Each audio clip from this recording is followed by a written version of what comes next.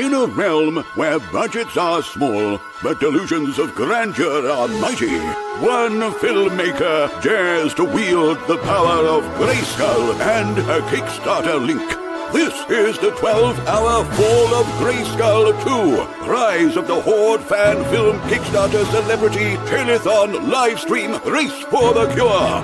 The only livestream event where you can witness the noble quest to fund a movie by talking about it for half a day, non-stop. Join us for guest heroes, villainous interviews, behind-the-scenes secrets, melodic musical spells, cosmic commentary, emotional pleas, and 3 complete mental breakdowns. So strap in, caffeinate, and hydrate because this telethon is going to melt your face off.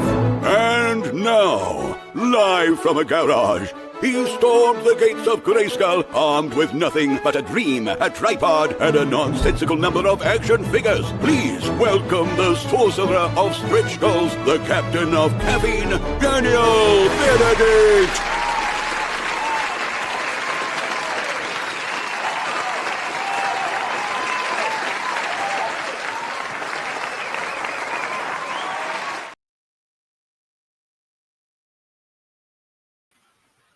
Hey, everybody.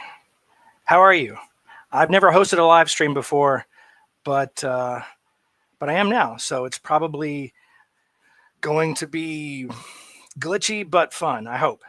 So really quick, we are here to promote our Kickstarter campaign, which is right here. And it looks like we're almost to 46,000. We want to make Fall of Grayskull 2, Rise of the Horde. And yeah, we have 43 hours to go to raise $59,500. So, over the next 12 hours, I am going to be talking with about 25, awesome people. Some of them are cast members from the first film or the second film, crew members, and some are just really awesome friends of mine who love He-Man and She-Ra, and yeah, it should be fun, and yeah. So let me bring on a couple people real quick here. Let's see, we've got Mercedes. Hi, and we've got Meg J Retro. Hey, you're muted. Unmute. Hey guys. There we go. So, yeah. Okay. I'm glad there are other people on here now. I was really anxious and nervous, and yeah, I'm biting my nails for the last several hours trying to get everything ready to rock and roll. But anyway, Mega J, what do you want to say? Great, you're doing good. Thanks for the confidence. Yeah, so all right. So basically, I just wanted to pop in here really quick because I actually have a few things I got to do for the rest of the day. For those of you guys who don't know, I'm moving, and it's a huge undertaking, visiting houses, things like that. But I could not miss out on the chance to say, please, guys, please, we need help. We need, and it's not. There's no shame in saying that we need some help. We're only about a little over $14,000 away from our goal. That's amazing. Congratulations to everybody who helped make this happen. $45,000 plus is incredible. And you know what, you guys, it's all because of you guys to help us make this happen. But we're so close to our goal. And guys, we can do it. There are 2 days left, and I've got a whole bunch of toy tubers who are on the job. People are going to be shouting this out. And to everybody who's showing up tonight, thank you so much for all your support. You guys you guys mean the world to us. This is a labor of love. Daniel and Mercedes, they've been working very, very hard. And guys, if you haven't already, the new remastered edition director's cut is live right now. Daniel will probably talk about it a little later. As a matter of fact, later on tonight, or actually tomorrow morning, we are going to do. I believe we're going to maybe even take a look at it. And commentate on it. So I'm very, very excited about that. Yeah. A midnight screening tonight. At 1 a.m. Central Time, we're going to watch the remastered version of Part 1 with several of us and provide some funny in the middle of the night commentary. So it should be fun. Absolutely. So I just want to do a quick shout out to everybody who's here, so that you guys, thank you so much. Simple Tricks and Nonsense, of course. These guys are amazing. Clint Jorgensen, thank you so much for being here tonight. Joe Amato, good to see you, brother. Shao Kahn, always good to see Shao Kahn. Louisa Torres, one of our cast members, incredible. Make a Bond, good to see you. I apologize if I mispronounced that name. Peter, Jonathan Myers, Matotoole, of course. The great Matotoole is in the house. 757 Hustle Show, dude, thank you for being here. And of course, Nerd with the Suit. Guys, thank you so much for everything. I'm going to give it back to these two. They are going to take it away, and I'll see you guys later tonight. Congratulations again, Daniel, Mercedes. Have a great night, okay? We'll talk to you guys soon. Thank you. You See too. ya. Thanks See you so later. much.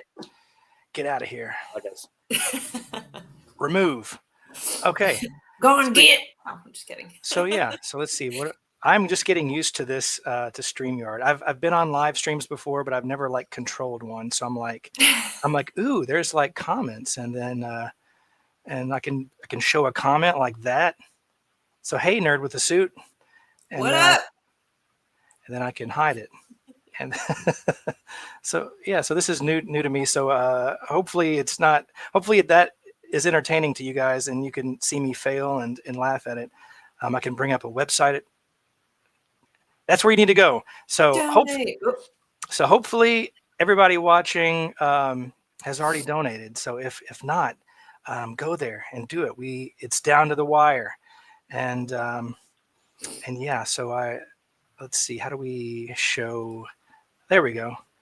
That's where we're at now. 45,989. Let me refresh that and see. Yeah, it's when you do a Kickstarter, you have to force yourself not to get addicted to like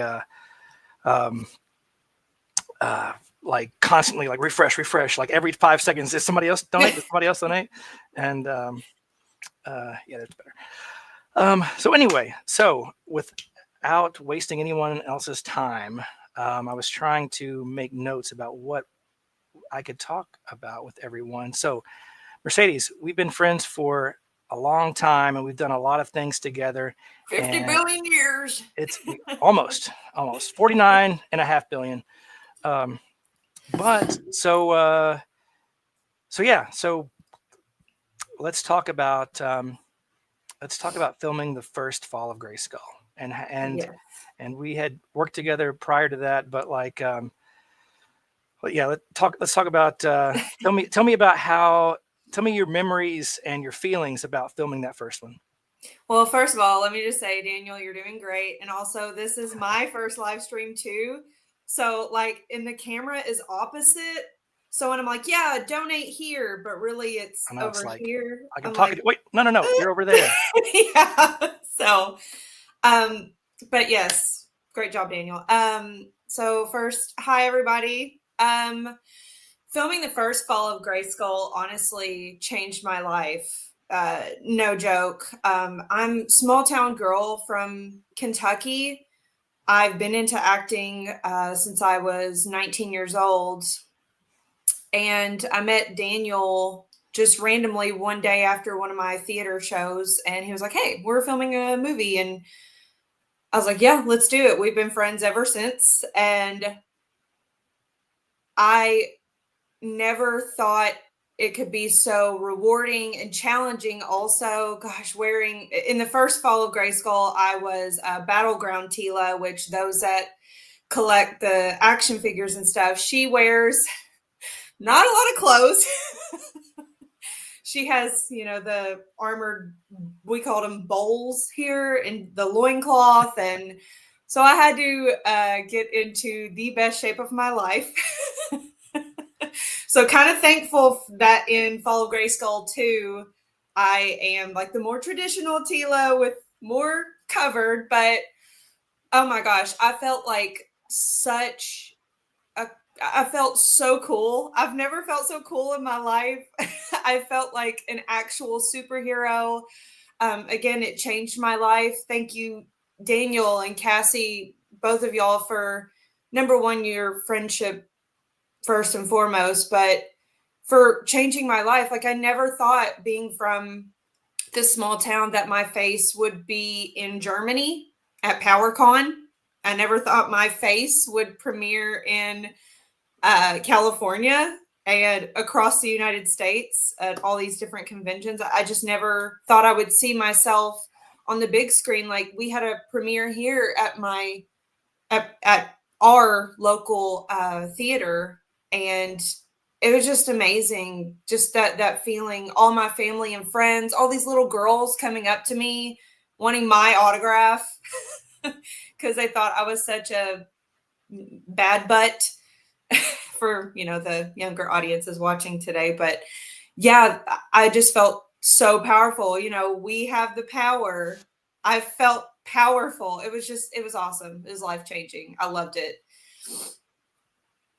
Well, I loved it too. And so I want to do it again. Come on. There we go. I lost the tab. I was like, where am I? Where am I? Yeah, it was really fun doing that first one. It was very I don't sleep ever, or at least not enough.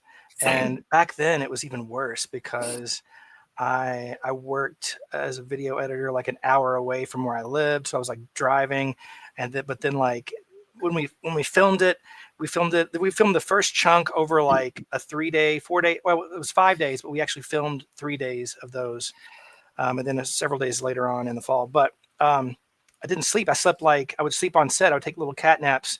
I would get behind, like the green screen and like nap for 20 minutes, and then editing was a nightmare.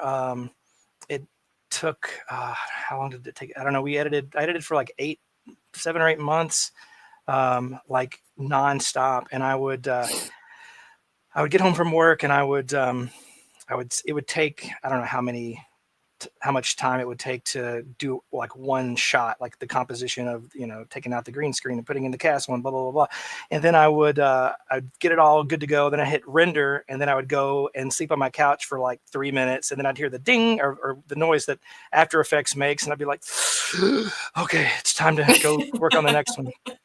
And that was like that for months. And then we premiered it in Germany at Grayskull Con. And, by the time I got on the plane, like I hadn't slept in a week. I had a very bad cold. Like I felt miserable. And like, I wish I could go back to Germany and Grayskull Con and hang out again, like, and being healthy.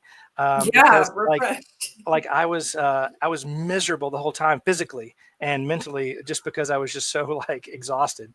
But it was worth it. We finished the film, and we screened it. Like you had mentioned, several of the screenings all over. We screened it in Louisville and Sacramento and LA and different places. Somewhere in Connecticut. Just anytime anybody reached out, I was like, "Hey, can we screen the movie?" I'm like, "Yes, definitely." And then over the last decade, I've it is rough around the edges. I mean, let's be honest. Like there's many a shot that you can tell is green screen. I mean, there's no hiding that. And in the original edit, there was some pacing issues, and I was like in a mental like drug induced dream state type of a mentality at that point. So like, yeah, that's my excuse. But recently at Toylanta, I screened the remastered version. I went back and I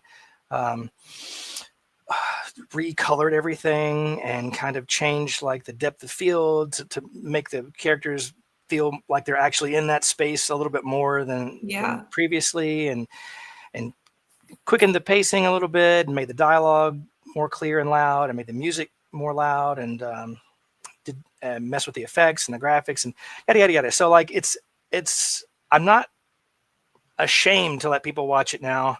It's on YouTube right now, but we're going to you'll probably be fast asleep when we do this tonight at 1 a.m. But me and several others are gonna sit here and watch it live and comment on it and yada yada yada. But that being said, like the whole journey of the first film was, despite all of that complaining that I just did, was fun and amazing. And like, you know, I come from like making scary movies and stuff like that with blood and guts, but like it's, I don't know, it's more rewarding and fun to do fantasy and barbarians and robots, and it's just, I don't know, it's just that's my thing, that's my jam.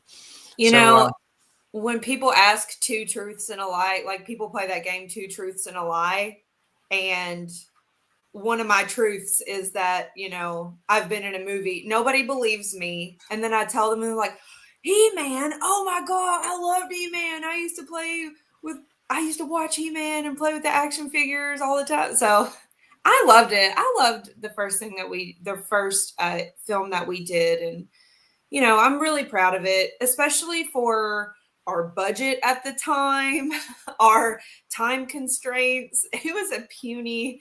And so that's why, like, this one, we want to do it justice and do it right. And, the fact that our first film started at the climax of what would be a feature film, like a huge regular, not a short film.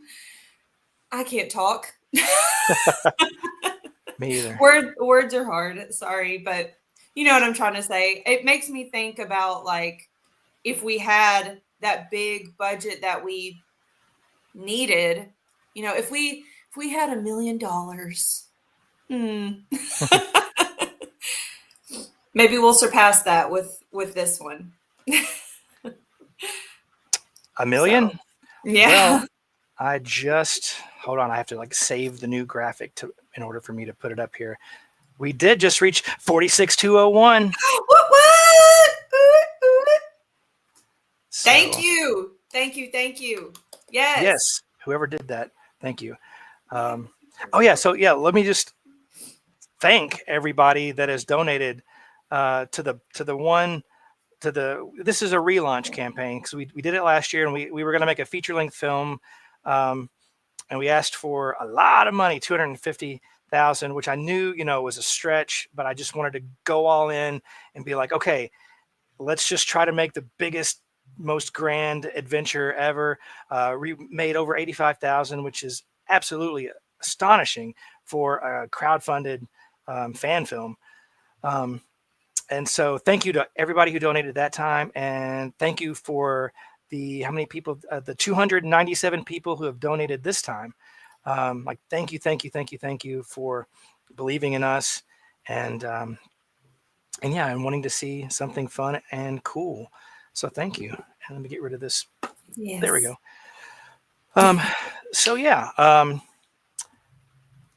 I am going to look at my note, and it says that we are, So Mercedes, you've seen pictures, behind the scene pictures of the official Hollywood Masters of the Universe movie scheduled to come out next year. Yes.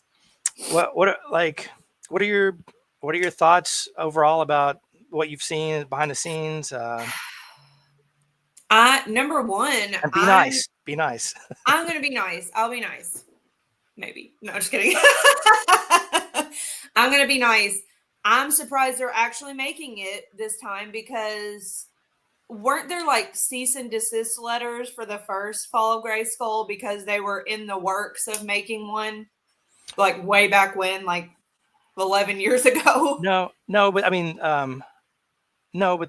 I had heard that they had like mentioned us in like a meeting, but they've been trying to make the official movie. I remember seeing an article in 2001 about they're going to make a MOTU movie, and it's like script after script, director after director, but it's cool that it's actually it's finally here, a quarter of a century later, since they started trying to do it. But no, not to make, I'm not dogging Hollywood for not being able to get a movie off the ground, because listen, like, it's hard enough to get like a low budget, fan film off the ground. I can't imagine just the sheer logistical nightmare it is to, do a Hollywood movie, Right. a union movie with so anyway, I'm happy that it's coming, but what do you think since you're Tila, what do you think about Tila in this new film? I like how she looks a little more down to earth. It looks like they are making it like a today, like her costume isn't like the standard Tila. It looks like a kind of like a jumpsuit that like a space character, which I mean is pretty on par, but I can see the resemblances. I like how she's got her little pistol pack in. I love He-Man's little pink button-up shirt. I'm like, that's a cool nod to in today's time, like realistically, like on Earth today. That's a really cool nod to the cartoon, with his little pink, I don't even know what you call it, cardigan. But no, so far I like what I see. I'm excited about it. I'm interested, very interested to see it. June of next year, right, is when it's supposed to air on Amazon Prime. Maybe we could have a watch party. I think it's supposed to be in theaters. Oh, really? Yeah. I mean, it may or may not. I think that the Voltron movie that they just finished filming was going to be in theaters, but I think it's going straight to streaming now. Okay. So that could happen to this, maybe. I don't know. It just depends on, what goes on behind the scenes there. But yeah, no, definitely. Listen, if it is in theaters, we all have to get together on whatever day it premieres and go and watch it, and then come back and record our own commentary on it. I'm gonna wear my snake armor. I'm gonna get all dressed up. Obviously, I'm blonde right now, but that's subject to change. Hopefully, if we get funded, I will dye my hair back. I have to.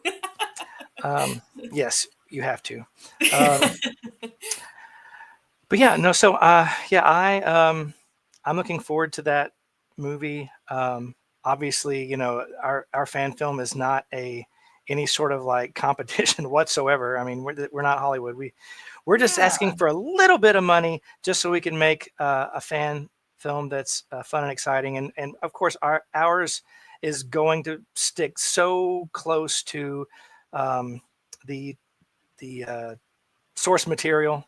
Rob Lamb and his wife Sean from Filmation, from the original series of He-Man and She-Ra, are going to write it. So, like, you can't get closer to the source than, or much closer to the source than that. So yeah, you have a cold? Are you sniffling? I am a little bit. That's why I'm like, I'm sorry. Sorry. No, that's okay. Blow a snot rocket right into the camera. That'd be awesome. One second. Okay. So anyway, everyone out there, I'm looking forward to this movie. I wish that there was no Earth tied to this movie. I mean, I know that Earth exists in the MOTU mythology, but like, we got a whole Earth movie back in the 80s, which I love. I love the 87 movie. But I just want to see, stuff in space on another planet, like Transformers, all the Transformers Michael Bay movies. I'm like, get away from Earth. I go to Cybertron, and like, I want to see, there was like a 5-minute scene in the Bumblebee movie where they're on like Cybertron battling, and I was like, yes, make that for 2 hours and I will love it. So the same thing with He-Man, but that's just a personal preference. Everybody likes what they like, but there will be no Earth in Fall of Grayskull 2 at all. No. But I get enough of Earth in real life. not that it's bad, but let's go to Eternia and Etheria and visit and explore these alien worlds. I'm excited on how we're going to make Earth into those alien worlds. Well, we have a lot of locations, on the checklist to try and obtain. The more money we get, the more locations that we can film in, and we're going to try to do this as much in real life without green screen as possible. Just because if you can, then let's do it. Let's go into a jungle or into a desert or and shoot real life instead of green screen. There's in Kentucky, there's some amazing landscapes. I'll be on TikTok and somebody will post did you know in Kentucky, blah blah blah blah. I'm like, oh, that's here. That's 2 hours away. Let's go. Right. Where do I get the permit for that? So yeah, I'm excited. And are you excited? I'm so excited. What are you most excited for about filming the second one? I am most excited to get the gang back together again. I miss everyone. I know, Daniel, you and I live like a hop, skip, and a jump away from each other, but I feel like we never see each other anymore. But I want to see everybody again. I want to, don my snake armor again. I want, to ride my horse again. I'm excited for all of it, really. And I'm most excited to introduce these new characters, the characters the fans have been waiting to see. And I think that's one reason why, I'm really more excited for ours other than the other Hollywood film, because I feel like, you all have taken so much of what how the fans feel into consideration. Like, we want to give you all what the true supporters, the true fans want to see, versus, someone from Hollywood that just has like a one-sided vision on what they want, again, not knocking them, but I'm just excited for it all. Yeah, no, I agree. Like I want the most amount of fans to like this. You'll never please everybody, but You're right. I am friends with a lot of people from the He-Man and She-Ra community, and I kind of know I have a half of a finger on the pulse maybe, and so I'm gonna try and it aligns with what I want to do too. So I think that I think it's in good hands. I think it's going to be good. So we filmed a mock-up trailer, and it's been 3 years since we shot that thing. Can you believe that? That is wild to me. It feels like it was yesterday. Yeah. So yeah, the pandemic happened, and work was slow, and I was freelance back then, and I, and people had asked, about like, are you ever going to do a part 2? And I'm like, no. They asked me that too. Yeah, and but then and I had like an outline or a basic outline of like what it would be, what I would want it to be, and I was like, let's talk about it. I think I called you first, and I was like, hey, what do you think about this? And you're like, yeah. And let's do it. And I reached out to several others, and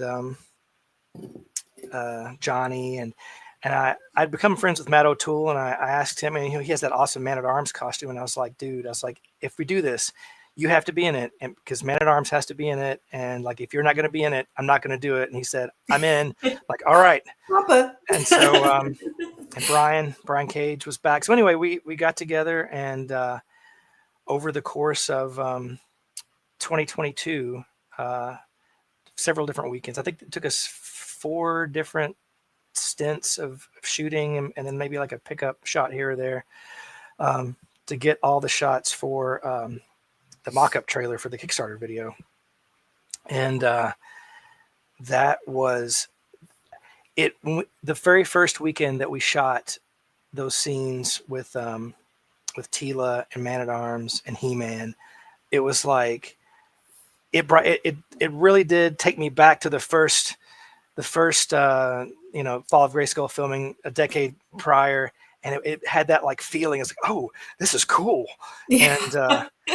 And yeah, and you guys, a cool story. So you guys were in costume, and we were filming across the street from my house. We kind of live in the country, and so there's fields and hills and horses and stuff all around us. So when we finished filming one day, you guys came back over and and came in as your characters to talk to my kids, and they are they love all sorts of toys and shows and games and such. But like at that point, I was like really forcing He-Man on them, or trying to, or not forcing, but like, hey, look, and so raising them right. Yeah, that's right. Yeah, trying to do right by them. And you guys came in, and they, with your weapons, and they were just so excited and happy. And that was such a cool. If we never get to make this this film, it was all worth it just to have that moment where you guys were in there together. And I think they're in the house right now watching this live stream on an iPad. So hi. Abbott, Bastion, Hi. Elliot, and Embry. Hi, babies. And they were in. They all had appearances in that mock-up trailer when we filmed like the Eternian people scene where they were looking up at the sky at the Horde ships coming in. And yeah, I need to pay attention to these comments more. Let's see. Yeah, 100%. So anyway, I'm trying to see. when we were filming that trailer, tell me what it felt like for you, like the second trailer, or yeah. Oh my gosh, it felt almost like a sense of, so when we filmed the first one, I'd never been in a movie like that before. So I was like, oh, what am I doing? Ugh.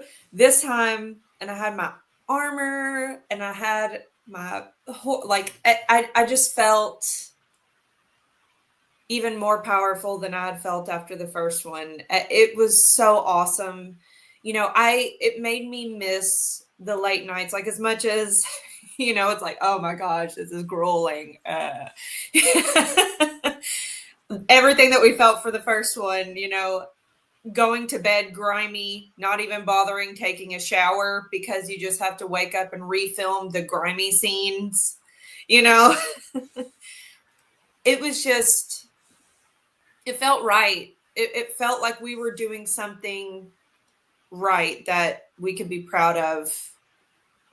And I don't know, I loved it. I felt,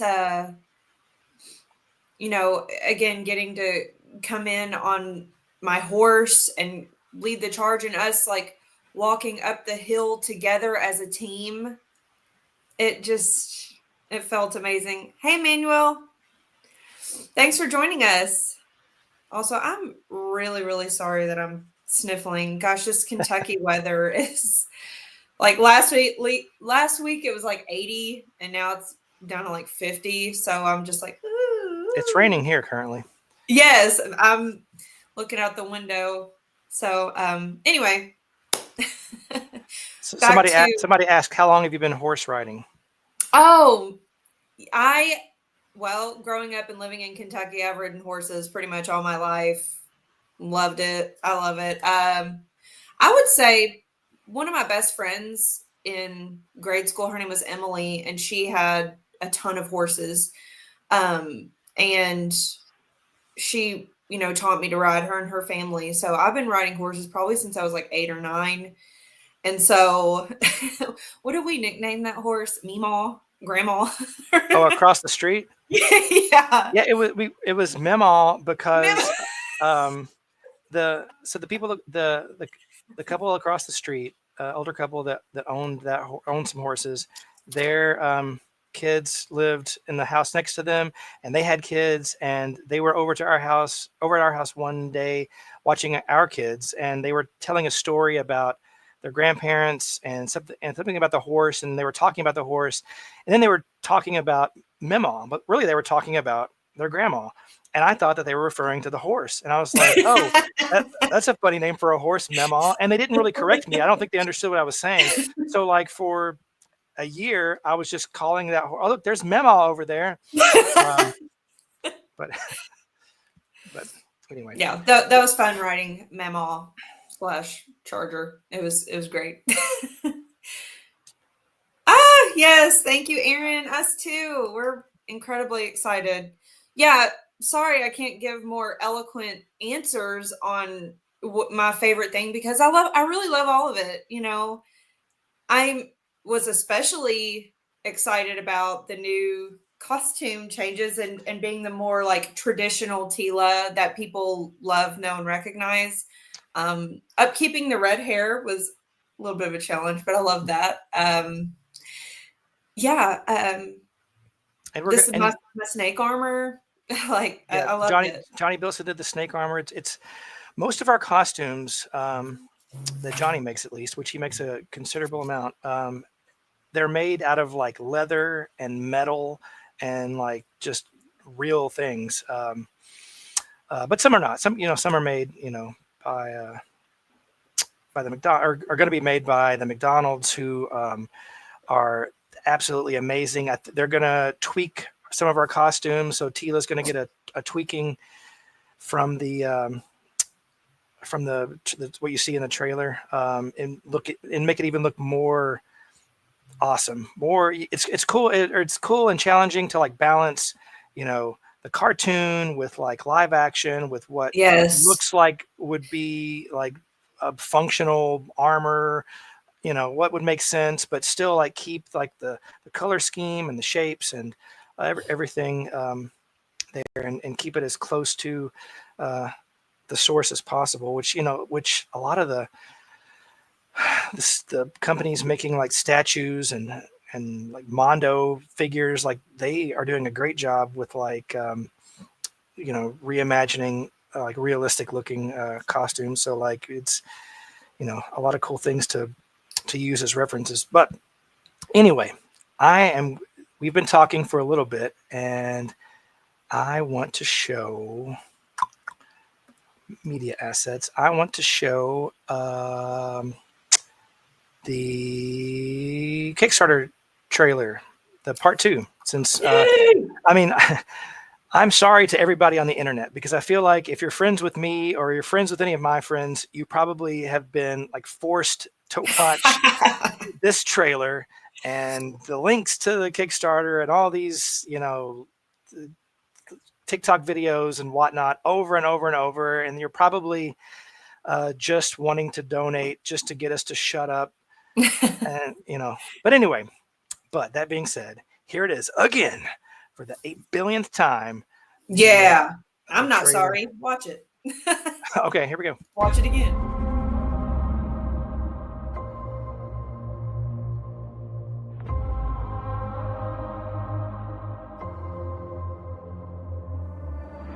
Have you ever wondered, why are we doing all of this?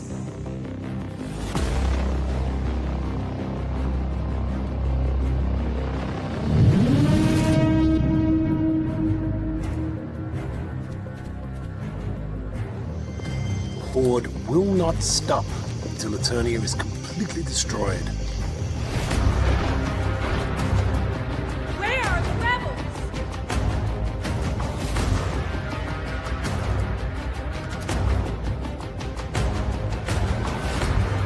Only the king and queen, the sorceress and I, know the secret. I have a sister. You must destroy the Horde.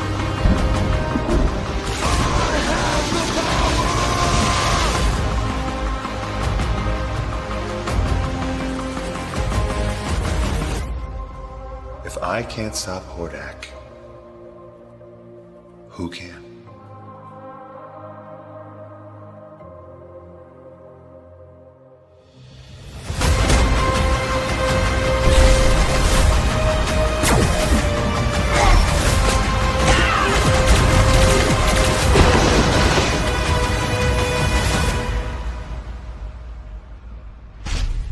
Death has come to Eternia, and I am he.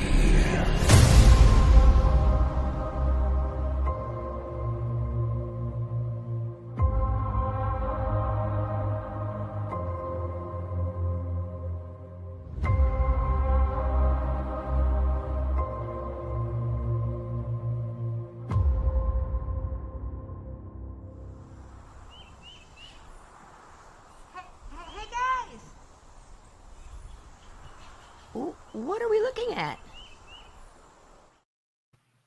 Yeah, so there it is again. It never gets old. I'm not sorry for sharing it. I'm not sorry for keeping reposting it. Y'all can all just watch it again and again, okay? Because I love it. Yeah, I'm happy with how it turned out. Like when we decided to make it, I rewatched a lot of like Marvel movies, and like I was like picking out like, oh, that would be a cool shot for a trailer. That would be a cool shot for a trailer. And I kind of, used those as kind of a springboard to like frame up some shots. And of course, there's that final scene with the trio there in Orko. That's from the from the He-Man card back in the 80s. And oops, almost knocked my camera over. Got so excited, I can't help it.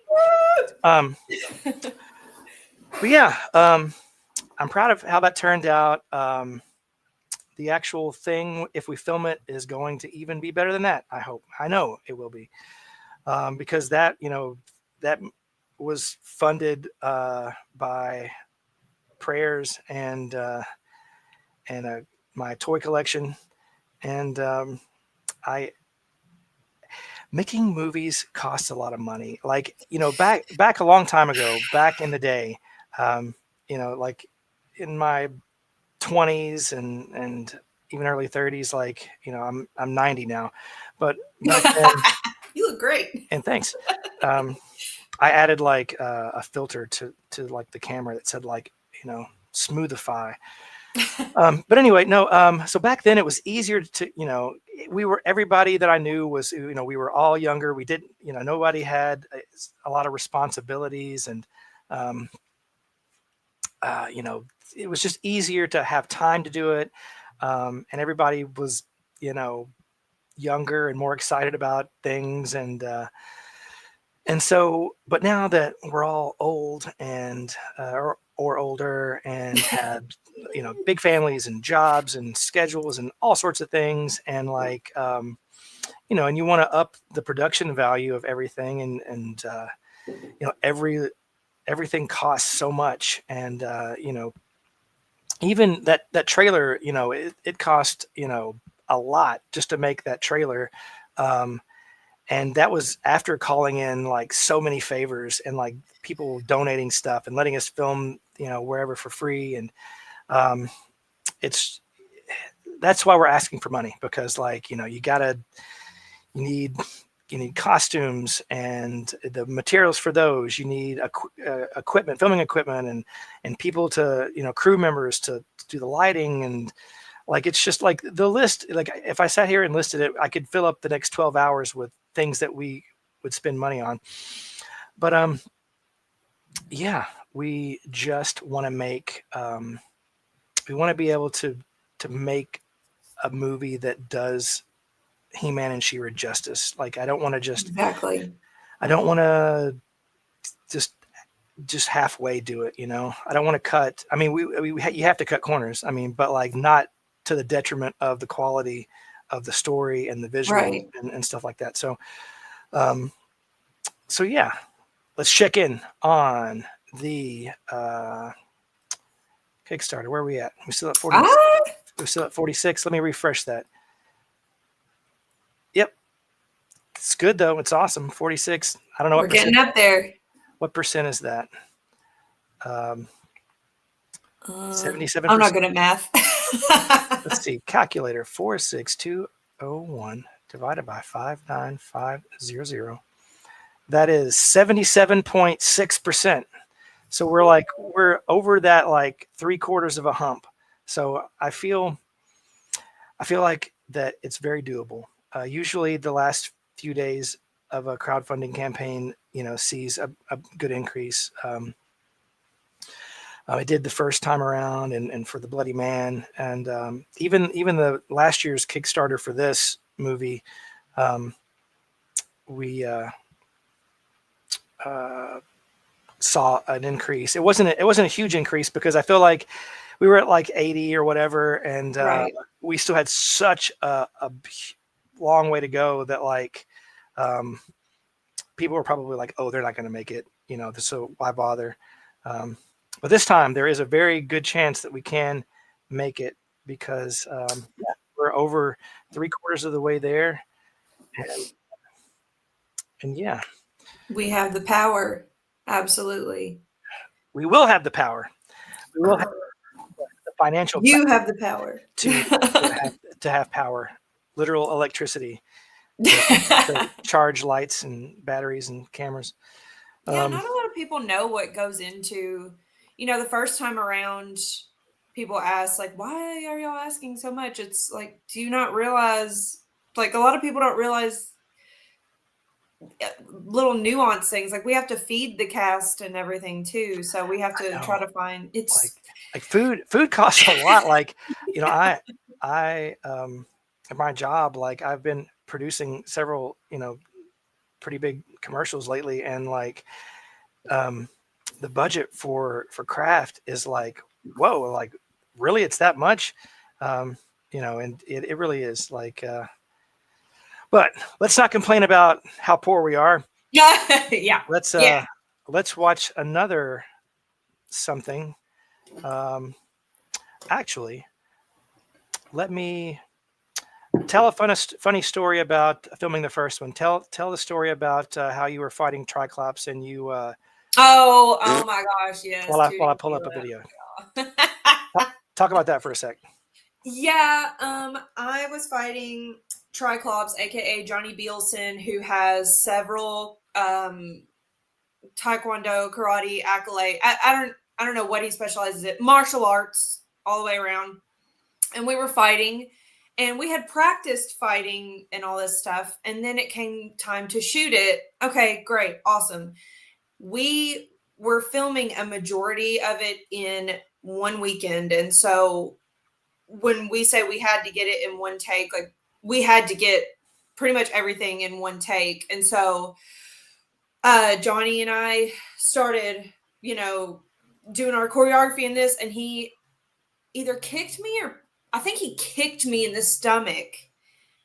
And we also had, because we were filming in Theater Workshop of Owensboro, shout out TWO, we were filming in one of their smaller theaters. And, the bathroom is like right by the stage where we were filming on the green screen. And so you also had to be cognizant of when you use the bathroom and this and that. So like, anyway, Johnny kicked me in the stomach. And I guess I just like unleashed a toot. That was a big lead up. That was a big lead up to a toot, but go ahead. I know, but like I had to give like the backstory. I don't know. Maybe I didn't have to give the backstory, but anyway, it was just a big thing. And then I don't think anybody heard it because immediately I was like, "Oh, sorry, I'm sorry, I'm sorry, I'm sorry." And nobody knew. Nobody heard it, and like nobody even paid attention to you saying sorry until I was going through the footage, and I was like, "Why is she saying sorry?" And I was like, "It's very faint." But then like I heard it, and then I put it in the gag reel at the end. And and when we premiered it locally at the theater, like I put the gag reel at the end of the credits, and like that was the last shot. And I'm so sorry, and it really upset you. And I apologize. No. It didn't cross my mind at all that it would like bother you, but it did, and I'm so sorry. And no. Looking back now, what really upset me is, and I really shouldn't have let it upset me, but like afterwards, like literally that's all, oh, Toot and Tila, like nobody Toot and came Tila. up. Nobody came up to me and was like, oh my God, you did so amazing. Great job. They were like, oh, I didn't know you had that in you, Mercedes. And I'm like, okay, listen, you try getting kicked in the stomach by a professional martial artist and then come talk to me. Okay, leave me alone. But no, it was really hilarious. And like, you can totally put it back in. Like, at that premiere too, it was like different segments. And then I knew it was coming because you asked me, you called me. It was like, hey, we found this. Do we have your permission to put it in the Gag Reels? I was like, yeah, I guess. Ha ha. Put it in the Tooting Tila. And then it happened. Ha ha ha. And then it came back again in slow motion where it went. And then again. And then at the very end, thanks everyone for coming. I was like, Yeah. But no, we're gonna watch that here in a minute, probably. Yeah, that's fine. I'm fine now. It was just like, it wasn't even that. It was the people that were coming up to me that were like, oh, Toon Taylor, her. And it's like, did you not watch like the rest of the film? I know, of me being, yeah. It was kind of insulting. Like, that's your takeaway? Right? But well, it's my fault. I'm the one that ended the whole thing on that. So, but anyway. Stop it. It's fine. I'm fine now. Speaking of like semi-humorous things, let's watch this video. Sorry, I need my drinks. This was a video that when we were trying to raise money for the first one, we did like a Sarah McLachlan type of a skit. It was kind of funny. Yeah. So yeah, let's watch this.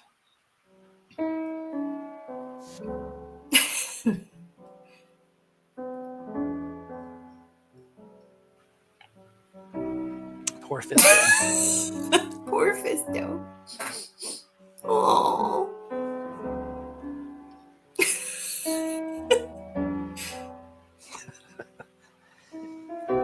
Not anymore. They're worth a fortune now.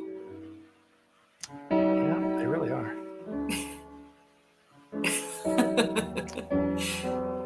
I thought I was so funny. That was Hi, funny. I'm Mercedes, and I'm here to tell you that there's a Daniel Benedict out there that needs your help. For as little as $1, you can sponsor this Owensboro native in his efforts to create a quality He-Man film that will top the rest and prove that small town does big things. That's right.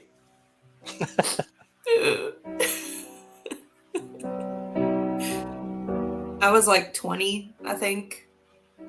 Join me in supporting a local director chasing dreams with a dedicated cast and crew by his side. Log on to hemanfilm.com, click on the Kickstarter page icon, and make your donation today.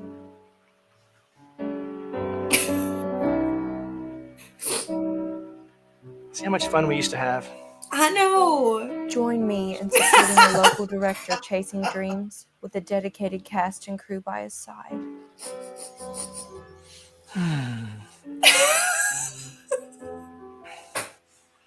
Only a few days left to donate. Please be an angel and support Xavier. Daniel Benedict and the There's cast Xavier. and crew of Fall of Grayskull.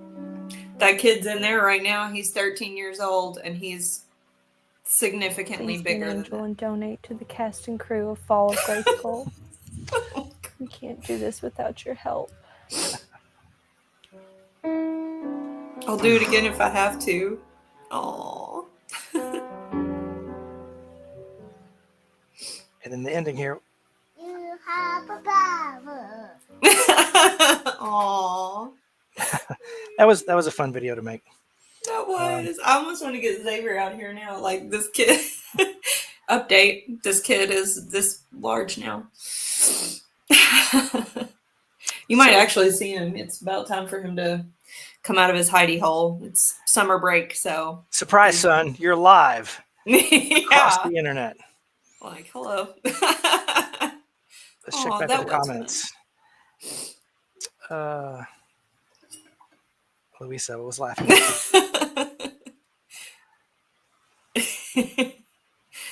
How that was a lot of fun. I think, Yes, Owensboro, Kentucky. yeah. What's up? Shout out to Owensboro. And thanks, Jason. Thanks, Jason. Yeah. I was sitting at work one day and I texted you and Cassie and I was like, hey, what if we did like a Sarah McLachlan style? Hey, we'll do it again. Heck, I'll come over later. Wait. Here's the takeaway to all of that. Toot and Taylor. We'll definitely have to do that for part 2. I am older Pass now. gas? Heck yeah.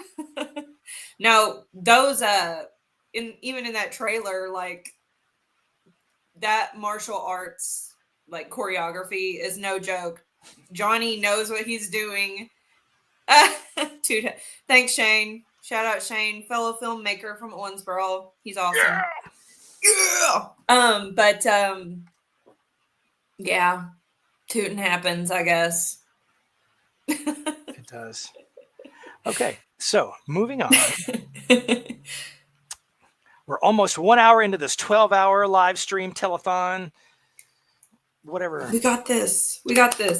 Thank you to everyone tuning in. Yeah, we've had a lot of people here so far. Like I didn't know what to expect. I thought maybe like it would be maybe like just 2 or 3 of us. But hey, link to Kickstarter post. Yes, Kevin, your wish is my command. Boom. There it is. fallofgrayskull.com. Hey, we got another donation, 46,331. Thank you. You did? Yes. Let's check that out. That's refresh. I've got multiple screens, so I was like, well, why don't I pull it up on my other screen? Share screen. Share. Come back. Add to stage. There it is. Okay. Yeah. So I wonder if I can scroll. Like, do you see it scrolling through right now? Scrolling through. I can scroll. No. Here we go. I just want to make. Yeah, I can't see both StreamYard and the webpage at the same time. Okay, let's scroll through the Kickstarter, shall we? Yeah. So there's some images. Hold on, let me full screen this. Yeah, this is kind of like a little memory collage of the first Fall of Grayskull. And look at that poster art by Nate Baertsch. I love it. Oh, that's so awesome. It is. I love, man, like these, it's cool. So cool to see like characters that I grew up with, like in person, like live, and like seeing, a 6 foot tall Roboto is amazing. There's me and my papa. Yeah. Some shots of us filming the Kickstarter. Descriptions. He-Man does this. Tila does that. So your character in the in part 2. In part 1, your mom, the Sorceress, is dead. She's been done away with by Skeletor and Triclops. Dang you, Skeletor. But she comes back. She comes back as a ghost, like a floating head, and to encourage you. And that old song and dance. She's still, it happens all the time. She's still dead in part 2. She's not, we're not going to bring anybody back to life. Maybe, but she is still, the Sorceress is still a part of part 2. She's still there, helping, transition you in to replace her as the Sorceress of Grayskull, and you become the green goddess, the green Tila. Green goddess. I like that about that. Tila, in the first movie, like you were constantly like getting like defeated. You were getting beat up, and you're blasted, and you're getting knocked out, and like you held your own with Triclops, but like you were just your character wasn't focused. Your character like was letting Triclops like get into your head. Yeah. So you're kind of being sloppy with that, and you were kind of like working against like the traditional like laser gun fighting Tila and like magic sorceress Tila. So like that kept you back. But in this new film, you come full circle finally, and accept the mantle of the sorceress. Yeah, or at least that's what I envision. Rob Lamb may write. He may kill you. No, probably not. No, please, no, Rob. But yeah, so I am pumped. You were talking earlier about waking or going to sleep with like your grease, makeup, and dirt and stuff. Like, remember when we were filming at the castle and you were covered in green, and then that was the last shots of the day, and then we went back to the Airbnb and like what did the bathroom look? Was it like covered in green from where you were trying to get it all off, or how was that?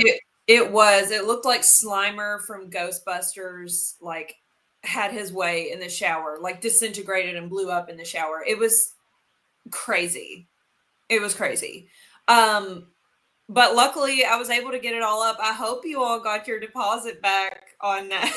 Oh yeah, we did. Or weren't charged anything else. I felt bad. I was like, I do not want to get green on these towels. They were white. It was crazy. But that was a lot of fun too. Like I love playing these different characters and just being covered in the green.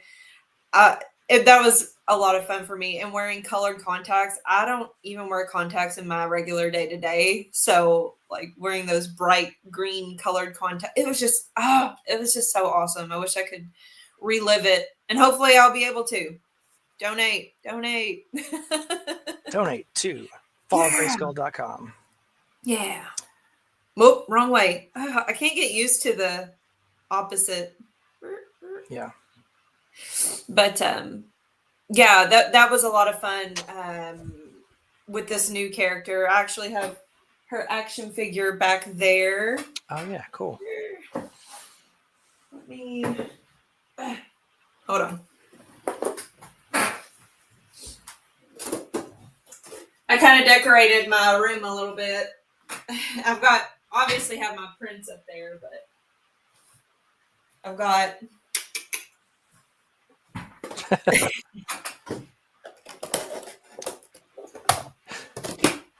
hold on. Okay. Thanks, Delta Entertainment. Yes, thank you. Thank you so much. So yeah, you painted this for me for the first film. This is for those that don't know, like with the action figure and like I think Battleground Tila was in like a couple of the cartoons, but like the remaster cartoons. The comic book. It was in like some old 80s comics, and then it was made into a toy in the classics line. But yeah. Well, and yes, that's a Star Wars gun and a weird like arm thing. But like this was before we even made the first one. We were trying to raise money at an art show when I painted that. So yeah, I love it. I still have it. It's one of my proud possessions. Thanks. Let me put her over there. But then I also have my Tila here with the snake armor. Oh, cool. Looks just like you. Yeah, like it's me. And then the Battleground Tila action figure, I really do think it looks like me. I'm like, oh my God, I've never been an action figure before. That's so cool. I'd like to think it was based off me. I don't know. But yeah, I've got my goddess with her armor. So I love it. I love it. Obsessed. Okay, well, speaking of the sorceress, joining us now from the throne room of Grayskull, aka her house. Here is Lindsay. Hi. Hi, Lindsay. I'm here. I don't have nearly as good lighting as you all do. I'm sorry. Mine is dreary because I've got my window open and it's like kind of gray. My window's open, and I have the overhead light on, and there's a light next to me on the left, but I still feel in the shadows. Same. Oh, thanks, Frank. Listen, Frank has been the biggest supporter of this Kickstarter campaign, like constantly. Like thank you. Like he has been just like pushing it and pushing it and pushing it, as have so many people. But like, yeah, he's been on top of it. He needs to be in charge of like a political campaign. He would absolutely. He would bring someone to power. But anyway, okay. So, how are you today, Lindsay? I'm good. I'm excited to be here. I'm really excited for all of this. Well, thanks for being here. And we're going to start off you being here with watching the trailer to part 1. Mercedes and I watched the part 2 trailer, mock-up trailer, and now we're going to watch the original one and then talk about it. Shall I finish her? You will take my place as the Sorceress of Grayskull.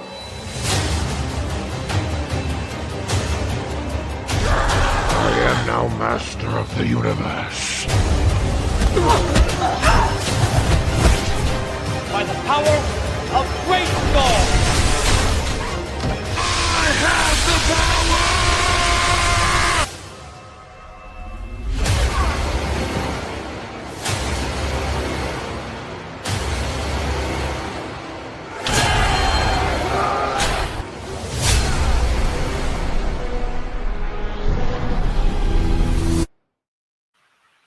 Wow. Oh my gosh. That's kind of a newer trailer I made a couple years ago to make it seem more exciting and cool. But I wish the whole movie was like that, like intense. But yeah. So the Sorceress. How was it making the first film for you? It was phenomenal. It was probably like one of the top tier best experiences ever. Like I've never acted or had never acted before in my entire life. And I get this random Facebook message saying, "Hey, do you want to be in a movie?" and my first thought was, that's terrifying. What kind of movie are we talking about here?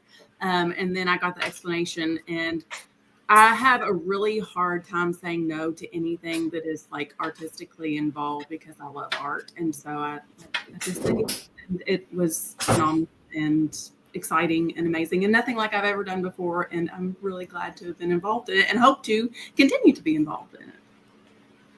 Yes, I hope so too. I think we're going to do Me it. three. Okay, so that was your take on filming the first one. That was a very safe answer. Let's talk about filming the second, the mock-up trailer for part 2. And let me talk about the first you and then the first time we filmed it. Like we filmed, like I said, we got together for a week at Theater Workshop at the church building, and I think for like maybe. And you got in your full costume, and yeah, all the feathers, which Cassie individually sewed each feather, by hand on that entire top, which is amazing. I think I was like shedding feathers for a while. Yep. I actually think I have some of your feathers here, if I'm not mistaken. They're the orange ones. Yes, my wings. But we had you in costume, I think for like 2 days, and we never got to one of your shots until like the third day. I think was that right? Yep. I did a lot of sitting and watching, but I loved every bit of it. Like it was just so exciting to watch everybody get into character and do their thing. And it was just like nothing I'd ever experienced or seen before. So I really enjoyed it. It was exciting. I think so too. It was tiring. Just like I look back with rose-colored glasses and like forget about all the, I don't forget about that it was exhausting, but hey, Xavier. Man, We just Xavier, saw say you. hey. Oh, okay, never mind. All right, he's Come back and say we have the power. Hold on, 1 second. That's okay. Let's remove. Okay, so how was it when we filmed at the castle? How was it to do that part back in 2014 when we shot it, and then come back at that time, almost 10 years later, 8 years later? Like, what did it feel like? Was it, what did it feel like to be back in the feathers? Tight. It was great. Like, I feel like we created almost like a family, like all of us together, and it was just like having this reunion and getting back together with all these people that I love being around, and it was an adventure. And like when you're a little kid and you go through all these adventures, and then you go on through life and you do big grown-up things, and then you get a little piece of that back. It's kind of what that felt like, getting to get into that costume and be in that world again. Well, hold on. Let me update our amount here. 46331. Yeah, I felt the same way. Whenever shooting all that stuff again, and it felt better. It felt even more exciting and cool because we were actually at a castle. That was exactly amazing. Yeah, and it started raining at the end of the night, and those last shots were filmed like in the rain, basically.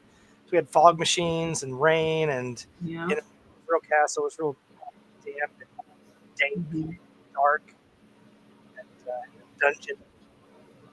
See, where the heck did we even find a castle? Like, that's just it's in Kentucky. It's in Ohio, right by Kentucky. Lovely. There's so many cool places just around here that we kind of have access to, that we can shoot in. But we are, like, if we reach our goal, there are a couple places that we're going to travel to shoot, to make some otherworldly landscapes and whatnot. And they said that some man built that whole thing by hand. That's right. Yeah, it was like a replica of some castle in England, I think it was, wasn't it? Yeah. Let's see. Hi. Hi, Frankie boy. But yeah, hide. What else did you do you didn't only just act in the trailer. I came over with a 3D printed throne, right? Yeah. Talk about that. Oh gosh. It was like this little bitty chair. Hordak's throne in the you see the shot in the trailer. Yes. And you said, just do what you will with it. And sent me some example photos, and I pulled out the paintbrush, and I had some, like the gold foil. I don't know. I did a bunch of painting, and I don't know. Kind of did a thing, try to make it look like the picture. But yeah, so all of us, like thank you guys. Everybody that acts in the movie or the trailer, and anybody involved, like, wears like 20 hats, like, hold this light, paint this thing, glue this together, go bring me that, whatever. And so it's, let's roll the green screen. Yeah. Oh yes. Oh man. Yeah. So it's kind of fun. It feels more like a close-knit family that or friends that get together and work together so closely, and do all the moving parts, and that is a fun thing about it too. So I appreciate everybody, all you two, and then everybody else involved. It's awesome. Now, well, thank you. We appreciate you. absolutely Yeah. free. Ah, thanks. Yeah, I'm incredibly grateful to be included. Yeah. Always, always. Now, I want to show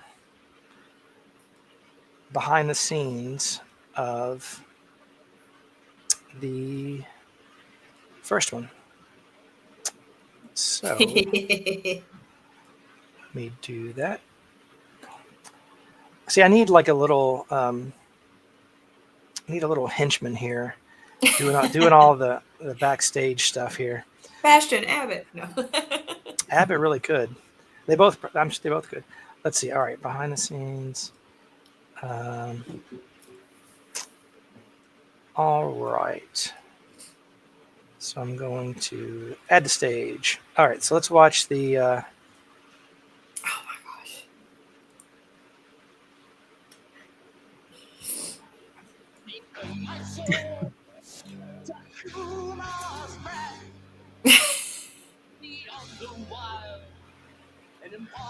We get really kinky behind the scenes. Yeah, this always looks weirder than it should. Ryan, how do you feel right now? Oh,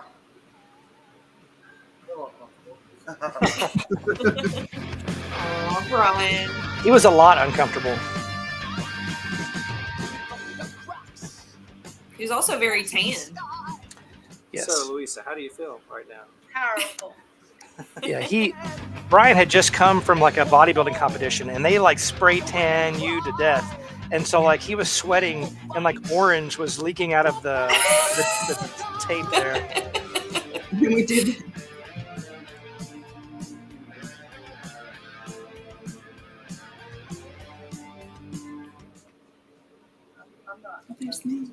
There's fitting the headpiece on. I may be slightly opposed to that.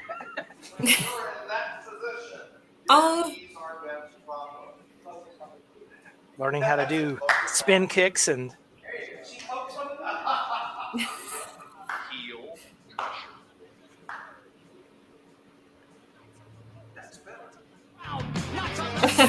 Oh, shout out Wes Bartlett, Wes and Kevin. who taught us stage combat.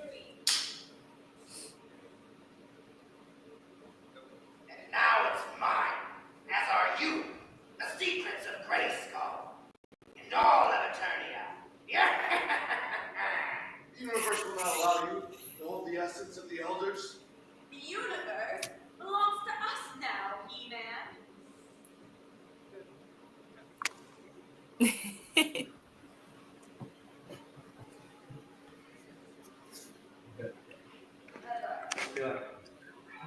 That.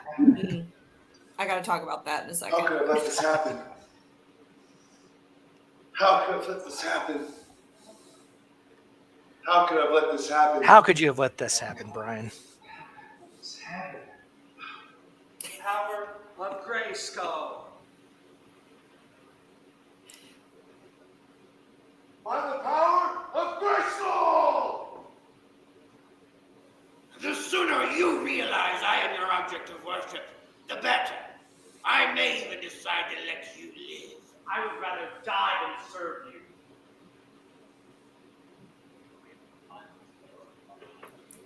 I've been doing that.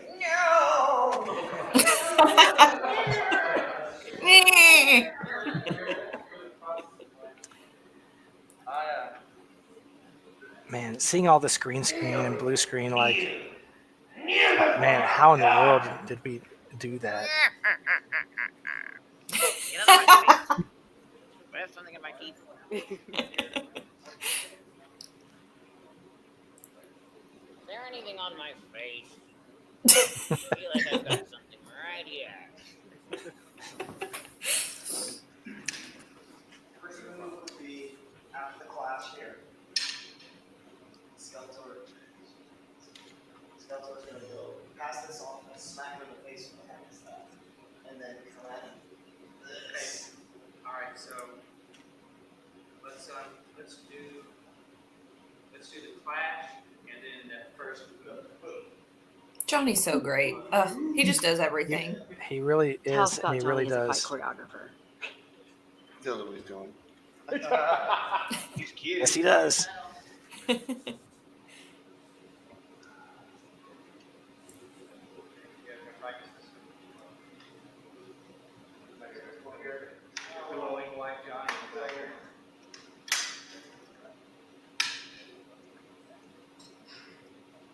I'll be there, Skeletor. There will be punch and cookies. Hard to get this. Yeah, absolutely. That's perfect.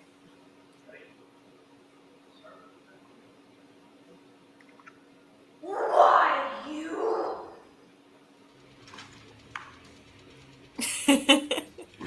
That was the best one. I love that one. Okay. We're going to keep that one. We're gonna keep it. Rip it off. Rip it off.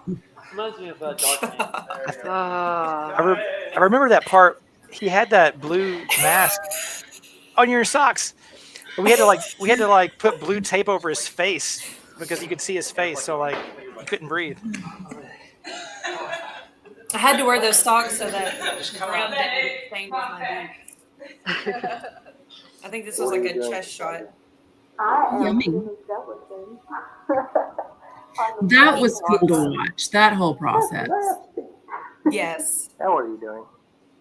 I sent Cassandra, like, I gave her my Raiders of the Lost Ark DVD and like watch the special features on how they did the melting face, and I want to do that. And she did it. Wonderful. I still have pictures from when we made Allie's face cast. Yeah, she just like laid on the ground, didn't she? And then goop on. Yes, it looked awesome. I'm gonna have to send that to you. What year was this? 2013 or 2014? So that was 14 was when we shot it. Mm-hmm. And yeah, I can't believe it's been over 10 years since we shot that. I know. It's the baby. I know. I wish I had that body again. You look incredible. Well, thanks. I'm trying to get back in shape for this film. I have given up on that. Like, just drink my soda. Eat my peanut butter. But yeah, no, like that was, I can't believe, like looking back at that video, like I can't believe that we pulled that off.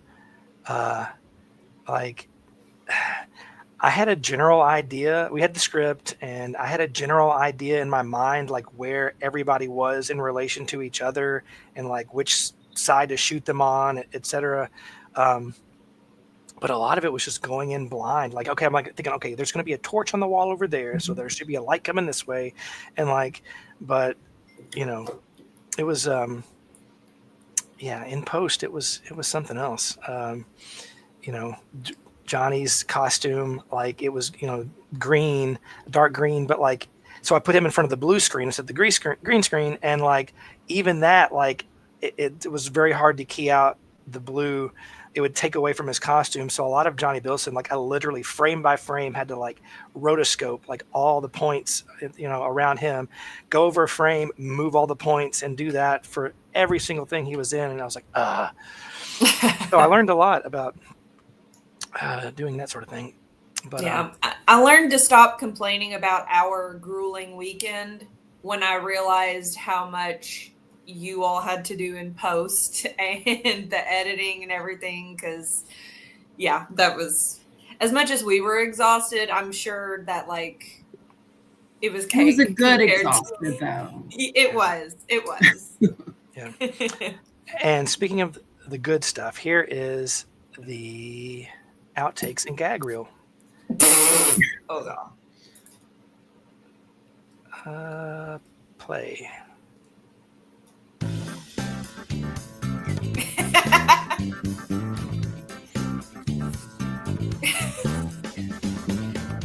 We danced a lot behind the scenes.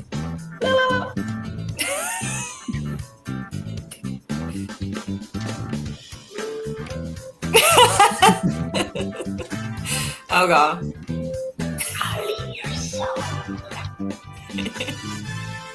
That's for me puppets, dance! I, Skeletor, am now master of the universe. That's not the right line. It is your duty to protect. Oh, dang it. Flawless. Non selum semen. Nihil haxtu tichia. Yeah. What? Sorry. Oh, hello, friends. I'm Skeletor. If you're diabetic like me, join YouTube for the delivery of your diabetic medicine. Or insulin, I guess as it's called. He-Man's dead. Do you hate hemorrhoids just like me? No! Then try Eternia brand hemorrhoid cream.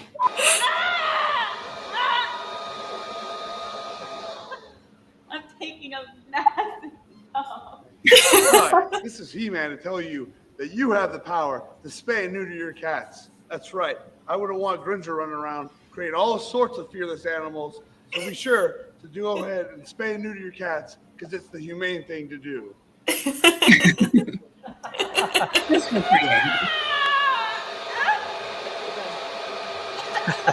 We were very sleep deprived.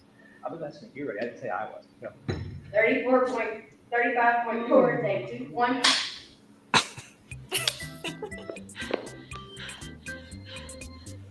I don't know what to do. I don't know. Whoa. I want a yum yum roll. I'm sorry. I'm sorry. Okay. We're going to switch roles after this, too, by the way. Can you help me find my kitten? I miss him. His name is Whiskers. He likes his belly rub. How to believe I can fly.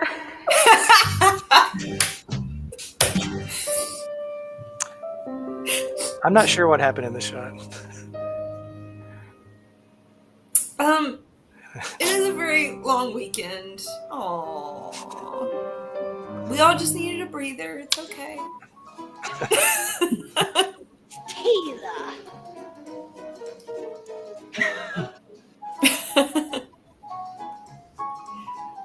Surprise!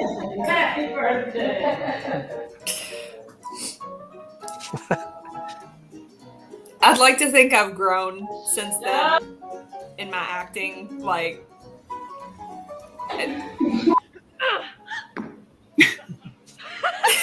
Sorry, I'm nervous. I don't know.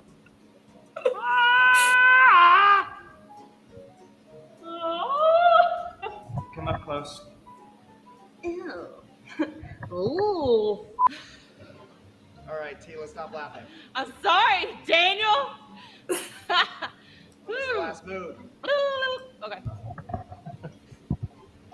Bootless Teela. What is going on here? Pink socks, girly girl crap. Surrender, Skeletor. The elders. That time, yes. Now you pointed it out, and I'm self-confident. no. Sorry. See what I have to work with here. This is awful. This director's tyrannical. Can't even believe the stuff he'd make me do. That was awful. I was a laugher. Someday, Benedict. And then one last one. Did I take it off? I may have taken it off on that. Yeah, I did. There Okay. was one in slow motion. It was. Yeah. I think I trimmed it down for YouTube, maybe. Sorry. Yeah, I like. You see, those are the fun parts. Like we were silly and funny and had fun doing it, and yeah. That What do you guys was. That think? was a lot of fun.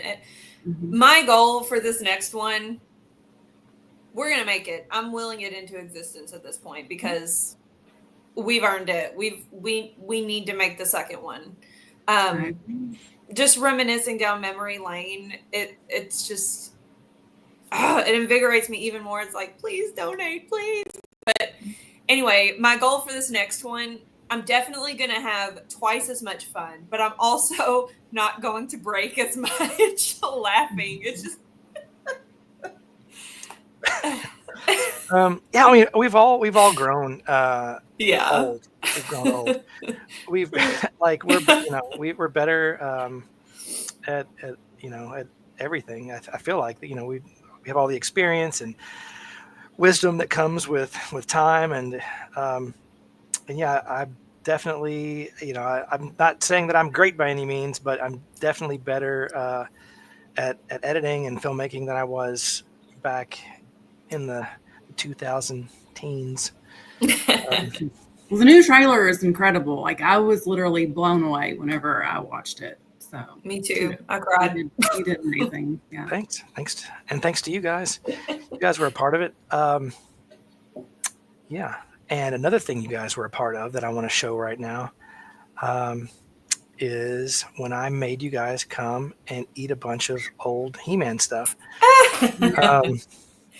So yeah, so on my YouTube channel, I years ago started. I have weird like collections of things, and some of them are like old food, like old cereal and old gum and stuff like that. And I thought it'd be funny. Back in the day, we ate the old Addams Family cereal, Mercedes, and so then I started making, like, every so often we would do another one just for fun, just like to see, because you see a lot of like videos of people with old food and stuff online, but and some of them do actually eat it, but a lot of them don't. But I was like, let's just eat it. Let's see what it tastes like. Most of the stuff tastes like dirt and dust and mold. And but anyway, so that being said, like when it was time to push the Kickstarter last year, I was like, let's do another one, but let's get you guys together and do He-Man related stuff. So we did, and I think it was a really fun. Let me get it pulled up here. Fun thing, and let's add to the stage. Okay, so oh, my pink hair. And please tell us the truth and comment on how bad things tasted. Please, Oh, it was Louisa, terrible. Lindsay, and welcome to another episode of Red Cereal Old Food. Red Cereal's Old Food. We're so excited to present today's theme of Masters of the Universe. So this is Skeletor multigrain cereal. It expires June 26th of 2019. A tasty treat, fun to eat. It's purple, FYE exclusive. FYE, that used to be in our mall. For your ears. Yeah, the music store. What did that stand for? Wasn't it like for your ears? For your entertainment. I thought it was for your ears. I really did think I'm it not was joking. I really think it might be for your ears. We need to look that up. That's not what they meant, that was. I don't know why I thought that. Girl, do the math. Are you gonna time me? Cereal, it's for your entertainment. That's not right. I already started wrong. You lose. I'm usually pretty good at these. I was nervous. I'm failing horribly. No, you got it. Look at that. you. Okay, Look at well, you. once you got it, you got it. Holy cow. This is so stressful for no reason. No, I can usually look at it and Bust I this can bad boy open. visualize it in my I can see the whole thing in my head and figure it out. But I was super stressed and didn't do it very well. You did a good job. Don't know. Yeah, it doesn't look purple. Uh-oh. It looks gray. Yeah. Yeah. It lost some of its color, I feel like. Yeah. Ooh. It was definitely not gray. purple. That does look more brownish. That looks like something that would come out of my child's butthole. Bon appetit. I didn't know. I said, Does it smell like what's the flavor supposed to be? I don't know, but it's not what it's supposed to be. Whatever. Purple is It's purple. like stuck together in. Oh, she got there's the the Funko. It does not smell good, guys. What's it smell like? I know that smell. I It don't. was sticky. Old book. Is that what it is? Old book. I like old book smell. Yeah, but that's Most of those I cereals like do the smell like when old it's not book. supposed to be Yeah. old book, not that- oh, An old it's comic book. mushy. Yeah. Oh, it's like you can mold a statue out of it, like a sculpture. Like a Skeletor sculpture. Oh, it's sticky. What? I just want to know what flavor it is. She's got the Funko disease. And it sticks. It's very sticky. This is very sticky. This is not okay. I bet when we bite into it, we'll see that it's purple. Yeah. I hope. I still have this cereal, guys. You guys With want to the try it entire again? Flavor? I said in purple. He's so I'm coming over. We're gonna eat it. Oh. Yeah, girl, you up first. Look at all that. Sounds so chunky. It's sensory friendly. Maybe that's what we could do. We could do an ASMR. You have to get at least 2. There you go. That's way more than 2. That's true. I'm being adventurous. Okay. Sorry. Proceed.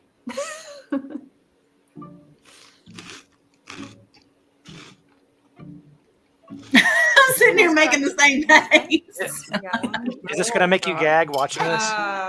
No, I'll be all right. So, fun fact: I have like this like sensory aversions. So, whenever I was eating it, like, when I was little, I used to gag. I'm still like things lingering. because I'm of just the way gonna they swallow felt in my my whole. mouth. What's weird is that this is the newest. Was it crunchy or chewy? Cereal chewy. that I've eaten? Like it but was it's crunch the worst and cereal then I've eaten. lots of It's stew. still like, you know, it's old and dingy looking. Anyway, okay, I'll shut up and dive in.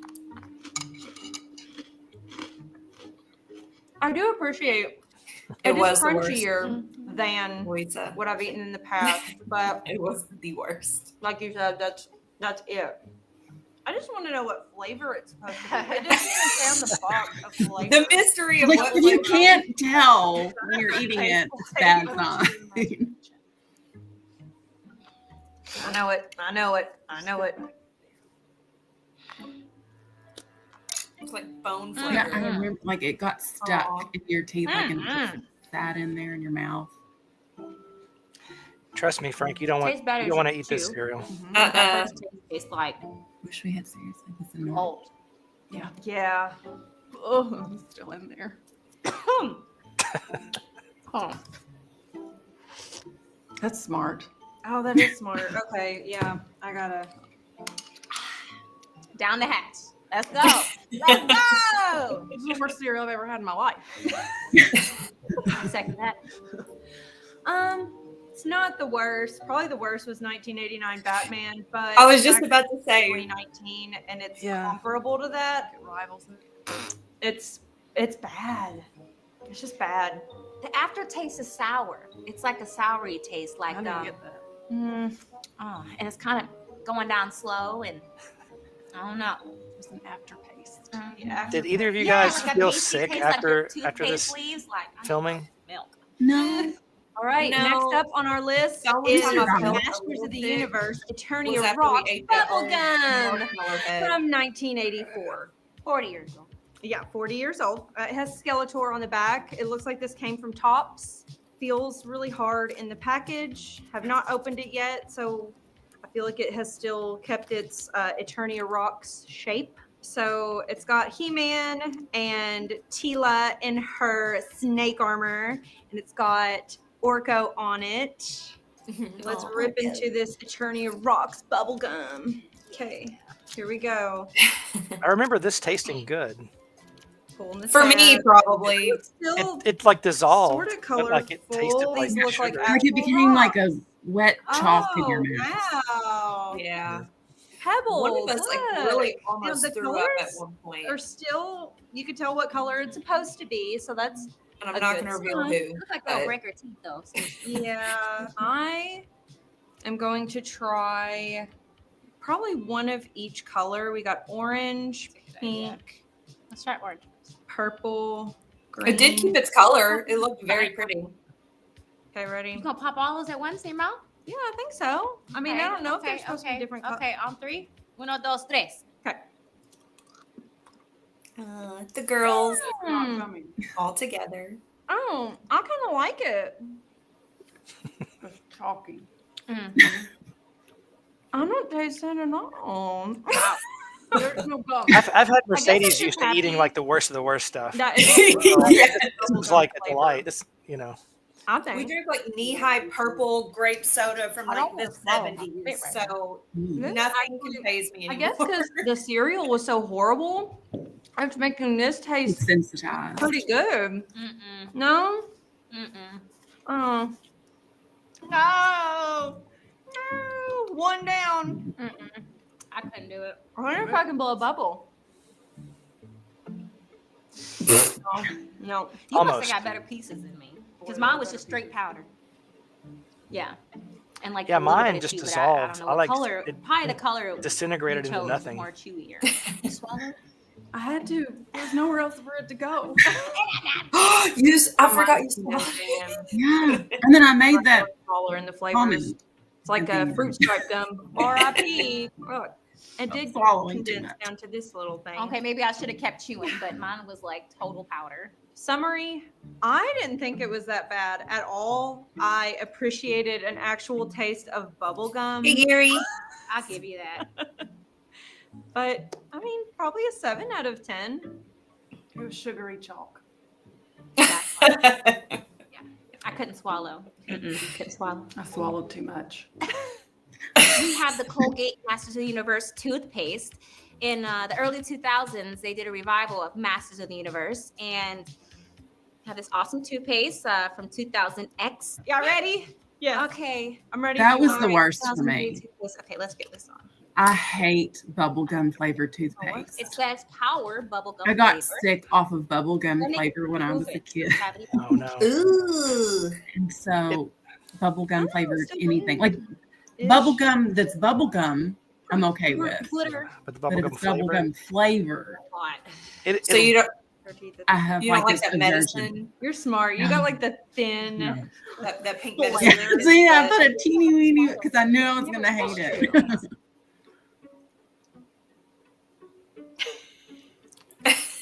I just love her face. He's over here just like reveling. Oh, this is good. Yeah.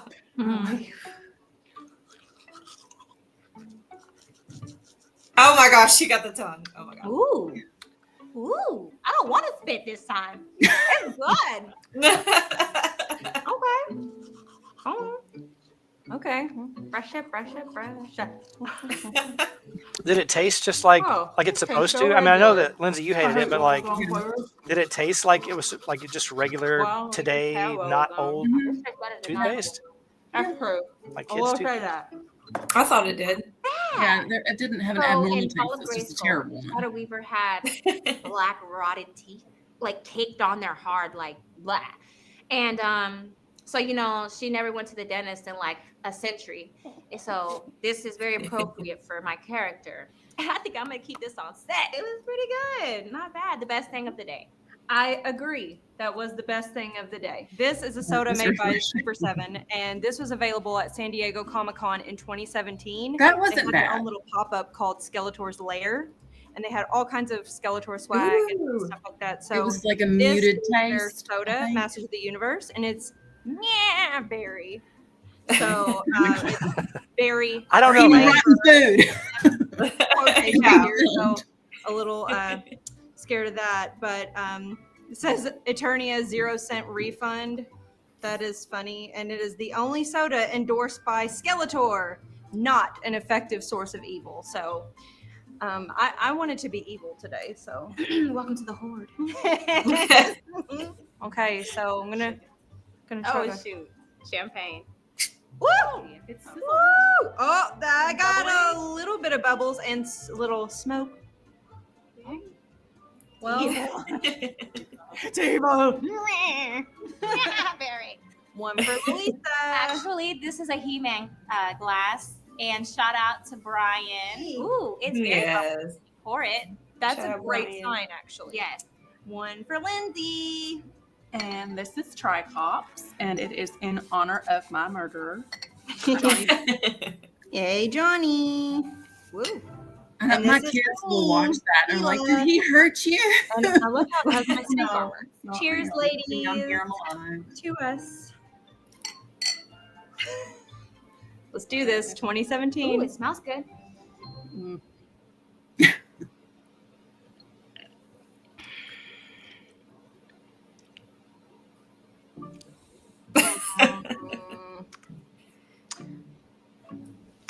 It tastes blueberry. I get the berry flavor. I remembered it tasted okay. Like it wasn't Yeah. bad. I feel like Diluted. Yeah, like a hint of blueberry, like LaCroix, but not. Yeah. I like it. He's bad. Tolerable. Oh, yes. Yeah. This might be the best thing we've had. Well, that toothpaste was pretty good. All right, guys, thanks so much for watching. I hope you enjoyed it. Don't forget to check out our trailer and Kickstarter for Fall of Grayskull 2, Rise of the Horde, fallofgrayskull.com. That was fun. Yeah, Jason Fitz was like, "What's going on?" We're torturing ourselves on purpose. Yeah, no, that was a video that we made last year to just for fun, just to kind of like help with the Kickstarter, last year's Kickstarter, just to kind of have more content to put out there. And yeah, I love those videos. Like if I could get paid just to sit around and make videos of us eating old food all the time, like that's probably what my profession would be. Yeah, So, I'd love that. I think my stomach probably wouldn't, but yeah, the that Frankenstein marshmallow head was the worst thing that we had done, like 2 Halloweens ago, maybe. yeah. But, I agree. I did not feel well after that. The old drinks, though, they're not super bad. They're not the worst, I don't think, but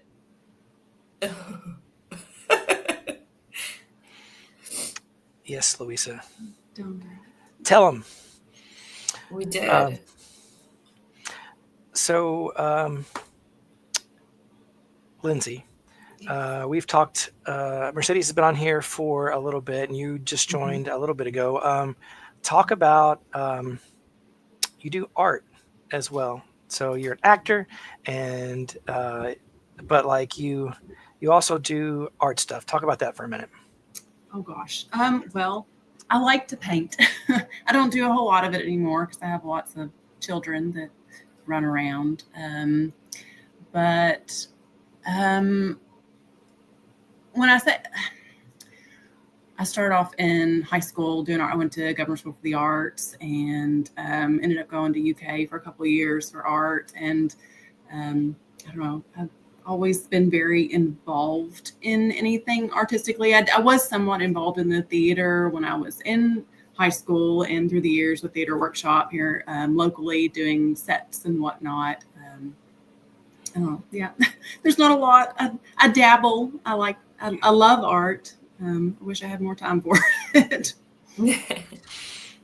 You're so talented. You're in all the ways. You are so talented. I love that we have a great group of creatives here. I mean, Daniel, you and Cassie even made Shadow Weaver's costume, right? Mm-hmm. Didn't you? You all, and that looked amazing. Oh, thanks. Lindsay, you're so artistic and creative. Like, there's this one painting that you have. It's of like koi fish that is just like out of this world. I love it. It's got like that bright blue background. I love it. Thank you. Yes, I am very blessed and fortunate to have so many talented, creative, smart, like people involved in all aspects of this production and other ones. Like it makes it so it just makes it so much better to be surrounded by those types of people and especially when they have good personalities and are, it's just it doesn't get much better. Daniel, we love each other. I know we do. Hey, Daniel, gotta have peeps pledge more money. Okay, abracadabra, boom, there we go. No, so I guess he's saying that we should ask for more money. And yes, so if you're watching this, you know why we're here. I hope we are raising money Help us be Horde. together again. That's right. No, we're making Fall of Grayskull 2, Rise of the Horde, the unofficial fan film sequel to the first Fall of Grayskull. And we need your support. We're close to the goal. We're 77% there. So we're getting there. And we have today and tomorrow are the last 2 days to donate. So we're right here at the finish line. And let's see. Let's bring up the page here. Yeah. So Got a little bit more money. yay. Thanks. 300 backers. 300. That's awesome. Thank you. Thank you all so much for believing in us. Yeah. Yeah, like I can't imagine like back when we did the first one what we could have done with this amount of money. Right? Yeah. Honestly, we probably did use this amount of money. Like Cassie and I are still like dealing with a credit card debt from like back then. Like it cost a lot. I mean, we raised maybe like 10, 11, 12,000. And like it cost. That was gone like. But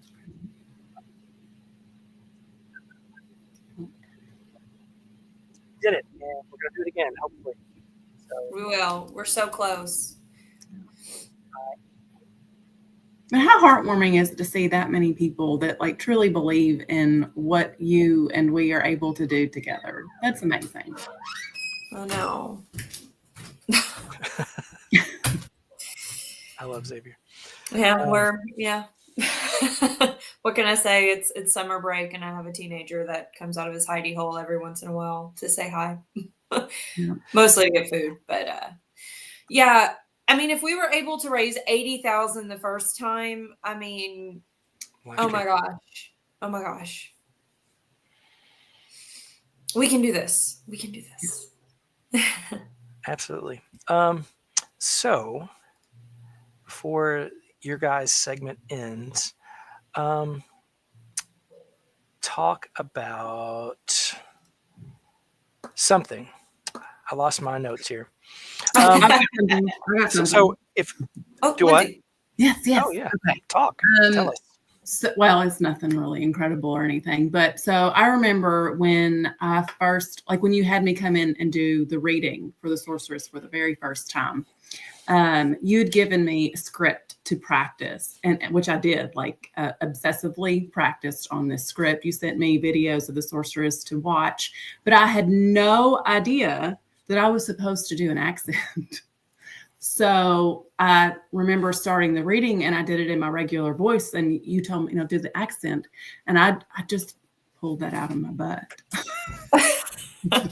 No.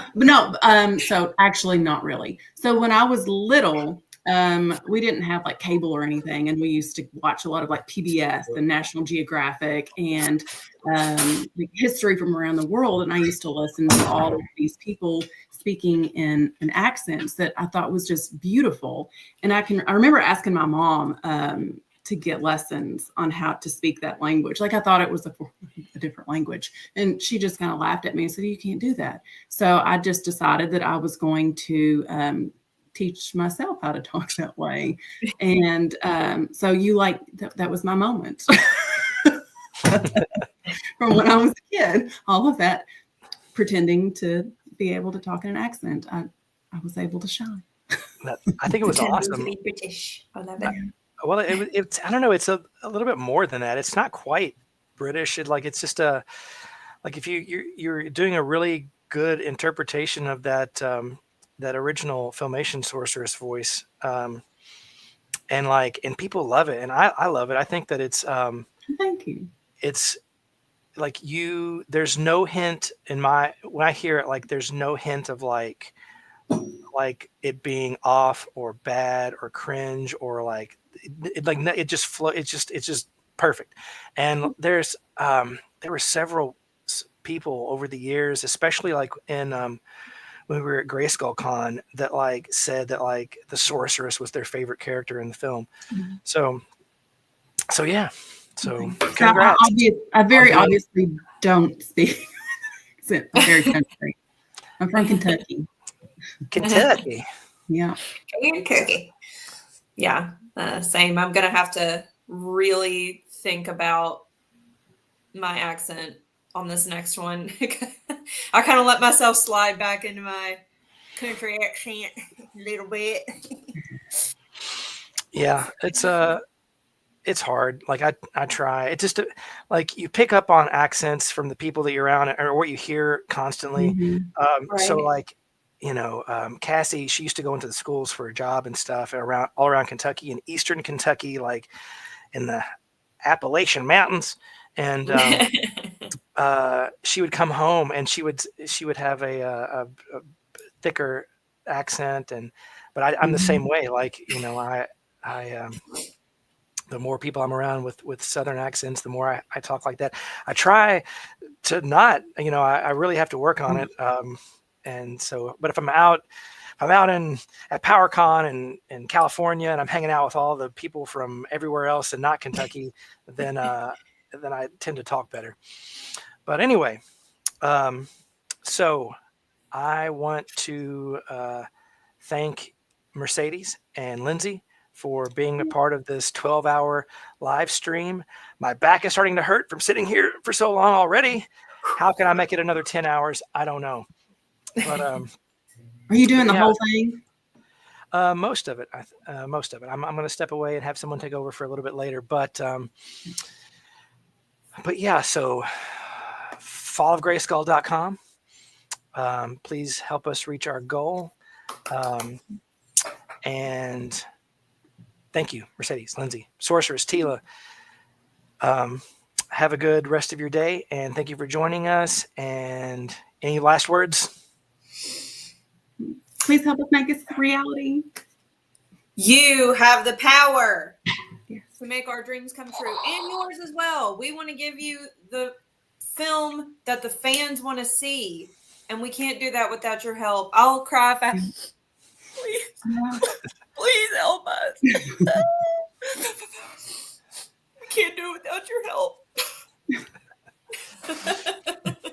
Awesome. Okay. Well, thank you guys, and I will see you guys on set. All right. I love you guys. I'll see you later. Thanks, Daniel. See you. Thanks. See you guys. Okay. So now that they're out of here, forget those people. Just kidding. So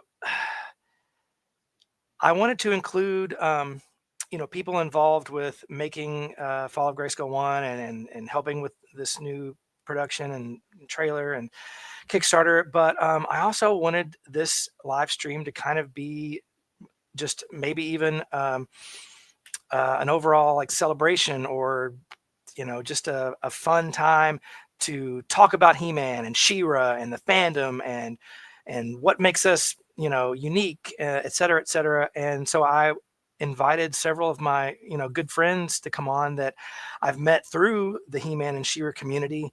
And just like, I'll just say this.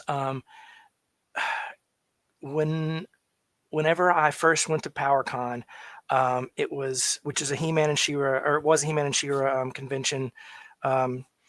It started in 2011 and I went in 2012, and being there around like-minded He-Man and She-Ra fans for the first time and like making those friendships, like it was life-changing. And I that's not like, I'm not exaggerating when I say that. It was such a blessing to be able to connect and like find my peer group. Like I had never experienced that before. And so it was so awesome. And with that being said, I want to introduce my friend, Katie. Hi, Daniel. Hi. Introduce yourself. Okay. Hi, I'm Katie Haile, also known as Rainbow Bright. Here, there, and everywhere. I have been in the fandom since, oh my God, like 1995. I'm one of those weirdo old schoolers that got on the internet in high school and was like, what can I find? All the things that I have loved forever. Do other people still remember them? Do other people care at all? And lo and behold, lots of people still cared about He-Man, and even more so now. But yeah, that's where I began to find my people. And then He-Man.org came along. We had the forums for years. And then you were just mentioning PowerCon, where I got to actually hang out with you guys in person, which absolutely, I agree, life-changing, 100%. I miss you guys so much. You have no idea. But yeah, like I swear, some of my best friends that I've made in my entire life, I've made through the He-Man fandom. These are like people that have been with me since 95, or, some came a little after that, but that I'm going to be friends with the rest of my life. Like, these are people that are so dear to my heart. And I know we're just going to follow each other till we're old and gray. I've got a few gray hairs here, but we're not going to talk about that today. But yeah, I literally see myself like in a nursing home someday, still chatting with you guys, because y'all are just that cool. And He-Man is that cool. And I'm all about all the He-Man we can possibly fit into the world. So I really hope that you can get the funding you need, Daniel, that we can raise the rest of the money, because Fall of Grayskull Part 1 was so fun.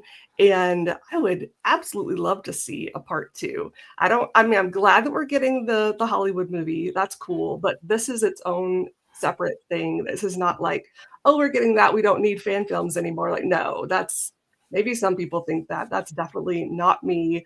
I think the more He-Man, the more She-Ra, the merrier. Let's keep this fandom going forever. So yeah, I really, really hope it works. And don't be stupid like me. Okay, so people who maybe You're not stupid. Okay. Well, it wasn't my smartest moment. If you're like me and you're like, oh, I donated the first time around when part 2 was on Kickstarter, that just carries over, right? No, it doesn't. No. Please go to Kickstarter.com, check your pledge, because I was like, wait, did I do it both times, or did I just do it the first? I don't remember. So I went on, and I literally had only done it the first time and had not redone it. So if you're like me and you're like, oh, but I already donated when it was the first time around. No, that doesn't count. Sorry. It's not like double charging you or anything, but just make sure that you've donated or pledged to the most recent Kickstarter that is still going on. Yeah, not my smartest moment, but thank you for donating both times. You're too helpful and supportive. So thank you. That's not possible when it comes to you. Like, Daniel, you don't know how cool you are. Like, I have to tell this story. Like, it's not even like a big story, but it's just something I will always remember. When we were at PowerCon and met you for the first time, you were hanging out with like me and John Callis, and my husband was there, Adam was there. I think we were just hanging out in a hotel room. I forget who else was there. I'm sorry if there was others. And we were like thinking about going out for dinner, karaoke, whatever. And we just sat there and talked for like 5 hours, and we didn't go anywhere. And it was fantastic. Like, I did not for a second think, oh, I wish we had gone out and done, like, no. And you were like fangirling over us, and it was the cutest darn thing, because I was like, oh, this guy is like a fan of us doing, okay, I'm on Masters Cast, I forgot to mention that, the He-Man and She-Ra podcast. So you had heard me on that, and you probably see me online on the forums or whatever, so you thought I was cool or something, and I meet you and I'm just like, no, you're the cool one. Like, why are you fangirling over us? Like, this guy is so fantastic. So I just had to throw that in there. Well, no, I remember that night, and that was one of like top 10 PowerCon moments of just like hanging out and just talking. And listen, like I don't listen to podcasts like ever. Like, even when I was on Roast Google Dinner, like I never listened to it. I just don't have time. But back in the day when I had a job that I was a graphic designer, and I had 8 hours, 9 hours a day to just sit there on my computer, I did only listen to Masters Cast. And so that was the only podcast that I listened to back in the day, and then pretty much ever. And yeah, you guys were like, I mean, still are like celebrities to me. You guys, like hearing you, like seeing you guys in person and hearing your voices come out of your actual faces is just like meeting Alan Oppenheimer and hearing Man at Arms talk back to me in person, you know? So yeah. That is so sweet. And speaking of John Callis, he's going to be on later. Yes. Oh, I'm so excited. At 6 p.m. Central Time. So, I'll but probably be yeah, asleep by then since I'm in Switzerland now. yeah. How is that? Crazy. How is that? I mean, it's good. Life's good here. Everything is kind of just calm. Like people follow rules. There's not crime everywhere. I mean, not to say there's no crime in Switzerland, obviously, but people just like respect stuff here. Like you ride on buses and trains and they're clean. There's not just crap everywhere. I don't know. I mean, there's graffiti. I'll say that's the one thing I don't like is people freaking love graffiti over here. But other than that, it's real clean and just it's a nice, beautiful place to live. I gotta say. But all my peeps are back in the States and I miss you guys. And I get to visit, you know, maybe a couple of times a year, but it's never enough to see everyone I want to see. I'm still holding out hope that maybe PowerCon will come back one of these days or some other convention that we can all just agree to descend upon. Because I would love to see you guys in person again. Get all my hugs. Yes. Well, we certainly miss you. And yeah, that's cool to hear about Switzerland. I guess I don't know. I'm not very cultured and I don't know anything about anything anywhere outside of this garage that I'm in right now. And so I guess I knew like Swiss chocolate or Yeah. is that the right country that I'm talking? Is Swiss, Sure. Yes. Switzerland? There's Okay. lots of chocolate here. They So are very, chocolate, very proud of and then their there's chocolate. like, are there mountains there? Lots of mountains. Yeah. Okay, so I The know- Alps run through Yeah, the Alps. Switzerland. I'm right outside of Zurich, which is like northern Switzerland, and there's like rolling hills around here, and then you can see the Alps in the distance if you know where to go and where to look on clear days. But you don't have to go far. Like if I drive like an hour from here, I can ride a gondola up to the top of one of the peaks, and it's just 360 view of the mountain. It's gorgeous, and yeah. Gondolas, trains, funicular trains, cable cars. Adam knows the difference between them all. Don't ask me. I could like point at pictures probably and say, I think that's this, and that's that. But he knows all the specifics, like how they work and what makes them this or that. But yeah, it's really cool. And we have people visit us pretty regularly. So we're getting to like be tour guides. Like my dad's coming next month and he's already sending me a list of all the mountains and waterfalls and cities and things he wants to see. So we have a good time. We like go out on little adventures sometimes, just like it's a day trip. Where can we go? It's like what's within like an hour or two, and there's a lot. It's nice. It's just nice. Yeah. That's awesome. So back to the topic of He-Man and She-Ra. You gave a fantastic intro of your history with it.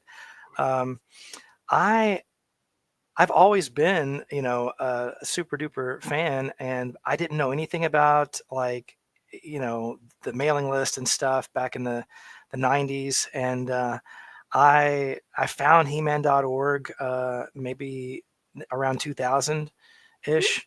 And maybe a little bit before, but like I wish that I had been like involved from the beginning. Like I just didn't have a computer, and a lot of people didn't around that time. It was pretty rare, I think, for people from our generation to have it quite that early. So the few of us that did, we're just like, we're nerds. Like we would prefer to be online chatting with random strangers than to be out with friends in real life. Like, what's that?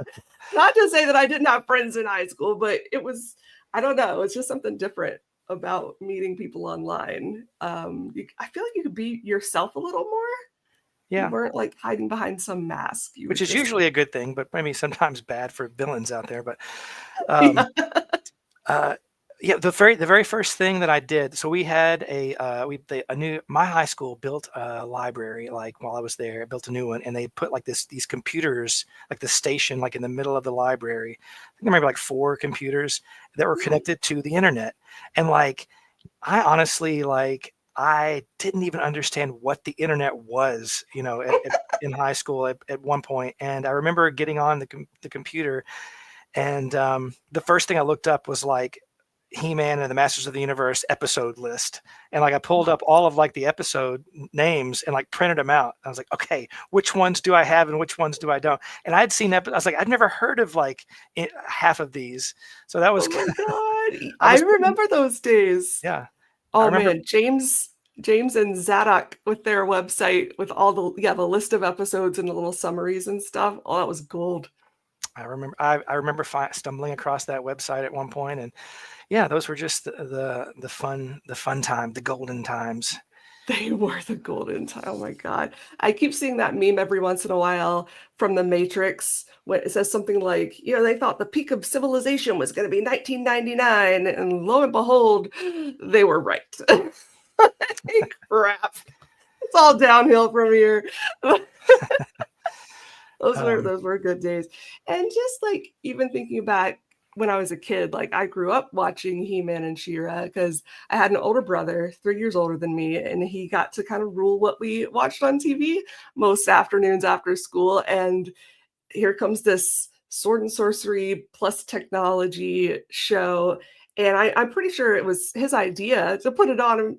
I don't know, but whatever it was, I was hooked really, really quickly. And he started collecting action figures, and he got Castle Grayskull.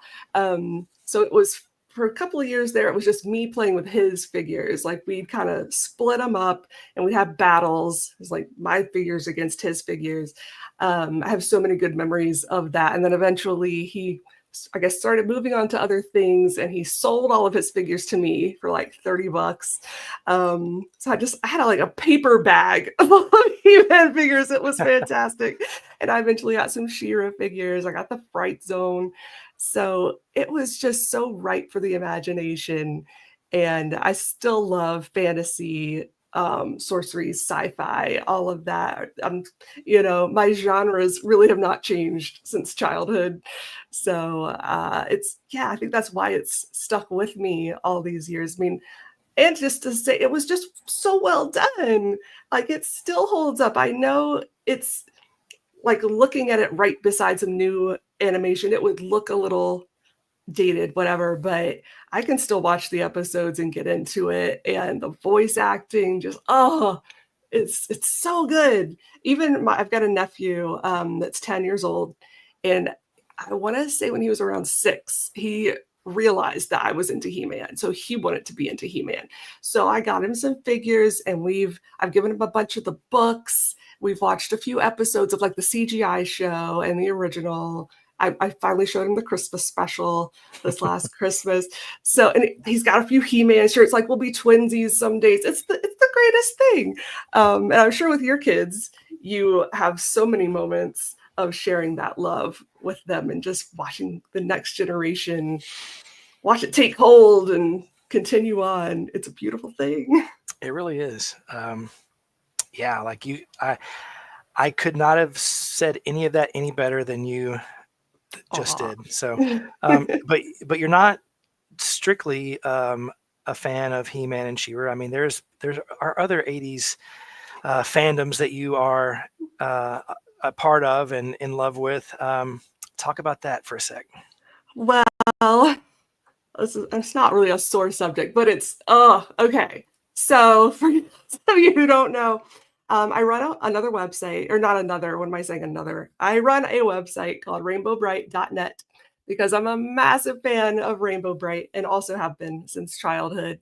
And when I joined the internet in the mid-90s, there was not a community for Rainbow Bright. There was like 2 web pages, not websites, but web pages, single pages that even mentioned her name. So I was like, I must solve this problem. This is an atrocity. I have to bring Rainbow Bright to the internet. So I did. And me and many others started that community. And I started collecting Rainbow Bright memorabilia around that same time in the mid 90s. And at one point, up until a couple of years ago, I had like the largest collection of Rainbow Bright memorabilia like in the world, which was super fun. I created like a museum in our old house and called it the Rainbow Land Museum. And I let people come out and I'd give them a little tour, and we just look at all the dolls and the play sets. And I had so much just random stuff from different countries, etc. So that's been a big love of mine too. But when you move to Switzerland, you can't keep all of that unless you're like a multimillionaire maybe and you're moving to a big house. But the situation over here is very different as far as like real estate goes. Like most people rent, they don't own homes. Houses are just a lot more expensive and they're not as big typically. So I just knew renting somewhere, most of these places are kind of small. They don't do closets. I don't know what Europe has against closets, but whatever. So I knew we weren't gonna have room for all of that. And we're planning to stay here. It wasn't like, I'll just put it in storage and get it back out in a few years. Like this was meant to be more of a permanent move. So I sold it all through an auction house. And I miss it every day. And I feel weird being in that community now when I used to be I was keeping up every day with new merch coming out or new projects in the works. I always knew what was coming, what was happening. And I don't anymore. Like I keep up with it pretty well, but I'm not the person doing the research. There's other people, thankfully, that have kind of taken over that role, and they make sure the fans know what's going on. And I'm just kind of sitting back and watching. And I can't collect over here either because they don't sell all of that stuff in Europe. A few items have come over here, but there's all this like 40th anniversary stuff that has come out last year and this year that I'm mostly missing out on. So I'm just like from afar, trying to stay involved without being super involved. It's weird. It's weird when you kind of step back from a fandom that you've been so entrenched in for so long. And with He-Man, like, not to say I haven't, because I've stepped back from that a bit too, not really on purpose. But because I hadn't, well, when did I stop collecting? I had kind of collected a little bit here and there, even over the past 5 years with Masters, but there's just so much Masters merch now that I never even thought in my head for 2 seconds, like, oh, I'm going to own the most of it, or even one of everything, or no, not even one of every of one generation, like Gen 1, Gen 2. I don't even know what generation we're on now. I don't know if we really go by generations with He-Man. But I don't know how y'all keep up. The people who are like the hardcore collectors that have are getting all of the new figures. Like thankfully my friend Paul will like send me pictures of the stuff he gets and I can live vicariously through that. But yeah, I had to give up on collecting any of that too. I did keep a few things of Rainbow Bright and of He-Man when we moved here. I've got like one shelf out in my little landing here. That's just my like memorabilia happy place. So I couldn't give it all up. I have just my like the things I love. Like I'm almost certain it's in there somewhere. I kept the card back from Castle Grayskull Man that you sent me and signed because I was just like, I can't do this. Daniel signed this for me. This is the best. I'm glad that I'm included in the remnant. Yes, absolutely. Well, that's yeah. I mean, that's kind of like a bittersweet, thing that you just talked about. But yeah, but like, and as cheesy as this sounds, like like that sort of thing, like it doesn't.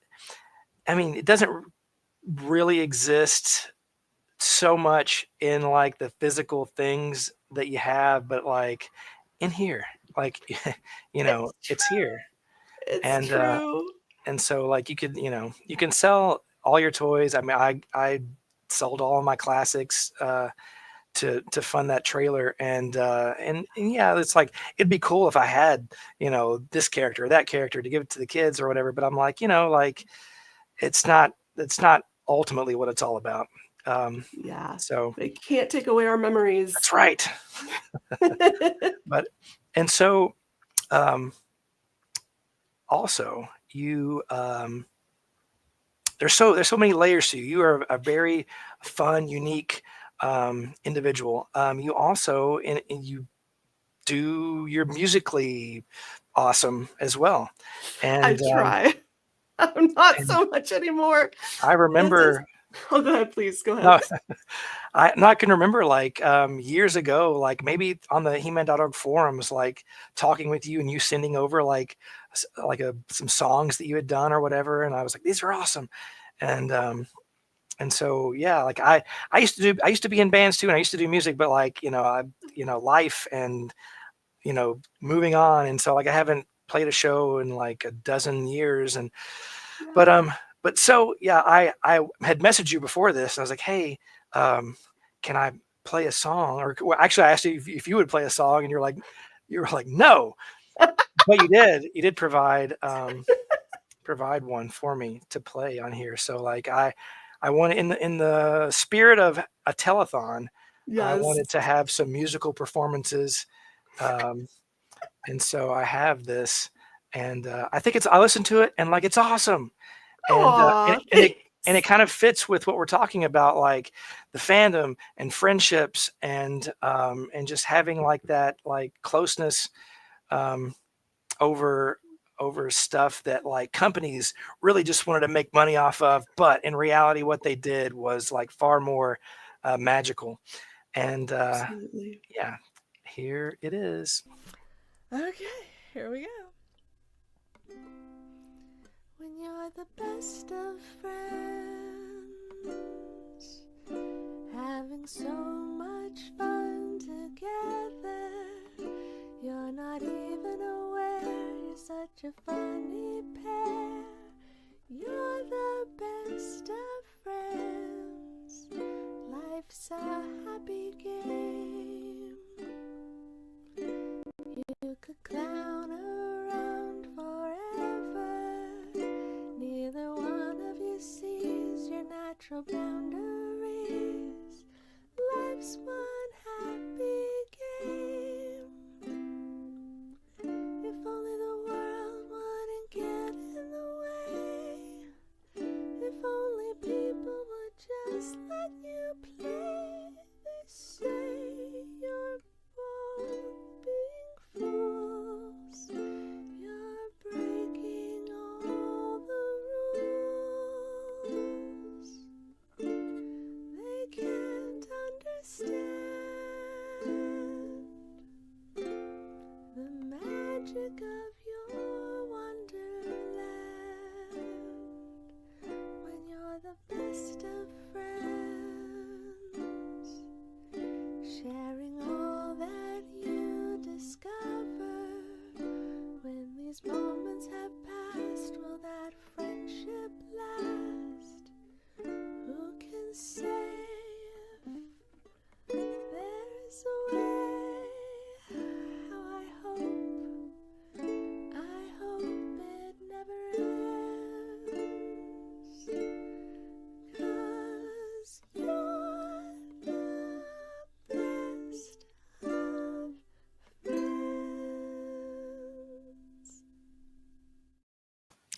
That was awesome. I missed that hair. Oh, wow. That was And wow. also hold on just one sec. Yeah, sure. Okay.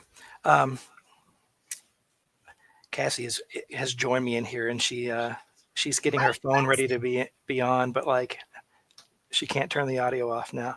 Oh, no. I'm gonna kick her off here. I'm gonna ban from studio. So mean, banning my wife. There we go. All right. So that first of all, that song was amazing. Everything you do is amazing. It was beautiful. Like I almost want to tear up when I listen to that. Like it's such kind of like a haunting sweetness. And if anybody watched that, then they saw in your room, I guess that was the collection you were talking about. Yeah. That was Yeah. part of my museum. Oh, those were good. I mean, I was about to say those were good days. They were good days of collecting and fanning and loving. But that was during COVID. Those were also during really stressful days that I swear have like traumatized all of us to some extent. But that was why I picked up the ukulele. Was during COVID. I was just like, I got to do something to try to bring some joy to the world because, gosh, we are suffering right now. So I just picked it up and started learning, and yeah, the reason I didn't play anything live for you today is because I really haven't picked it up since we moved here. I do still have it. So I need to get back to that. I need to bring some more joy to myself and others. But that was, yeah, I really enjoyed doing that. And you sang for your I Have the Power music video that you did. That was part of the Kickstarter, right? For this? Last year I'd made several videos to help promote, and that was one of them. And yeah, that was a fun one to do. Thanks. So good. Thanks. Blown away. I also learned the ukulele momentarily when Cassie and I got married. I didn't play it live at the ceremony, but I did. I was about to say I don't remember you playing it. I did record the song that she came down to on ukulele, and I have since forgotten every single thing. Right. Yeah. Once like you pick something up, fast. yeah, and then you don't do it, and then it's gone. And gone with all of my calluses. When I try to play now, it hurts so bad. But yeah. So what would you want to see? So if we reach this goal and we make this Fall of Grayskull 2, and it's apparently it's obviously like a Secret of the Sword type of movie, like Adora is bad guy, but like how does she she becomes She-Ra, et cetera, like that in mind, like what would you want to see in this movie? Like if you were in the writer's room and pitching ideas, what would you say to Rob Lamb? Ooh, I think I would want to see more Teela and She-Ra interaction.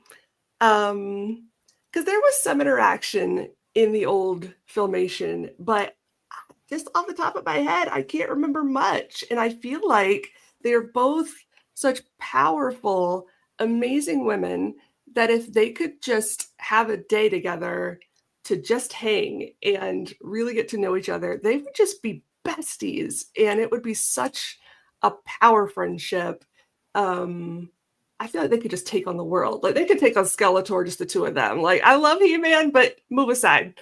Girls got it. Oh. So I think that would be my like pie in the sky. I want to see those two just be together. Just be better friends. I think so too. Yeah. Well, that's a good piece of advice. Just say I had a beautiful voice. Thank you. Yeah, that was Rebecca. That's so sweet. You got a lot of applause too. You guys, thanks. I don't have my cat to sing to every night now, so my voice is like, what are you doing with me? You gotta use me or you're gonna lose me. So I gotta start singing to the dog, I guess. Or just pick up the ukulele. I really do. Just do it. Yep. Okay. Well, I'm going to say goodbye to you. Unfortunately, this is like selfishly, there's a part of me that like has put this together to like connect with people that I don't normally connect with on a daily basis. And like you and I haven't really talked like audibly in I don't know how long. Years. It's been a while. We occasionally, there's a message or a comment or something online, maybe on Facebook or something. But yeah, it's nice to catch up, and I wish you all the best across the world. Same. I wish the best for you and for this project. Like, people, please pledge, or if you can increase your pledge, if you've already pledged and you can bump it up a little, that'd be great too. More. Let's get it done. And but yeah, well, thank you, and I will talk to you later, I guess. Yeah, definitely. We'll so be in touch. your buddy Callus will be on later. So after you're asleep, probably. What is it like? Midnight there? 11:30. Yeah. Close. I'm guessing this is gonna be like people will be able to play this after the fact.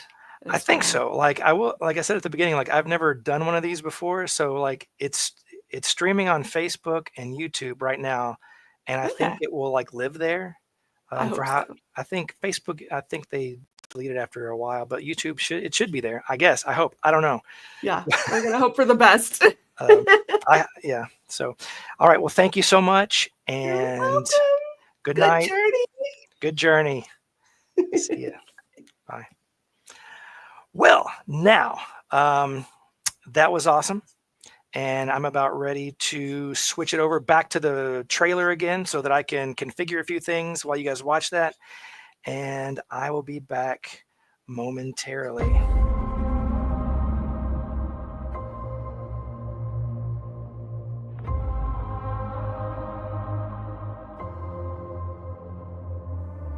Have you ever wondered, why are we doing all of this?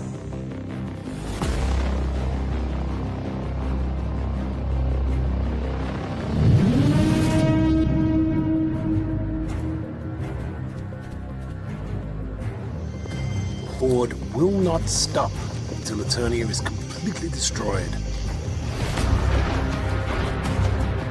Where are the rebels?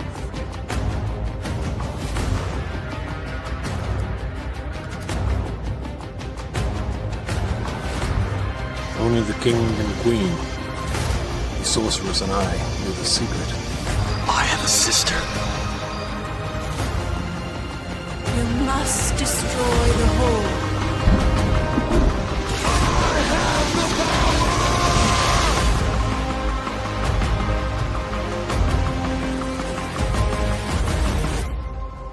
If I can't stop Hordak,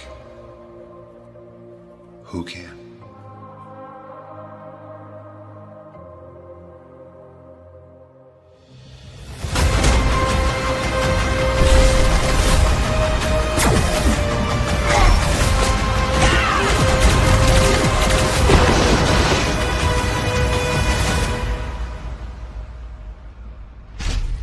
Death has come to Eternia, and I am here.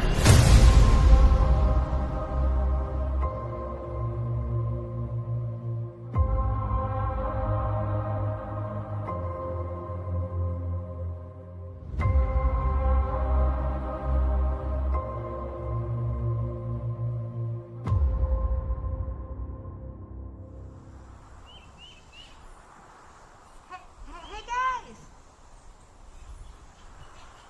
What are we looking at?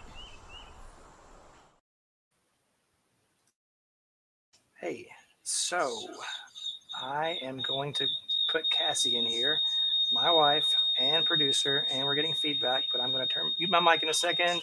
And now. And now I'm unmuted. So There we go. Has this worked? Did it work? Yeah. Hello, I'm Cassie Benedict, and I've already been banned from the studio once. Not even on camera, and already banned from the studio. So happy to be out here in our garage with you. Yes. So Cassie, we started dating in 2014, at the beginning of 2014, and literally a week after we started dating, I was like, "Hey, you want to make a movie and a He-Man fan film?" And this should have been that should have been my cue to really know how Daniel functions, because I'm not kidding. It was maybe the second or third week we were dating, and he sent me a text message that day, and he was like, "Hey, do you want to help me build a budget for a movie I'm gonna make?" And I was like, "Yeah." So I'm thinking this is his 5-year plan to make a movie.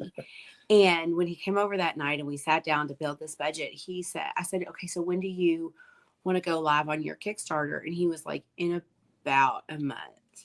And I was like, "Whoa, what? A month?" And so if you want a true test of your relationship very early on to see, can you really fight through the hard stuff, you should make a movie together when you've been dating for 4 months, because that is absolutely what we did.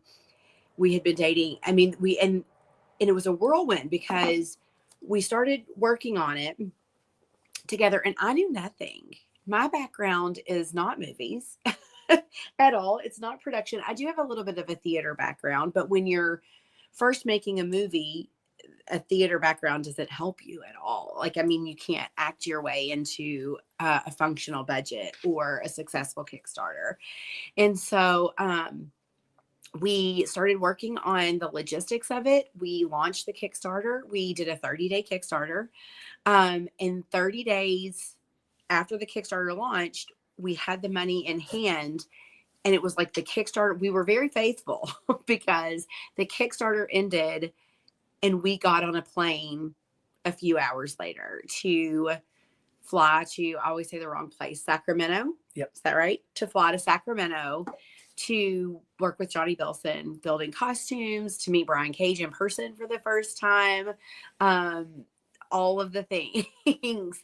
And so it was a whirlwind. And I think at that moment I was like, what have I gotten myself into?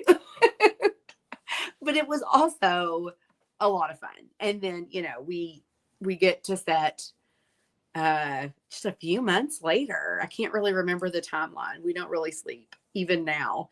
That's been the one constant in our relationship, I think, is just severe lack of sleep, because we started out our relationship making a movie and not sleeping because we were getting prepared for the movie. We were making all the costumes and the prop pieces and everything. And then filming the movie, we got no sleep. And then we went from one movie to another. And then we immediately started having babies, and after we got married, and then we had 4 babies back to back. And so to this day, we don't remember what it feels like to sleep. So that was a huge part of it. What do you want to do? Do you want to talk? I brought a game for us to play, but I feel like Yeah, she texted me in the middle of this. She's like, I've got a game for us to play. I have no idea what it is. So this is who I am. I'm like, let's save that for just a few minutes. Okay. Do you want me to talk about something for a minute? Well, I was going to play a video. Okay.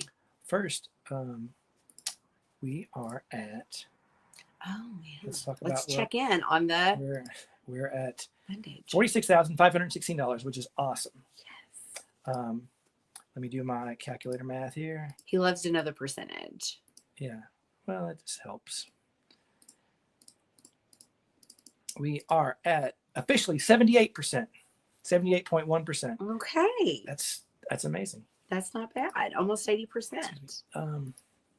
2 hours in. Yeah. So 10 more hours to go, y'all. It's fine. What video did I want to watch? Well, first of all, you talked about like lack of sleep and kind of what we did the first time around, but like be more specific, like talk about like what it was like on set when we shot that, at least that first stint, the first 3 days. At the theater. Yeah. Okay. Yeah. So it's funny to me because, I've been watching the live stream the whole time. And so I've heard people say like, people don't know what goes into making a movie. And like, I'm going to take out a billboard because people don't know what goes into making a movie. Before you ever step foot on set, there are months and months and months of preparing and thinking and planning and purchasing and building and all of the things that you have to do to ensure that you're ready to go, because we were flying people in from across the United States. So we had to be like firing on all cylinders. Like this isn't like, oh, let's get our friends together and we'll make a movie and it'll be fun. And like, I remember at one point, I think it was Johnny Bilson was like, maybe after we're done shooting one night, we can all go sing karaoke.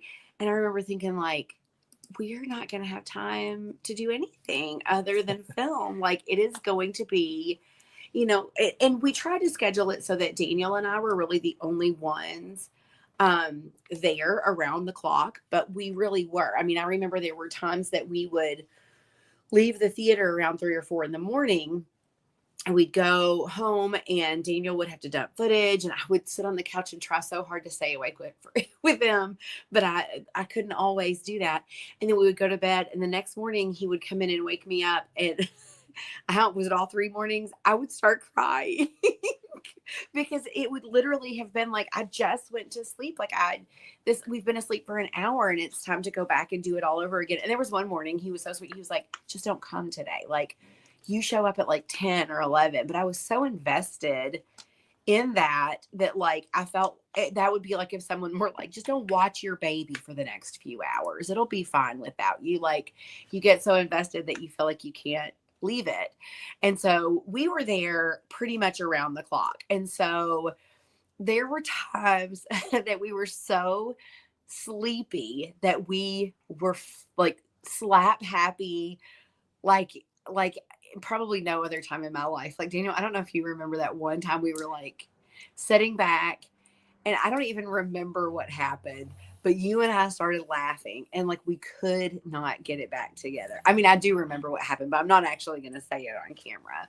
So I'll like whisper it to him, or there was a pass time note that to him. you didn't you dream that you sewed like your No, that was in pre-production. Yeah, but like you sewed like Shadow Weaver's costume to your pants, but then like you actually did. No, Like, so what- no. What was the story? So what actually happened was I was so tired that I was sewing the Shadow Weaver costume, and I was wearing black leggings as I always did back then. And I go to like pick the costume up, and this was seriously, y'all, like 4 o'clock in the morning, and we have full-time jobs. Like, we were still going to our full-time jobs every day. But I went to pick the costume up and realized that like the last little bit that I had sewn, I had included my leggings in there. So I had literally sewn the costume to myself. And I had to call Daniel in to like cut it off of me. And then I got to start over making that costume. But then fast forward a couple of nights, I was asleep on Daniel, because we would also like occasionally like take little power naps. Like, I'd be like, okay, I can't go on any longer. I'm going to lay down and take a 20-minute nap. Wake me up in 20 minutes. Or like, he would be like, okay, what I've just edited is rendering. I'm going to lay on the couch and sleep until it dings and lets me know that it's done rendering. So we would take these little naps. So I was taking a 20-minute nap, and I was asleep on his couch. And in my dream, in this 20-minute nap, I was dreaming that I was sewn to the couch and I couldn't move. And I remember thinking, I need to roll over because something is biting me on my back, and I need to roll over and get away from it. But I can't because I am sewn to the couch. And then when I woke up, apparently I was laying on a mosquito who had just feasted on my lower back. And so it was, and I remember that time, like, I was just crying. I was like, I'm just so tired. Daniel didn't cry nearly as much as I did throughout all of that, but thankfully. But being on set, I think, was we all talk about how tired we were, but really it was so much fun. And then I had the joy of, my brother actually was the actor who played Skeletor. And so my brother was on set with us the whole time. And like, I'm obsessed with my brother, and I think he's like the most hilarious person ever. And so like getting to like spend 3 straight days with him, and also just to watch him work, because it had been years since I had been able to see him like act, like build a character and be on set and take direction and come up with the great things that he comes up with. And so watching Kevin work as Skeletor and build that character, but then also just getting to like hang out with him and laugh at his silliness, like, it really was like a time in my life. I want to say like I'll never forget it, but I do forget the moments because like we're getting older, but like the whole experience as a whole, like I would never forget that. Yeah. Well, Daniel is like, and you have bored everyone for the last 4 No, I was going to say, well, you ready to do it again? The difference is, so you were talking now about, at one point you said something about, and then we just did the trailer. And so like to take a snapshot of our lives when we filmed Fall of Grayskull, we were I don't know, 31 and 34, which might sound old to some of you, but it really isn't. And we had no children, and we were younger and had more energy. And then fast forward to when we filmed the trailer, and even that was a couple of years ago at this point. 3 years. That's crazy. 3 years ago. We had a newborn baby, we had a 2-year-old, and we had twin 4-year-olds who are all now, 2.5, 3 years older than that. And doing the trailer and like getting up in the early mornings and coordinating childcare and like bringing the kids to the set to hang out with daddy and to meet the actors and stuff. Like, it was such a different experience, but it was almost like more fun, like getting to see it through their eyes and experience it with them. Yeah, it wasn't. It wasn't quite as grueling and stressful. I guess because more experience, and I think we planned better. And a lot of it we filmed close to our home, like around in our backyard, across the street. So and so in our plan to film this. And we had a lot more help. Like, there were so many people on set, like putting up lights and being PAs and grips and just helping. And that really helps. And we had that at during the first one too, but it just the more people that you have helping, the easier it is. Yeah. Hey, Eternian Royalty. Says, hey everyone, really hoping to get there to make this movie. And yes, I hope so too. Thank you. Yeah. So, do you want to watch? What did I say we were going to watch? Snowman. We were going to watch. That's the mommy in me. Behind the scenes. Yeah, okay. Let's watch the behind the scenes. Okay, so we were just talking about filming and the trailer. So let's watch the behind. We watched the behind the scenes. Are we watching Fall of Grayskull behind the scenes or trailer behind the scenes? We're gonna watch the castle vlog. Oh, okay. So we went. We filmed part of this in a castle that's a few hours away, and the kids went with us, but they didn't go on set with us. But we've never left our kids overnight. Like, yeah. I think that's important to say, because like we don't travel lightly in the Benedict family. Like, if we're going to go out of town, if both of us are going to go out of town, they're coming. We bring kids and babysitters with us, just because we don't like to leave them overnight. And I don't think they would do well with that either. And I think that they're old enough now. Like, I can't wait for them to be on set, making this part 2 with us, and they'll be in it. They were in the trailer. One of them, our oldest, is probably just going to like take over directing. Like, he's got an eye for this. He knows what he's doing. And so I very much see like Abbott being like, okay, Dad, like, step back and let me handle this. He tries to take over Daniel's editing. He does. Okay. So are we commentating? Yeah. Okay. Yeah. Let me get it set up. I am not a StreamYard master. While you're doing that, I'm going to tell a funny story. Are you taking me out? He's trying to kick me out of the studio again. No. I actually did a telethon about a year ago. Very different. It was a FAFSA telethon. That's my day job, is I help with financial aid and kids going to college and things like that. And we did a 12-hour live streamed telethon, and we knew nothing about it then. And we weren't raising money. We were trying to file as many FAFSAs as we could in 12 hours. But I told Daniel earlier, I said, the first 5 minutes of your telethon is like the most stressful. And mine was because we had a teleprompter. I had scripted out the whole 12 hours. And we had a teleprompter. So the teleprompter is set up, and they are like, okay, here we go, live, 5, 4, 3, 2, 1. And then they played the intro video, and then our teleprompter started. But the guy who started the teleprompter, like, needed to switch it over to somebody else who had never, like, who didn't know what he was doing. He wasn't familiar. And so he started the teleprompter, and he sped it up. He started speeding it up. And so I was like, whoa, but you can't say like, whoa, slow down. Like, we can't read that fast. You're live.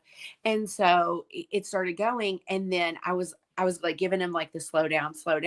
And so he was hitting the button thinking he was slowing it down, but he was actually just making the text really And so like there we were, like in front of a live audience, first 5 minutes, and everyone on stage is like, sorry, like we can't read our script.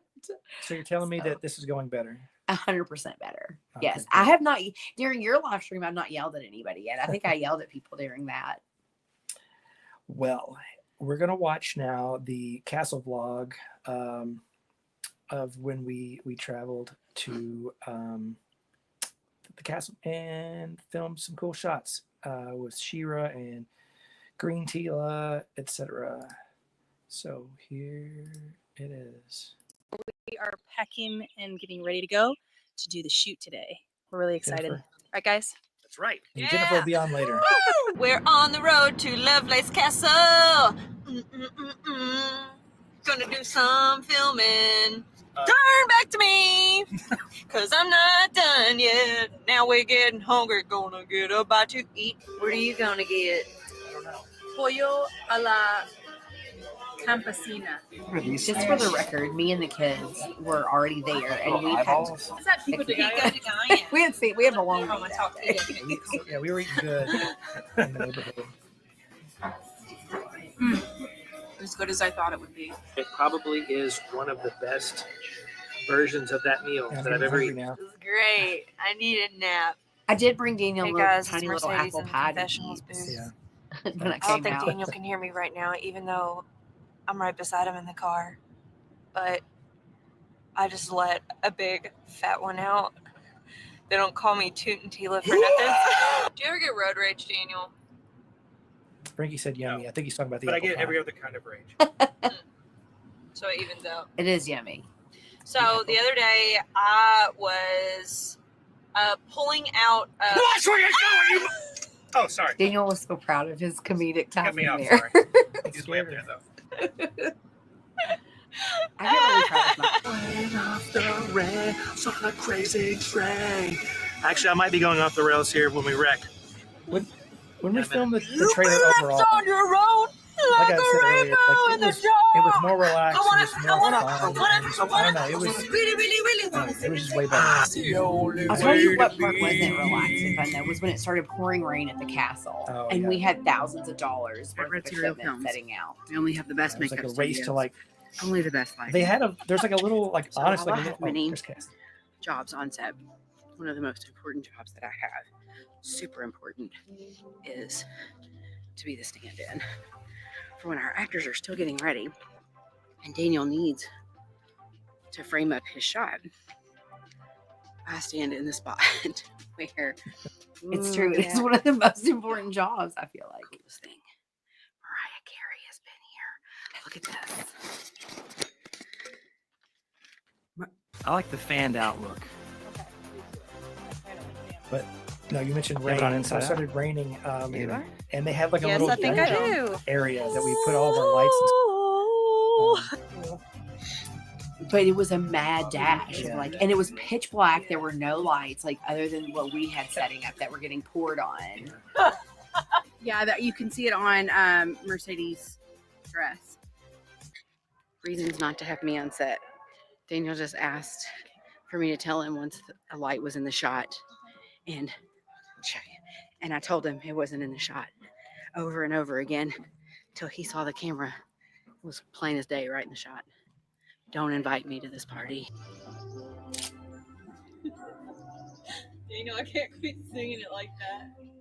How you doing, Daniel? And I think while we were there, I think it was the rain probably that slowed us down. But do you remember we ended up having to like go to the people How do we you feel you rented from did? and being like, we have to pay for a couple we more had to hours. extend the time.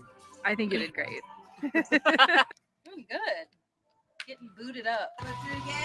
See how dark it is everywhere? Like it was so dark. Most powerful woman in the universe. Be a centimeter that way. Just a centimeter. Just a centimeter to your left when you I stop. hear myself on camera and I wonder how I have Action! any friends. Like people have to listen to that. Okay. Look at that hair. Talking about accents I earlier. love it. Look at you. Oh, I heard. You I look heard. fabulous. Your You said silhouette is Appalachia. stunning. cute. I'll tell you when it drove Daniel the most crazy though was when we went to Germany. Remember, and I picked up that accent. You were like, "Why are you talking like you on the shamrock shake for us?" It does. I can't help it. I'm not meaning to. Look, that little like tiny room was like our sanctuary. That's where we hung out the whole night. Yeah. The green Because this was like a legitimate castle. Green room, no pun intended. We need Mercedes up. I had like umbrellas like clamped to C-stands over that camera. It was raining. Because we Back couldn't, toward you a little we bit, couldn't sword, be inside up the a little whole time. bit. Like the castle Cheat was toward so me a little small, the bit. hallways and stuff. You had to Yes. position the camera outside of. Try that the again. structure. And try to just glance out the sword barely. Okay. Ready, action. That was just a happy accident, this shot. So it was all I like, believe there's no skill involved in any of this. All right. Action and handoff. One of our favorite comments that Down. that we got from Fall of Grayskull, you know, people are brutal on YouTube because they don't realize like actual humans are behind this stuff. Yeah. And our favorite comment was made over the weekend. This looks like it was made over the weekend. And so we say that all the time, you know, it was Made over just, the weekend. it's just made over the, it didn't take over our lives for a year. And, you know, I mean, technically, it was like 7 days of shooting total. So, but no, yeah, this like literally, like we shot this 3 years ago, and we've been putting this stuff together for 3 years and doing 2 campaigns, and you know, it literally takes up like a lot of your life. And now with the kids, I definitely try to balance it out more, and they come first, and. Yeah, like I don't like today is hard for me sitting in the garage knowing that they're in there and what's this in front of my face? Sitting in the, you know, they're in there, you know, playing and stuff with babysitters and like, but you know, so you better appreciate me doing this. but it's, if you're a parent, especially a parent of young children, you know that like your life happens in the time between when they go to bed and you go to bed. And like, and so now it's like, that's really when, you know, unless it's a scheduled shoot, like that's when everything happens is, you know, if it's, you know, my way, it's 8:30 to when we go to bed. If it's Daniel's way, it's like 10 when he wants to put the kids to bed. If we can make it. Yeah. Sometimes like, you know, like, oh, I have to edit this. We have to do this tonight. We have to plan this, write this, yada, yada, yada. And then like we fall asleep with the kids and we wake up the next day like, man, we got nothing done. Right. But that's always like the biggest, like this season in our life, that's the biggest challenge is we lay with our kids at night, but while they're going to sleep. And like, that's the biggest challenge is like, don't fall asleep with the kid. Like we have a lot to do tonight.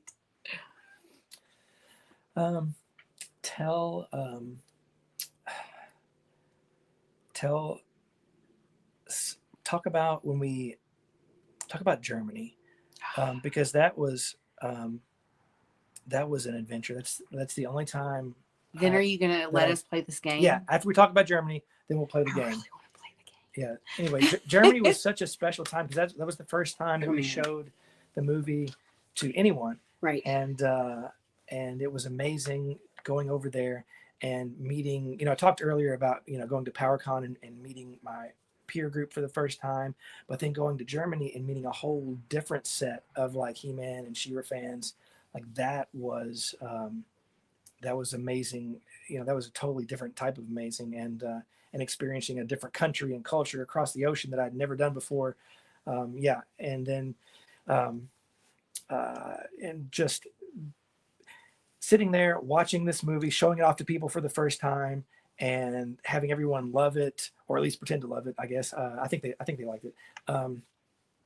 And then like afterward, like having like the after hours, like get together and party and like singing karaoke to like the Gummy Bears theme. Oh yeah, the Gummy Bears theme song and Transformers the movie theme song. And it was, I don't know, it was just fun. But yeah, talk about that for a minute.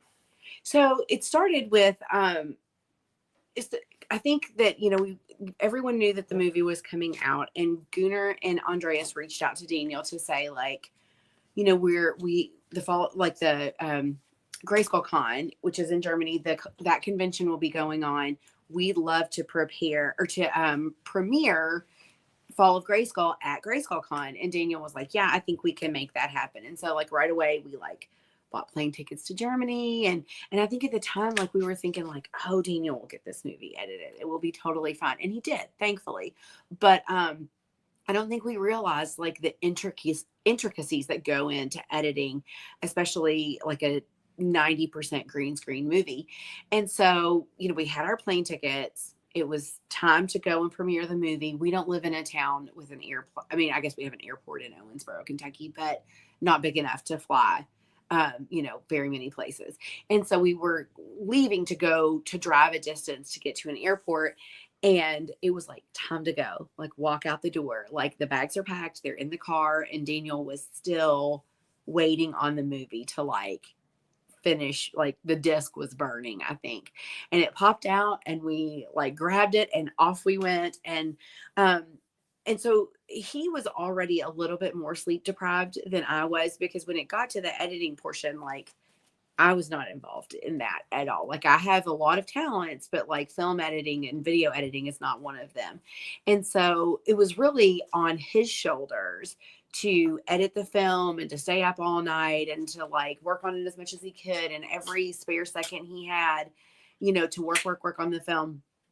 And so he was sleep deprived much more than I was, because I was getting a little bit more sleep now that the production portion of it was done. So we get to Germany, and it's a time change. You know, you're flying across the world, and it's also like a place that we like want to see. Like we don't just want to go to the convention and premiere our movie. We want to like sightsee and, you know, go drink things that Germany are famous for and, you know, things like that. And so I remember Gunnar hosted us. We stayed with Gunnar, and he, I remember him saying, go to sleep right now. Or no, I think at one point he was saying, stay awake. Like stay awake right now. Don't go to sleep. And don't go to sleep, because you will regret it later. Like you have to get on our time. So you need to stay awake. And I think Daniel was like, don't make me laugh. Like you're dreaming. I can't. And so then to top it all off, like as soon as we got there, we laid down and slept. And when Daniel woke up, he was sick. And so, I mean, it was just like one thing after another, like to really dampen his time. But it was still one of the most amazing times in our lives. And like, you know, I can look back and remember like visiting Cologne and like going to this place. But what I remember the most about being in that foreign country was Grayskull Con and like the people who were there. And it was so funny, because this is my first foray into anything like this. Like I am just some simple gal from Kentucky, and people were like bringing their poster to me, and they were like, will you sign my poster? And I was like, oh honey, I will devalue your poster. You don't want me to sign it? And they were like, no, you have to make Fall of Grayskull, sign it. And it was the strangest thing to me. And like, you know, Daniel was the celebrity, and so it was very strange, but also the most down-to-earth, welcoming people. We met Connie and Andreas there, and their daughter Clara, and they became lifelong friends. I mean, I still talk to Connie all the time, and desperately want to see her again someday.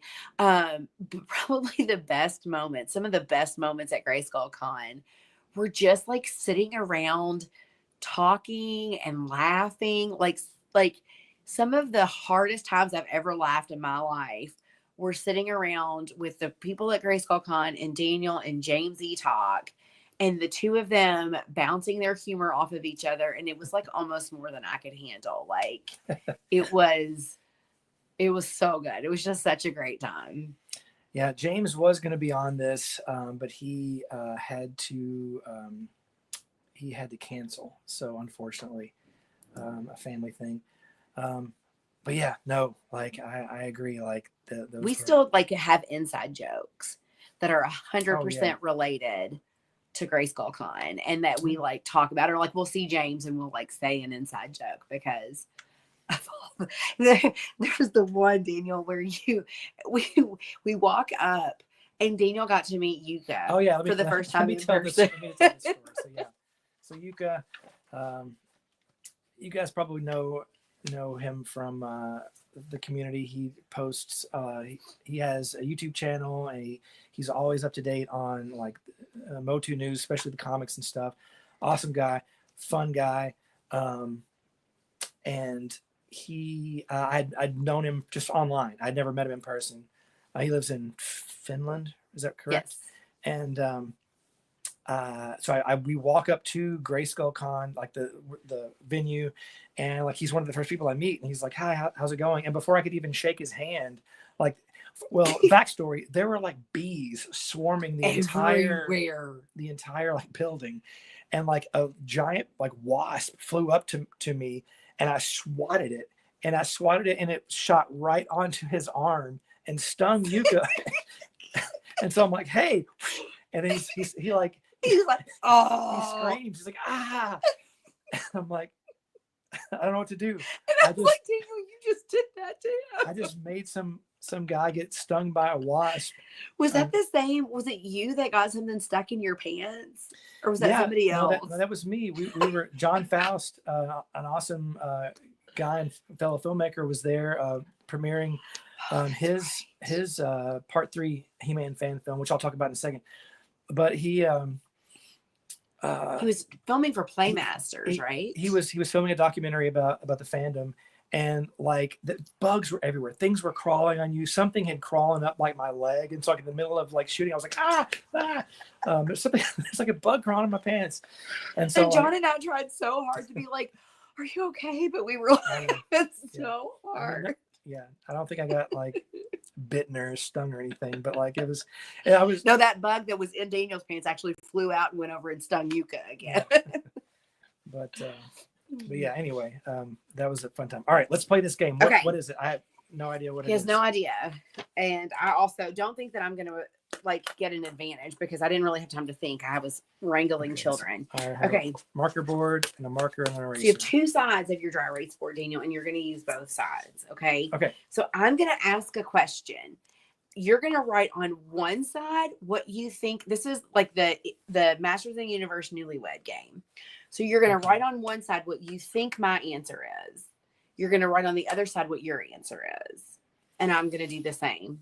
Can we have a test Yeah, run? this test run will be easy because the first question is a no-brainer. Okay, Daniel, who was your favorite actor to ever play He-Man?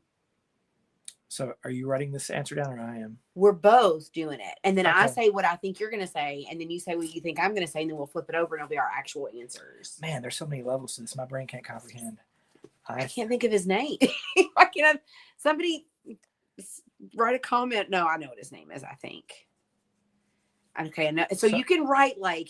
All right, so I'm gonna write Cassie and Daniel. I'm gonna write my answer at the top of this side, and then on the other side I write Cassie's my answer. Write your actual answer. Why is this hard for him? Write your actual answer. I did. And then on the back, write what you think I'm gonna say. Yeah, what you think? Not what I think you're gonna say. What you're gonna? Who my favorite actor is? Favorite He-Man actor? Yeah. Okay. I don't know. Post in the comments if you get the instructions. Is it me or is it him? Yes, there you go. There you go. Okay, I think he's got it. Okay, this is our test run. So what I think Daniel's going to say to that is John Irwin. Is that right? Yeah. And what Daniel actually said was different spelling. Oh, I spelled it like Steve. This is actually not the John Irwin you're familiar with. This is Steve Irwin's brother. He once played He-Man in a school play. Y'all didn't know that. So I was wrong. Okay. And then what did you think I was going to say? I don't know. Brian Cage. And that's what I said. Hey. Brian Cage. Okay. So do you get it? It's like the Newlywed Game. I get it now. Only with He-Man stuff. Okay. Okay. The next question is, how old were you when you got your first Masters of the Universe or Princess of Power? Was yours Princess of Power toy? How old was I? Yes. Okay. I'm going to say they're the same. I think they might be the same too. Okay. What do you think I said? I think you said 3. You might be right. I put 4, but I think you're right that I was actually 3. Because in that picture, didn't I say I was 3? You were 3 in 1986. So. And so Christmas of 86 would have been, yeah, prime, I think that's right. Prime She-Ra time. So I'm wrong about my own answer, and he's right. Okay, and then you got that's yours the way it at is. 4, correct? No, 3. I was wrong about both. Okay. That one doesn't count. Okay. How old were you when you Just saw... like real life. Just like in real life. How old were you when you saw the 1980s He-Man film? Oh, yeah. You hold on. All right. Okay, hang on. I have to do my math too. Like, when did that come out? Okay, I almost just botched that. Okay, what do you think I said? Yes, it was 37 or 31. 31. Sorry, 31. Oh, yes. that was pretty good. Yes, because I didn't see it till I started dating Daniel. And then mine was Oh, and I'm wrong about that too. I thought you were 10. No. What year did it come out? 87. You said that. I said the 1980s because I didn't know what year it came out. Frank was 5. 5. Okay. Well, that's my answers from this point forward will be what I think Frank is going to say. Okay. Is anybody keeping score? Well, whatever the score is, I'm winning. So, okay. Next question. Who is your favorite MOTU / pop character? So it could be Princess of Power or Masters of the Universe. I mean,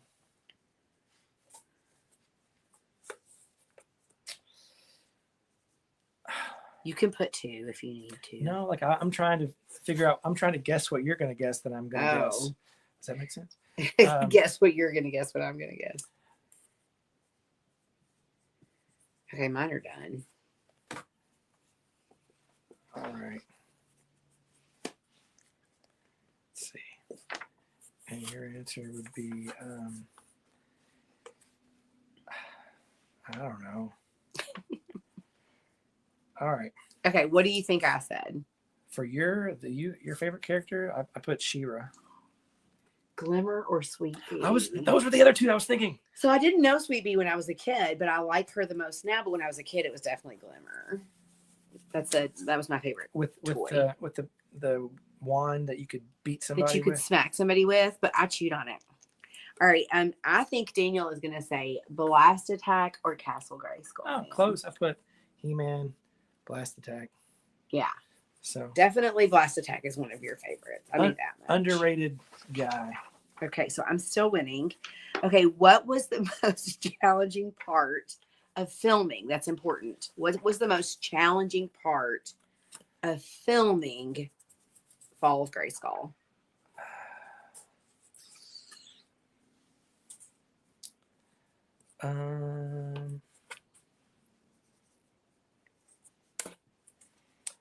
Let's see. Of the filming, not the editing, just the filming. Right, filming.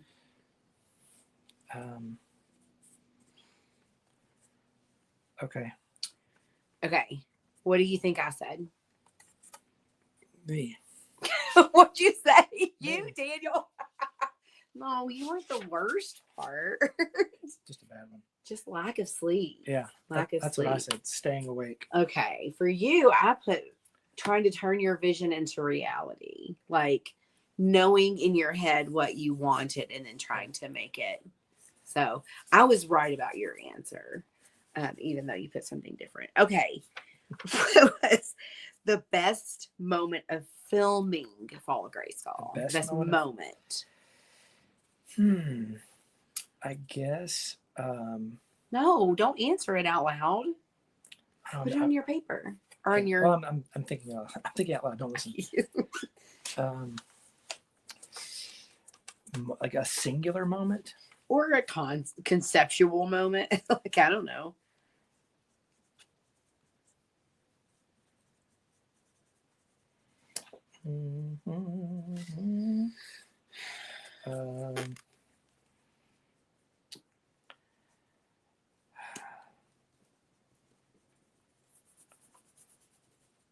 Okay. And I've changed mine multiple times.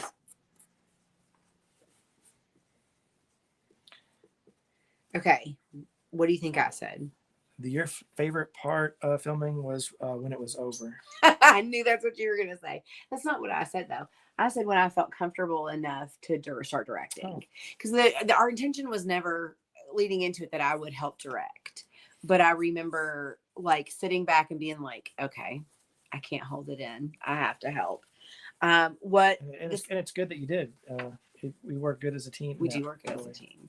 Okay, I think you said the Castle Grayskull man scene was the best part of filming because that was a really great scene to film. Yeah, it was cool and surreal, and it kind of goes into what I said. I said seeing the characters come to life. Yeah. So like being able to and being the director,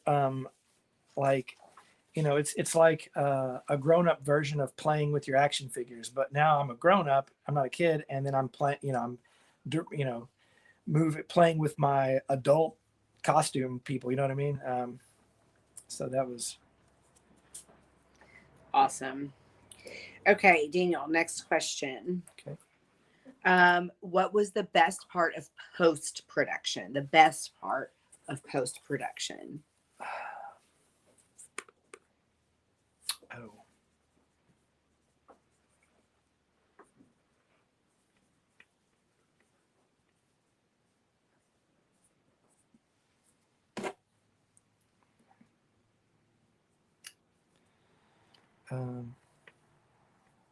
Some of these questions are kind of hard. Yeah. Okay. Okay, what do you think I said? The end result? Like watching the movie? So mine was a very specific, two very specific moments. Grayskull Con and the Hollywood premiere with Dean Stephan. Oh, I thought you meant like I didn't know you meant like after it was all done. I thought you meant like during the editing process. To me, like the screenings and all of that were part of post-production, like marketing, you know. Yeah. We went to did the Hollywood premiere and Dean Stephan was there and we hung out with him afterwards and laughed until we cried. Do you remember that? I do remember that. Yeah.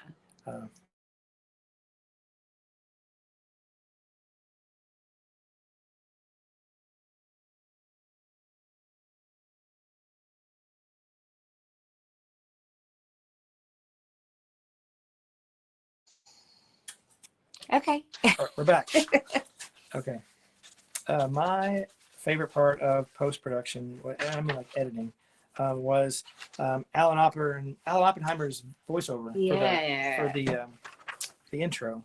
I had met him at PowerCon and kind of became, friendly with him, friends kind of, and super nice guy, very kind, and it was neat to walk up and hear him speak, and Man-at-Arms is talking to you, and we recorded like a couple of fun skits with him doing Skeletor voice that year.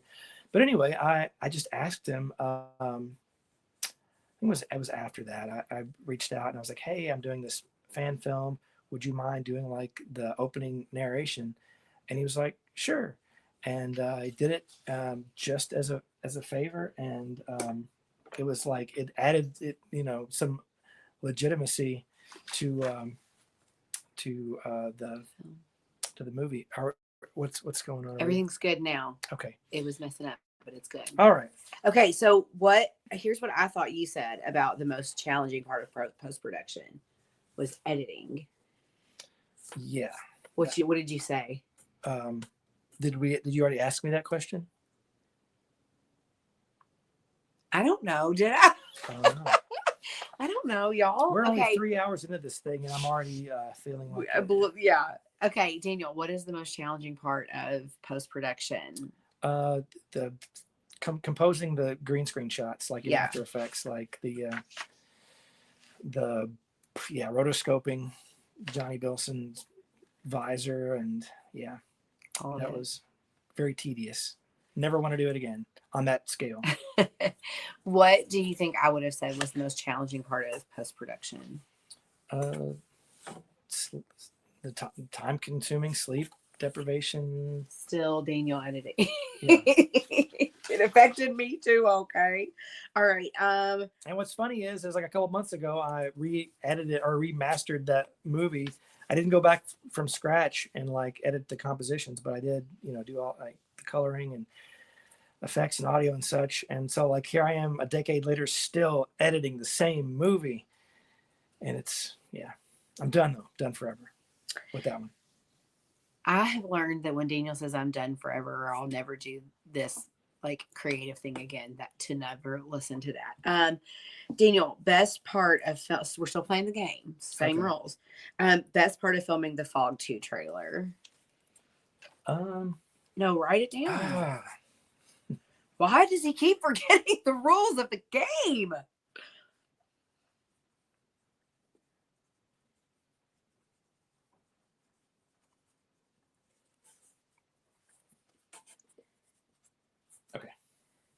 Okay, what do you think I said? The kids being involved. But yeah, very close. The kids meeting the characters. That day when He-Man and Man-at-Arms and Tila knocked on our door and came in, and just like watching my kids' faces like, He-Man is in our living room. I talked about that earlier. I said that was if we never get to make the movie, I'll have that moment. That's like, triumphant. Okay, I thought you said the same thing. Kids meeting the characters. What did you say? I said just getting the gang back together. Getting the gang back together. Okay, the next question is, what was the most challenging part of filming Fall of Grayskull 2 trailer?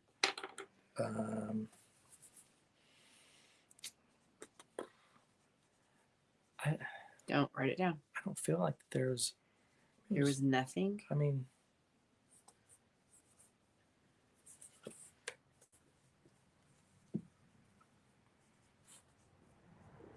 do you have something? Yeah. Okay, what do you think I said? Money. Always. Okay.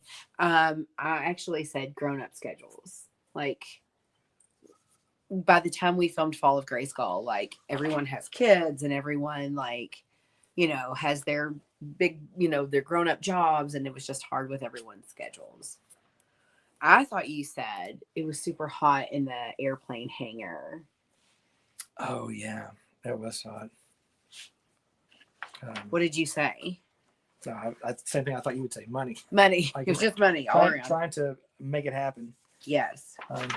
It was hot. But we were able to, like, between takes and while we were building costumes and stuff to open up, we had the industrial fan in there and to cool off. But yeah. This is the last question. It's a sentimental. It's for all the marbles. It's for all the marbles. You don't have to write anything down. You can just talk if you want to. Okay. What do you think? How do you think I would answer after all of this is said and done? Movie made, in the books. What do you want the kids to take away from the experience?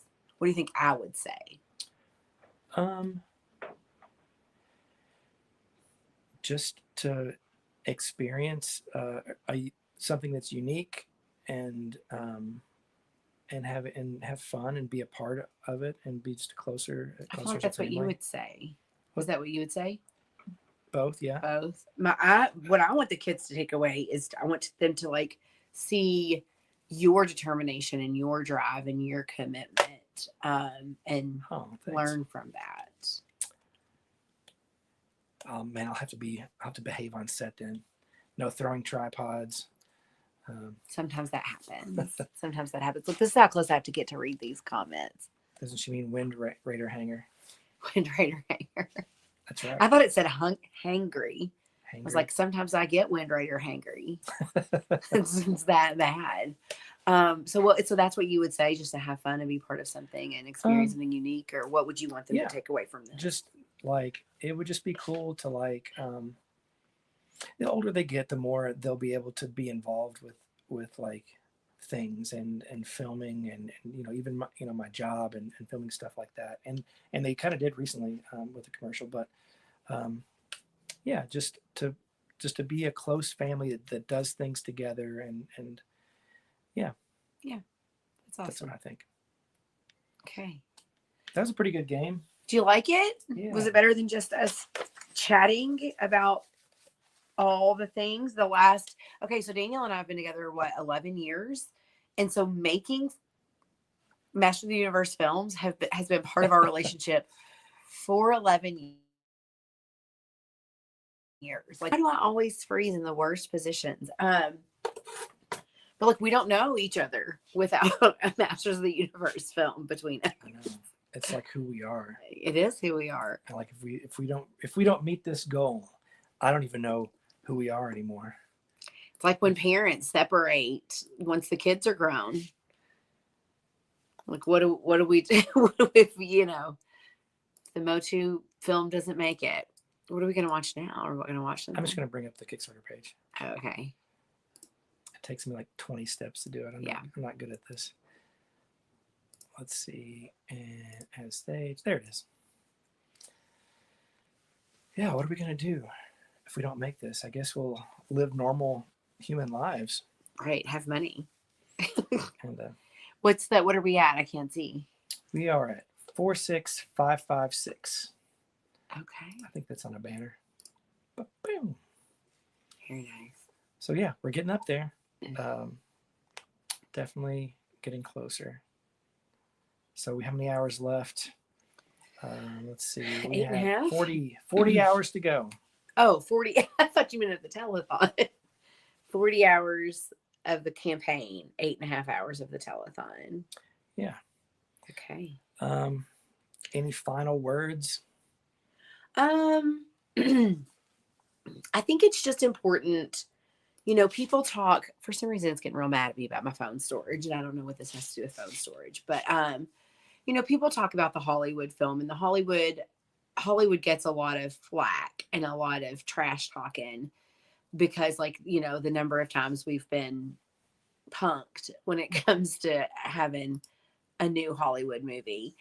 And I don't think that those, once they sign a director on or a production company or whatever, I don't think they read your comments.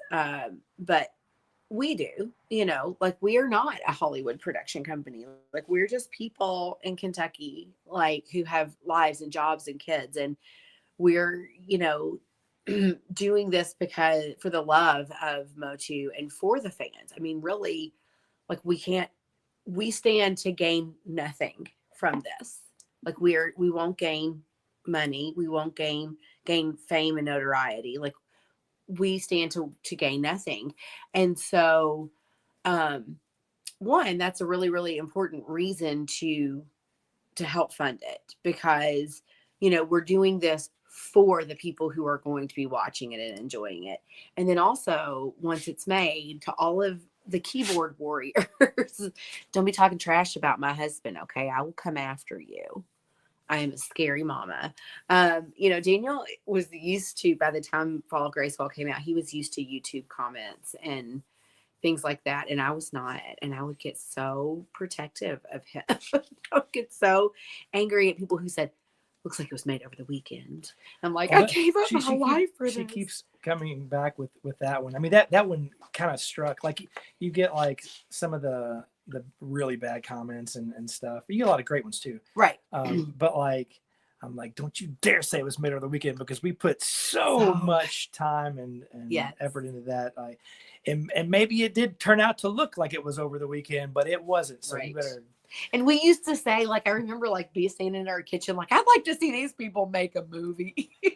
And what did we raise the first time around? $12,000. Hey, Colt. So, anyways, yeah. So there's every reason, if you're going to spend $12, $15 on a movie ticket to see the Hollywood film, and then you're going to go get popcorn and soda and candy and nachos and hot dogs. No one else eats that much of the movies because I do. And you're going to spend $120 funding a big production company and a big movie complex. Then you can spend $120 on some homegrown people in Kentucky making a little fan film. So those are my final parting words. Donate today. You can't take it with you. Give us your money. Perfect. All right. Thank you. All right. I don't know how to leave. Thank you. Thank you. Well, just walk right out this way. Anyway, I'll thank you for being on here, my lovely wife. And now I'm going to. He's like, thanks for being on here. Now go get the kids dinner and a bath. That's right.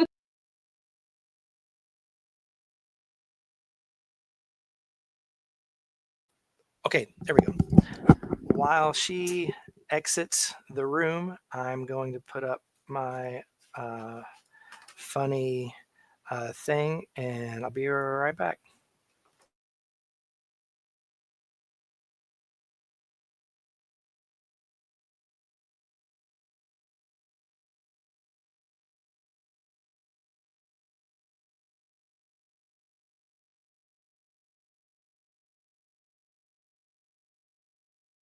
Okay, I'm back, and moving along, we have a really awesome guy, very talented, very kind, good friend, and he used to work for Filmation when Filmation was a thing, creating awesome animated content. He was a writer.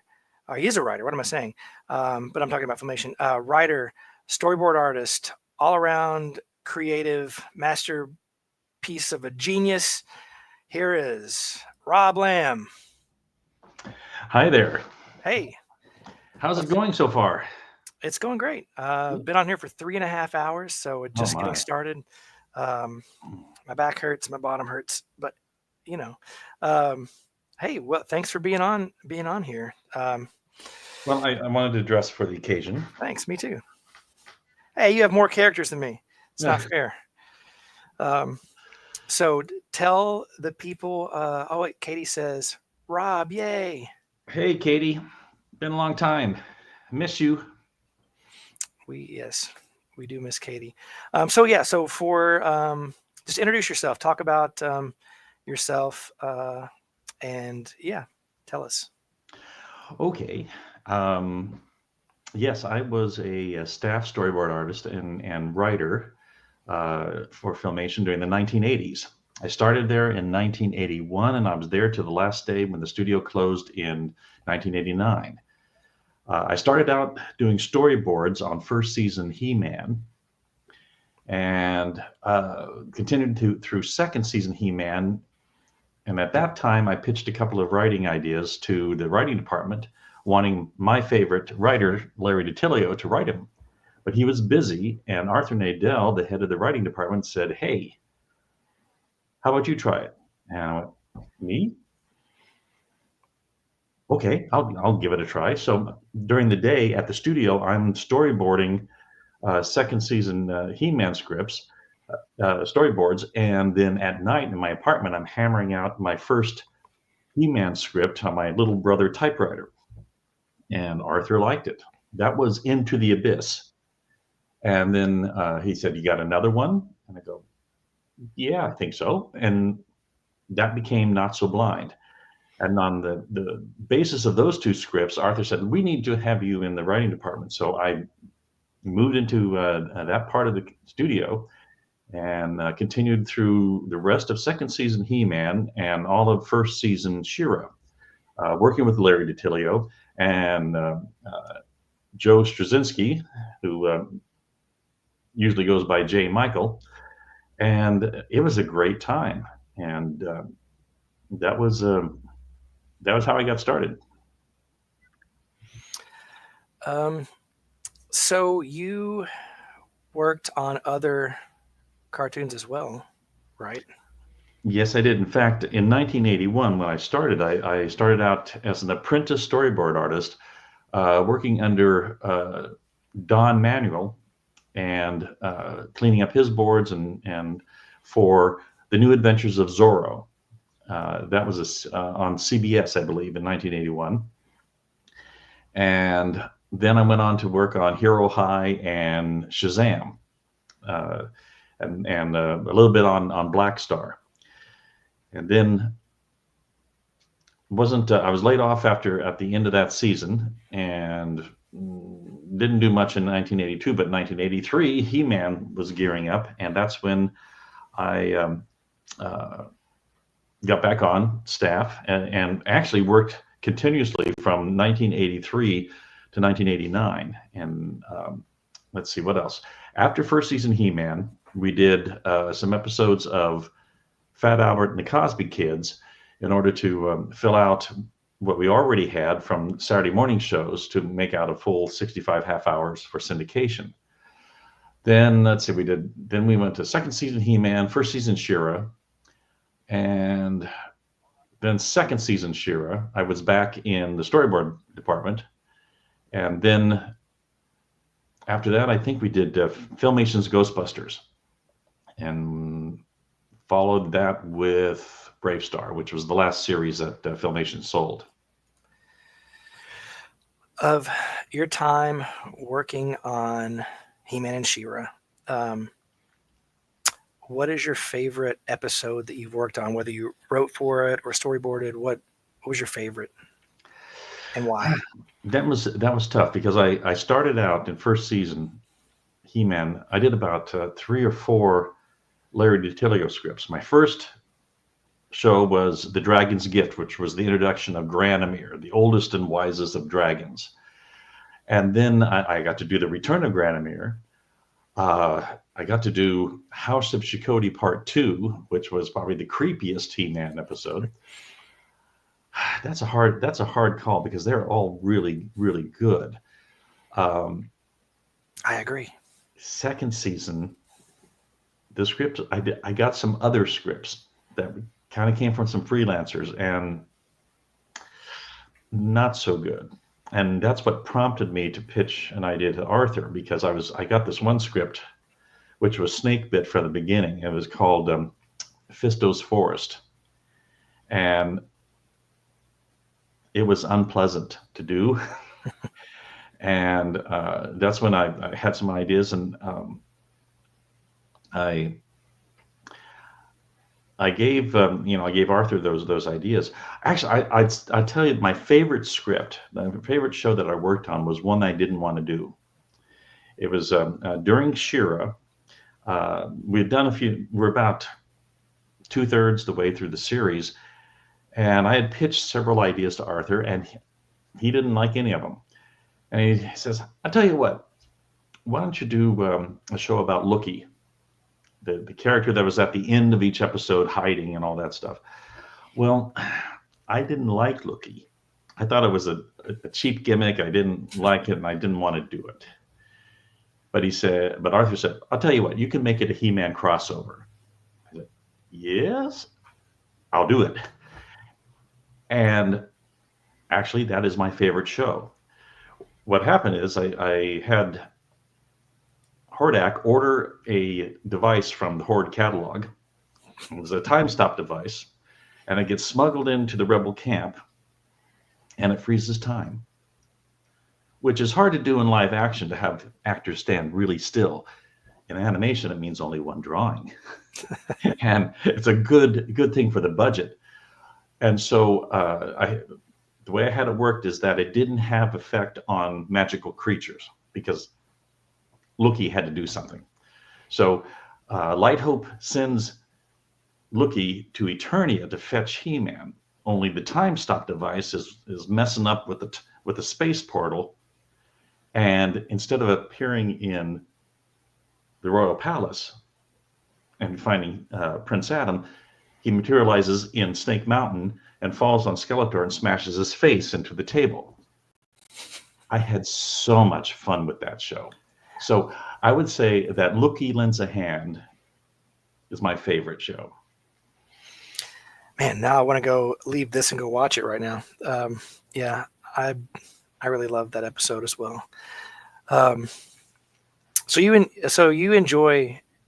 I can tell that you enjoy writing, for these characters and stuff. Are you looking forward to writing? If we hit the goal, looking forward to writing the script for this? Absolutely, to get my fingers back on the keyboard to craft that, and not only myself, but partnering with my lovely wife, who also did some work for Filmation on Brave Star. We're going to co-write the script for this, utilizing your storyline that you've come up with, and we're going to take it and flesh it out and make it as close to the Filmation feel as possible. But at the same time, as far as staying true to the characters and true to the backstory of all the characters, but making it unique to this particular production. Yeah, I want, and I'll just say this publicly, like when we reach the goal, and I give you, my notes are going to be very minimal because I want you to have free reign. I want you guys to both to like, we can scale back if we have to, but like I want you guys to make something that's like very good and very like the heart of it. So so what's best, and I want you to make whatever you feel like should be made, and I feel like that fans will appreciate that. And I'm excited. Like that's my favorite part is like waiting to read what you're going to write. Well, here's something else I think I could bring to the table. One of my responsibilities at Filmation was keeping the budgets under control. We wanted to keep the animation in this country, and we wanted to make the most of the animation. So, a lot of stuff is talked about Filmation stock and same as scenes and so on. But the whole point and the heart behind that was we wanted to have the best animation possible within the budget constraints we were under. And so one of the things I think I can bring to it is getting the most bang for the buck, the most, and a lot of that has to do with character. I mean, I'll tell you something. Lately, I'm becoming bored with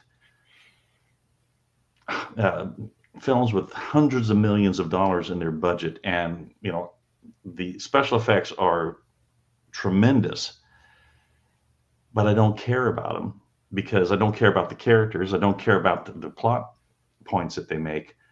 It's all just eye candy.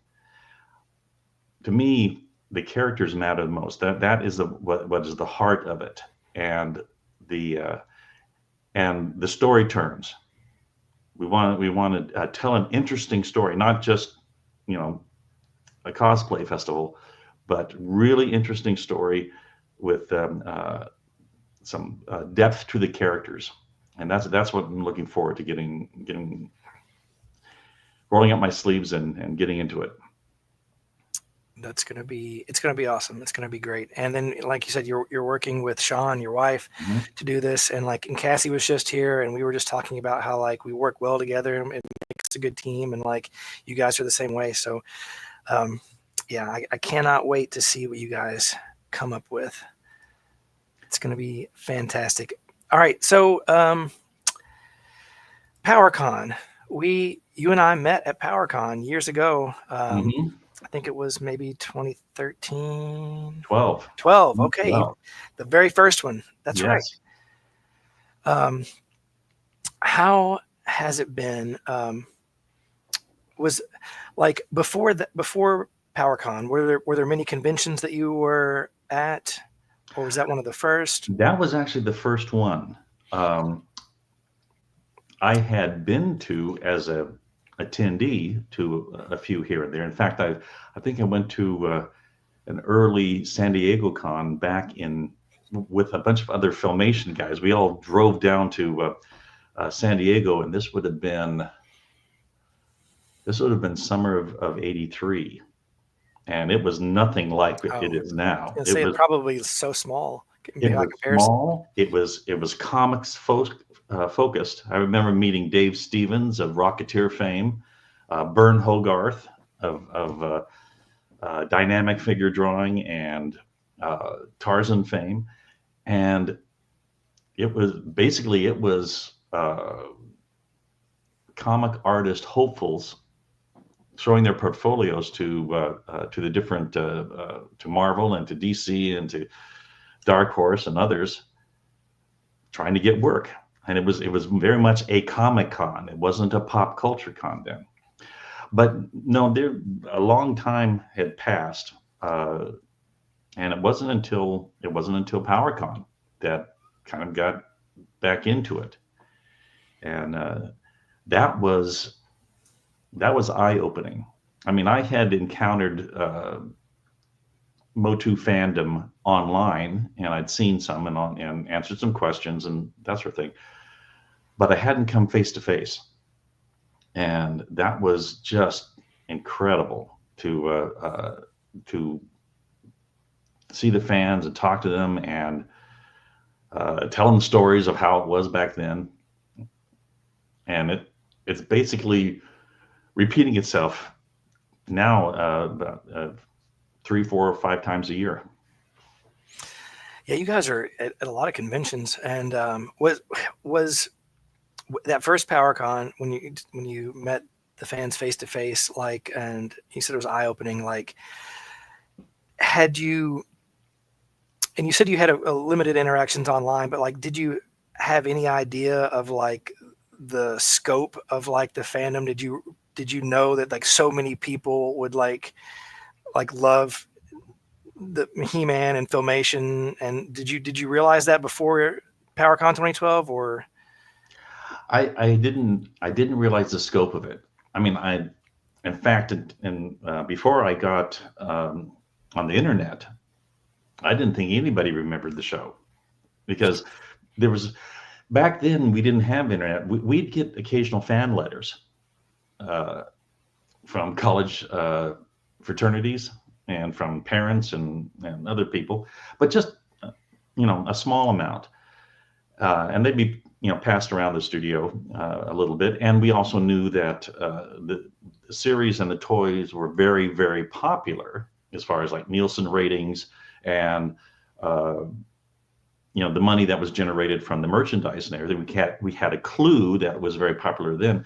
But I'll tell you something, I can't compare it to anything else other than maybe Star Trek or Star Wars fandom. But as far as television animation, we had favorite shows growing up in the 60s and 70s and so on. But those were just nostalgic things. Okay, yeah, I had a favorite show as a kid. What we did not see is the type of fandom that just held on to their love of those shows and those characters. That was very surprising to me, that 10, 15, well, let me see, 2012, that would have been,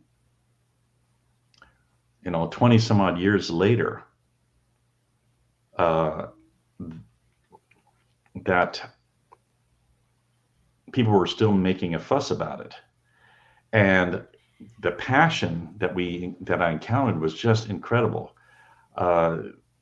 People would try to explain what an impact it had on their lives, and it wasn't just entertainment. It wasn't just something that kept them busy or occupied their time in the afternoons. The fans are very passionate about these characters and the stories that we did, and I've heard it enough now. It's been 13 years since then, but it never fails to surprise me how much it still resonates with them. Yeah, here's Frank says MOTU for life, heart. And I don't know if you've seen it. I've been putting up here. It's Andrew says Lookie lends a hand is getting a watch tonight. Katie says that was a great story about Lookie. And then Andrew says Rob Lamb knows this is MOTU nostalgia. What do you? Louisa asked, "What are your thoughts on this generation of cartoons? Do you have a favorite?" I assume she means what is currently being broadcast now. Or anytime. I know that you had mentioned to me about a Star Wars, the Clone Wars, maybe, or what Star Wars? I'll tell you that the Clone Wars, the CG version, not the the Saturday morning one, but the CG one. That series is really, really good, and it even spun off a series called The Bad Batch, which is incredibly good. It's some of the best things I've seen. So if you haven't seen it, I'd say catch the Clone Wars, and especially season 7. Yeah, season 7 was when the Bad Batch was introduced. They were defective clones, and there are 3 seasons of the Bad Batch, and they are outstanding. Good storytelling, amazing animation, incredible level of detail. So I highly recommend those shows. You had mentioned earlier about so many blockbuster type movies now kind of bore you, or you just don't care about the characters and stuff. There's an official Masters of the Universe movie coming out next year is the release date. They've actually started filming it, so it looks like it's actually happening this time. What are your thoughts about it? What are your hopes for it? What do you think about it? Well, my first impression was, oh no, they're shooting it on Earth. That's been done. I don't know what the story is. I've only seen some stills from behind the scenes and some things. I'm not sure what to make of it, to tell you the truth. I hope that they do it justice. I'm not holding my breath. We'll see what happens. But what I'm seeing so far does not strike me as the level. Quite frankly, I think what you've done in the trailer for Fall of Grayskull 2 looks superior to the costumes and the whole look than what I've seen in the stills for this full-blown production. Well, so I'm holding my breath. I would much rather, I'll be honest, I'd much rather see what you're going to make, what we're going to make, than what's been teased so far. Now, it may turn out awesome. I don't know, but I'm skeptical based upon what I've seen so far. Yeah, well, thank you for that. First of all, I don't know. I'm not. Nobody sue me. I'm not competing. But no, I don't know what to think either. Like I have hopes just like you, and I hope that it's good. And I think that there will be, great things about it. I don't want it on Earth, either, but yeah, we'll find out. I mean, next year apparently. So yeah, it's cool that they're including so many characters. Like, and I think that they will, at least resemble what they're supposed to look like, as opposed to maybe like the '87 movie that kind of strayed some. But what about so?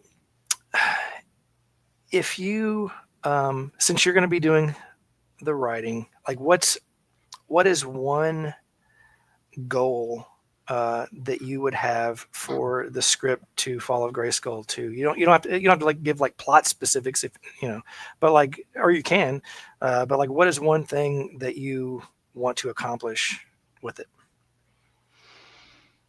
Just one, huh? Okay, as many as you want. I want to breathe life into these characters and give the actors a chance to really make them real. We were limited with television animation. We could only do so much. The benefit of live action is that you can see emotion. You can feel what they're feeling. And I want to bring that to the front. Not just, we want to add dimension and depth to them. Now, Granted, there are limitations. The shorter the form, the less time you have to develop relationships and depth of character, conflicts and challenges for the characters. But within the framework that we have, depending, we want to make it authentic and want to show some growth in the character. If we're dealing with Shira, with Adora, with Hordak, with the Sorceress, these are rich roles, and I want to give them as much life as possible. And so there's going to be some conflict. There's going to be some soul searching. Some choices have to be made, some challenges, perhaps even some sacrifice. But we want it to be rich. I think, no, man, that gave me goosebumps to hear you say all of that.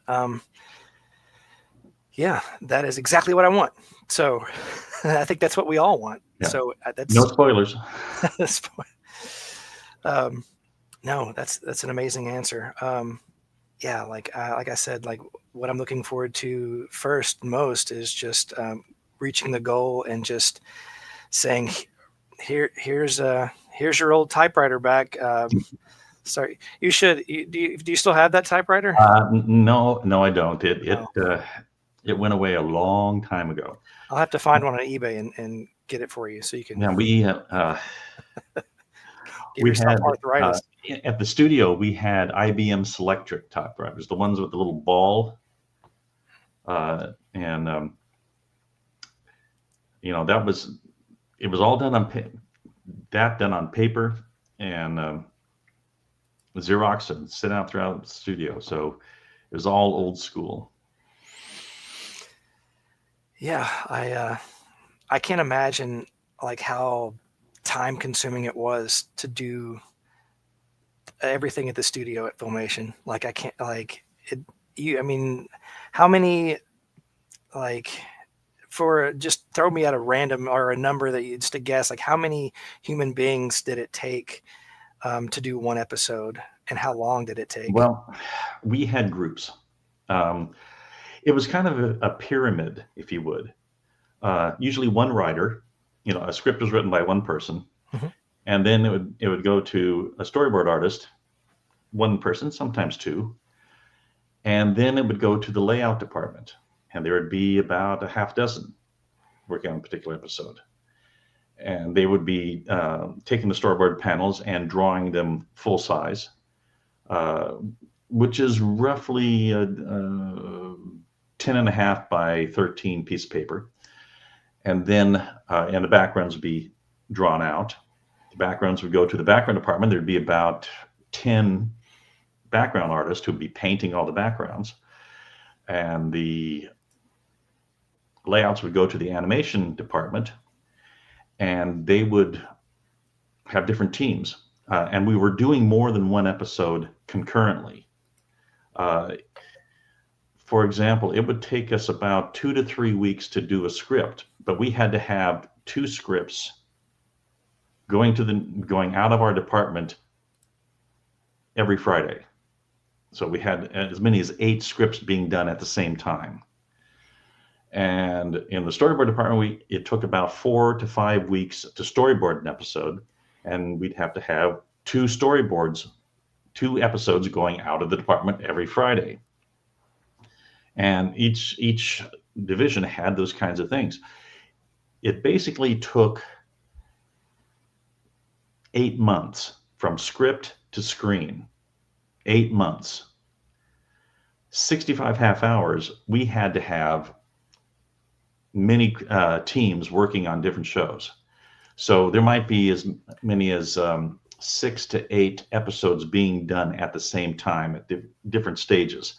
The main thing was to get at least 2 of them out to the next department by the end of the week.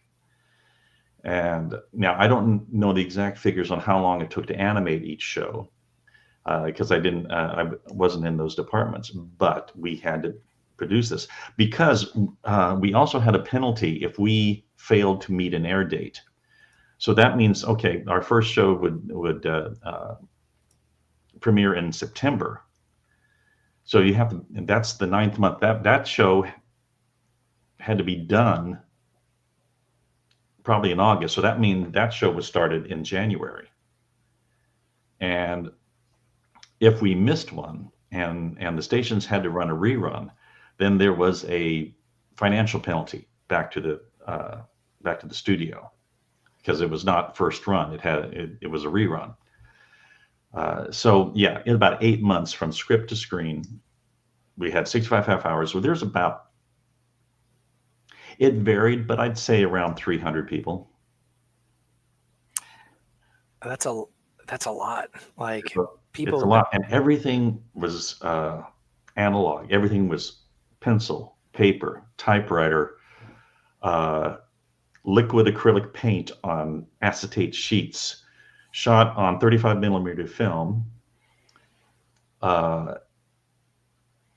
edited on old moviolas, and it was only after the negatives had been cut and everything had been done that it was then transferred to videotape to be sent out to the different stations. And so, yeah, it took a lot of us, and we were limited by the media. We could only do so many layers of cells, because the colors would change, and the plastic would get dense, and you couldn't see through it as clearly. It wouldn't hold up. So we could only do so many separate eyes, separate mouths, separate arms and legs and things. And that was a thing that we had to keep in mind in doing these things. I think people maybe in this day and age underestimate like just the sheer like almost like miracle that it was to like do something like that. Anyway, I'm going to kick you off because I have somebody else backstage, John Callis, your buddy. Okay. Well, the time has flown, and let me put in a pitch for everyone who is watching. Yes. Back this project. We can't do it without you. I mean, we could do it, but it wouldn't be good because we wouldn't be able to afford anything. No, we'd have to do it with finger shadows because we couldn't afford anything else. So please, please, please back this project. And thank you. Thank you. Thank you, Rob, and for being a part of this today and for being a part of the project as a whole. And like, I cannot wait to read what you write. It's going to be amazing and magical. So thank you. Tell Sean I said hello. I will. And we will talk later. Okay. All right. See you. All right. Now it's time for the man, the myth, the awesome, amazing, wonderful legend of Masters Cast and the He-Man community, John Callis. I don't know if I can live up to that introduction. Hey, man. Hello. How are you going to follow Rob Lamb? Well, that's what I was saying. I was like, maybe I should just go watch Looky Lends a Hand because that is one of my favorite episodes. It is a good one. There were several people that commented they were going to watch it tonight, and I think I will too. After I'm on here for the next, however many 12 more hours or. But anyway, hey, so how are you today? Pretty good. It's a long weekend here in the United States, so enjoying it. Yeah, I'm looking forward to hanging out with my kids tomorrow. Mm-hmm. So Katie says, squee. Well, introduce yourself and kind of like, talk about just generally about who you are and what you do and how you're related to He-Man and She-Ra. Sure. So kind of similar story to Katie, if anyone was watching earlier. I got the inner. I'm a younger He-Man and She-Ra fan. A lot of people will say to me, "You grew up with He-Man and She-Ra," but I was born late '82, and so my memory of He-Man and She-Ra is both always existing. And my parents can't even pinpoint when I was first, like when the obsession began. It was that young.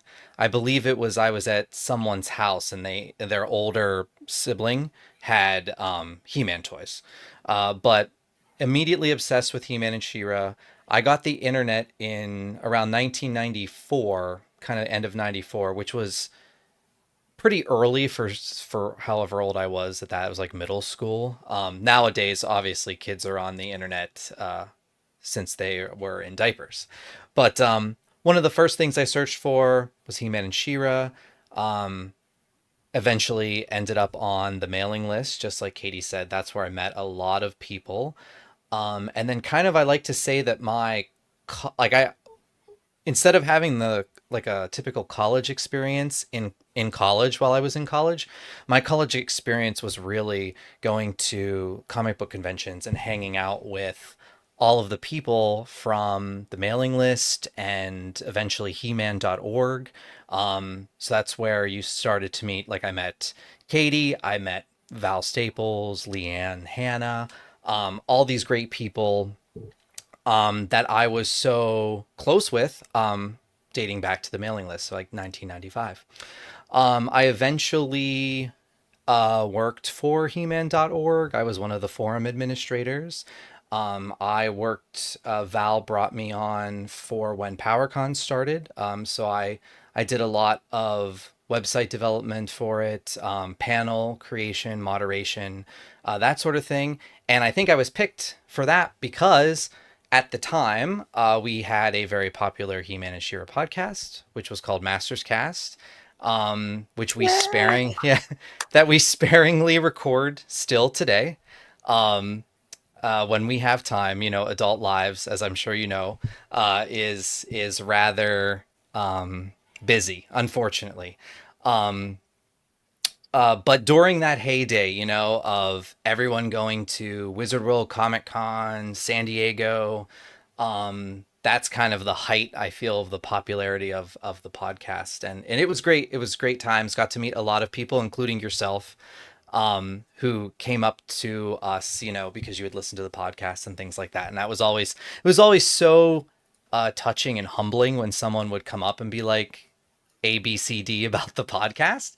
That was always really cool because it was really just our intention to be like fans talking about, what we love, which was He-Man and She-Ra. That is awesome.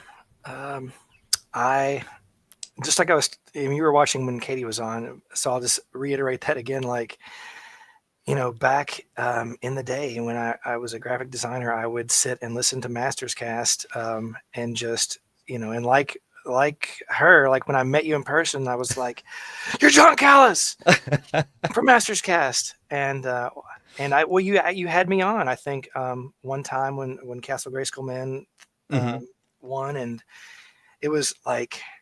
There was like a whole whirlwind of coolness, and being on Masters Cast was like part of it. I was like, "Oh, that's so cool! I get to be on this."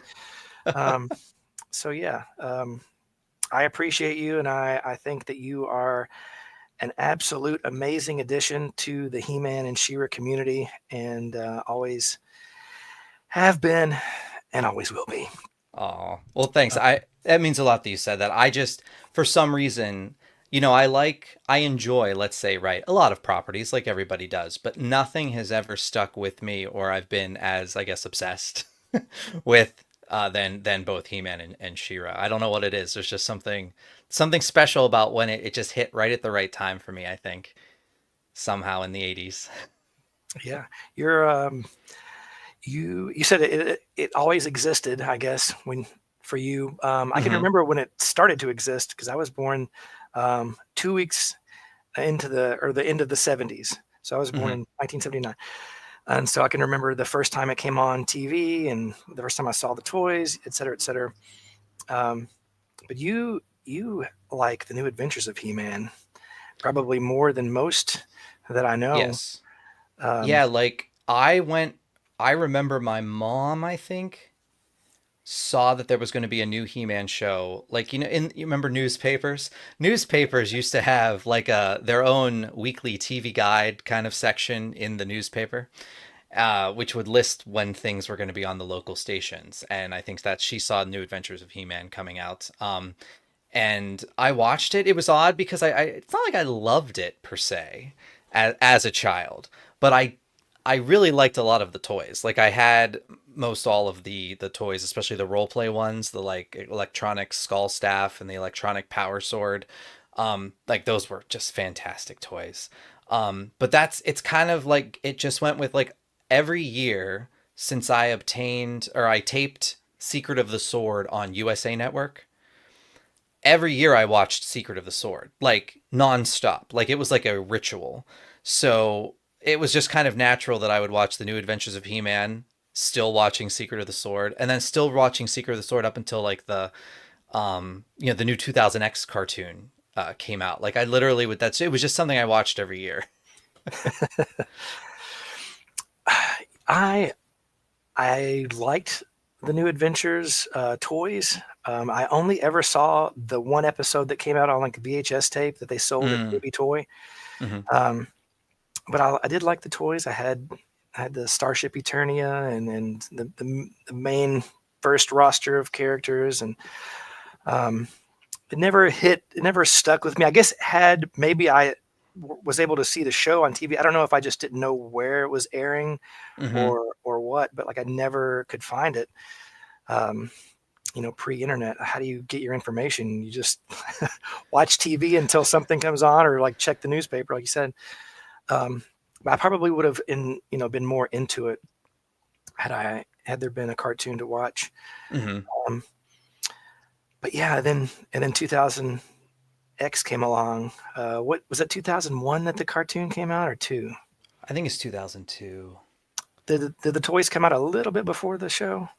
A couple months, maybe. Yeah, a little bit, because the first wave of the toys came with a VHS tape of Filmation episodes, not the Mike Young show. I remember that. Like the videotape was literally like taped onto the like, He-Man That's awesome. card. I think all toys should have that, literally. But that was a wild time, because we had the Mattel released the commemorative figures. So they like did the remolds of the old classic figures, and they were in these really nice like glossy boxes with a window, and then inside was the carded figure. And I remember having to drive around to like all the Walmarts in the tri-state area to try to obtain everything. They actually hit where I was living first somehow with distribution. You jerk. And I was very excited. And then of course when, I feel like when 2000X exploded, that really got things moving at like hanging out at San Diego Comic-Con with He-Man fans, like the He-Man.org forums, which were always popular. I feel really exploded when 2000X came out, because we even had like watch parties in the chat room for the new episodes airing. So there was like a core kind of group that was always in the chat room watching on Cartoon Network as they aired, and then we'd be in like talk back threads, and it was just a really exciting time, because unlike today where, all the new stuff, it just drops all the episodes right on Netflix, and I'm done with them before I even start work in the morning if I wake up early enough. But you had that, anticipation and not knowing what was going to be in the episodes, and so much fun. It really was. That was the golden times, or one of the golden times. I still have my VHS tapes where I taped each episode on off TV. Mm-hmm. And I just can't get rid of them, because it was such a cool thing. I can remember the very first time that I watched when they released the trailer for the 2000X show. It was maybe one of the most glorious things I ever witnessed. It's like, this looks amazing. And, yes. But yeah, that was, I found He-Man.org around the commemorative time, like around the end of the 90s, early, maybe or probably 2000. And that makes me mad that that they released all of those around you. I found one Zodak just misplaced on a bottom shelf at a Walmart, and like I was like, well, I'll get it. And it's kind of funny because years later I couldn't find any of the origins, and in Target I found a misplaced Zodak sitting on a bottom shelf. I was like, well, I got to get this too. It was meant to be. It was meant to be. Poor Zodak, just some kid thought about getting him, and it was like, don't know if he's a good guy or bad guy. Let's just. Yeah, he's just too confusing of a character. Make up your mind. So, if people watch or listen to your podcast, they probably have heard you talk about the new official movie. Yes. Have you talked about that? Yeah. Yeah. We haven't talked about like the new stuff that leaked, but I think we did an episode or kind of around when the first images of like Prince Adam came out. Okay. What do you hope for? What do you think? So and I don't even know if I was ever supposed to say this, but I got to see a script that's not the script for this one, but it was like an earlier draft that I guess they used as their jumping point.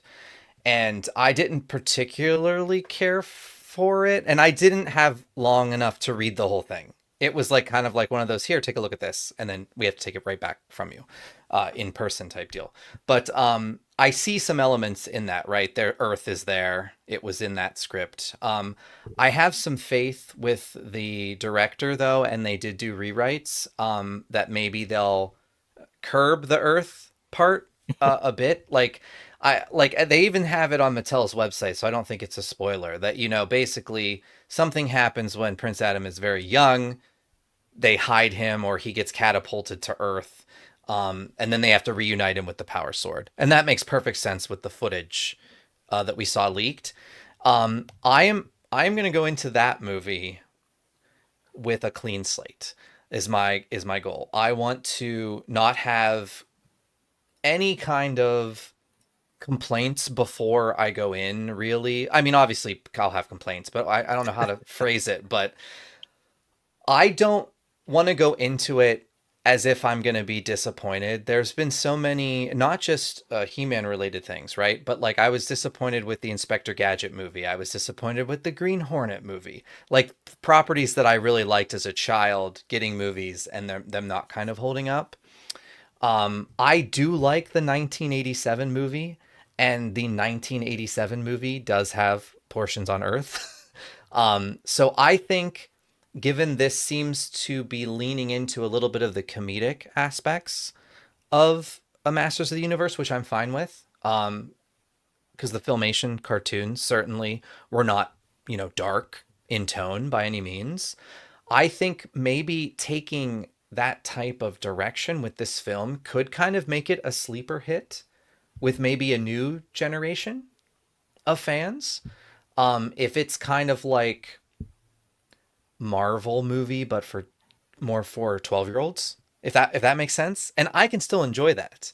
If they have a transformation sequence, I think as long as I have a transformation sequence, they are going to at least get me to see the movie more than once on the same day. I think that they will. I can, I'm pretty hopeful that they will. Yeah, I know what you mean about like not going in with, or trying to not have any disappointments going into it. Because you kind of self-sabotage yourself at that point. Exactly. And like, you have to kind of just like shake it all off and be like, let's just, no expectations. Let's try to have fun and enjoy it. That being said, I hope that people, when they watch Fall of Grayskull 2, Rise of the Horde, has the same mentality. No, we won't let you down. I go into every project of He-Man and She-Ra with a better attitude than I go into other things. Like I haven't liked a Batman movie really, truly, since like Batman Forever. But I still go to every Batman movie in hopes, right, that it will finally be a Batman movie for me, right? So I think if whether you liked, let's say, Fall of Grayskull 1, right, or not, like go into Fall of Grayskull 2 as let's see what they're doing, right? Like let's see what the idea is now. I feel like you have broadened your horizons, if you will, with this project. Like even Rob Lamb, involved, like that's interesting on how the tone will be for your for your project. And I felt like your trailer for this one for me had a bit more of a filmation tone than your darker Fall of Grayskull. Yeah, that's the goal. Like, yeah, back then I was all about horror movies and stuff, and I still am, but like that's kind of my background. And so and I feel like maybe around that time, like everything was like dark and dismal and gritty and stuff. So I guess maybe that just rubbed off on making this. And well, and a lot of people like that version of He-Man though, right? Like I was talking to some other friends recently, and I stated it's really hard to judge what a Masters of the Universe fan wants, I think, because you have people who love the like barbarian early mini comic type He-Man, right? And yes, Batman Forever is awesome. But where was I going with this? Yeah, so, but like, I wasn't in, as someone that was born later in the game, right? Filmation was what shaped, He-Man and She-Ra for me. So like, I feel like it's hard to pinpoint what a fan of He-Man wants because there's so many variations, offshoots of media that we've received throughout the years. Variety will help you hit different audiences, That's true. Yeah, Filmation is definitely, kind of my mythology as well. And so it makes me happy to hear you say that you got a Filmation vibe from the trailer. Yeah, there definitely will be a lot of that, and back in the original toy line too. I want to, include as much of that as I can. But there is a Prince Adam, and he turns into He-Man. That's just how it is. And but yeah, it's definitely going to be a much lighter tone. And because I have kids now, and like when I go to the movies, like or watch a movie, I don't get to go to the movies. What am I talking about? Whenever I watch something, I almost I almost watch it from like the kid inside me watches it. Like I can't get, like, if it's drama or like too sarcastic or satirical or I want to watch something that's fun, that makes me feel happy, that's exciting, that's like that's what I want to watch. And that's what I want to make, and I want my kids to be able to watch this and get that same feeling that I got watching the Filmation cartoon, but in live action. So yeah. Well, and it's good too that you're including She-Ra and the Horde elements because, well, I guess the Horde gets love, from recent Masters of the Universe things, but I do feel that due to the rights issues, obviously, that kind of entangle the She-Ra end of the property, I think it's sad that there's not a lot of integration in the current media. She-Ra was not in Revelation. He-Man was not in Princesses of Power. So it'd be nice to have everything, coming back together as they should. Yeah, that's my goal. There's a lot of, inspiration from Secret of the Sword. Of course, I'm leaving it up to Rob to write whatever he feels needs to be written. And, but yeah, I love even in the She-Ra episodes that were crossovers and back in the day, and even in Secret of the Sword, like maybe the Christmas special at the end, you got like a mix of everybody, but not enough. And like Katie said earlier, she was absolutely correct. Like Teela and She-Ra really have no interactions. I mean, it's very, very, very minimal. So even something like that it was never really explored. The two powerful women warriors of the franchise, right? They really never, and maybe they thought it would be too much, or something in the 80s, but I think that dynamic would be interesting today for sure. Yeah, maybe they were thinking like, oh, we need to focus on She-Ra. We don't want Tila to take away from. Yeah, it was probably like that. Tila already sold her action figure. We need to sell these. Yes. Brett says cross-pollination. There you go. I also, speaking of Secret of the Sword, I have to give you props, although you already know this because I texted you, I think, immediately, what like Katie did about your cover of I Have the Power, the Secret of the Sword theme song. And it was like my most played song on my Apple Music of that month. Thanks. Yeah, that was really fun. It was meant, I was trying to come up with, I had like a list of like different ideas for supplemental YouTube videos to like go with the Kickstarter to keep the momentum going and stuff. And, but that took on a life of its own. I like became kind of at that time, like more excited about that video than the Kickstarter kind of, but, no, that was awesome. I love working with Tuesday Night. We did the Bloody Man together, and she's amazing, and amazing voice, amazing talent, actor, like so. And she's going to be in Fall of Grayskull too, as Queen Marlena. Even just the production value on it. I mean, like I was amazed. It's like I feel like no expense spared. Like it was such a professional reimagining of like what it would sound like today.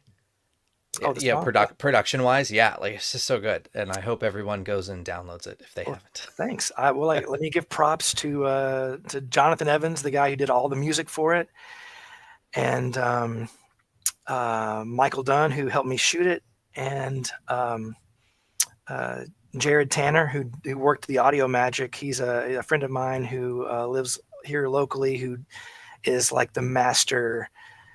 He's the mastering guy when it comes to like music and audio. So he really made it sound like super professional. So thank you for the compliment. Yeah, you're welcome.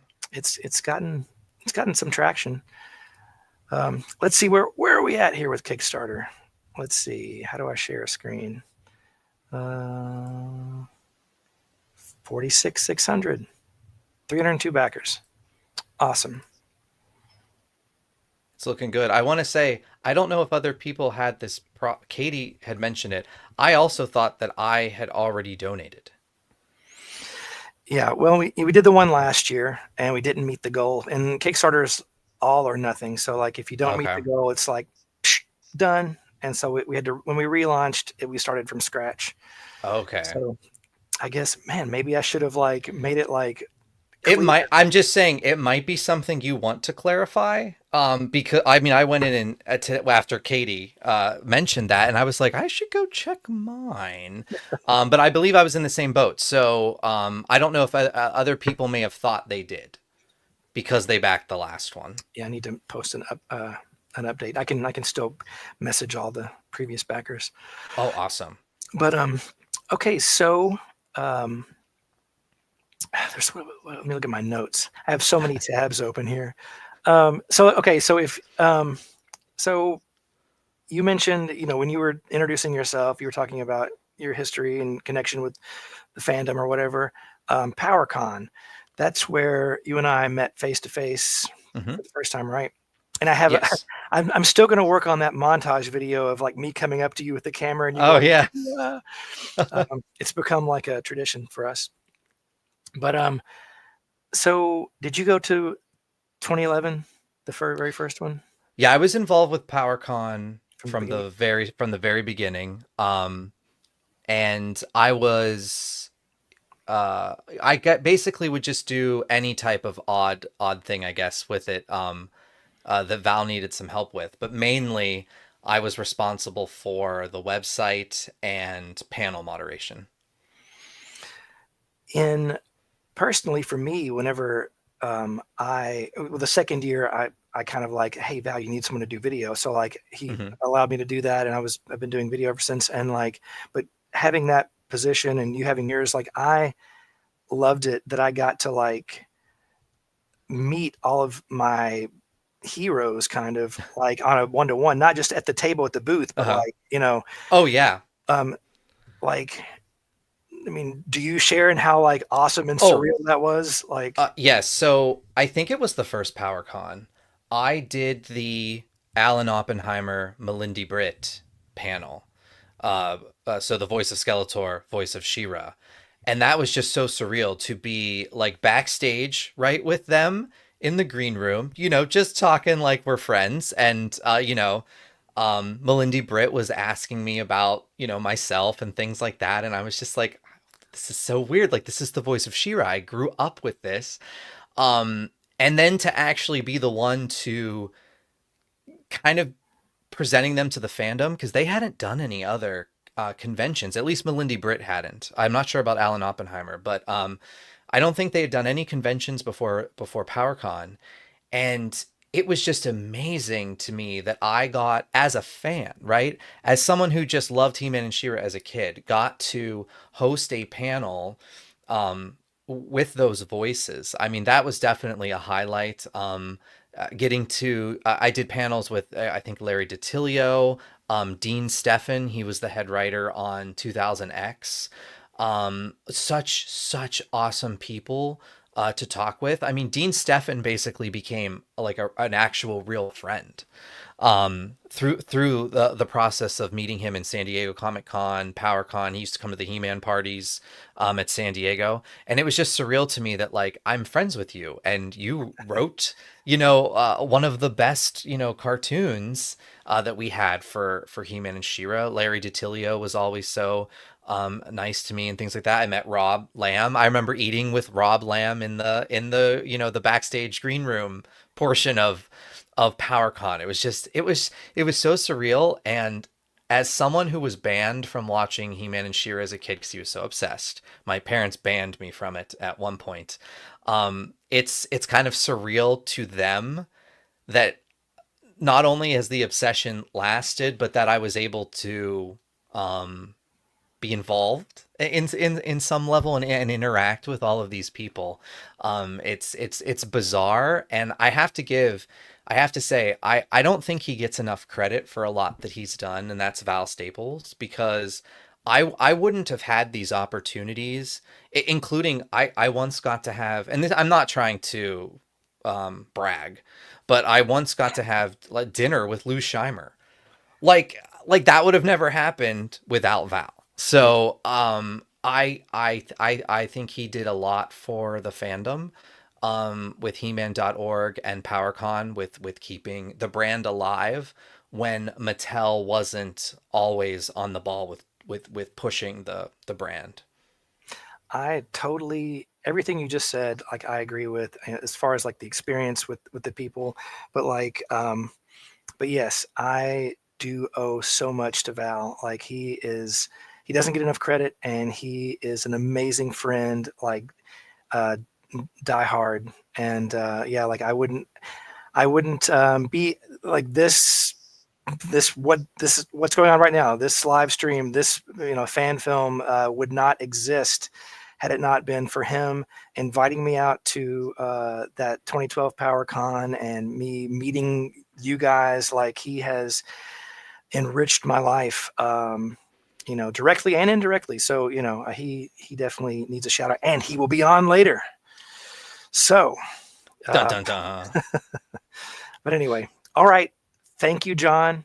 I'm going to kick you off now so I can get moving to the next guest and move this thing forward and hopefully raise some money. Well, awesome. I do hope everyone, you know, donates. I hope it is a success for you, and can't wait to see it. I appreciate you, and I appreciate you being on, taking time to be here. And oh, absolutely. And you still are a celebrity to me. So like you, along with meeting like the voice actors and stuff like that, like meeting you, you're up there with it. So yeah, thank you. Well, I appreciate it. It humbles me. Thank you. All right. All right. Good luck. See ya. Bye.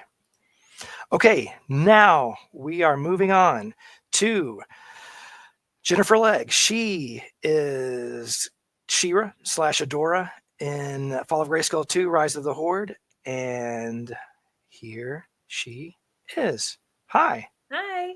How are you? Can you hear me okay? Yeah, I can. Great. Hopefully everybody else can too. Yes. Thanks I'm for being on. supporting you today. Hey, there we go. I love it. I love it. I've got some people on me too. Sweet. Um, And my action figure. Gotta have nice. this. Nice. You came prepared. Yeah. You came The prepared. only thing I don't have is my wig. Okay. Well, do I have that? I think I have it somewhere around here. I have some of your costume pieces around here in the garage somewhere. Well, My yeah. daughter at one time tried to play with the wig, so we had to put it up somewhere. That's mommy's hair. Yeah, yeah. Um, For a very important role. yes, indeed. And where are we at right now? Whoa, we just got a big bump. We are at Oh, awesome. 47,910. Fantastic. That's awesome. Man, almost to 48. Okay, cool. So, thank you for being on this. I know that you have some illness going on with everybody Yeah. there at your house, and I'm sorry. But I do appreciate you still doing this. And Yeah, for sure. So how is it? Tell me, what has your experience been so far? Like 3 years ago, I can't believe it's been 3 years ago when we shot all that stuff for the trailer, and such. Like, tell me about your experience. Well, yeah, I can't believe it's been 3 years because it seems like it was just yesterday, but at the same time, a lifetime ago. I had such a great time, especially going to that castle and experiencing everything. It was just so, so neat. The professionalism of everything. And then when we fast forwarded to actually seeing, the Kickstarter that you created, I mean, I really was blown away by what you created. And I'm like, oh my gosh, if this is what he created for that, like a short film, whatever it is that we end up making is going to be top notch. So I had a really great time. Everybody there was awesome too. We all flowed well together, and that makes a big difference because I mean, production is a lot of work. I know you take so much time and put so much effort into everything that you do. And I know this is just something that's really been on your heart to do for a really long time. So I've really been honored to be a part of it, especially as representing She-Ra and Adora. It's just really amazing. Well, you are amazing, and you make an amazing She-Ra and Adora. Thank you. They are two really iconic characters, and so many people have done cosplay of She-Ra, but we really haven't gotten a live action She-Ra on film, albeit fan film, but still. And so how do you feel about filling those boots? No pun intended, right? No, I mean all the puns. Well, it's really awesome. I feel like I partly was shaped in some fashion for it because of just really weight training for a really long time. Now I have a 3-month-old son, so I'm working on getting back into the swing of things. And I know that's, a big part of it. She's really strong. So just seeing everything on YouTube and her backstory and just the story in general is just really, really awesome. And if it were made into a film, it'd honestly be really inspiring. Like just the whole backstory, fast forwarding, she's discovering herself and comes out anew. Really incredible stuff. I think so too. I'm looking forward to Rob writing it and us doing it justice. I feel like we can tell a really good story. So you mentioned like weight training and stuff like that. Like we filmed a little like promo thing with you in the gym that one time, and that turned out really well. How long have you been doing that? Like your whole life, or freshman year of high school. I never wanted to take PE. I didn't want to do hand-eye coordination with basketball and all that stuff. So I'm like, you know what? I'm just gonna lift weights and just do that. So truly my freshman year of high school, and I was a sprinter in track, so that helps too. And now I'm 35. So you're still at it, or you took a little break from it for a little bit. having your son. And like if only I had time to go to the gym, that would be great. But fortunately, I'm not playing She-Ra, so nobody has to worry about me getting in shape. But yeah, I've set it like an appointment with myself. It's just an appointment. That's right. Just something to check off that you have to do. Yeah. I think that you have a good personality when it comes to a lot of things with your career and family, and I think that really helps with you on set. And like you are the most professional person that I've worked with, I think. So thanks for being that. Well, thank you. Here's Newt says, "You are the perfect She-Ra." Oh, thanks. And Brett says, "I am the perfect dad bods." So thanks, man. Solidarity. But yeah, how did we meet? It was through a friend. That's a really good question. It was Kara, maybe, right? I think so. Yes. Cassie's friend like suggested you, and then we reached out, and you came over and maybe tried on some of the tiara and some things, and you put me on the spot that day. I'm pretty sure. I know. I haven't posted that. I filmed it too. I filmed like you maybe even saying some lines. Maybe I can't. Yeah. You know what's funny is I'm big into meditation and manifesting. And prior to me meeting Cassie, I just meditated on thinking about being in some sort of film. Don't know why. Just maybe I think I watched a really awesome movie, and it just orchestra music just really, really inspires me. Like if it's just on point. I've played the violin since the 4th grade. So I'm really in tune with orchestral music. And whenever I see a really inspiring movie, I think, man, like that would be awesome. So anytime I go work out, after I work out, like when I'm stretching or doing the red light bed or whatever, I do a guided manifestation meditation. And for a short period of time, a very short period of time there, I meditated on envisioning myself being in some sort of film. Didn't know what it was going to be or how it was even going to happen. And probably within maybe not even a week, I went down to the convention center and I saw my friend Kara there, and she was with Cassie. And she messaged me, and I was like, whoa. This is pretty cool.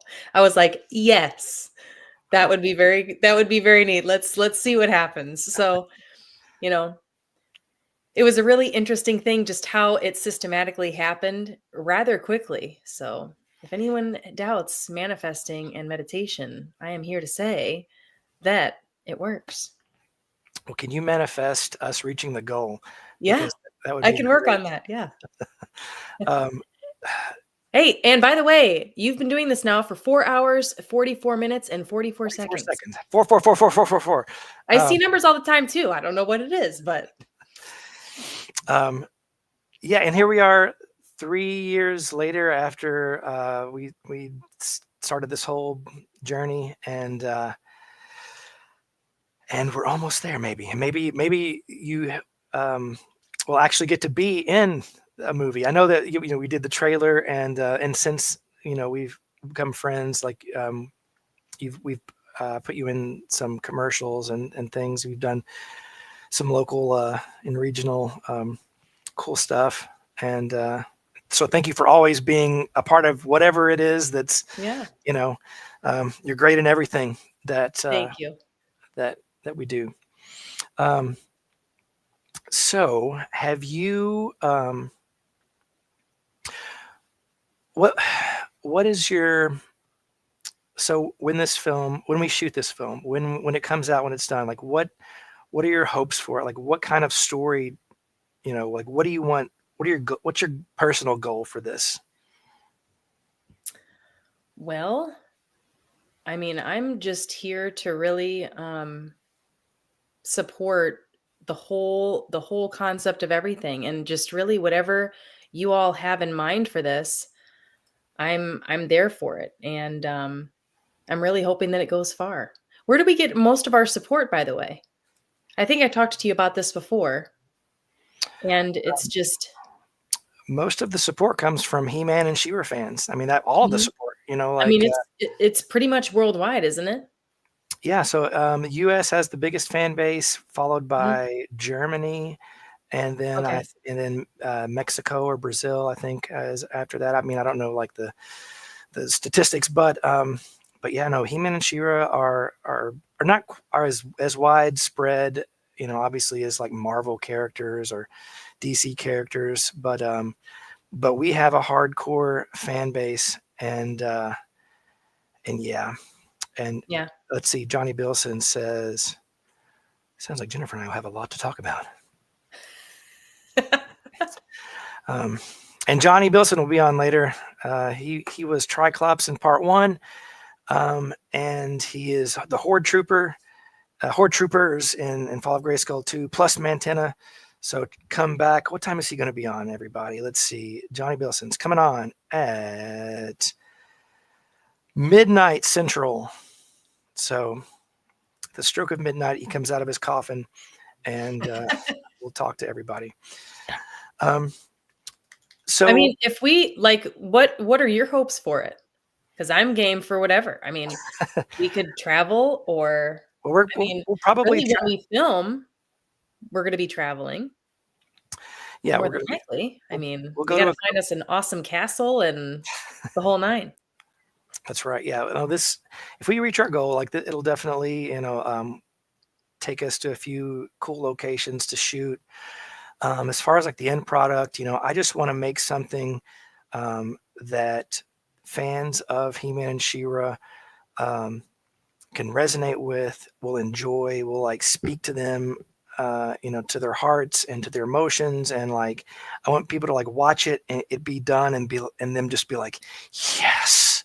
Yes. Like, so that's the goal. Exactly. Ultimately, an impactful film. Yeah. And it's a fan film. So like we don't own any license. We don't have any license to do this. We don't own any of any of this. So this is just for the fans, by the fans.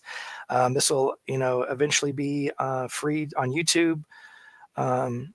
So yeah, like the goal is just to give He-Man and She-Ra fans something awesome. And Johnny says, I'm going to wait till the midnight hour. Yeah, he'll be on. Man, it seems so long from now. What time is it? Yeah, this has been a long day so far. Man, I've only been on here it's only been 5 minutes since you said the 444 thing. I thought it was an hour ago. No, I appreciate you being a part of the cast. Yes. Well, I appreciate y'all choosing me, because I mean, I'm sure a lot of people would be honored to take this role, and I'm honored to be able to do it. It's going to be awesome. Let's see. I've made 2 great friends to MOTU and love. They're both mostly happy and recently, thanks to that. I have I've made so many friends in this community, and like He-Man and She-Ra fans are the absolute best. They're hardcore. I mean, there's like the fringe, like crazy people or mean people, but most people are just so amazing. And Brett says, give. Yes, give. And what's Johnny saying now? Daniel's goal is like the creepy little girls in the Elm Street franchise, never sleep again. And yeah, sorry, I'm just going through. And if you're just joining us now, I've never hosted a live stream before, so I don't know what I'm doing. You're doing a pretty good job. Well, thanks. Let's see. I keep forgetting to do that, to post the the link. And let's see, 47910, and then I can do. So what's your time frame projection? You may have talked about this before. Of Time like frame, of production? projection if you reach your goal, and we begin. So yeah, And we're getting close. If we hit our goal, I hope to start shooting next spring. Okay.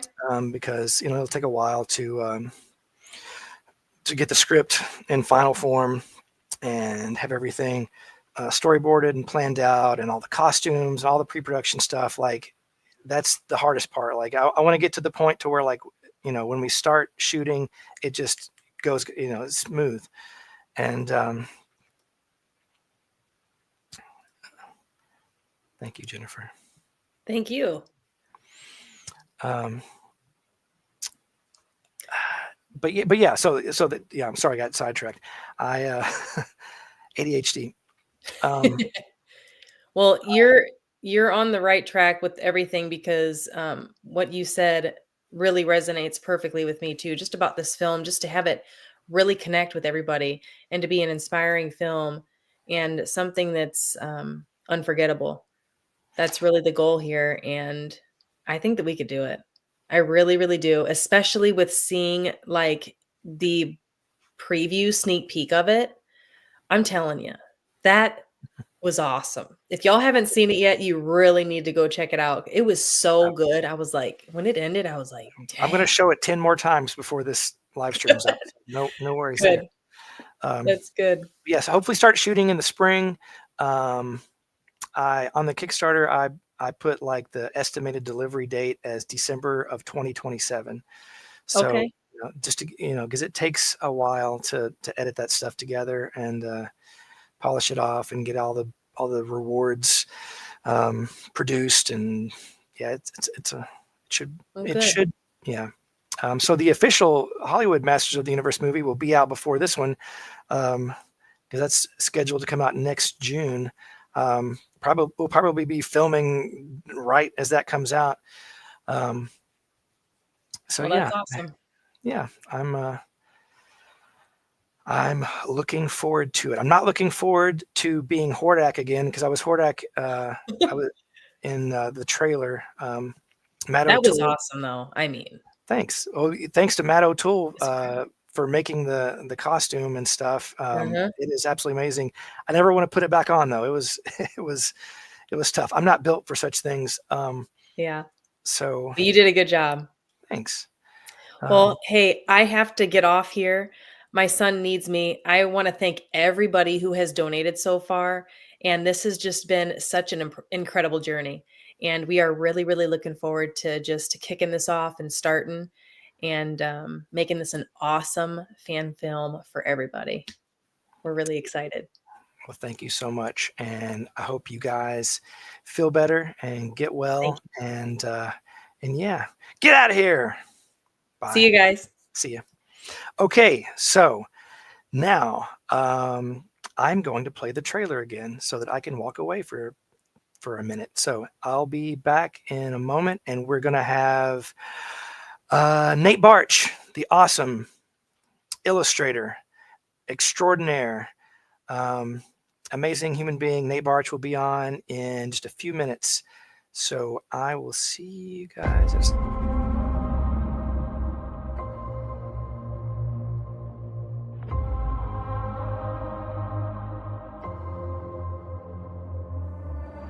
Have you ever wondered, why are we doing all of this?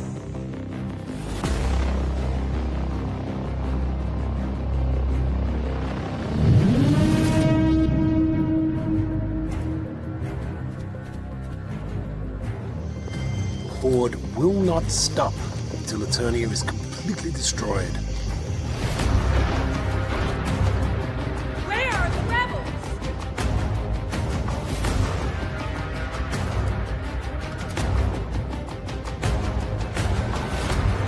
Only the king and queen, the sorceress and I knew the secret. I have a sister. You must destroy the whole.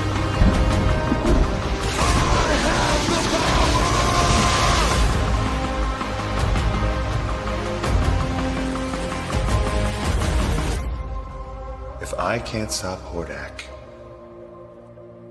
who can?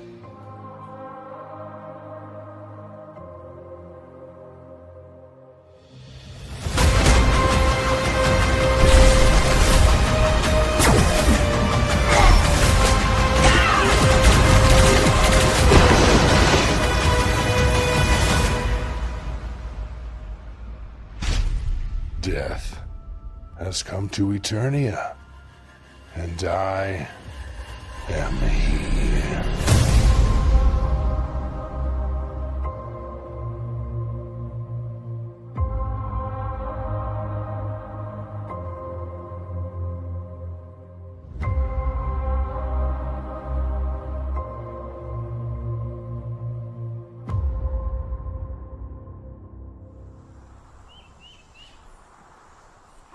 Hey guys! What are we looking at?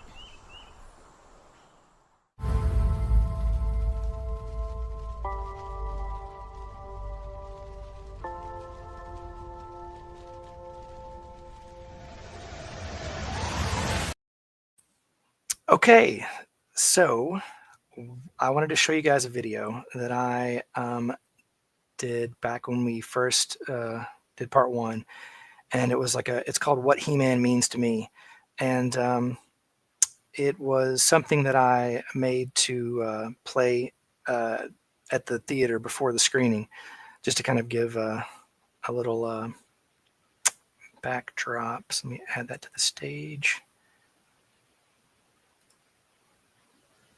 What would you do with all the power in the universe? He-Man, Skeletor, and all other items from the Masters of the Universe collection, each sold separate, from Mattel. And the Masters of the Universe! He-Man and the Masters of the Universe. How can I explain it to someone who isn't familiar with it? It was the absolute most popular brand of toys for boys in the 80s, not to mention the most successful and popular animated show on TV ever at that time. If you were a kid in the 80s, you knew who He-Man was. Every single boy in America had at least one He-Man figure. It's such a perfect mesh of so many awesome things. You have barbarians, witches, wizards, monsters, demons, robots, cyborgs, literally every type of character you can imagine. It's like Conan meets Star Wars meets Superman meets Lord of the Rings. Masters of the Universe is a story about Adam, a guy who's given a magic sword that transforms him into He-Man, the most powerful man in the universe. After 2 years of He-Man domination, his twin sister She-Ra was introduced. I can still remember going to the theater to see the animated He-Man and She-Ra movie, The Secret of the Sword. Show me one girl who grew up in the 80s who doesn't know who She-Ra is. These two iconic characters flooded pop culture in the 80s. From mall appearances to Universal Studios, there was even a traveling tour where live characters performed in front of an audience. And in 1987, we got Masters of the Universe the motion picture starring Dolph Lundgren and Frank Langella. He-Man even went into space and into the future in the early 90s. In 2002, Masters of the Universe was revived with a new anime-style cartoon and toy line. And in 2008, Mattel began their current toy line, Masters of the Universe Classics. This is the line where my dreams absolutely came true. I was able to create a character that was actually produced as an action figure, Castle Grayskull Man.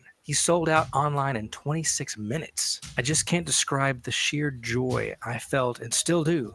And now I've had the distinct honor and privilege in writing and directing this Masters of the Universe fan short film. To me, He-Man is more than a cartoon or a toy. Each episode contained lessons and morals that have stuck with me to this day. I used to ask myself as a kid, what would He-Man's friends do? How would He-Man act in this situation? It takes me back to my childhood, a better, more innocent time in my life, where everything was wonderful, when all my deceased family members were still alive, when there was no responsibilities, no worries. When I look at an old action figure, I don't see a toy, I see a memory. of my parents, grandparents, family, friends, the people who make life worth living. This film is dedicated to them. All right, so that was a video that I made back in 2015, and I wanted to show that with you because He-Man does mean a lot to me. He-Man and She-Ra, it's, you know, I grew up with it. It embedded itself into who I was.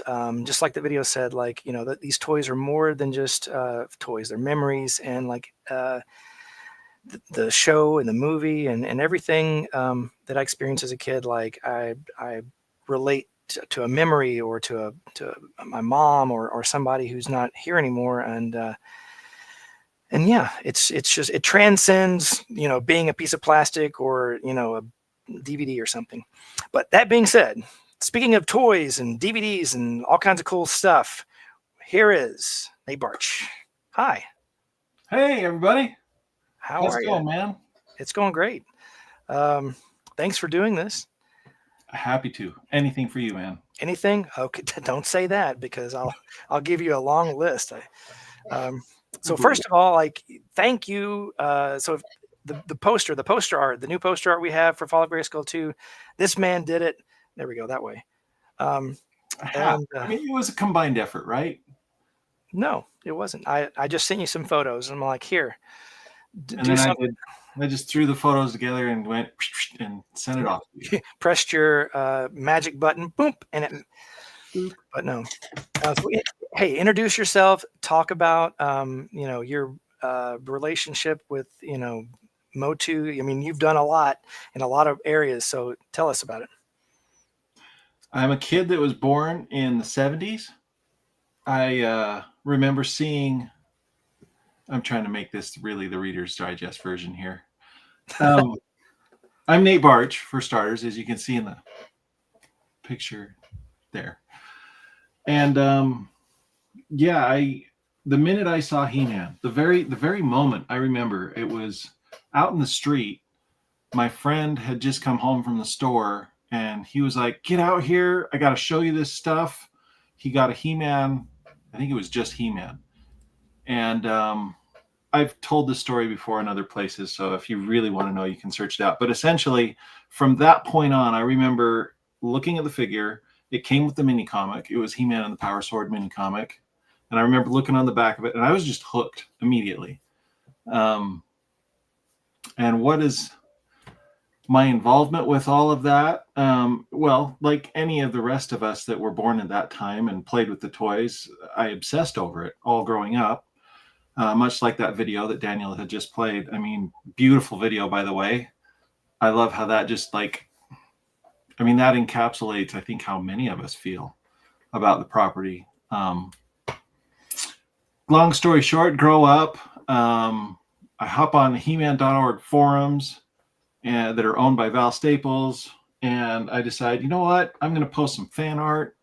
The Four Horsemen were just beginning to show off with Mattel their 2000X relaunch of the Masters of the Universe, and I knew immediately upon looking at those designs that those are guys that get Masters of the Universe the way I did, or felt about it the same way I did. So I just gravitated towards it. I was an active member on those forums. I would post fan art, and then all of a sudden Val Staples is calling me up and saying, "Hey, do you want to do some work on the covers of the comic that he was doing with MV Creations?"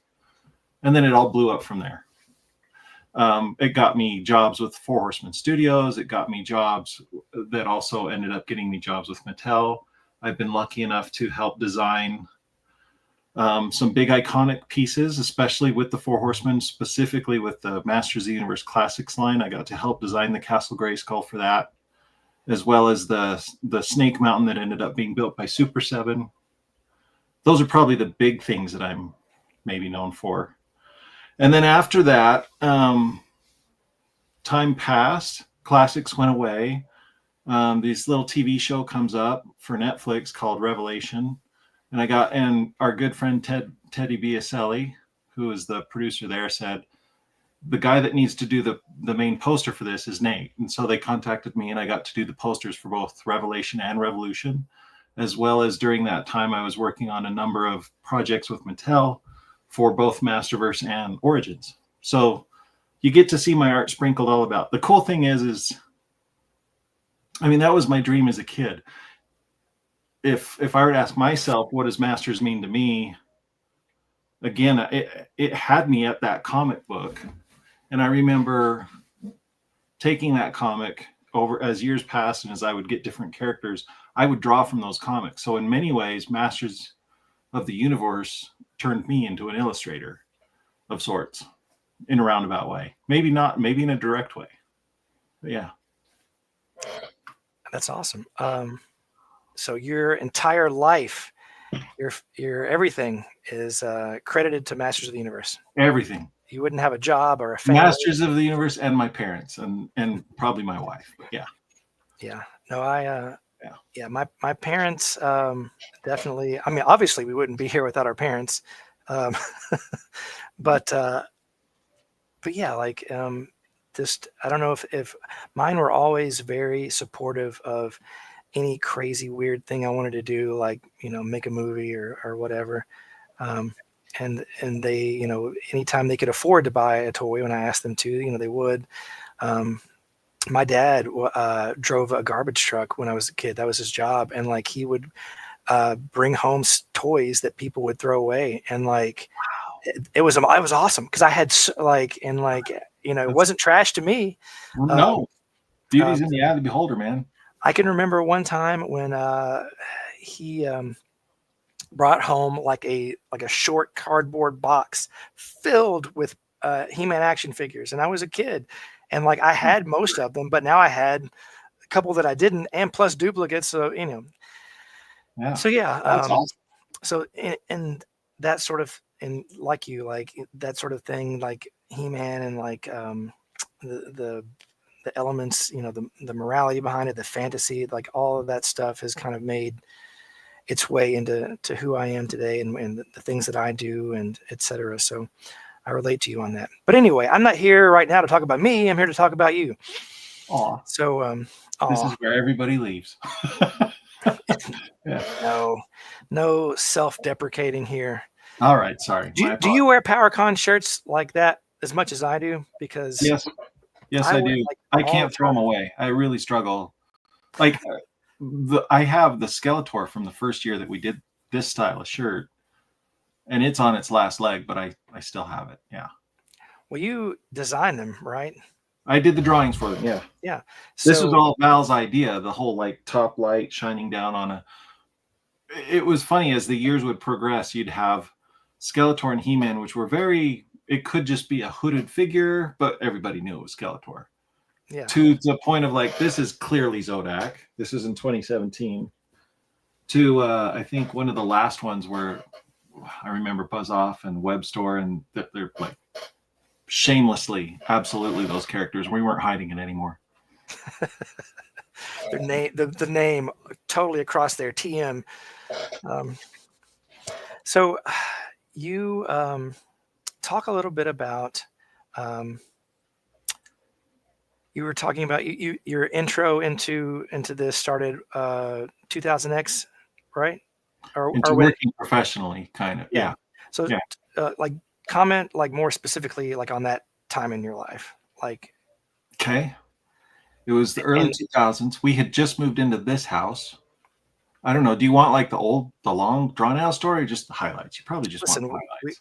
We how many hours do we have left alive? We've got plenty of time. No, you've got other guests to bring on. But so how did let me ask this. Okay, so like tell me the story of you working professionally on a He-Man or She-Ra project. Like how tell the story about how it came to be. So I probably owe my former employee at Waterford Institute an apology because I was probably on the internet more than I should have been. Much like when I was at school. And instead of doing my math homework in class, I would be drawing stuff. It was similar. I would don't get me wrong. I earned my paychecks. I did the work that I needed to do for Waterford. But any open moment that I had, I was on He-Man.org. Especially, what was that? The July of 2001. or 2002 when they were showing those first prototypes, the big 2-up prototypes that the Horsemen were showing and Mattel. And anyway, I was on the boards, as I had said. I would post on there. A year or so had passed, and I remember Val calling me at one evening. This was back in the day when, you know, you had a landline almost. I mean, we had remote phones at that point. We weren't like tied with a wire to the wall, but I remember walking through my house, and Shelly knew it was an important call. That's Shelly's my wife, because I was literally pacing our entire house while I was talking to him. I was like, oh my gosh. And he's just like, he's the nicest guy. He's like, yeah, hey, I really like the artwork that you're posting in the fan art forums. I don't know if you're aware, but we also do the comic. And I was like, yeah, I'm fully aware. And it started out just doing coloring stuff. Like Emiliano was already working on the comic. The very first job that I had was those big lithograph. They were supposed to be these big deluxe lithograph pieces that Emiliano had done 2 of them. One filled with Skeletors, all of his variants, and then the other one filled with He-Man and all of his variants. And my job was only to color it. And that was like the crash course of like having a crappy computer, an old version of Photoshop. I remember the computer crashing almost every 10 minutes. I'd work on it because the files were so big. I didn't know how to set up a computer for files that were so large. It was kind of comical. Anyway, long story short, that started it. And then one job kind of turned into another that turned into another. One of the last comic covers I remember doing for Val, it was He-Man on Battle Cat. And I got to draw and color it from start to finish. And it was all me, and I thought that was a big accomplishment. But that got the attention also of the 4 Horsemen, unbeknownst to me. Like, they were aware of the comic. They were aware of what I was doing. They liked a lot of the fan art that I was also posting. Excuse me. And then fast forward a few years, after going to San Diego Comic-Con a couple times and actually meeting the guys personally and hanging out with them, it wasn't until 2007 then they started hitting me up for artwork, which then snowballed into what I do today. That is amazing. It was a really pretty simple story, just dumb luck mostly. My artwork caught the eye of some important people. There is that, but then being able to follow through and do more of it. Frank loves you. Frank. Well, I think it takes, it's a combination of skill and being at the right place at the right time, knowing the right people, having knowing the right people, and having whatever level of like social who you are and how you relate to others, so like it's a whole like web of things that places you, but I think you were destined for it. Maybe, yeah. There you go. Maybe not. Maybe I was. Who knows? Mercedes says thank you. What's up, Mercedes? And looking back now, you are an incredible guy, down to earth guy, very humble. So like you probably do feel like this. If I would guess, like, is it like, do you look back and like, are you like amazed that like you're a part of like all this in such a way? Without a doubt. I often, it's really weird. There are people that talk about midlife crises where they don't feel like they accomplished anything in their life. And I feel sad that happens. And I can understand why that happens. And I'm running through those crosshairs myself of life. I'm hitting that middle ground, and I look back on some of the stuff I've gotten to work on, and even after I got to work, I'm looking at it over here. The Classics Castle Grayskull was probably, it still to me stands out to this day as one of the most unique and special and magical times of my career.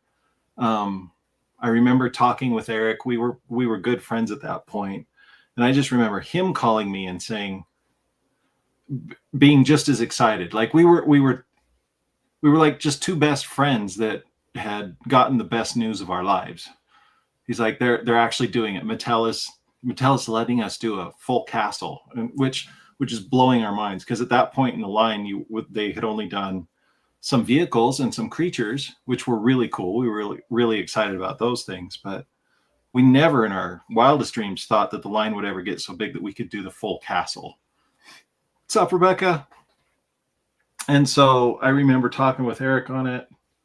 He reached out to me largely because, number one, the job demanded that they had some kind of control art that I would need to produce. But then also he just knew from our previous conversations that we had this shared vision of what that castle needed to be. Which that vision is really simple. It's Mark Taylor's vision, right? It's what he had originally sculpted and was denied by the Mattel engineers that said, no, you got to box up that castle in a tiny little thing to put on store shelves, which they had their reasons for doing it that way. But Mark really wanted something more. And I just remember just being in awe of the fact that I was getting to work on it. And even to this day, like my son Caleb, who's 16 years old now, comes in and when we talk and reminisce about the past, his earliest memories are me working on the drawings for that Castle Grayskull, which is kind of bonkers to think about. And I still look at it and I have nothing but good memories there. And to that point of like, I remember one PowerCon sitting, like literally there are photos of this somewhere that exist on the internet of like myself, Eric Treadaway of Four Horsemen Studios, George Jokovic. Sorry, George, I just butchered your name. And then a handful of other people sitting around Mark Taylor and just listening to him wax poetic about Mattel and about working on the actual original stuff, of like creating it out of his mind. And we're just like a bunch of little kids listening to Grandpa. It was like the most magical thing. It was so cool. Yeah. Genuinely so cool. Like I've being involved in this community and being at PowerCon and meeting these people and building friendships and all that stuff, like it's just that's surreal. I mean, meeting you and being friends with you, it's just it's amazing, and that's kind of even more cool than toys. But agreed. But yeah, like I'll always remember logging on to He-Man.org and seeing like Castle Grayskull Man like image or whatever, like the leak of the of the winner, and I was it took me a second to like realize what I was even looking at, and then I was like what? And so like I'll always remember like that's a cool, like maybe one of the coolest things like that's ever happened when it comes to like things that I've done or been a part of or whatever. So yeah, right. Not to your scale, but oh, totally is. I just Castle Grayskull Man is like the unsung hero of the whole property. That thing is so freaking awesome. It's the most metal figure of that whole line. I just did the drawing for it, but for the character, you helped design the entire play set that he belongs in. So I was just copying Mark Taylor. I'm just a hack. That's all. But yeah. So how do you thanks, Brett. It is metal. He does have that metal hair, even though when I first drew it, like it wasn't like flowy like neon green hair. It was more like cobwebs, zombie white hair. But it's very cool. Very, very cool. What's this? I think Mark Taylor's original is kind of being auctioned with 10 days. Hey, that's something you should bid on, Nate. It's highly tempting, and that's not even a joke. That is very tempting. Yeah, to like own actual. I mean, I have he had produced some portfolio pieces that I believe Rebecca, his wife, sold, and I have those. But I mean, these are like his actual drawings and stuff. Oh man, that would be amazing. It would really be amazing. What is your? I know that I think that your favorite like iteration of He-Man is like the early mini comics. Is that right? Yep. Talk about that and why that is.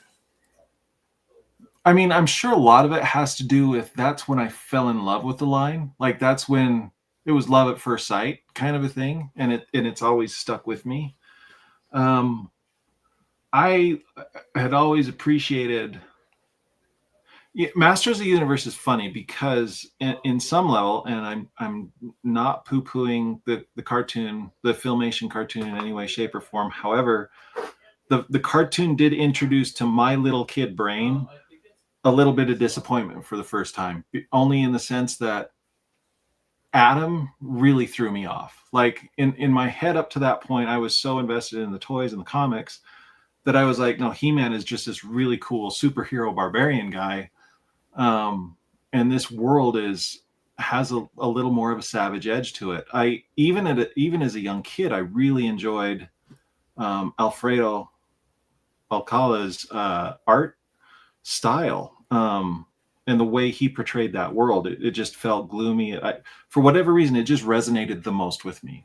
Having said that, I still love all the other iterations of Masters of the Universe. I'm a lifelong Masters of the Universe fan. I can love and appreciate, even as an adult, I can look back and love and appreciate all of the iterations, including the cartoon, and I can see what the artists were trying to do, and I can appreciate it with a little more understanding and less of an emotional reaction. But when I was a kid, yeah, there was just something about the way specifically Alfredo depicted that world. Because I even took notice when the second season or second wave of figures, or the second year of figures came out, the Manny Faces and Ram Man, and Mark Texiera was doing all the comic books for those. I was like, yeah, it's different, and I don't like it as much. I wanted to go back, and then all of a sudden, Point Dread and the Talon Fighter comes out, and I got a whole book full of Alcala's work, and it was that stuff that I was just pulling from. I loved it. I loved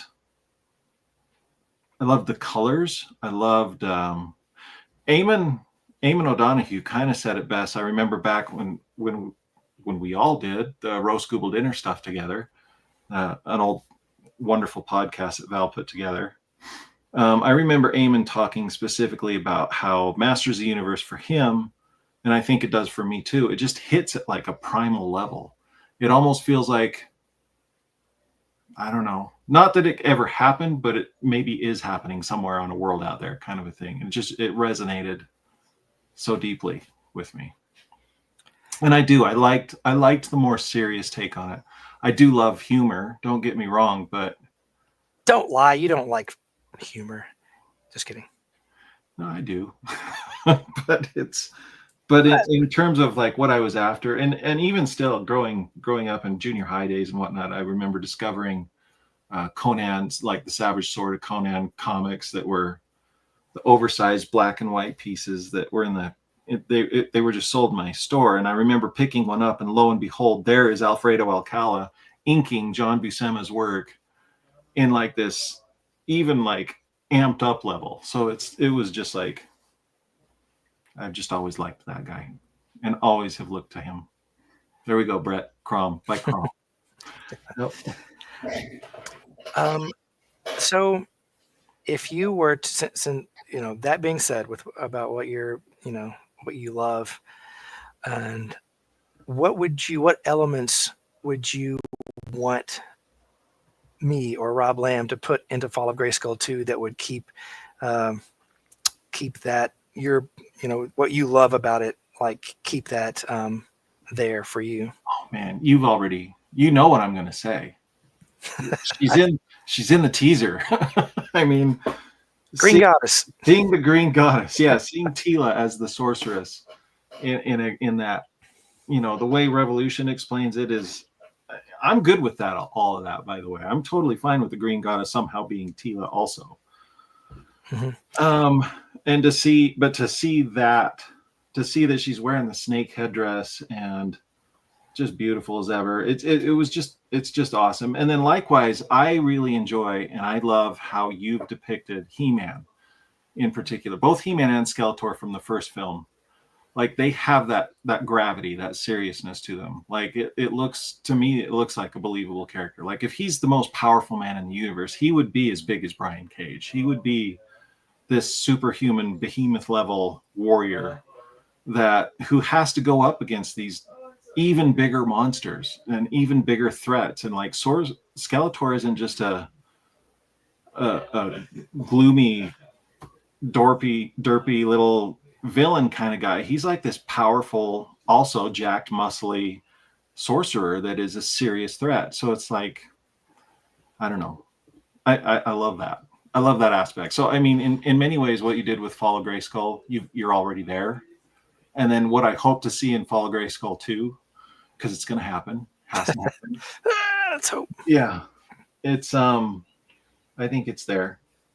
I think you've got it there. Plus, as an adult too, as we evolve as fans, it's nice to explore the relationships of the characters a lot more, and to see the evolutions of the characters a lot more. To see, I mean, we all in real life become our best persons when we've gone through a bit of hard things.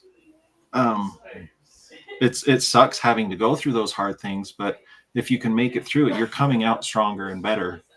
And like dealing with, for example, like Tila and her story arc of how she has to now step into the role of her mother and become more than what she was before. And what she was before, by the way, was freaking awesome. Like Captain of the Guard, she's this kick butt warrior that just, you know, is fighting toe to toe with He-Man against these enormous threats. It's, yeah, you get it. I can see it in your stuff. I totally see that you get it. Well, I appreciate that. But you don't like Prince Adam existing. I mean, but I've been on record and said that numerous times. Like, yeah, I'm less of a Prince Adam. But so you'll put up with the stuff that you don't like for the stuff that you do, right? 100%. And like I said, as I've grown and evolved as a fan myself, and have appreciated the properties, I've come to accept both Orko and Prince Adam, and even Krenger, and yeah, some of the elements that I maybe liked less as a kid, I'll still pull stuff up and watch it and be like, I need to get over myself. There's some cool stuff here, and especially like with Orko. Like for the longest time, I really held a torch that I just did not enjoy Orko so much. I thought he was pointless and silly and dumb, and I think that was an error on my part. Honestly, I'm hopefully can be a man enough to look back and say and recognize that. It was when Revelation came out, and just the way Orko was depicted in that show really turned me around. It was really cool to see his character arc. And then likewise, just before that cartoon had even come out, I got to work with Sideshow and Tweeterhead on that Orko statue that they had done for Sideshow so long ago. And then Chad and David let me just design that statue from the ground up, and I got to work with Matt Black, who was the sculptor on it. But I mean, it was essentially my design, and at that point, I was like, Orko's cool. Okay, I get it now. Do you want to see an episode where Adam and Tila hang out with Adora and Catra? Duh. Nerd with a suit? Heck yeah. Why not? I want to see all that. I really just want to see what's in your head. What's in my head? Yeah, I want you to express your vision on this whole thing. Like, I can't wait. I'm letting Rob write this. Rob and Sean, his wife, write this. So I want to see what's in their head. Fair. Yeah, but I'll translate that over into reality as best I can. Very cool. But yeah, so what do you think about all of the stuff we've seen about the official Hollywood MOTU movie? What are your thoughts on that? I'm cautiously optimistic. I know that there are a lot of, I mean, I could be blunt and frank, and maybe I will be that too, and just say that I am more interested in what you're going to do. Because I think in many ways yours is going to be more honest to the property, and come from a place where you're not in it to rebuild a franchise. You're here to honor the franchise that we all fell in love with, I think. That said, we do know that another movie's coming out, and you know what? The more the merrier. Eternia is a big sandbox. I think that I attribute a lot of my, if there has been any growth in my attitude towards Masters of the Universe, it's because I've realized that Eternia is a big sandbox, and it's to be shared. Like, we're supposed to be with our friends together in the sandbox. We're supposed to allow each other, hey, I'm going to play this adventure. Let's have fun together. And then when I'm done with that, let's hand it over to the next guy and say, let's see what your adventure is. And let's play together. Let's be friends. So, yeah, I'm cautiously optimistic about the movie. Most of the casting, I would say, I'm excited for. I'm looking forward to it. I've seen the set leaks of the costumes. I'm upset that they're on Earth. But I'm hopeful that that's short. I don't know. But at the same time, like, I remember seeing Tila's costume, and my first reaction was, okay, I can see that's a take on Tila. And I hope that that's not her complete outfit. You know what I mean? Yeah. But at the same time, it's going to be a different movie. It's going to be a different Tila than what Mercedes is playing in your piece. It's going to be different costumes. It's going to be a whole different story and a whole different scenario. So I'm cautiously optimistic. Very safe answer. No, It's honest though too. No, yeah, no, I agree with that. And thank you for, man, you are too complimentary. You're just saying that because I paid you beforehand to say all that. But yeah, I want it to happen. Like, the thing that I'm most excited about is the fact that when it comes out, my twins will be 7. And that's the exact age that I was whenever I saw the 87 movie. Yeah. And so, like, it could not hit at a better time. And Origins came out right at the exact same age as I was whenever I first got into the He-Man toys back in the 80s. Yeah. So, like, it's like it's all falling into place. Exactly. Yeah. And so, and they're when I was a kid, I jumped around from He-Man to Transformers to G.I. Joe, Thundercats, Ghostbusters, and so, like, I wasn't, I as I got older, but like He-Man kind of hung on, like, for some reason, it was like it's in the DNA, right? It's like that little invisible, like, demon that sits on your shoulder or whatever, that, but yeah, so I see the same thing with them. Like, like I whenever Origins started coming out, I was like, here's the cartoon. Or when they were babies, I'd put on the Filmash cartoon, and, like, I have a video of Bastion just kind of like watching. Yeah. And they have. I did the same with all 3 of my kids. Yeah. It's our generation's duty to do that with our children. And so I'm hoping, but they don't play as much He-Man toys as they did previously. Time's moving so fast. They'll be 7 this October, which is crazy. Enjoy every season with your kids. I'm trying. Yeah. But yeah, so I'm hoping that that when this film comes out, it'll, like, I just keep injecting them with different, like, He-Man and MOTU, blah blah blah blah. We just I'm thinking about showing them Revelation soon. Just kind of, like, give them everything. But anyway, Nate, thank you for being a part of this live stream telethon thing. My pleasure. You are an integral part of the community, and not only just the fan community, but the professional community when it comes to He-Man, and your art is amazing. So thank you. If we reach the goal, it will be 100% because of you and your awesome poster. and I say that funny, but, like, not really. I'm serious. Like, thank you. And it's my pleasure. And like I said, I'm happy to help wherever I can help. Okay. Any final words? Just go back this movie, please. We all want to see it made. We're all excited about it. They're the best people are behind it. I want to see this movie. Like, I'm being selfish, fully admit I'm being selfish because I want this movie made. But yes, please consider backing it, helping these guys out, just because it's a vision I think we can all get behind. Cool. Thank you. And if we do reach the goal, we'll be headed out your way to film some scenes.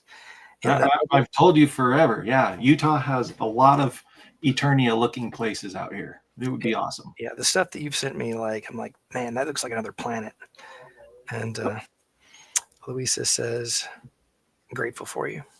Thank you, Louisa. Good luck with everything. Thank you.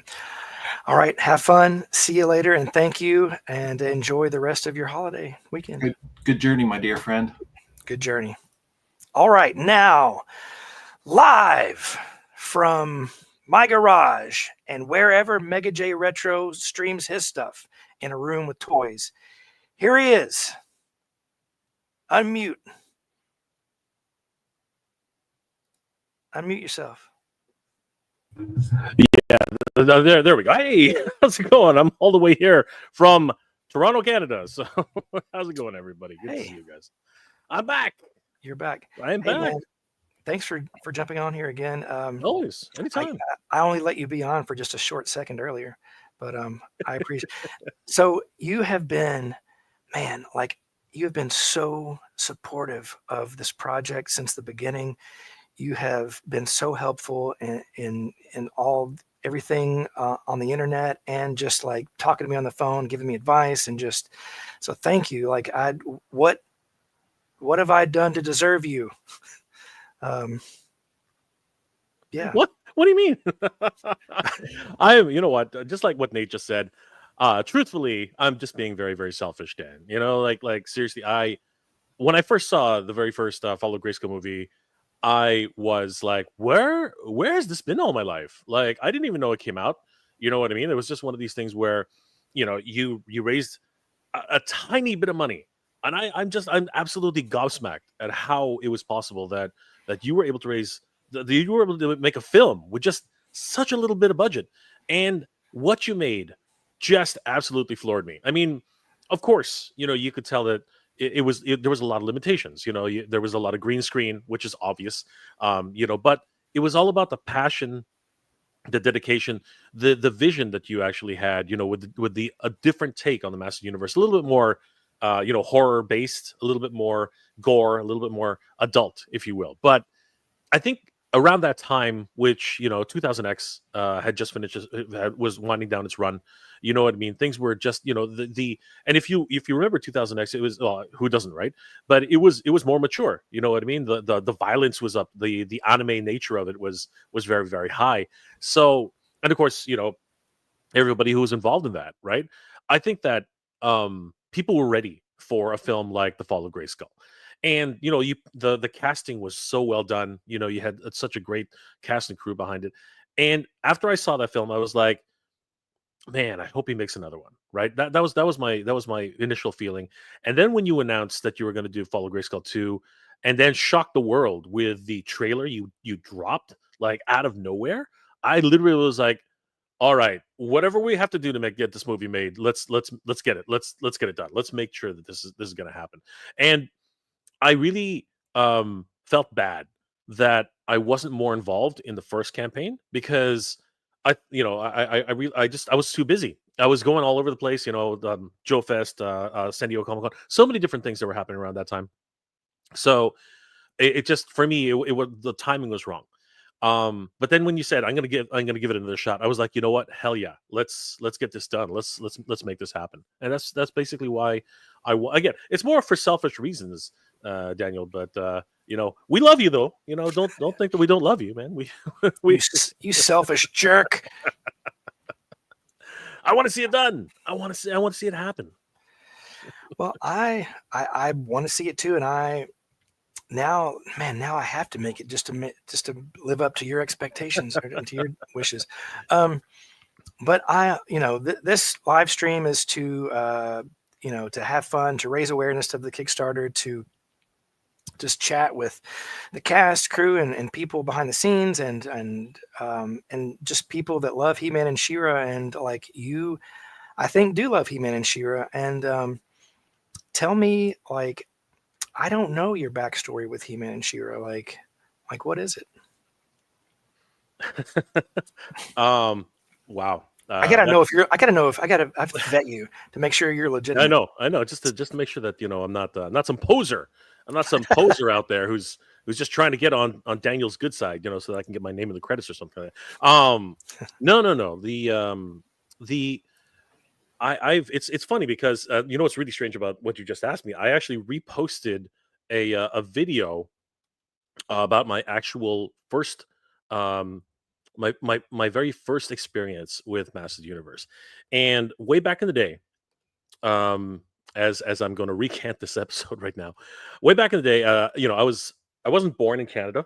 I actually came here from the Philippines, and being a new immigrant to the country, it was a different experience. I was used to a much warmer climate and different types of cartoons and different language. But my cousins had already been here for pretty much. They were born here, so my cousin Bill and my cousin John, they'd already got so many different toys back then. They had GI Joes, they had Care Bears and Mr. Potato Head and all those awesome toys from back in the day. But my cousin John, being the oldest of us, he had something in his room which scared the F out of me. And I didn't know what it was, but I was absolutely fascinated by it. Up on his top shelf of his desk was this just scary effigy. This face. It was just this skull. It was painted green and black. And I remember thinking to myself, "What the heck is that?" I was scared of it because his room was dark.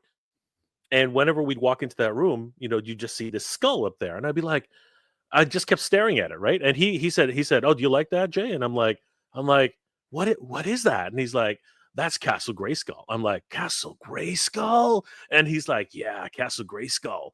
And his brother Bill's like, "Yeah, you never heard of Masters of the Universe?" I'm like, "Masters of the Universe? What's that?" And they're like, "Yeah, let's play Masters of the Universe." So they brought out the castle. And then for the first time ever, I was introduced to He-Man, Skeletor, Teela, Man-at-Arms, Beast-Man. You know what I mean? All these amazing figures. And I was like, what are these? And they're all different. The craziest thing about this as a kid, they're all the primary colors. You know what I mean? There's blue, there's red, there's maroon, there's yellow, right? That's all these crazy primary colors. And you're just like, this is the best thing ever. And you're just like whacking them together. You don't really know you don't know the story yet, right? This is like 1982. This isn't, Filmation yet. This is like Alcala comics. And they'd already lost the comics. They didn't even have them anymore, right? They'd read them, they tossed them out. We were just making up names and making up stories. Teela wasn't even Teela at that point. She was like Epic Snake. It was like Snake Lady, right? She's the snake warrior, right?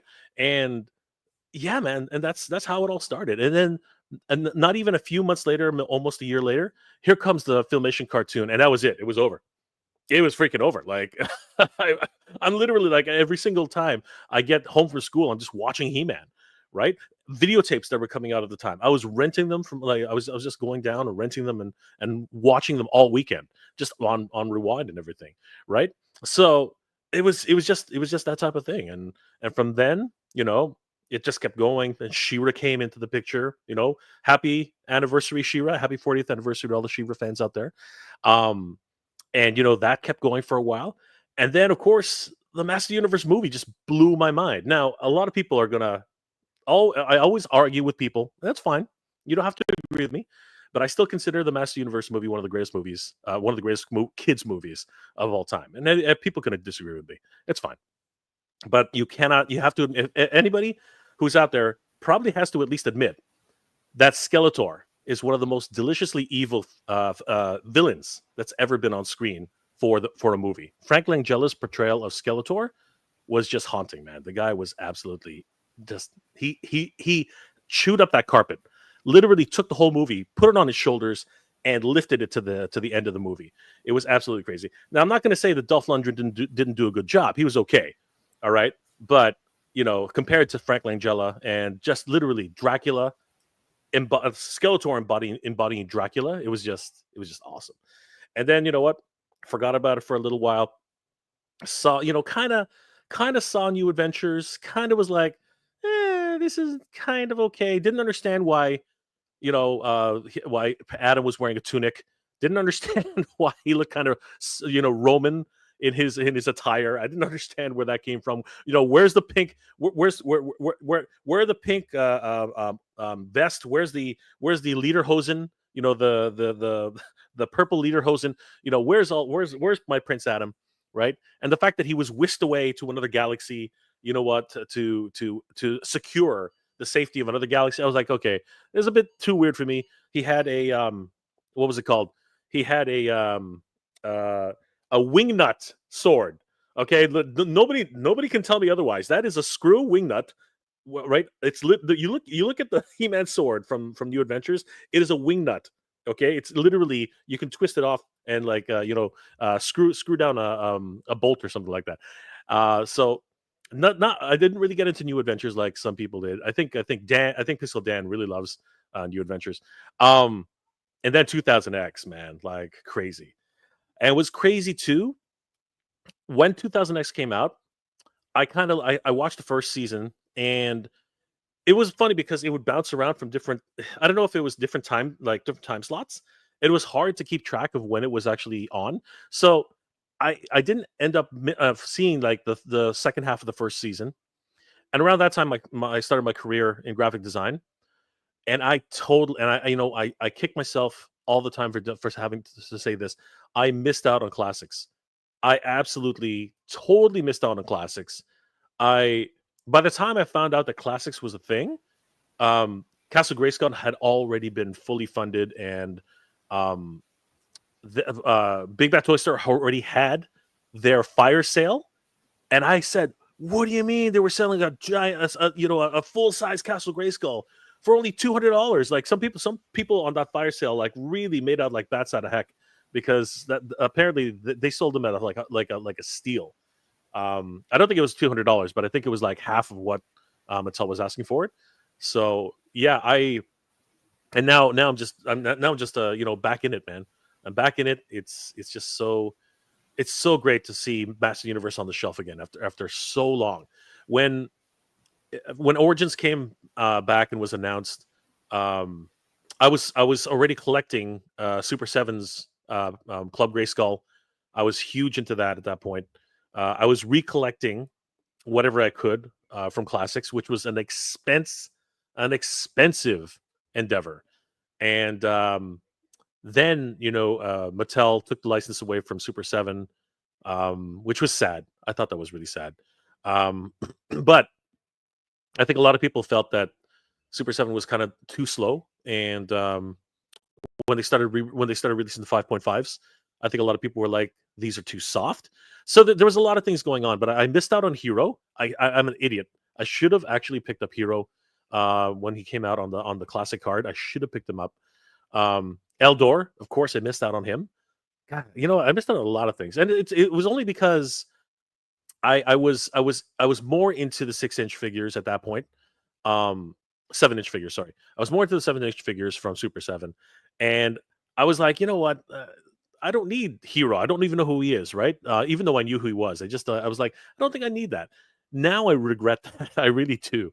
And once they announced that, that He-Man was coming back just in time for the 40th, almost 2 years prior to the 40th, I was all in, man. I could not stop. I could not stop. If you look at some of my hunts on my channel around that time, I was always on the hunt for Master Universe anytime I saw it. And the first time I actually saw it on the peg, I almost cried. It was it's the exploding rocks, the Master Universe, the blue sky, the mini comics. Oh my God, it was like being a kid again. So if you ask me what my experience was with Master Universe, there you go. That's it in a kind of a nutshell. I could have easily gone deep and talked about how I watched the Christmas special in a bowling alley. With my parents actually asked the bartender to put it up on the screen, and my brother and I were literally there just watching it. So it's too funny. Now that I want to hear that story. Man, so yeah, that's an amazing history with He-Man and She-Ra. I'm so sad that you missed out on classics. Like that was a whole thing. Like that held us together for near a decade. I feel like, You know who's the saddest out of that? My wallet. My wallet is very very sad. It's never been. It's never. Haven't never had a full wallet after that. It's just been an empty sad wallet. That's what it is. Because I missed it. Right. I'm not sure I could have done the subscription though. Scott's idea kept it alive for a long time, and I know whatever anybody says about Scott, you guys give Scott a break. I mean whatever everybody feels about Scott, the guy's okay. He's not. He might have done some things and said some things, but at the end of the day, I think people don't give Scott enough credit. He might present himself as bigger than maybe he was at the time, but if it wasn't for his efforts and some of the other people behind the scenes, we wouldn't. The Four Horsemen, all those guys, we would not have classics. You know what I mean? So it was a big effort by a lot of people. It's not just Scott, right? There's a lot of people who are behind the Master Universe classics. So. Yeah, no, I mean, I like Scott. He's always been super nice and friendly. I've met him several times, and I enjoy hanging out with him and talking with him. I don't know.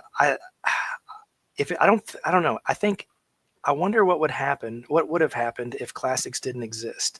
Like, would like He-Man be anything now? You know what I mean? Like, I mean, probably, but I don't know. I felt like it kept it alive for, it reignited, just like, like it brought people back to it, but yeah. So all that being said, I want to know if you were in charge of, if you were a producer on, at the studio producing Fall of Grayskull 2, like what's your bullet point list? Like what do you have to see in it? What do you want to see in it? What are the essentials? Oh my gosh! I'm probably the worst person to I'm probably the worst person to do that with. So I would probably be a better. So I think it's probably easier for me to be an editor than it would be for me to be a script writer or a producer or something like that. Because as a producer, what I would want to throw the kitchen sink in there. I want a cameo from every figure ever made. You know what I mean? Whether they're just walking by the screen or jumping and then jumping out. Stupid things like that. But no, truthfully, I think that especially for a movie like this, especially for the film that you originally created, right? Which was amazing. Obviously, it was your first time out. There was a lot of things to learn, and there were a lot of things to do, right? But what you were able to accomplish is just mind blowing. What I really want from this film, if anything, is I want you to tell a story that is true to the source material. I am about to release a video for and I have not, and you know me, Daniel, I have not been shy about my opinion of the current Master Universe film, right? I have not been shy about that. So I'm going to be doing a video based on what all the leaked photos, because they're not really leaked. Those are very strategic photos and video, explaining my actual thoughts, and the fact that a lot of people are now confused. Like we are very, very confused. People said that they saw a trailer at CinemaCon earlier in the year, and they were saying, "Yeah, this is really good." This is that. Like a lot of people were just saying that the costumes are on point. The characters look pretty good. Blah blah blah. But then, a month later, 2 months later, we see Tila running through the streets of I can't remember, Colorado. I'm not really sure where it was, but with Prince Adam, right? And now everyone's confused. It's like, what's Tila doing there? Did she come to get him, to bring him back to Eternia? Right? Like what is happening? So it's probably just a strategy, right? And that's where that's coming from. But for me, what I want from Fall, if I was to have any say in this, which I don't, I would, and that's a good idea actually. What I want from Fall of Grayskull 2, if anything, is to stay true to the source material, right? Take what you did in Fall of Grayskull 1, right? I don't know what's going. That's not to say that I don't want that I don't want Skeletor to show up. That's not what I'm saying. But at the same time, take what you did there, right, and stick close to it. You know what I mean? They're on Eternia. Keep them on Eternia. You know what I mean? There's a crisis coming. The Horde is about to invade, right? The Secret of the Sword storyline. You know what I mean? You know, the like, I don't know, Despera might be a thing, right? Maybe that's a good tie-in now that we're seeing more Despera coming to the forefront, right? But I think that is really what you want to do. You want to keep those elements from the canon that's been established by multiple writers who have actually worked on the Master Universe lore, right? What I saw in that trailer was everything I wanted to see. You know what I mean? Do I want to have some twists? Sure, absolutely. Do I want to find out more about deeper relationships with the characters? Absolutely, right? But what I really want is to stay true to the source material as you've been doing, and just make a kick-ass movie as you've already done, Daniel, and make us proud, man. That's what I want. Well, man, stop being so encouraging. Did we just hit 48K? We did. Did we just hit $48,000? Oh my God. Throw that up there, Daniel. Throw it up there. All right, let's see. Maybe I want to see it, man. Thank you, Nick. I just saw Nick's comment, and that is just that is killing me, man. That is killing me. All right, it takes me. I'm a little slow when it comes to it's okay. There we go. There we go. $48,080. Holy crap, guys. We're so close now. We are what, $12,000 away? I don't math, man. It's like 80. It's like 11,090, something like that. It's close, man. It's close, and we're gonna make this happen. Yeah, 11,420. We're getting closer, guys. Like seriously. Somebody rob a bank. Somebody go rob a bank. I'm just kidding. I am not encouraging anybody to rob a bank. Please don't. But seriously, this is amazing. Thank you everybody who supported this film, everyone who's believed in this film. You guys are so amazing. And this being the second time around, I really wanted to be a part of this. I wanted to help raise the funds, try to encourage as many people and just bring awareness to this film and the people and the passionate people behind it. You know what I mean? Rebecca and John, who are going to be making a lot of the costumes, incredible stuff. Like I saw some sketches from Rebecca's She-Ra. I am just blown away at that. That's just gorgeous. And everybody else behind the scenes, Nick and everybody, right? Louisa, woot woot. That's right, Louisa. Good stuff. And it was great to meet all of you guys on our last live stream from a few months back. So yeah, I'm very, very excited.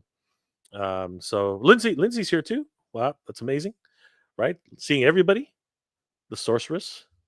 Right, so very, very, very, very close. Yeah, but yeah, it's so touching for us to be able to see the it's getting so close and coming so far as far as it has, Daniel. But let me ask you a question: What drove you to make the Master Universe Fall of Grayskull? Like, what was it that inspired you to do that? Like, why make something like that? So yeah, back in 2013, I was at PowerCon, and I'd made some short horror films, and I just made a feature horror film, and so like I was really like getting into that. Like I'd done a lot, growing up and in my teens and stuff, as far as like films, but they've been like home movies. But I wanted to like really buckle down, do it the right way, have a crew, like, use lights and, like what would, like a real, production or whatever. And being at PowerCon the year before, like, was amazing. Like it just changed my life, literally. And then like being there in 2013, John Faust, a friend of mine, had made a He-Man fan film, and he was screening it there, I believe, or he was selling DVDs, and he was taking donations for or pre-orders for his part 2.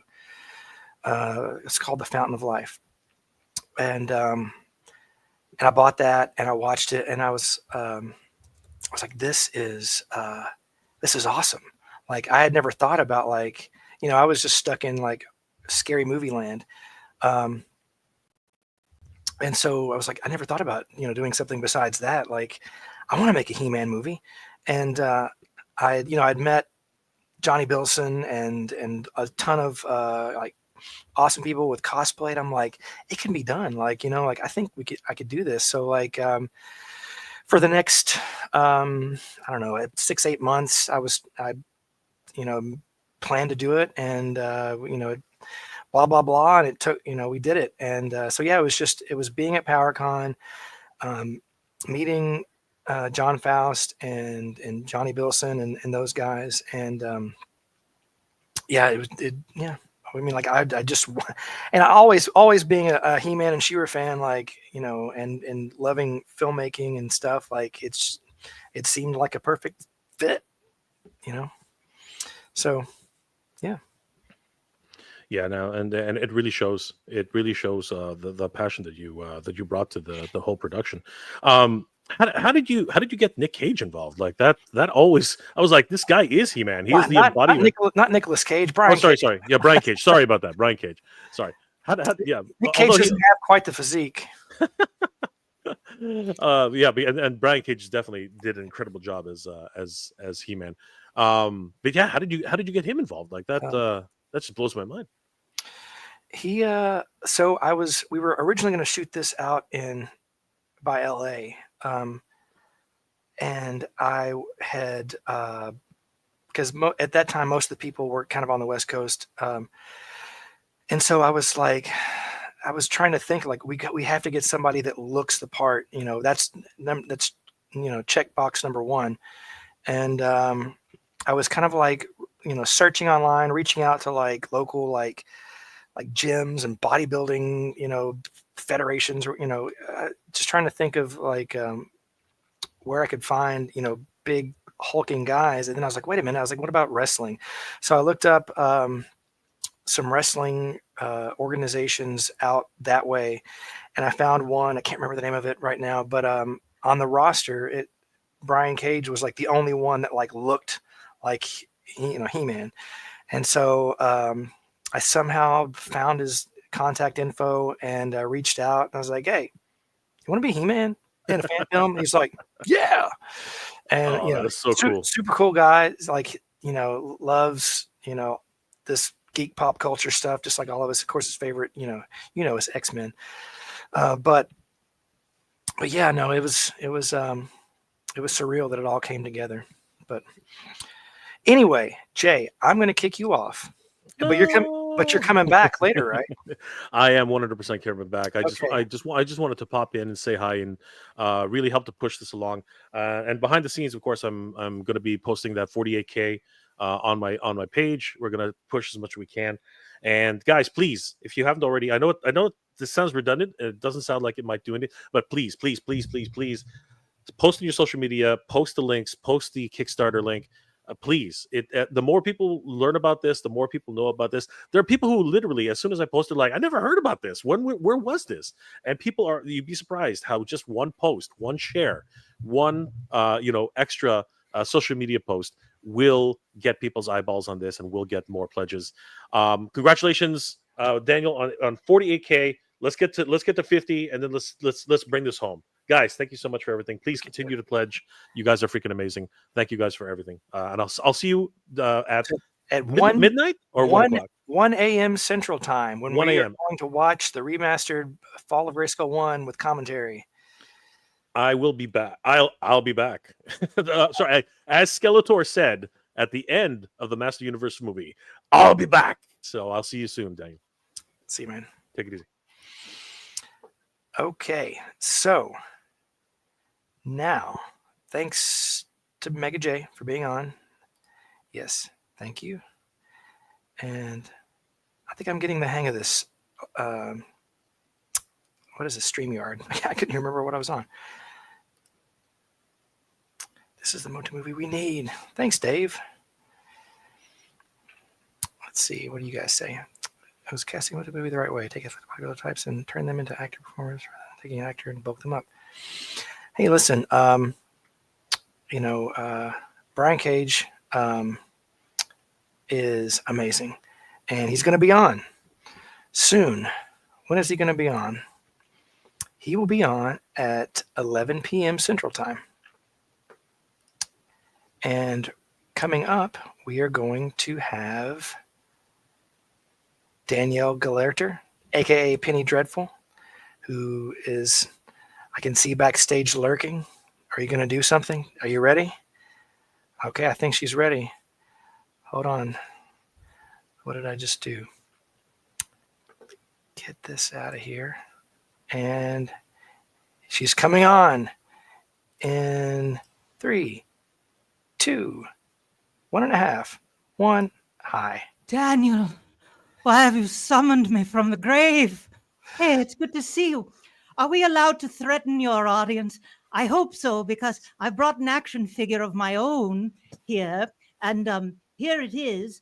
I call this my little dolly, and this is my little message to your listeners here. Don't be trash. Don't be a martyr. This'll be you if you don't drop cash in Daniel's Kickstarter. I'm sorry. Are we allowed to threaten your listeners? I hope that was all right. Absolutely. Hi, Threaten Daniel. away. Hi. How are you? Long time no see. That was amazing. I No, it just went down. They just took money back. They were. Oh no, we're back down to 10,000. Oh no. No. Send money. Thank you for doing that. That was awesome. I wasn't expecting you to do the character, but now that made my day. Character. Let's see. What do they say? It rhymed. That makes it real. It rhymes. That makes it a real spell. That's right. If you just rhyme statements, magic happens. Indeed. At least in the cartoons. So, thanks for being on. It's been I haven't seen your face it's actually been years, right? It's true. Yes. Years. Yeah, it's been years since we've talked. I haven't seen you in quite a long time. 2019, I think, was the last time we saw each other in person. That was the last time I was at PowerCon. Actually, it was 2019.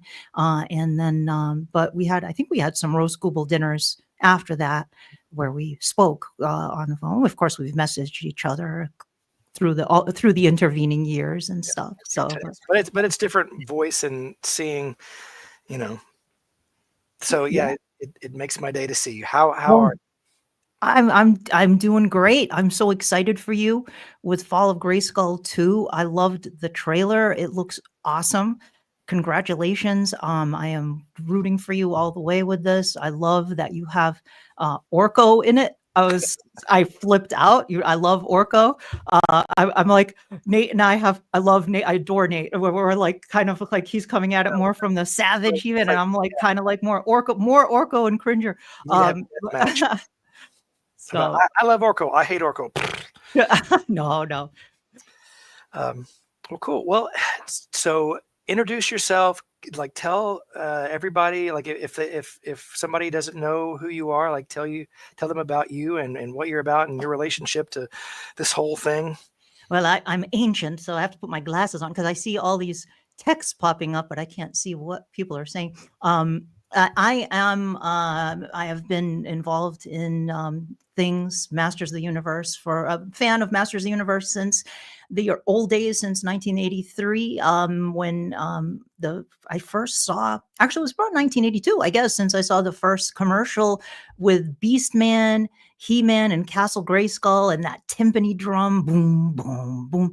And something about that commercial just captivated me. And I was probably too old at that point to have gotten into Masters of the Universe. I'm a little bit older than I guess the average Masters of the Universe fan, but it was just colorful and mysterious and definitely different from what you would see in those commercials typically that were usually spastic and kind of, it was just kind of, I don't know, it was cool. In the box art in the store. Hey, Sherwin, long time no see. I miss you. And so, I got kind of sucked in with that. The first figure I got was Faker in 1983. I convinced my dad to buy me Faker because there was no He-Man on the shelf at that point. I saw a Faker figure and it was He-Man, but he was blue. So I got that one.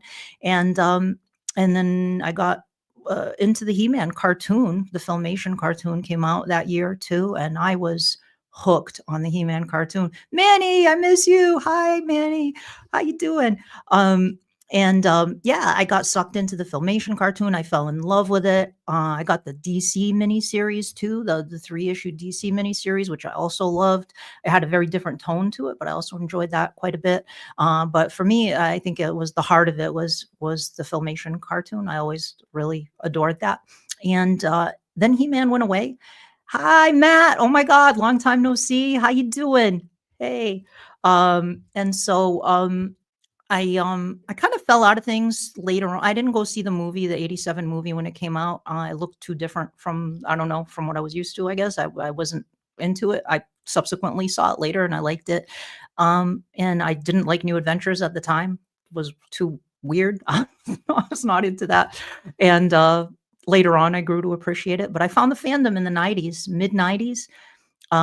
Looked up He-Man. One of the first things I looked up on the internet. I found the Adam Tyner website at some point around that time, and later, shortly thereafter, joined the Guardians of Grayskull mailing list, and then just was kind of in and out of the fandom. It was like I was in the mailing list and stuff, but I saw the development as He-Man.org came around, and joined that. The 2000X cartoon was really exciting. I think that was when I kind of got more even involved with it. I kind of came back into it, I guess, when the 2000X cartoon came out. It was a very exciting time to be a fan of Masters of the Universe.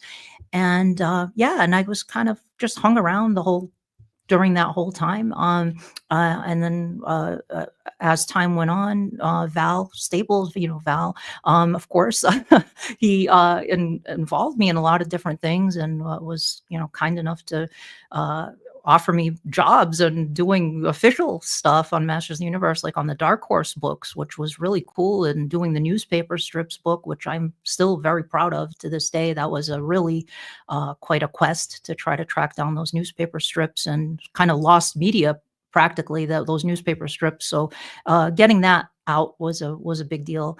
And it was I'm grateful to have had the opportunity to do that, and other things that I got to do, work on some when Scott left Mattel. I got to do some of the bios with the wonderful Eric Marshall, Gibagok from the He-Man.org forums.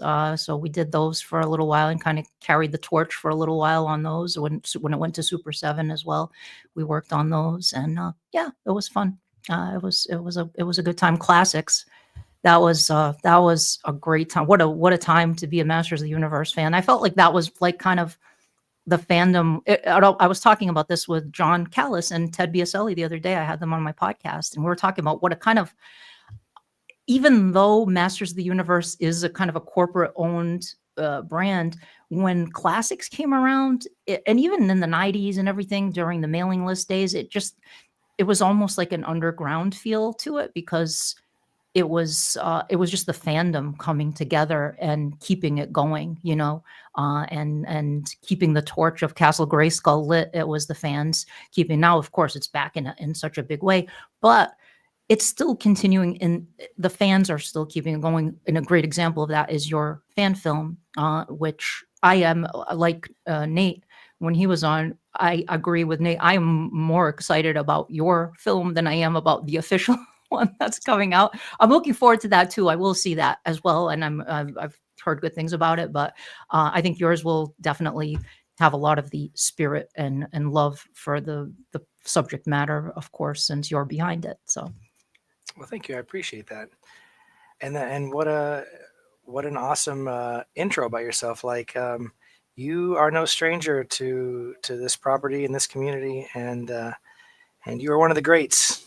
No, and you are, man, the creator of Castle Grayskull, man. I was talking about it earlier. Like that was one of the coolest things that I've ever experienced. It's so surreal. But let's talk. But you are more than just that. I mean, there's another darker side to you that we saw at the beginning.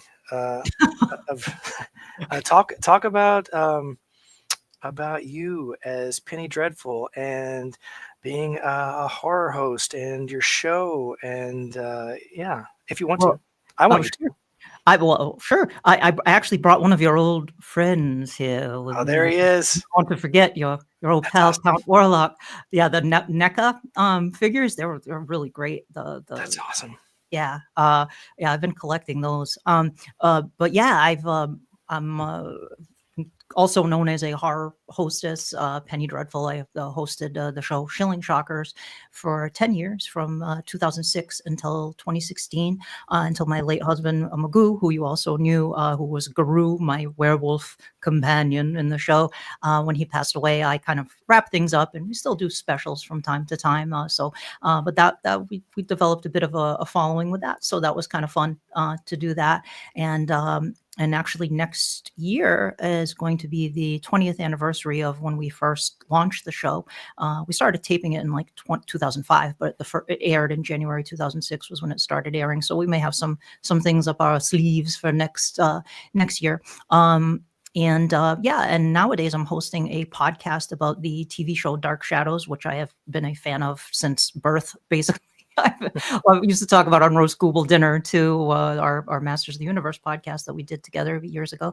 When I during the pandemic, I rewatched Dark Shadows, and when it was over, I wanted to keep the party going, and I said, well, I want to do a podcast about Dark Shadows. I want to celebrate the show, because at that point it was like the 55th anniversary of the show.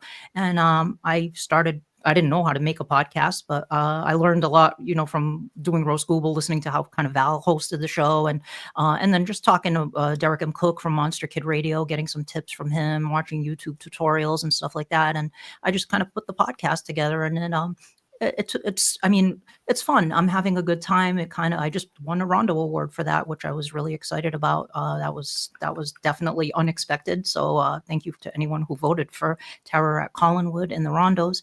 I've gotten to interview some of the actors from the show, which has been quite an honor, and some folks like Dana Gould and John Logan, who the creator of the other Penny Dreadful, the Showtime Penny Dreadful series. And like I said, I just had John Callis and Ted Biaselli on the show, because they're Dark Shadows fans as well as Masters of the Universe fans. So we did kind of a comparison and parallels between the two IPs, and kind of what I talked about, the fans keeping it alive when it ended, and still keeping those torches lit, and keeping keeping it pumping, and keeping things going, because it is all about the fans, now. And if in the future, if I don't know how Mattel is, Masters of the Universe is back. It's in retail. There's a movie coming out. We have had new cartoons recently.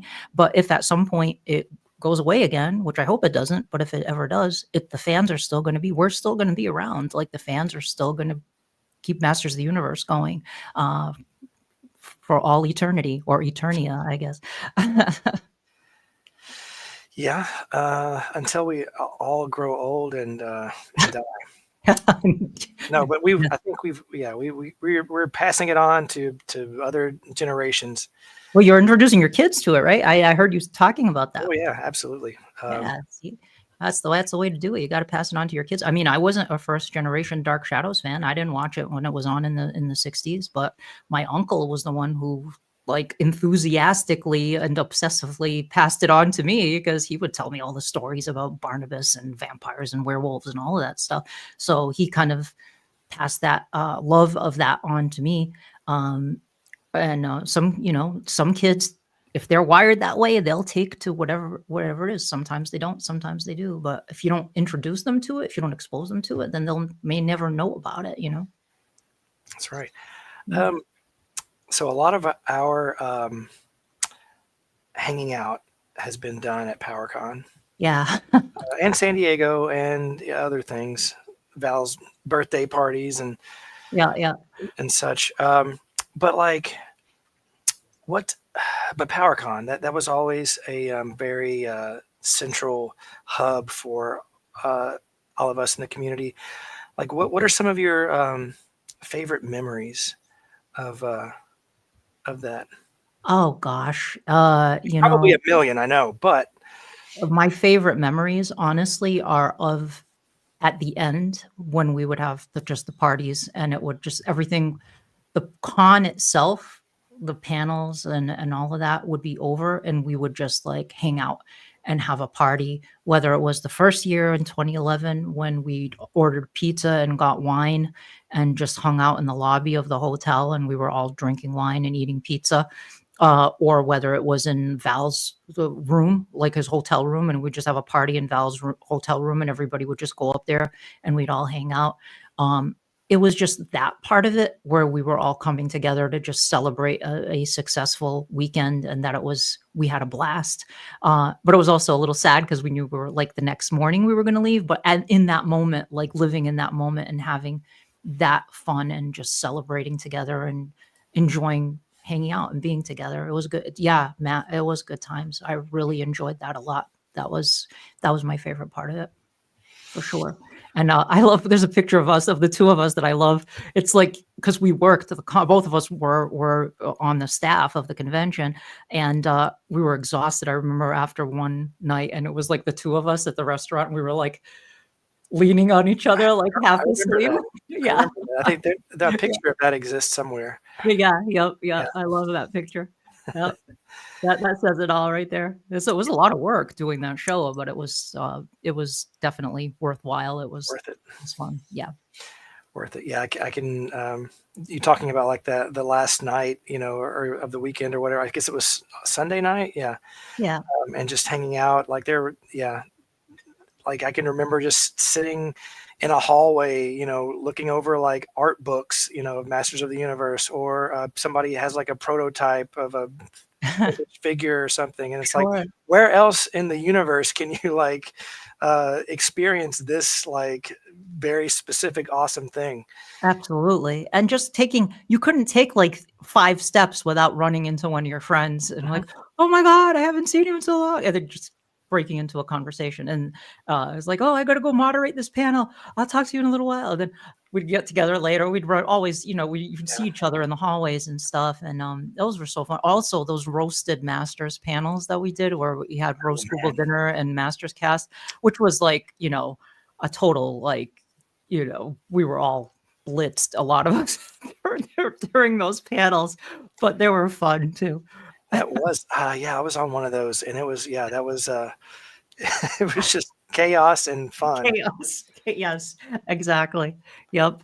That was fun. That was really fun. And just like even like side things that would happen. Like I remember one time Martin Areola was like, hey, you guys want to come to my house? And it was like, Pixel Dan was like, Martin Areola just invited us to his house. Let's go. I was like, yeah, let's go. So we would like just a bunch of people just piled into the back of Martin Areola's like SUV. And we went to his house and he was showing us like all this cool stuff that he had in his house.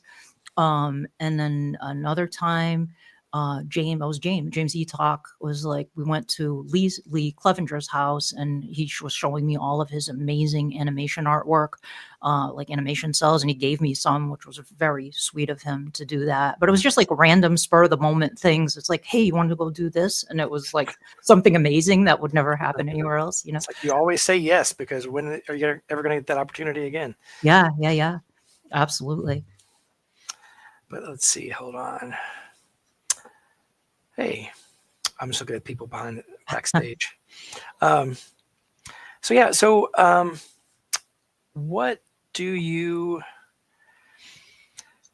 are some elements that you would like to see in Fall of Grayskull 2? I honestly, like after I watched the trailer a couple of times, you have the elements I wanted to see in it, which was you have the looks of the characters are more true to the vintage looks of the characters, which I really like. I appreciate. You had that in the first one for some of the characters. Some of them you alter, which I guess is artistic license, But in this one, it looks like you went more the traditional route for the looks of the characters, which I really appreciate. I did want Orko in it, which as I was watching the trailer, I was like, I wish you could have Orko in it, but I knew it was like, oh, that's going to be really cost prohibitive. And then all of a sudden I see Orko and I'm like, oh my God, Orko is in it. I saw Battle Cat too. And I was like, what? Battle Cat? I'd love to see Cringer too, but I know that's probably a big ask to do Battle Cat and Cringer, but I would like to see Cringer. A little humor. Like I said, I have a kind of a different perspective from Nate. I like some humor as well. My favorite characters when I was a kid, and I still love, they're my favorites, are Prince Adam, Cringer, and Orko because they made me laugh. They felt like they were just kind of like their interplay. Always, it had a warmth to it, but it was also kind of humorous. And I love comedy too, so that element, just so like a few funny comments because there was a warmth and humor as part of it that I always like. Oh my God, it's Nate. Hey, Nate. You. Nate, I miss you. We're just talking bad about you. Ah, that's not true. It's impossible to talk bad about Nate. True. Well, I promise that there will be humor in this. Yeah, we'll see where it goes. Not slapstick, but no, it's not going to. Yeah, not Crackers the Clown level, but well, you never know. Oh, I request Crackers the Clown, Chef Allen. No, I'm kidding. Chef Allen. I'm kidding. Like send her back to the Phantom Zone. Cool. Well, thank you, Danielle, for being on here. It was so good to see your face and hear your voice and connect again. It's been too many years. It's been crazy. And hopefully it will not be that many years until we see each other again. And I wish you all the best with the Kickstarter. Please, folks, please contribute to Daniel's Kickstarter. This is coming from such a good place, and he's such a talented guy. And I know you will not be disappointed with the finished product. Please, even if you can, whatever you can give, I know he will appreciate it. Thank you. Well, have a good one. Take care. See you around. All right, my friend. Take care. Good to see you. Good to see you. Bye. Okay, now we have. Yes, I'm going to do it. I'm going to do it, Val. I'm going to do it. No, I'm going to do Matt first. Hey, how are you, man? You led with the second billing. No. Well, I don't want to put Val's face in it because I'm seeing all I see is his nostrils. He's got it too close to his face. No, just kidding. Unprepared. How's it going, guys? That was great. Better now. Hey, wait. I don't have a cool shirt. It's a Filmation shirt, a Fall of Grayskull 2 shirt. I got this at your show, man. Yeah, I tried to mail you one. You're like, I'll just get it later. That sounds like me. Some guy from Dude, are we rich yet? Did we make all the money you were going to give me? I'm really excited. Oh, we're getting there. We're at $48,065. Oh, awesome. Sweet. Creeping up on it, man. Creeping up. So, thank you guys for doing this. I know you guys have lots of other things that you would rather be doing, should be doing, maybe. I love you, Matt. Is that your office or your bedroom? Because I love it. Depends on the mood my wife is in, whether I'm sleeping down here or upstairs. No, this is my man cave, studio, office, all the things. I love it. It gets more awesome every time I see it. I tell you what. Everybody's happy that you're in the house. Hey, Matt? Yeah, I'm happy Matt's in the house too. I tell you what. Yeah, always good to see you guys. We need to get together in person more often, Yeah, I know. You've invited me to. Yes, we're gonna get together. I know you guys were trying to organize a get together. It's gonna happen. It's gonna happen. No, you're a little busy. Yeah. Okay, but we're gonna add another Matt. Uh-oh. Matt minus a T. Matt O'Toole. Awesome. What's up? What's up? What's up? And look at that menacing. Right, What the hell? Awesome. That's awesome. So let's go around, starting with Matt with 2 T's. Introduce yourself and kind of just give a little bit about how you're related to He-Man and She-Ra. Then we'll go to Val and then Matt O'Toole. Sure. Matt Tyree. I'm an artist. I guess my closest connection to Master Universe is when Val brought me in working on the comic book back in 2000 X days. I was art director on those comics while we were working on movie creations. So I guess, and other than that, I'm just a long-time geek, and I've just been into He-Man and all those things for a long time. All right, Val. I'm Val Staples, and I don't know. I'm usually just around and getting on people's nerves. That's about it, I guess. Really. That's not true. What we've It's the most Val answer of all time. Yeah, it is. Val, we've been talking only good things about you for the last 6.5 hours. You've come up quite often as people. Oh, the bribes have paid off finally. As somebody who has. I didn't get any money. Oh well. Sorry. I don't have a lot to spread around. I can only do so much, man. If it wasn't for you, Val, many of us would not be where we are today. I know you'd be a lot happier, I'm sure. No. Right. That's the last self-deprecation that I want to hear. But hey, Manny says hi. Oh.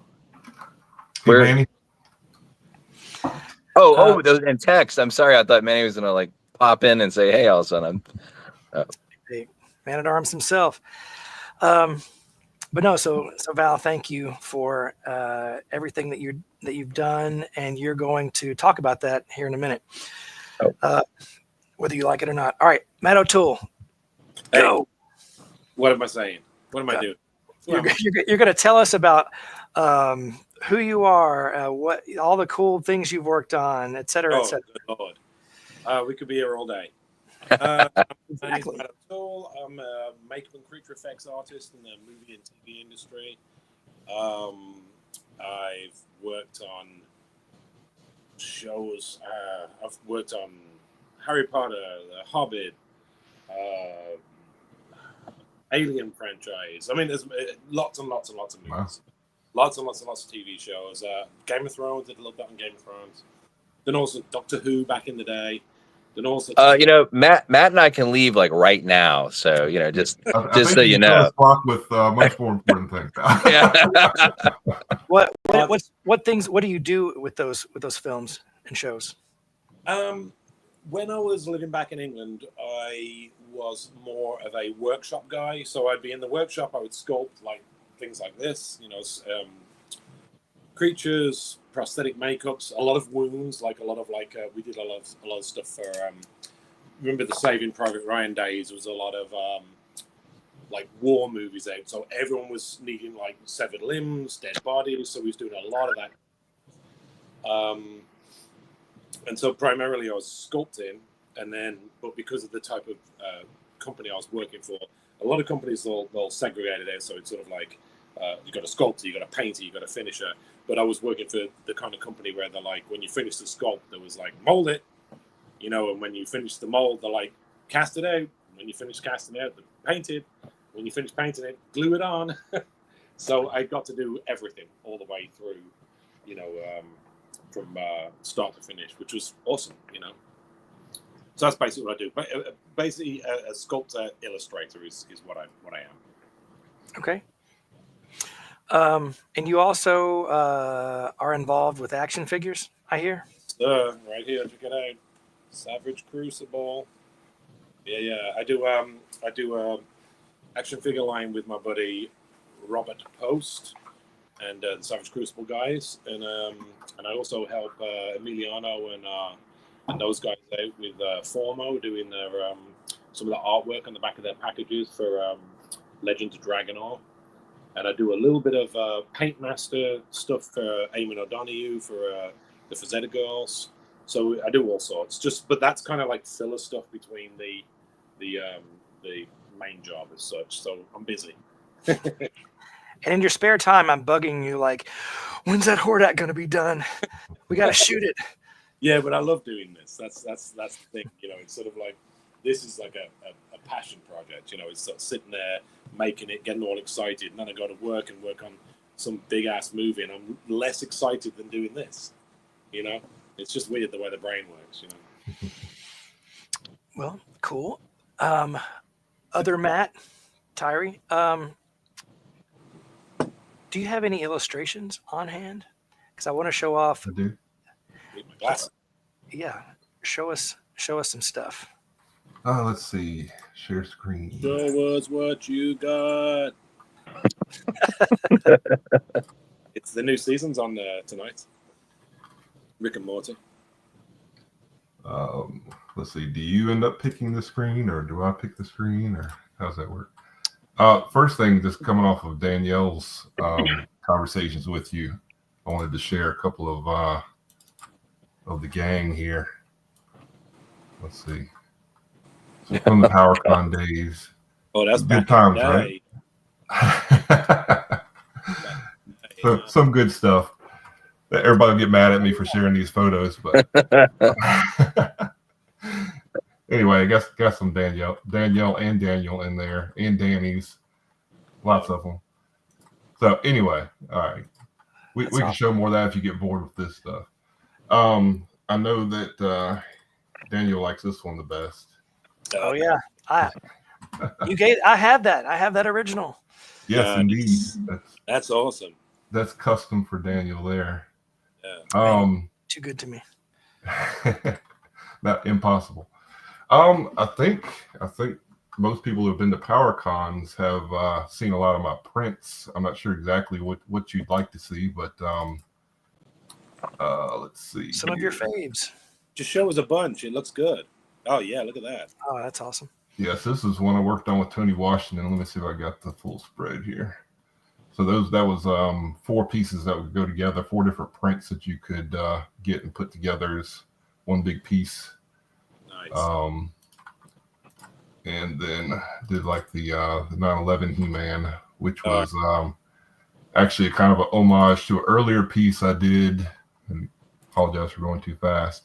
Back at the 1-year anniversary of 9/11, I did that one. And some people grabbed that one and colored it and stuff like that. So later on in life, I decided to redo it and give it a little more love. So this was, like I said, 2002. Man, some of the roast goobble dinner stuff I think is pretty entertaining, and I wanted to share some of those, especially some that have never been seen. I don't think, Val, you can correct me, I'm not sure which one of these actually made it to the website or not, but I definitely wanted to share the Fall of Grayskull one that we did, with Evelyn getting her face melted. Yeah, I don't think that one has been seen. I've never seen that before. Yeah, some of these are yeah, I did them, but we never got to the point of coloring it. Let's see. I'll go back to some of the color ones just so people can see what they kind of look like. And I don't know why I didn't color those. It's like I'm like looking at it. I'm like, why was this never colored? I don't know. That. Yeah, so that was episode 100. So what these were the backgrounds for like when you listen to the podcast. All right, it'd be on the website and on the background for the podcast is. Anyway, they would have something to do with the content of the episode usually. So this was around the time where we were trying to get everybody to sub to the classics. Is that right? Yep. And that was the No Sub We Riot image. Yep. No Rio We Riot. Yeah, I remember that. So yeah. That was it Danielle who came up with the No Rio We Riot? I thought it was her. I don't know. I could be wrong. Was the No Rio? Okay, gotcha. That's what that was. Rio. And some of these is like shame on me. I didn't listen to all the episodes, so Val can shed more light on what some of these. I'm not sure I've listened to all of them. Let's see. So, like, this is one of the favorites. This is what Prince Adam, or the figures would get stuck to the. Kind of stick to the Wind Raider. I could have swore this one was Eamon was talking about it sticking to his Wind Raider. I seem to remember. I could be wrong. I think it was like he was talking about that particular plastic for his vest was like getting kind of gummy. Yeah. Nice anatomy on the arm as well, right there. Oh, appreciate it. It's as artists, we always working on stuff and trying to make it better, right? So over the years of trying to polish up. It's that whole thing of like sometimes when you do something fast and loose, it's just so much better than when you really work into it. And these are really fun exactly for that reason, because none of them were anything important. We were just having fun and really slamming these things out quickly.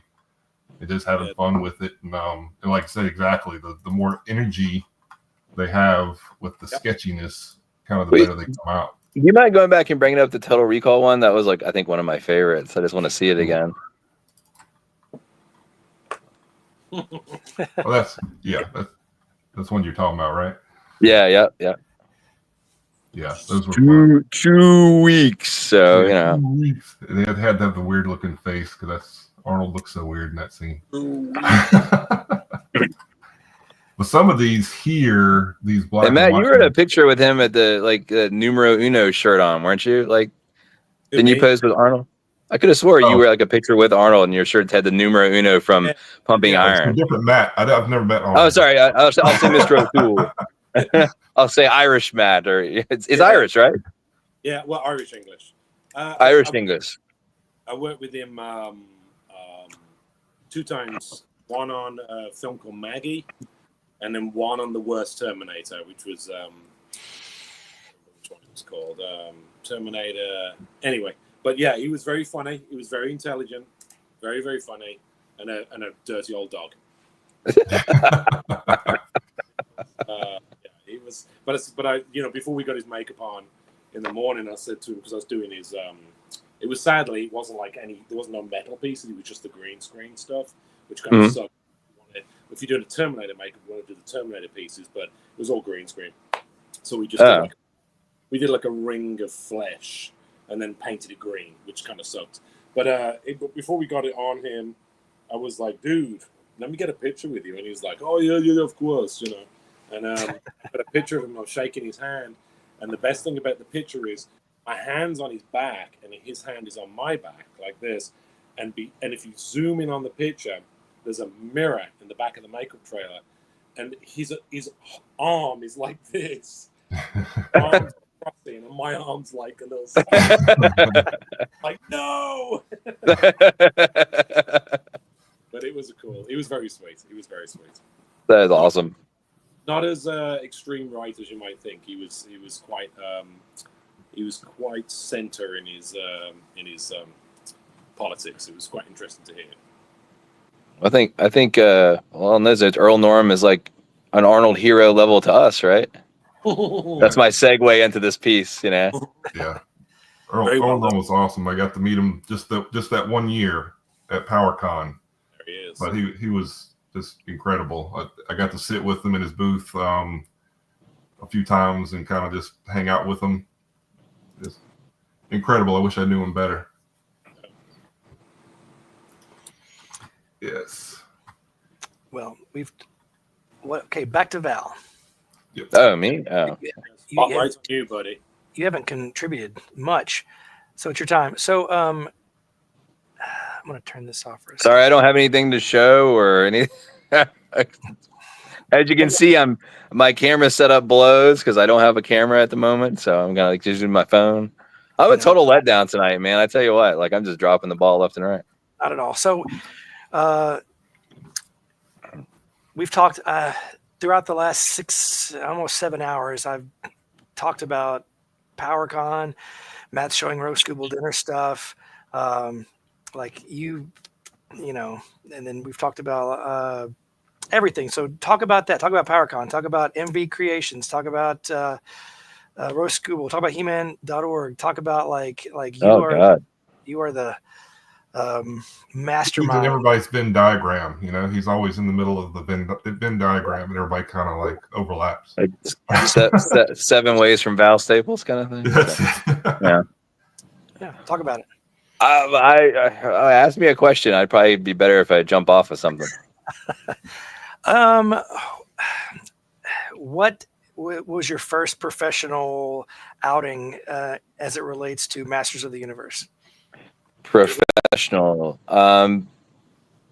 Man, I mean, it wasn't the first, but I guess it kind of leads into it really quickly as like, when Matt and I were both trying to get into comics and we were, schooling ourselves, we went to Wheeling, West Virginia and met with a guy named David Campiti who runs Glass House Graphics.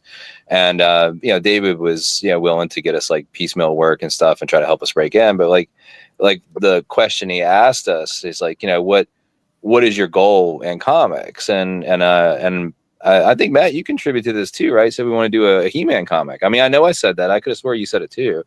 It was part of the conversation for sure. Yeah. Yeah. So that was like a big goal for me, like to do something with comics and He-Man. And so when it wasn't long after that I finished up college and went to go work as a colorist at Hi-Fi Color Design in Phoenix, Arizona, because in my mind, I was like, okay, I want to write comics, but I figured the easiest way in is to be a colorist and network and get my opportunity to write. And sure enough, in a way, it worked, at least initially. And it wasn't long before, while I was at Hi-Fi, that they had picked up the job to work for Devil's Due with Josh Baylock doing the G.I. Joe comic, which had not been announced just yet, or had just been announced.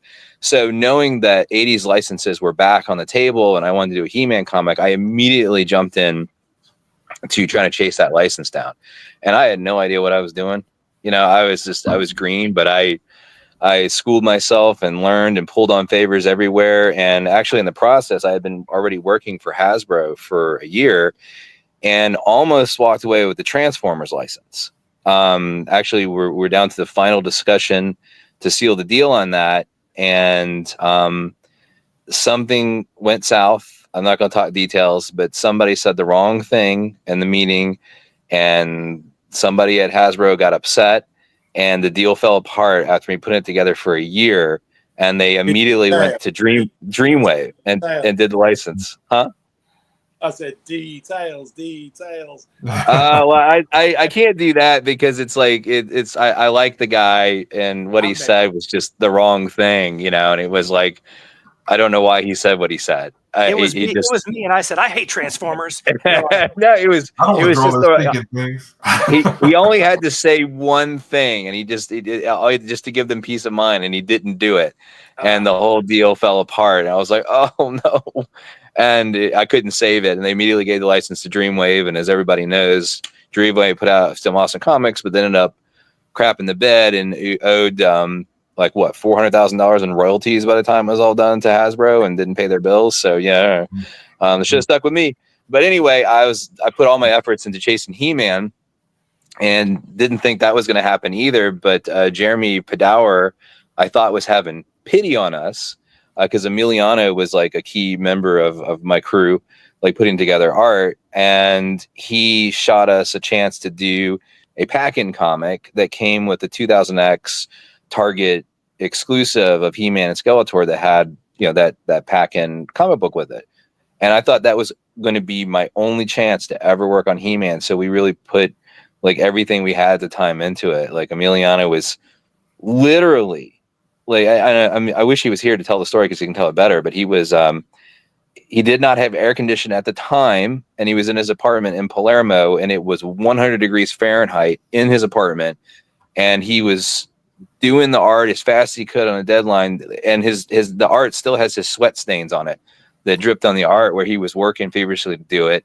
And Marco Failla, who did the inker, like he inked Emiliano's work, and Jason Keith. Who is in Hi-Fi. He's a colorist who's gone on to do a ton of amazing stuff in the comic industry. But Jason worked with me to do the artwork the colors in this 2-pack comic to get it done in time. I forgot who lettered it. I'm ashamed to say I don't remember who lettered it. I thought it was Ed Dukeshire, but it might have been Bill. Mullini? Is that right? Yeah. Oh, because that was Bill passed away, unfortunately, and I don't remember his last name. I thought it was I can't remember. I'm ashamed to say. What did you think it was, Matt? Is it Tortellini? Is that right? Yes, Bill Tortellini. Yes, Bill. I'm sorry that Bill's gone too. I did not realize he passed away. That's awful. He passed. Yeah, he passed away a number of years ago. He was a super sweet guy and a great letterer.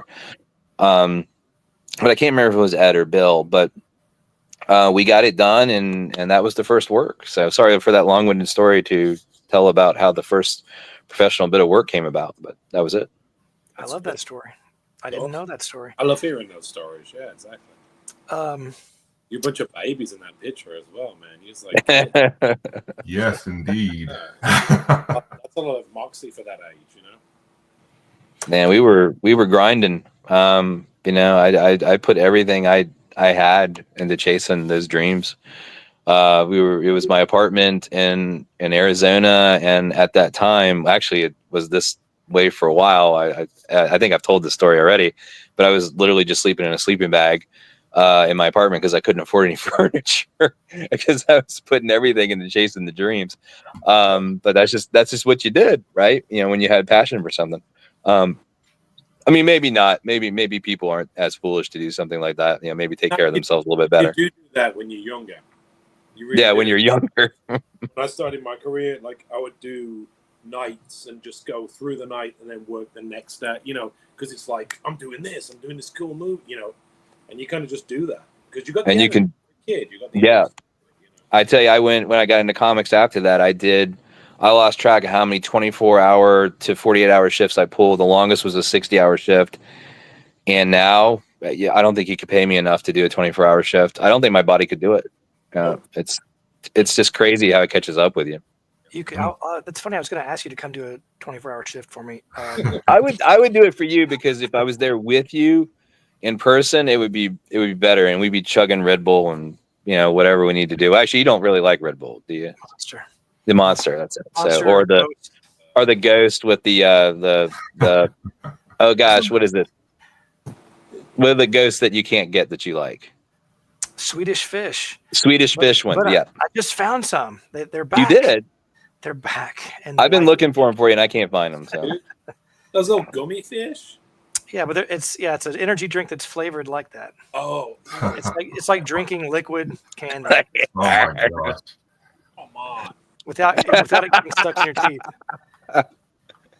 Hey, so how many? So we met the goal already. Has our conversation been so riveting that the donations for Fall of Grayskull 2 have skyrocketed? We are at 48216. Hey, hey! You guys are doing something right. Hey, at least it's not moving the other direction with me on here. That's a good thing. They're not pulling out, like donations at this point. Get to this guy. Look, you get to this guy. Oh yeah, let's take a look at. Oh, sweet. At Hordakins. Look, you get to How long did this take to do right here? I don't know actually. I can't remember how long it took. The sculpt took about a week.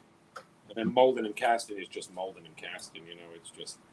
Now, was that like a practical sculpt, like a hand sculpt, or did you 3D sculpt it? It was just sculpted in regular clay. Just regular nice. Clay. And then, it smells like Daniel Benedict in here. But yeah, it smells like sugar and caffeine. Nice. That's awesome. If we zoom in. If we did it as a makeup, it would move so much better, I mean, it seems pretty mobile, all things considered. It is. It's made with a silicone called EcoFlex, which is very, very flexible. But do you have to adhere it on the inside just to keep it more mobile, or is it just free flowing against the skin? It's just free right now. I mean, you can. I think Dan, you did put some. Yeah, it was. I gave you a little glue, right, Dan? It was glued to my face. Yeah. Did you? Oh man. Your face. Or just the lips and the eyes. To the essential parts. Because in the trailer, the way when you do the talk, it moves real nice. I was quite pleased with how it moved. It was perfect. I never want to do it again. If we meet the goal, you're gonna have to do double duty. I didn't know in the trailer that it was one piece. I actually thought it was modular segments that you adhere to different facial structures. Well, that's how I. Come on, Hordak, chill out, buddy. That's how I would do it if we had the money to do it properly. Gotcha. But it would be like a segmented prosthetic piece. But because it was just the trailer, we had to. I was just like, well, I'll do it like a pullover mask, so it's quick and easy. Use a super soft silicone so that it It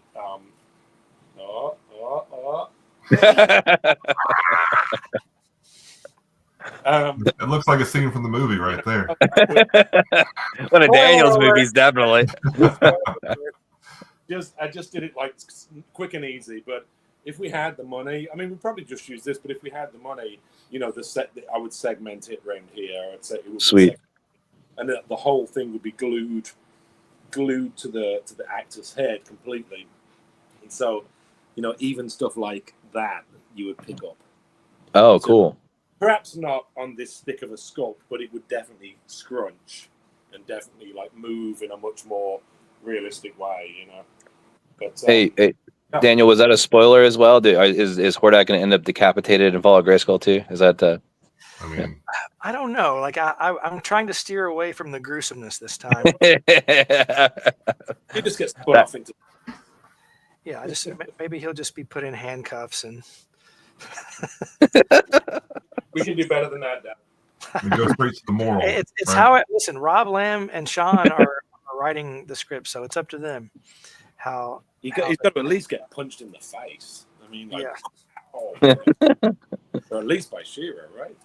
That's right. And Val, you were Hordak's hand and voice in the post-credit scene of part one. Right? One of Daniel's worst actors of all times, and I just did a voice.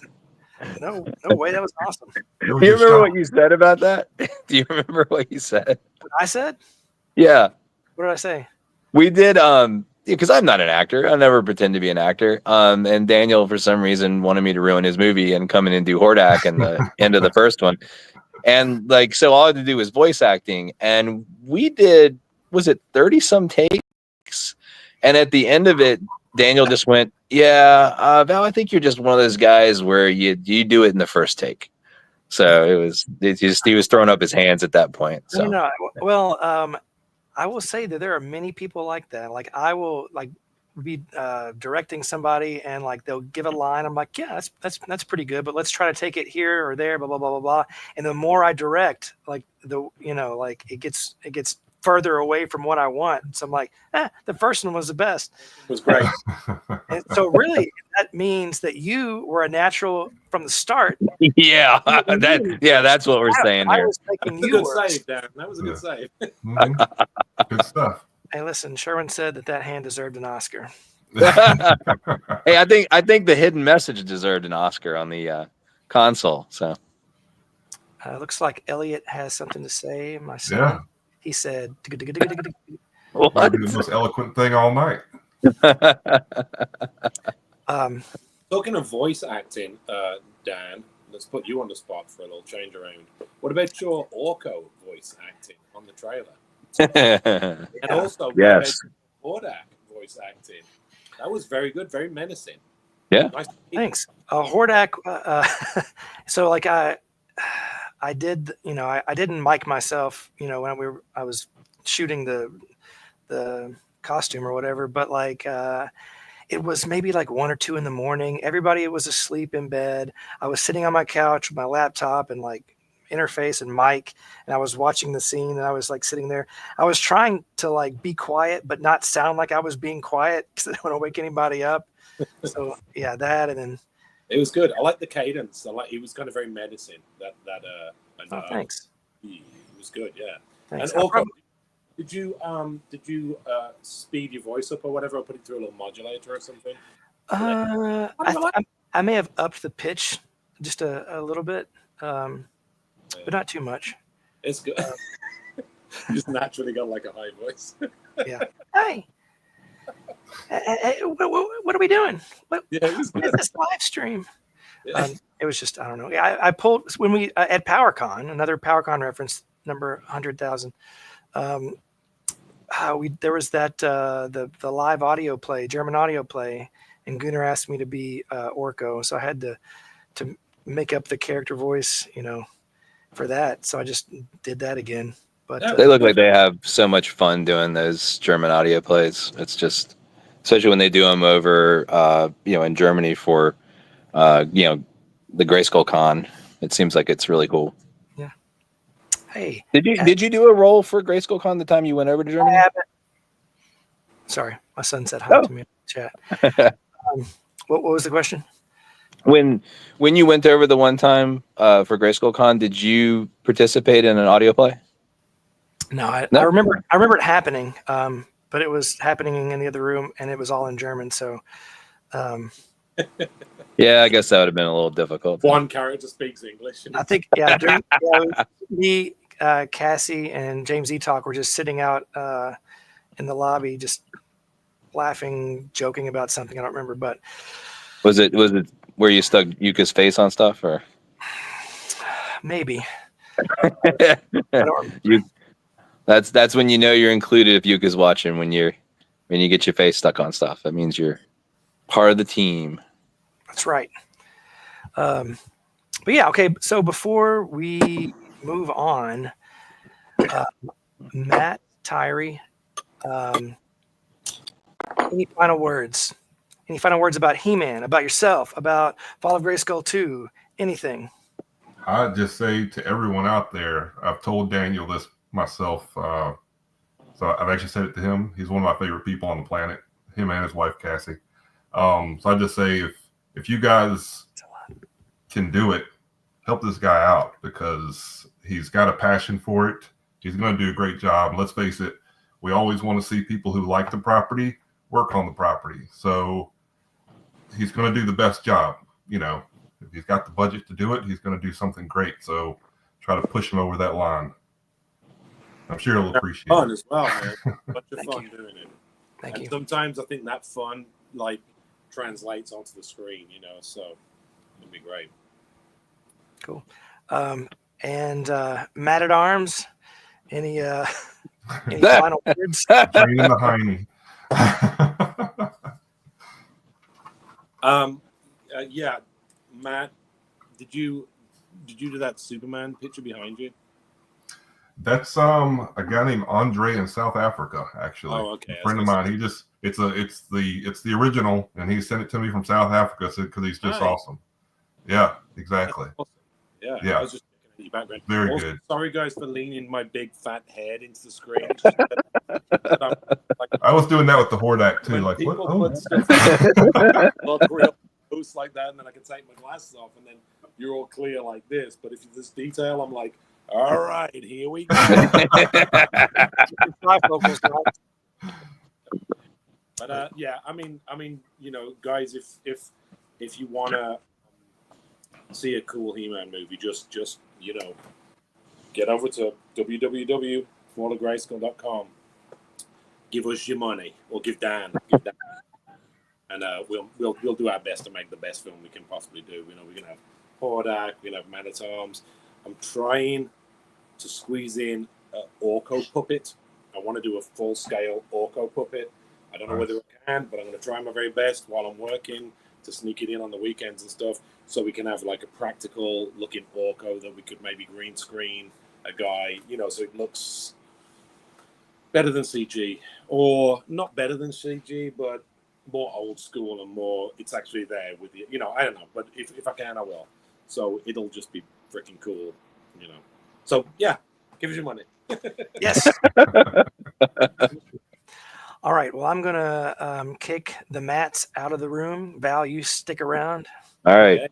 The start of your 24-hour shift. All right. Thank you, Matt. Sorry. Thank you, matotoole.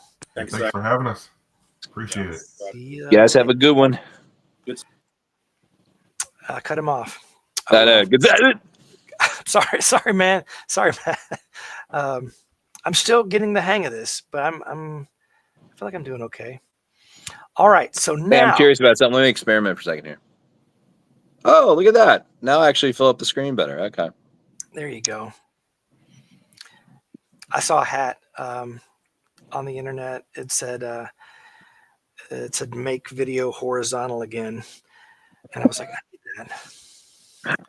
that. I mean, if it hadn't been for some of the the different apps that came out, we would be back to like a landscape format or 16:9. So, All right.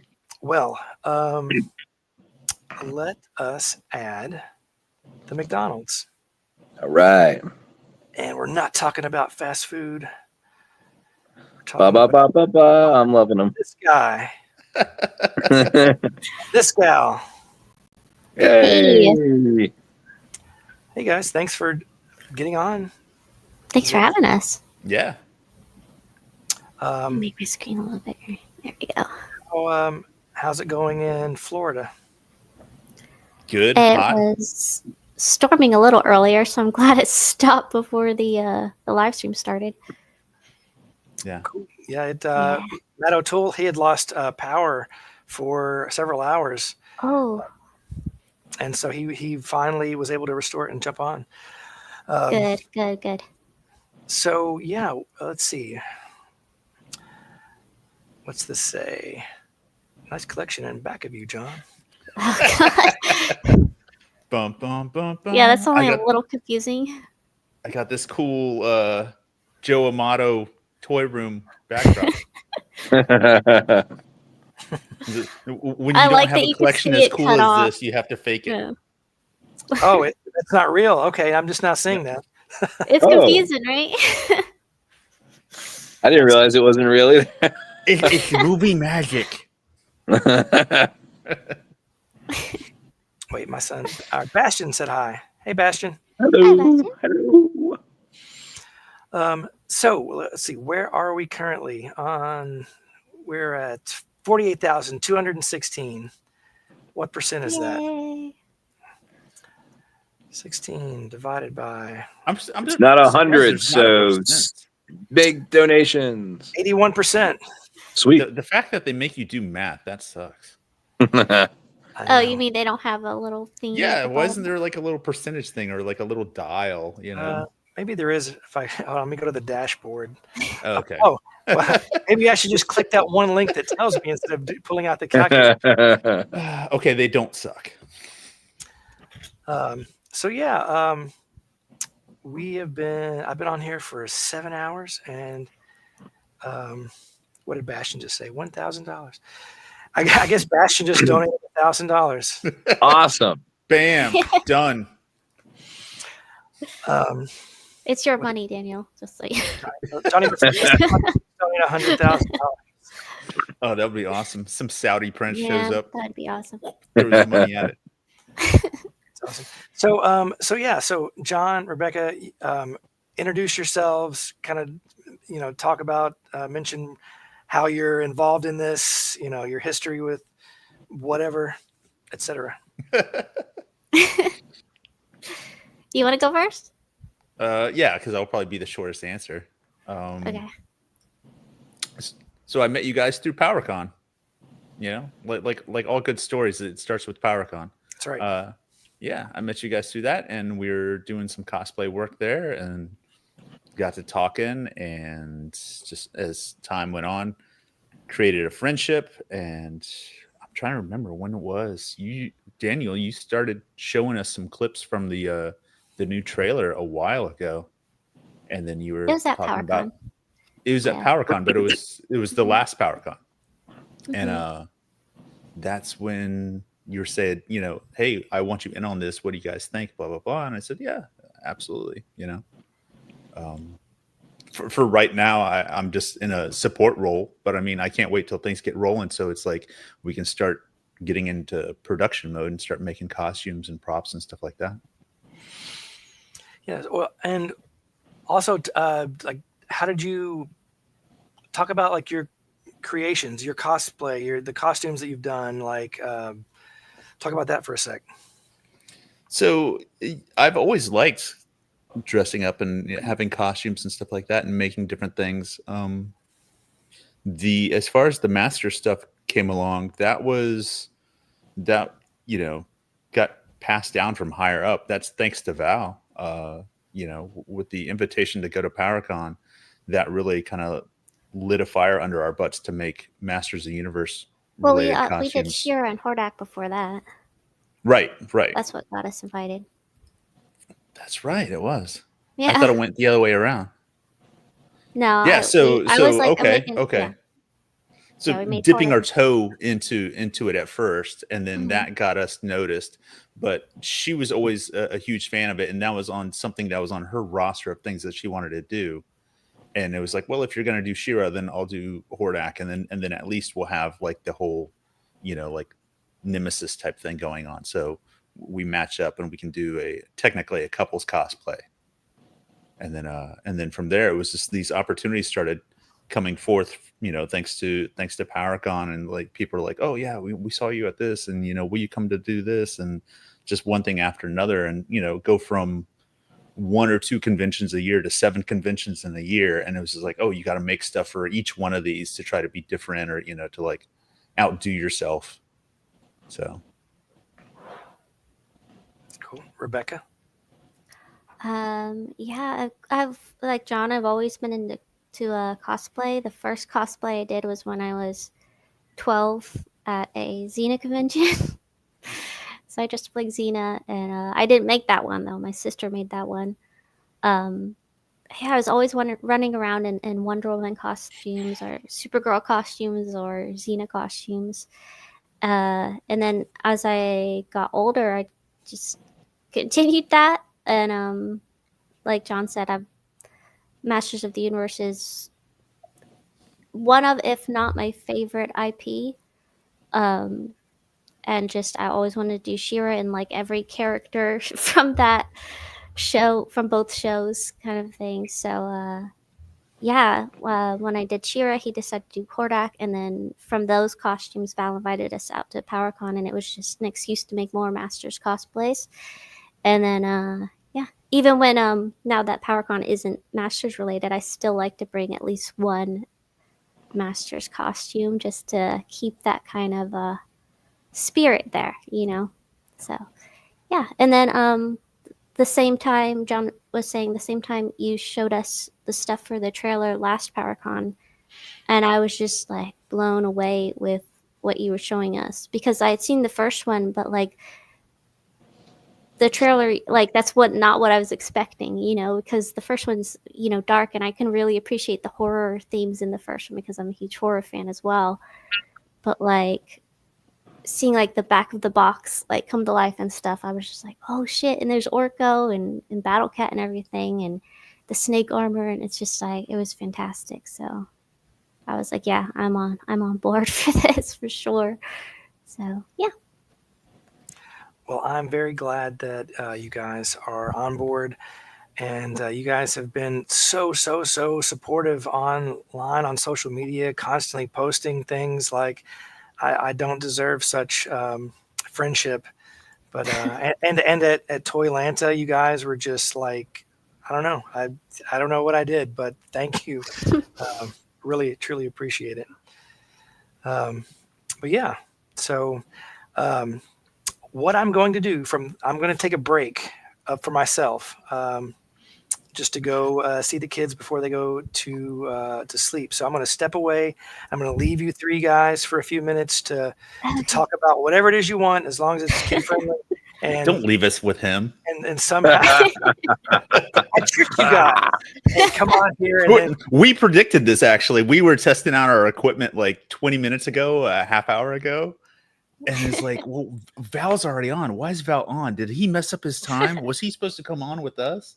Like, did we miss our time? I'm like, oh wait, no. And we're Googling. I was saying, I hope Daniel takes a break, because we're Googling when is like our time slot, and it's like, no, we got the right time slot. And I'm like, you know what? I bet you Daniel's gonna take a break, and he's gonna leave it to us 3 to fill time while he has a break.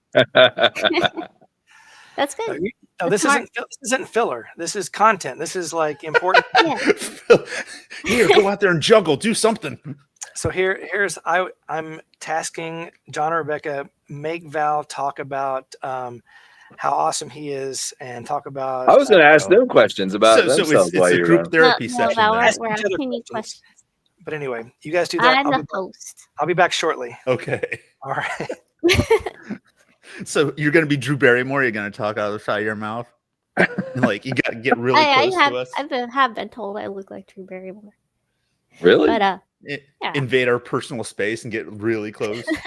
That I'm not. That is where the similarities are not the same. So Val, tell us about Power. Yeah, I know. How about so Rebecca? So Rebecca. So John. Why don't we talk about your contributions to Fall of Grayskull 2? All right, do you have a list? Is there something printed out there? Yes, we'd like to know all about the things that you've done to bring this project to a reality. Not a reality yet, because people have to, submit those contributions to get it across the goal line. But what are they going to see that maybe they need to know a little bit more about? That's right. If you want to see me as Glimmer, you have to donate, because I have not actually worked on this project yet, other than making some sketches for costume designs, which I will be designing at least my costume and Shira's costume and any other costume Daniel wants me to design, honestly, and help make, because yeah, I'm willing to make all the female costumes if need be. But I know Johnny's Awesome. already made several, so yeah. You made female costumes already? Well, No, you Johnny said- has.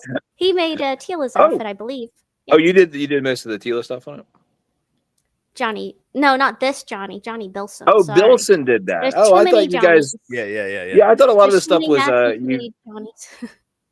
I thought you guys had vacuumed and did a lot of stuff there at your own place when you were making a lot of the costume pieces.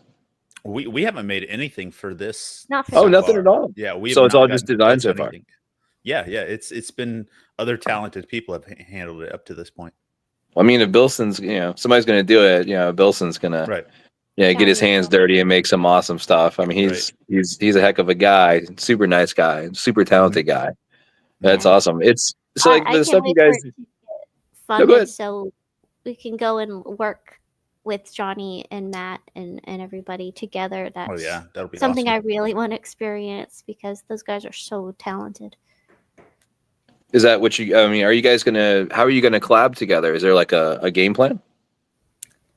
Well, I guess that'll happen after it's funded, but I'm imagining that I fly down there and work beside Johnny and Matt and anybody else working on the film. That's what I'm willing to do. I think leading into it is going to be kind of like doing a group cosplay type thing before a convention, where a bunch of us will be taking work in progress photos of what we're working on up to a certain stage.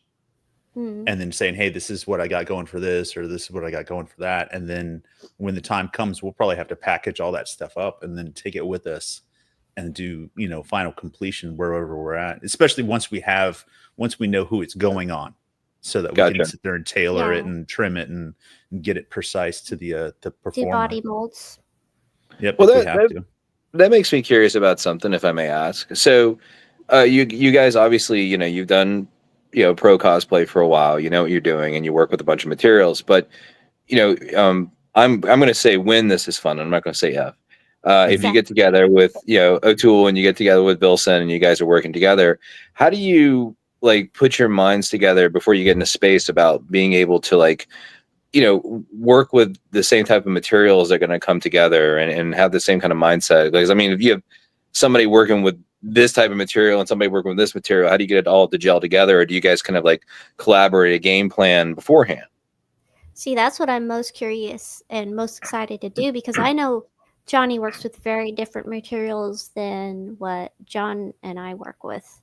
So learning and, figuring out what's going to be the best for what costume kind of thing, and just these different talents coming together and kind of creating the best version of this thing and comfortable version of this thing as well, kind of thing. Because we do want, the stunt costumes as well as the hero costume, which is the pretty one that looks pretty on camera, and then the one that can take a beating for the stunts. So that's what I'm most excited about, is because I haven't done that before. I haven't. The only other person I worked with was John, and we work with a lot of the same materials. So right. Working with people who have way more knowledge than us. I think we'll end up assigning, everybody will be assigned projects so that we're not stepping on each other's toes. But I think there's going to be enough overlap and enough troubleshooting, or let's say when somebody's working on something in particular, like, hey, I already have this tool, or I already have this mold, or whatever it might be, that they're like, do you need me to cast extra ones of these, or do you need me to go ahead, since I'm already doing leather work, do you put in your order with me on how many straps you need for that? Or if somebody's doing buckles or fasteners or something like that, it's like, just let them go to it, so that, there's different departments handling everything simultaneously and nobody's tripping over each other. So when you guys are doing your cosplay, like Rebecca, you had mentioned before, there's kind of like an aesthetic version and a version that can take a beating, for whatever's going on with movement or whatnot. One thing I've learned, about costuming for commercials or film, especially now that we have high definition filming, is that the devil's in the details. So it's something that may work plain in a cartoon might not necessarily carry over, and you don't have to go crazy, you don't have to reinvent the wheel, but sometimes you have to embellish it either with types of materials or textures or things to breathe a little more life into it, otherwise it'll just kind of fall flat. So have you guys kind of thought about that, and are there any sort of like tricks or tips that you guys can just sort of shed light on, that like, hey, if we want to make something look real that isn't, we do this or anything like that? Yeah, 100%. I take that into consideration, especially when designing things for this movie. And I've done it before with some cosplays. Like I would say my She-Ra cosplay is very clean and streamlined. And then when I got to my Teela cosplay, it's adding more detail. I based it all off of the Tweederhead statue. And, more detail. And the more detail you add, the more, when you go to weather it, it's going to stand out, because that's more things for the dirt to cling to, the paint. So adding little bits of texture and everything is just going to add so much detail, but you keep the same design and you just change the material of it and add a bit of armor here, or, a strap here, and it's real world all of a sudden, so yeah. That was something to stray from the original design too much. That was something looking at Matt's Man at Arms, like the practicality of it and like all the detail and the rivets. And the idea of that, when this was made, these problems they had to be solved. It's just stuff translating from comic books or cartoon. There's, especially if you're going to older stuff, we've gotten more detailed in how we draw things and how artists are trying to bring in, because in the old days, everything was skin tight and perfect, and it was all muscles with almost like a painted costume over top of it. You didn't see seams or wrinkles or anything like that in old comics. And then now we're at a stage where it's like, no, that's where the zipper is, and that's where pouches are, and that's where seams are, and those are wrinkles and stuff like that. And then it helps a lot. And Matt's Man at Arms, you can see that kind of construction. So when you're translating things over, it's of course get the silhouette right. Try to bring in the colors, because again, that's going to be an associative thing with the original, with the source material, but then build in that practicality of like, well, this is how a person would have to put it on. And if you can satisfy that, then it makes it really easy for a performer or a cosplayer or somebody to wear it, because it's like, well, it has to go on that way because that's how it was built. Gotcha. Yeah. Well, along those lines, talking about that, you're talking about like, Matt's construction and the Man at Arms. You guys have done, again, cosplay for so long, but you're not necessarily trying to design a cosplay outfit. You're trying to design a movie costume and props and whatnot. They're going to have a different sense of realism. So have you guys already considered or thought about areas with these designs of these figures? Because from what everything I know about you guys and what I've seen from Daniel, trying to capture a lot of the original feel of the original source material from like the toys and the early design is where you want to go with it. But have you already seen some stuff with the figure design where you're like, that is not going to function in reality? And if so, have you thought about what you can do to either preserve a lot of it or change it to where it's going to be faithful to that design? Yeah, I think there's the thing is with and I've been thinking about this a lot with the discussion of Teela's new outfit and the original design of her outfit is so many of the Masters costumes, they're very practical, and that sounds like crazy to some people, but I'm like, the way I cut my Teela costume, for instance, where I cut the hip thing higher so that my hip bone can move around easier. It's not getting caught on stuff. And the one thing I would change is I would shorten the distance from the armor inward so that you can move your arm more. But it's you don't have to change it that much Mhm. to but there are little things here and there. Like I gave Shira straps because I've worn the Shira top and I know that it likes to fall down. So it's like, yeah, I'm going to give her some straps, and that's also going to give her something for her cape to hold on to, because Yeah. again, having the cape attached to the choker, it chokes me when I wear it. So it's going to give her cape something to hold on to, as well as her sword scabbard. So yeah, that was just a practicality, and it's not interfering with the original design of Shira. And the skirt too. Oh yeah. Your design for the Shira skirt. Oh yeah, Because I this kept like it. it's Yeah, I kept it. I was going back and forth between the idea of just a soft skirt and like the I don't know what they're called, but the little like flap things over top of it, like Wonder Woman has in the new movie. Oh, okay. But I didn't want to copy Wonder Woman, so I just have the soft skirt in sections, so it kind of looks like that, but it's still a soft skirt, and it's not going to interfere with any horseback riding or anything like that. So. Awesome. John, have you considered any, like, for the costumes that you might be, working on, like for the characters? Have you considered the same sort of thing, especially since you have so much experience with full coverage outfits, like, head to toe? Yeah, it's, I mean, not knowing who it's going to be for, or exactly what character it is yet. Just trying to making it so it's more universal. So there's likely going to be some kind of undersuit, and then over top of that will be armor or armor elements that are held on with straps. So that, and then again, it's a lot of times you're trying to be. It's just like with toys, and I think that's why there's like a good overlap. Is you're trying to hide seams, you're trying to hide articulation, you're trying to hide these ways in which it was made, like a magician would try to like hide how he does the trick. So it's the same thing where you don't want it, like, oh well, that's how it goes together right there. If you can hide a seam, but keep it so that it's practical and you're able to move in it and all this other stuff.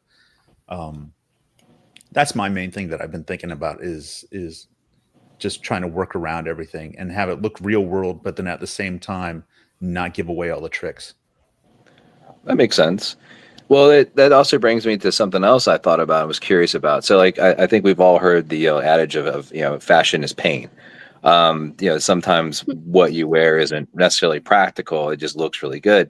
Mm-hmm. So, Yeah. like, what kind of considerations might you all have for an outfit that isn't necessarily going to be comfortable in certain places for an actor to wear? Like, what do you do to mitigate that discomfort? Is there something like that you guys have learned over time, like, oh, we know we can do this, or we have to watch out for this?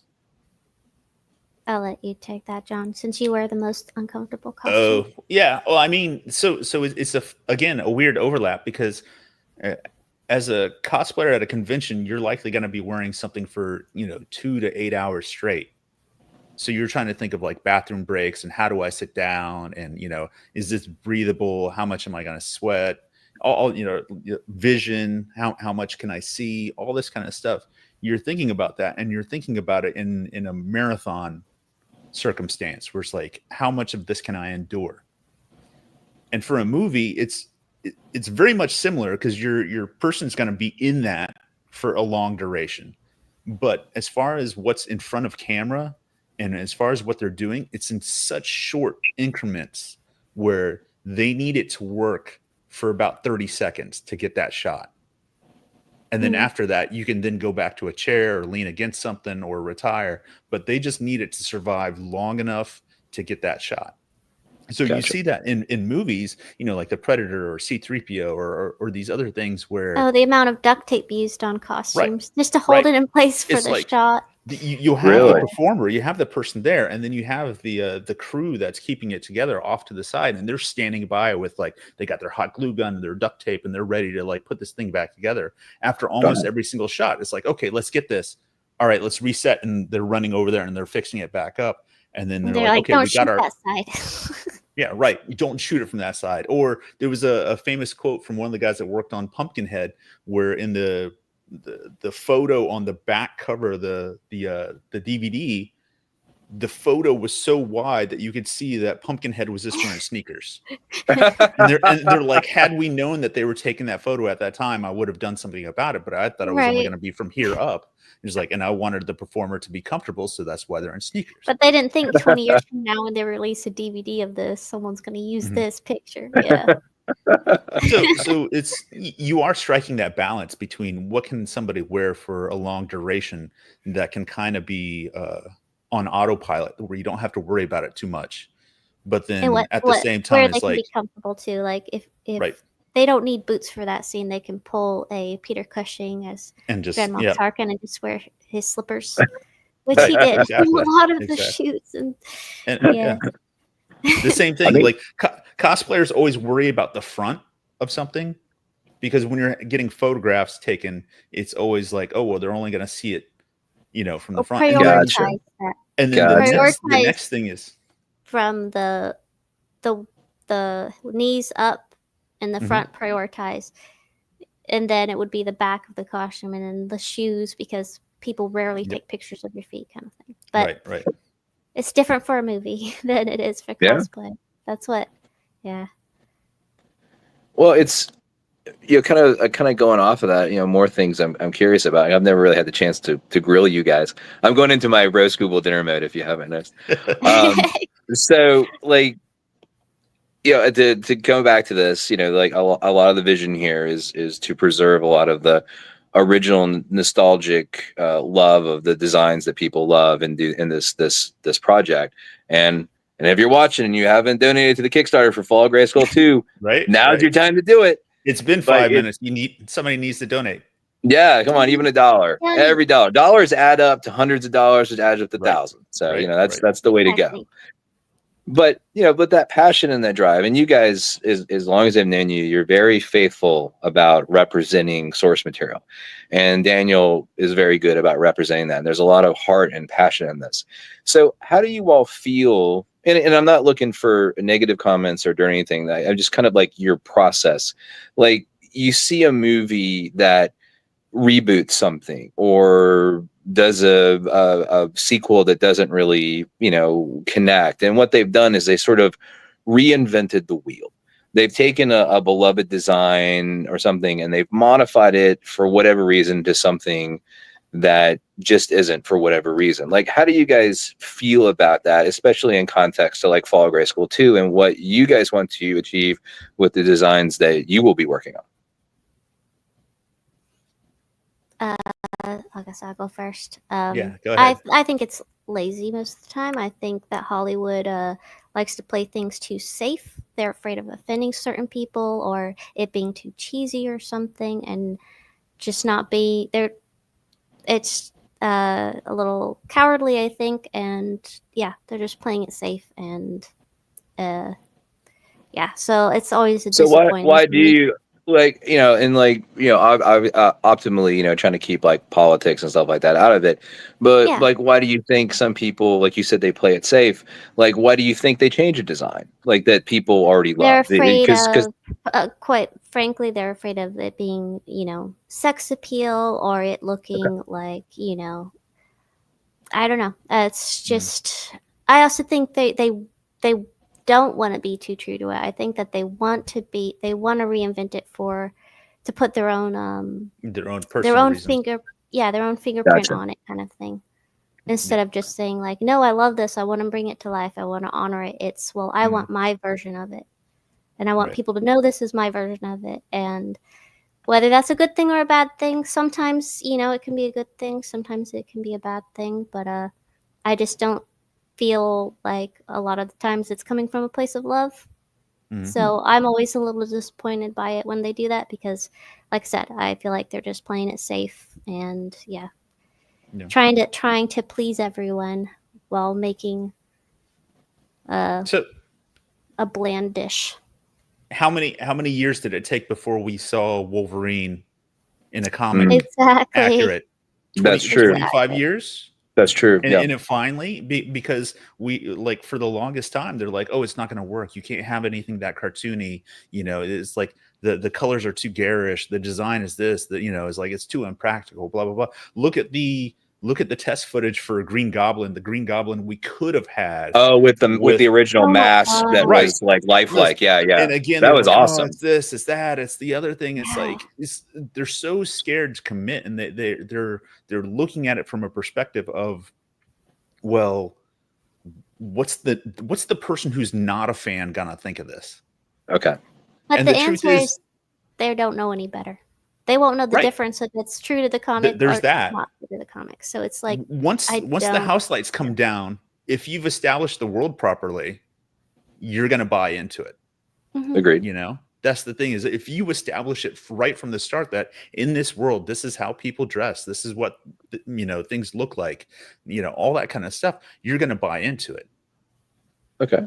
So it's plus like my if, thing is like you're making a movie, make it outlandish, make it like something you don't see in every day, Mhm. So it's like I don't want to see the X-Men in biker suits, I Gotcha. see that Right. every day down the street. Like that's fucking boring. Sorry for Now, the in language. fairness, I did work on the new X-Men run with Grant Morrison and Frank Whiteley, and they did have like black leather outfits with yellow, kind of stuff. So I mean, that was in the comic book. Now, Mhm. I know it was kind of timed with the movie, but yeah, it did exist in the comics. To be fair, Yeah. but I understand what you're saying. But that kind of makes me you think know of what I'm something. saying. It's Yeah. I mean, I understand why they do it, but that does make me think of something else. And this might be a tough question, or maybe not. Maybe you'll be like, no, this isn't. This is a no-brainer. Are there any characters, whether or not they are in Fall of Grayskull 2 or not, that you do feel the design isn't going to translate too well to film, and that it either just something that doesn't work 100%, or it's too simple and might need a little more oomph to it? Is there any character that you look at and go, yeah, maybe that one we need to adjust just a little bit? like designs they've done so far for the movie, or Oh no, characters just they're any standing on? character that may or may not be in Fall of Grayskull 2. Just as a fan. Or do you think every character could work as is if you I'm work willing with to it? bet I can make any character work. Awesome. What about you, a John? lot- You I seem like know you're a lot thinking of of something. people would Yeah, I'm trying to think I of- know a 'cause- lot of people would probably say Snout Spout wouldn't work, and yet I saw a cosplayer do the most epic cosplay of Snout Spout ever, and I'm like, Mhm. Right, there's right. the movie Snout And there Spout. you So go. I'm Yeah, convinced, exactly. I'm convinced it's a good designer can make any design work. You One go of ahead, the- John. Sorry. So I mean, the easy thing is to lean on the more fantasy or sword and sorcery type Yes. characters. It's way easier to lean into them because 100%. you get this weird distinction between, it's like, well, is this space and sci-fi or is this fantasy? And if you start going in one direction, you put a whole bunch of technological characters in there, then it's like, well, why do they still have swords, and why do they have like barbarian outfits if you could dress like Man at Arms, or if you can look like Manny Faces or something like that? Why do you have these things? That's just the world there is. It's just it's wide open, this buffet of whatever you want. So Well, go ahead. I don't think there's, I mean, like she said, there's that amazing Snout Spout, and it's like, yeah, it looks great. Weather it up a little bit, put some dramatic lighting on it. It would work. I don't really see anything that stands out to me. Okay. Yeah. I mean, we as a fan base, or a lot of us, not all of us, but a lot of us ever refer to Master Universe as the everything in the kitchen sink property, because it just has a little bit of everything thrown there for character That's why we types. love That's why It's it's what? so fun. That's why it's so Well, and- fun. That's one of the reasons I love it. Well, that kind of brings me to, it does bring me to a question. So, let's say for people who aren't hardcore fans, or just fans who know enough about the property, who want to come in and check out Fall of Grayskull 2, or anything else that would come out on the small screen or the big screen, what would you say to somebody to try to get them to just embrace a world that's mismatch and cornucopia and wildly put together like that? Like, how do you? What's the advice that you would say to get them to give it a chance? We have it now. Like, it's taken decades and decades and decades, since the 70s at least, for the general public to be conditioned to accept these worlds where magic and science and sword and sorcery and technology and astronauts and barbarians can all be fighting each other. And then the thing is, so since 2008, thankfully with Iron Man and the introduction of the MCU, you know, we have Guardians of the Galaxy and we have Thor. And then even in Thor, they needed like throwaway lines in there to say, it's like, well, what you know, claim is magic, we claim as technology type thing. You know, and you see Thor's world, you know, you see Asgard and it's like, yeah, it looks magical. You know, it's like there's flying ships and this and that, but there's the technology behind it at the same time that we simply just don't understand or we can't recognize. And it's the same thing. It would be the same exact thing. So it's like, okay, you know, person on the street who's never really got into this, put yourself in the headspace that you're going to go see an MCU movie. Wow. That's wise words. Anything to add to that, Rebecca? No, he said it pretty good. Like, yeah, you look at Guardians of the Galaxy alone, and it's like, you know, not that I think that should necessarily be the same tone that Masters of the Universe should be, but in the same, like, yeah, I don't think you need to make it a big old joke. You know, I think you can take these things seriously. I think people need to get in touch with the way they used to make movies, in that, like, just embracing the sword and sorcery and the sci-fi, the Star Wars, you know, how Star Wars, the original trilogy, I can't stress that enough. The original trilogy was made. But, I agree. Well, so for the costumes that, or the characters that I'm saying that you will be working on, I'm not going to say if. Yes, you will be. For Fall of Grayskull 2, is there anything that has already been shared with the public? Let me rephrase that. With everything that has already been shared with the public in terms of what you know, will happen in terms of a character that you guys will be working on, what is going to be your favorite potentially to work on for each of you? Oh gosh, I really. And you can't say all of them. You got to pick one. I really want to make Jennifer that She-Ra costume. I really want to just bring She-Ra to life for a movie, because that's a dream come true to me. For me, and Jennifer's just perfect embodiment of She-Ra, and to see her in that costume would just be the best thing in the world for me. Nice.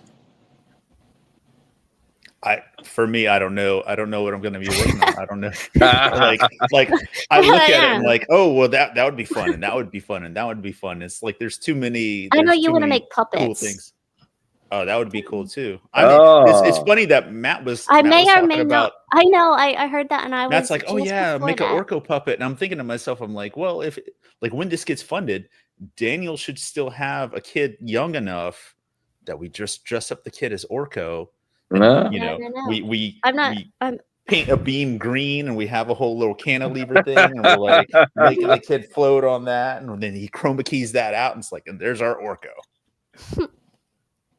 Well, That's I was awesome. gonna make a Lookie puppet and just hide it in places and not even tell. We Daniel. need to. That needs to be. That's a great idea. Easter egg. That's a great idea. Easter egg. Yep. That'd be really cool.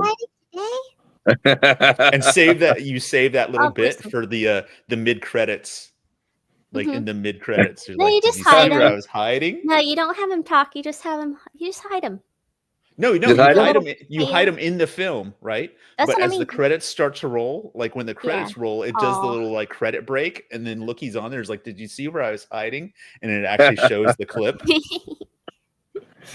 Or the in picture where it's like, you know, as the credits keep rolling kind of thing. So, you know, they have an excuse to keep doing it. That would be awesome. That would be fun.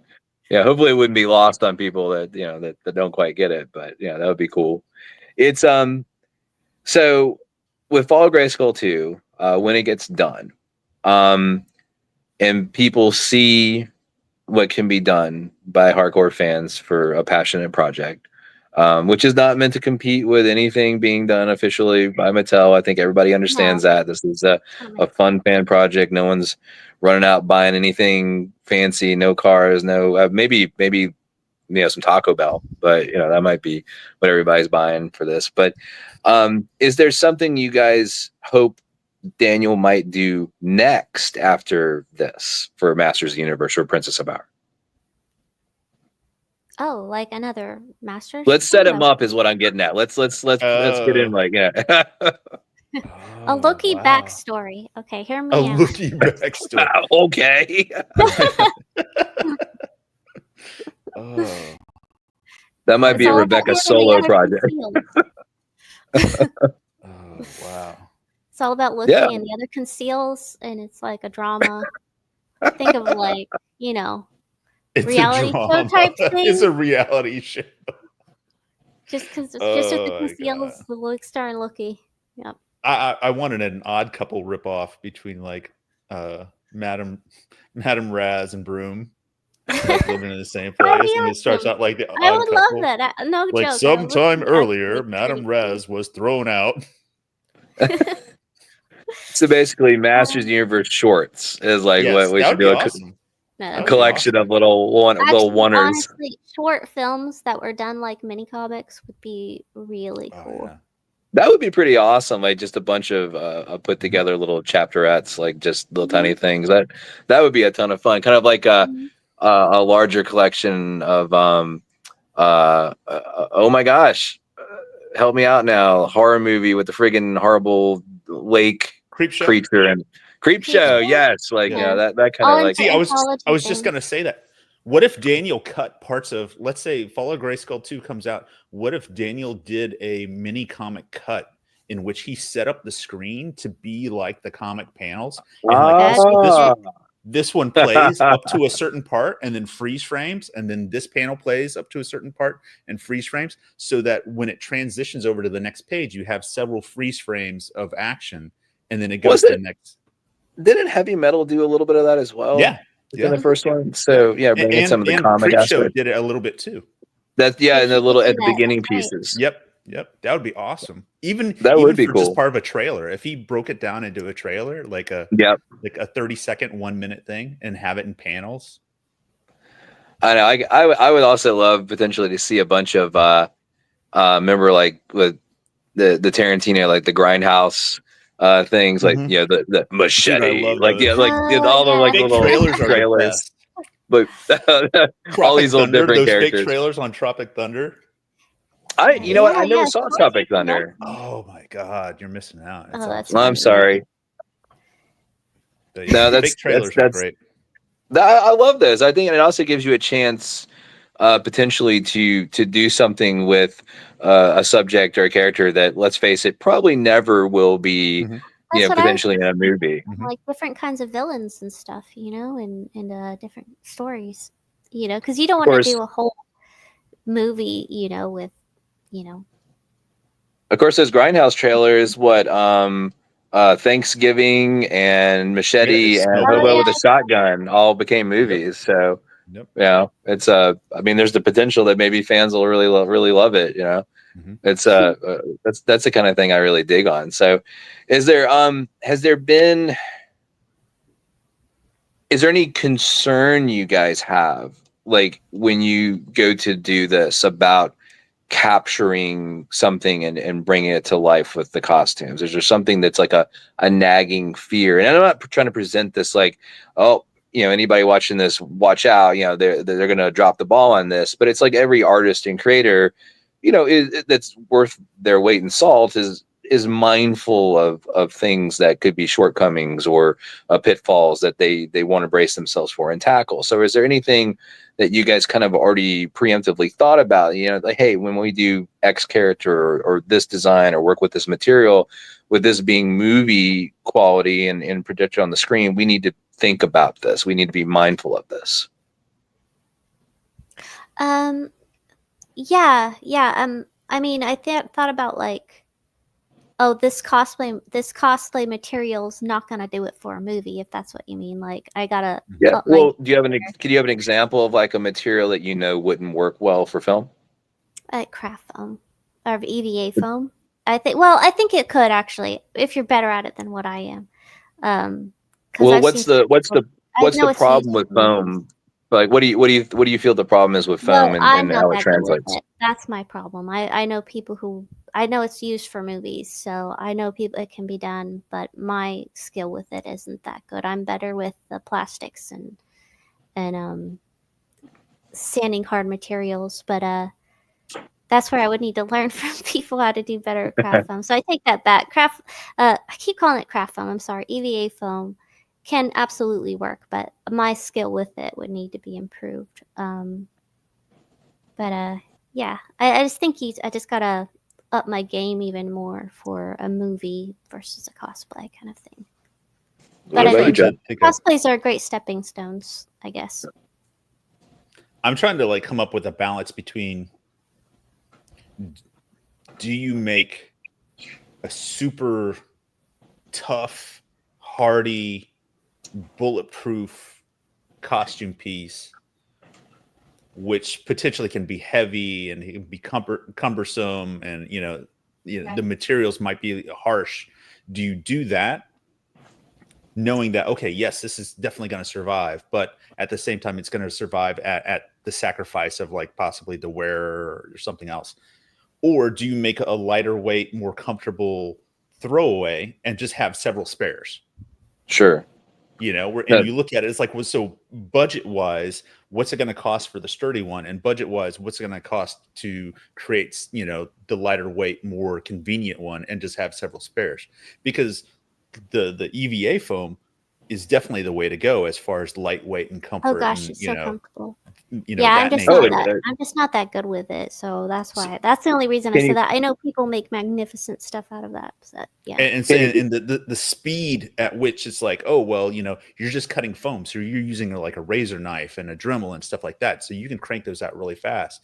Whereas if you're trimming metal and you're grinding and you're cutting leather and all this other stuff, it's like, well, that's going to be more time consuming.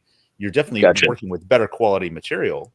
Yeah, but trying to strike that balance is like, well, what do we need for what?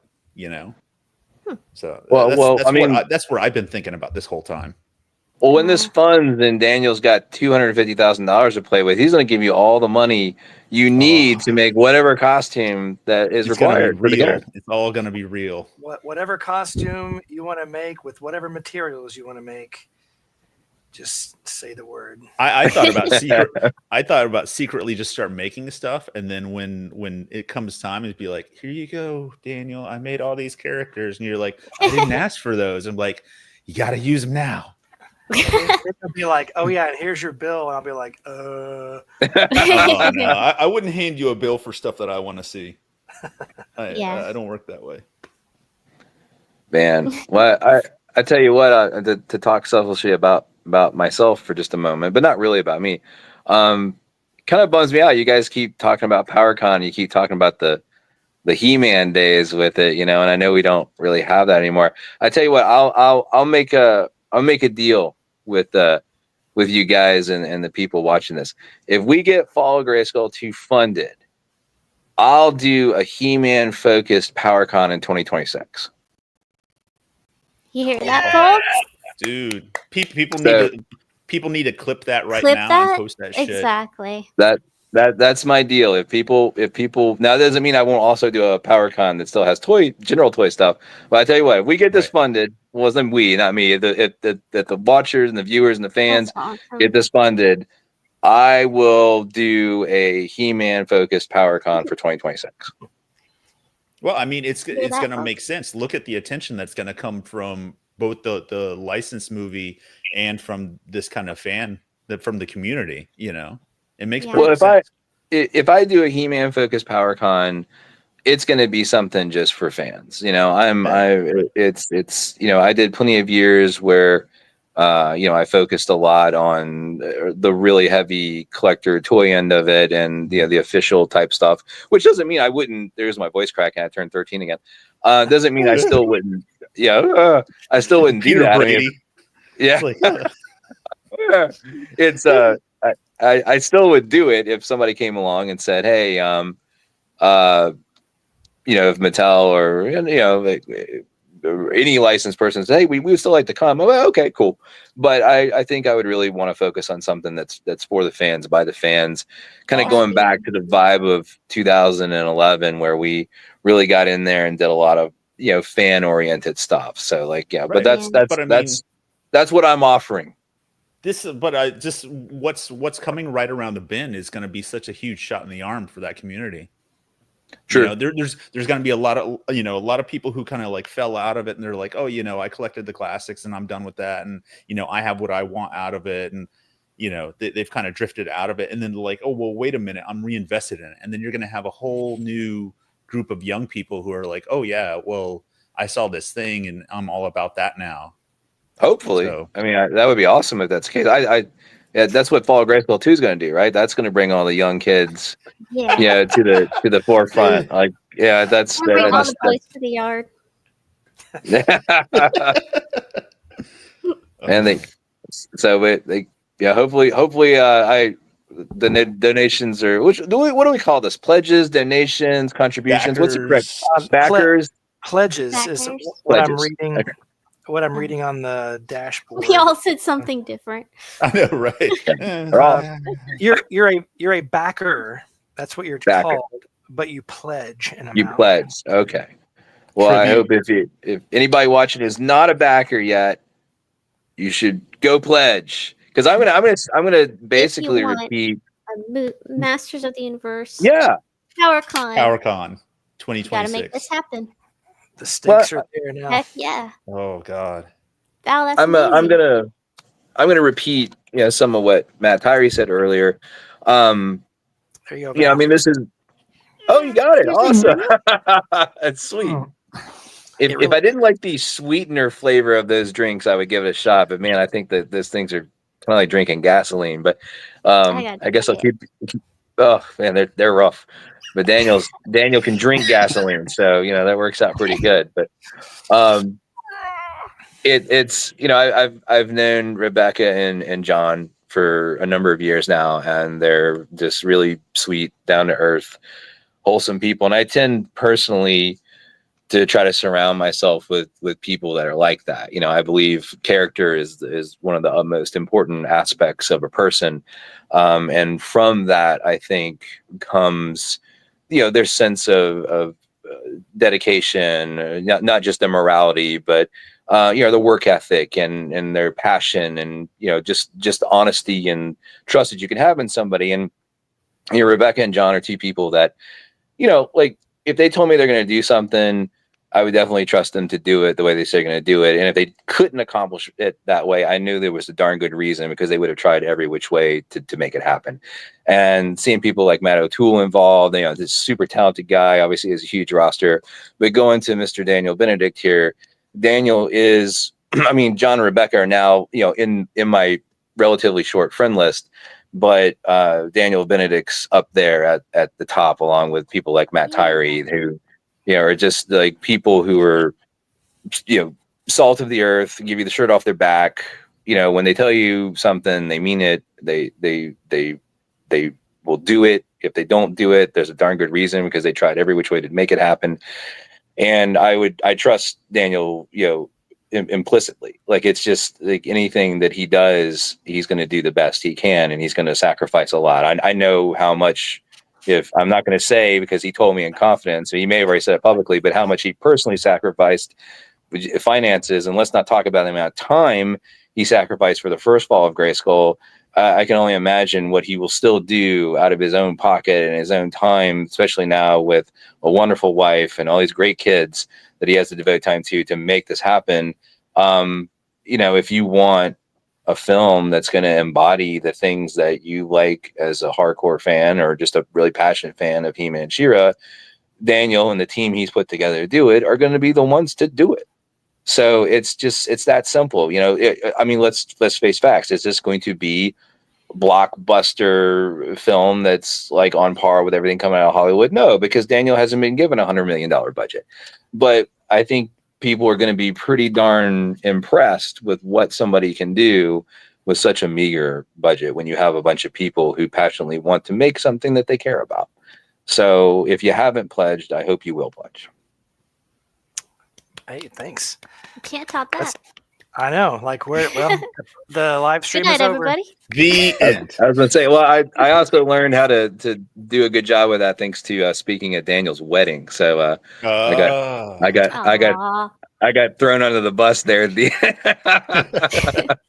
I had to bring that home at the end after the Cassie's friend they did this amazing like piece they had put together to talk about Daniel and Cassie, and then one of her friends hands me the mic and goes, "Sorry," you know. So I was like, but I looked at Daniel and said, "I got this." So Nice. you know. So what did I miss when I was away? we talked about the amazing talents of John and Rebecca, and just their designs for costumes and cosplay and what they bring to the table, and things that they are looking forward to tackling, any concerns they might have, challenges they're looking forward to, that sort of thing. Yep. Awesome. And embarrassing stories about you. Oh, so many. Those are the best ones. Yeah, thanks for letting me step away for a minute and listen. The kids in there, they are driving Cassie bonkers. There's chaos in there. There's just chaos. I think there was like screaming and physical pain happening when I was like, okay, and I shut the door. It's like the kids' room in Poltergeist when they open the door and all this stuff is like flying, floating by. Absolutely. Absolutely. Well, I'm going to kick everybody off here. Feel free to jump back on at what time are we doing that? At 1 a.m. Central, if you want, if you're still awake. What's going on at 1 a.m. Central? 1 a.m. Central, where we are streaming the remastered Fall of Grayskull 1 with whoever's on doing commentary. So yeah, I'll be there. Awesome. I hope I'm awake. If I'm not on the couch at some point. So that's only 2 hours from now. 3 hours from now. 3 hours. It's 3 hours for us. Yeah, it'll be 2 o'clock. Yeah, 2 o'clock. It's the same amount of hours for them too. It's just who's coming on next, Daniel? Yeah, what's coming next is Louisa Torres, Shadow Weaver. Sweet, that's awesome. Little story. I'm gonna be happy when this is finally funded. Well, let me back up. So at Toy Lanta, Daniel hands me this shirt, and I'm all happy to get this shirt. And then he makes me sign this contract that says I have to wear the shirt every day until the movie gets funded. So we got just a couple more days. Oh man! You guys pledge, and I get to wear something else. So please, and you smell a lot better. So please, yes, please pledge. Exactly. It's affected a lot of things. I've learned to shower with it on because that's about the only way I get to clean it. Hey, are you guys familiar with StreamYard and streaming? Because Facebook went down. Did it? Really? Maybe it was too long. It's like you can't live stream for 8 hours straight. Maybe. That's impossible. That can't be. Let's see. It won't. You can't just refresh it or bring it back. I don't know. I've been on many StreamYards, but unfortunately, I've never hosted them, so I'm no help. I mean, at this point, what you got to lose? Like, just kind of refreshing the page or whatever it is. Like, is it a separate screen that you can work on? Is it all right here in the whatever this is? As far as I know, it just said we're having trouble streaming to Facebook. This may be an issue on Facebook's end. It's possible the stream was ended or deleted on Facebook. We'll keep trying. Please check Facebook to ensure the stream looks okay. Blah, blah, blah, blah.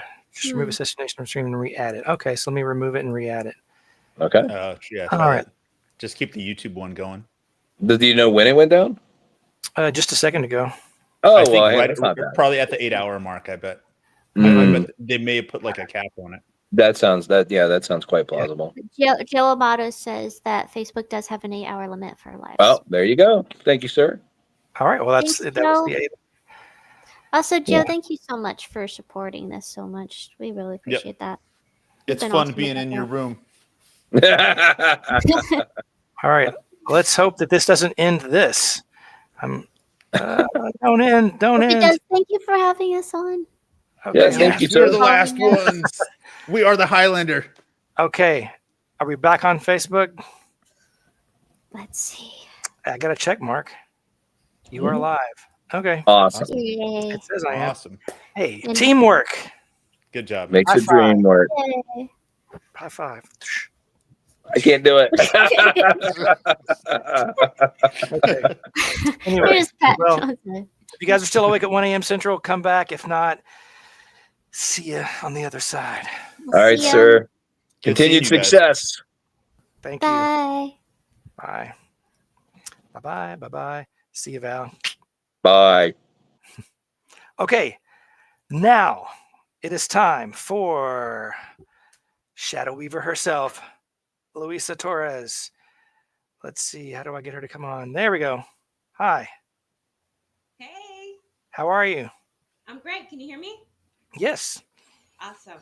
Yeah, Hey, a little low volume. So if you could speak up, that'd be great. Unless you're going to wake up anybody. Yeah, we don't want to do that. Yeah, don't do that. Okay. Let me see. Well, thanks for coming on. Thanks for having me. I've been on this whole time. I know you've been commenting. I love it. Like you've been, yeah. Thank you for that. So what's been going on? I mean, I just had a baby 3 weeks ago. You and Jennifer both. I know she had a baby too. We're gonna be like in the best shape when we make this movie. So you are Shadow Weaver, and part one, such a cool character. There's Shadow Weaver is right there behind me. Yeah, there we go. Such a cool character, and I love the way you pulled it off. I love your dialogue and how you delivered it, and just the motions, and yeah, it was just off the charts. I loved it. Huge fan of it. Can you talk about your experience with filming the first one? Well, I was so grateful to get the part. I mean, I just gotta say, like, you introduced me to a whole new genre and world fantasy. I'm an 89 baby. I was born in 89, so more of a 90s thing. But Master of the Universe, like, I love it because I love fantasy and a lot of the characters I resonate with. And so when I looked up Shadow Weaver's character and her past, I could connect with her. And I've always played in horror movies and played as witches or sorceress or possessed people. So it just fit the bill. So thanks for having me on. And then the script, the script was in Latin, and I'm Puerto Rican, so I speak Spanish. And, it just was like, okay, I got this. Like, this is so cool. Like, so I got to brush up on my Latin. And yeah, I just really gelled with the character Shadow Weaver, and like I hope we can get her backstory one day, because her backstory is bad. Is kids asleep badass, like, what I'm saying? Like, just learning about her, I was like, oh yeah. Did I put my name as Louisa Torres? Yes, it looks that way. That's funny. Okay. It is pretty late at night, so yeah, who knows? Who knows? But can I call you Louisa Torres from now on? It sounds kind of cute, right? I'm not mad at it. So yeah, I had written those lines in kind of like a loose translated Latin, just to make, because like in movies, if you want something to sound like scary, you speak it in Latin. And then we added the reverse effect and just the way you said it, and it was just really cool.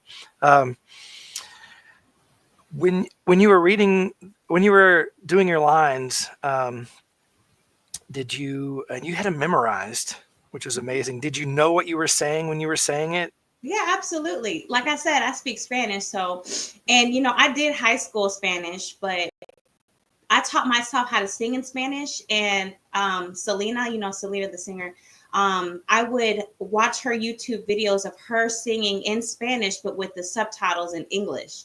So that's how I kind of learned. That's how I taught myself to sing in Spanish. So it was the same concept with Shadow Weaver. I looked up what it meant, or you might have put what it meant, but I had what it meant. So when I was saying it in Latin, I knew the connotations to have. I knew the attitude to add behind it. Like I knew how to make it sound like she was speaking it, like naturally. Well, you pulled it off superbly. Yeah, it was fun. What was your? Tell me like a moment that you had, like one specific moment when we were filming part one. Like what was something that was like you remember the most? You were like a fond moment, something that was like your favorite moment. Hold that question. I gotta turn the air off. I didn't think about it. I didn't think about the AC sound kicking in. And I kind of couldn't hear you. Did you repeat that again? Oh, what was your favorite? Like, what's like a favorite moment from filming the first one? Like, what's something that's very memorable, or something that you think back of fondly? The first, favorite moment. I mean, getting in the costume. I think that's every actor's favorite part. When you get into costume, you become the character. We say in theater, you act from the feet up. And my feet weren't even on the ground. I don't even think I had on shoes. I might have had on boots. But like just getting into her skin and the contacts, I couldn't see. We already know that. So it was like, it just created a whole new world, and it really could get in the shoes of the character. And that was my favorite part. I just loved getting the costume. And just, rubbing off the other actors and Alexandria, I love her death. Shout out to Alexandria. The fight scene with her was so much fun. Like you said, just coming up with all the, movements. The magic fighting. I like the action, and I like dressing up in the costumes and makeup for sure. Yeah, that was fun. That's a cool scene. People have commented to me or told me that they really like that fight scene, the magic. Yeah, that is really cool. Yeah. So, but Shadow Weaver will have a big part in this upcoming one. I'm assuming. Like I said, I'm not writing it, but she is a central character to the plot of She-Ra, and she's Hordak's, right hand witch. Mm-hmm. So looking forward to you being back in the whatever you would call it, back in the hood, back in the cape, back in the tattered, mummified. But you know what? I know that you and Cassie did that costume, and like, look at it in the background behind you. I can see my costume. It is one of my favorites. I'm sorry, Johnny. I'm sorry, Rebecca. I'm sorry. Cassie and Daniel did that. That costume, like, y'all did really good on that costume. I'm just saying, like, it's one of my favorites, and I'm not being biased, but thanks. Yeah, y'all did that. Thanks. That we're not costume makers, or at least I'm not, and so what took us probably a month to make would take a professional like John or Rebecca probably like, I don't know, a couple hours. But I love Shadow Weaver. I loved bringing that character at least for my part, bringing it to life on the screen. Not just a cartoon or a toy, but like a real scary. And I think that you were really scary with like the goo in your mouth and like the black teeth and I know. The uglier the better. I love getting ugly. Like, people see me like, oh, you're so pretty, blah blah blah. I'm like, no, I want to get ugly. Make me ugly. Like I don't know. It's something about being gritty and dirty and evil and maybe you are truly demon possessed in real life. Maybe you never know. I mean, like, I don't think I'll ever play demon possessed again, because you got me from that movie Lucky. You found me. But Shadow Weaver, like I said, her backstory, she was once beautiful, and all the power and greed and all that stuff, and like that kind of disfigured her. And I was more important to her. She's like, I don't care about beauty. I want to have all the power in the universe. So I just think that's it's such so interesting. You know what I mean? So like I said, I love the character. She's so badass. And the uglier the better, scarier the better. We love horror over here. That's right. That's right. Were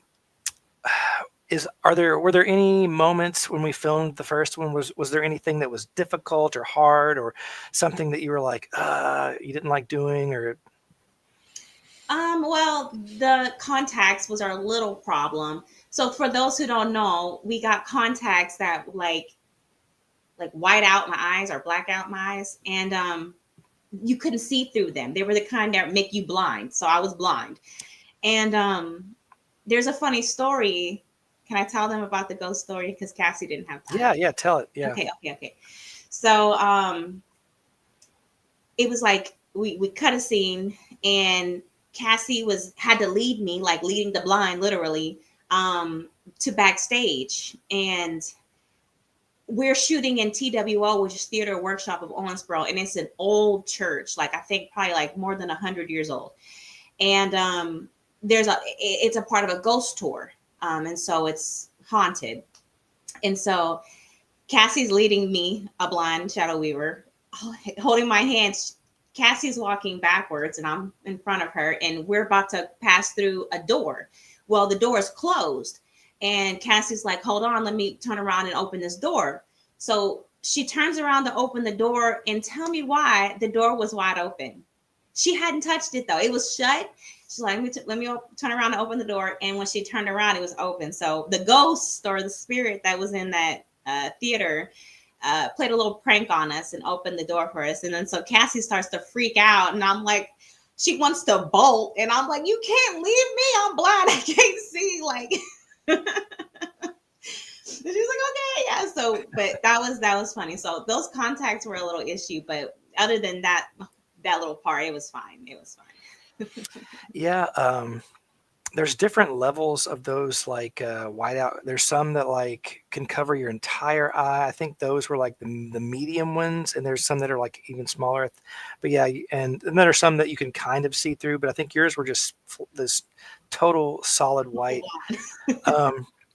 And yeah, and I feel for you because like I have an astigmatism, so like my eyeballs aren't shaped right, like they're not perfectly round.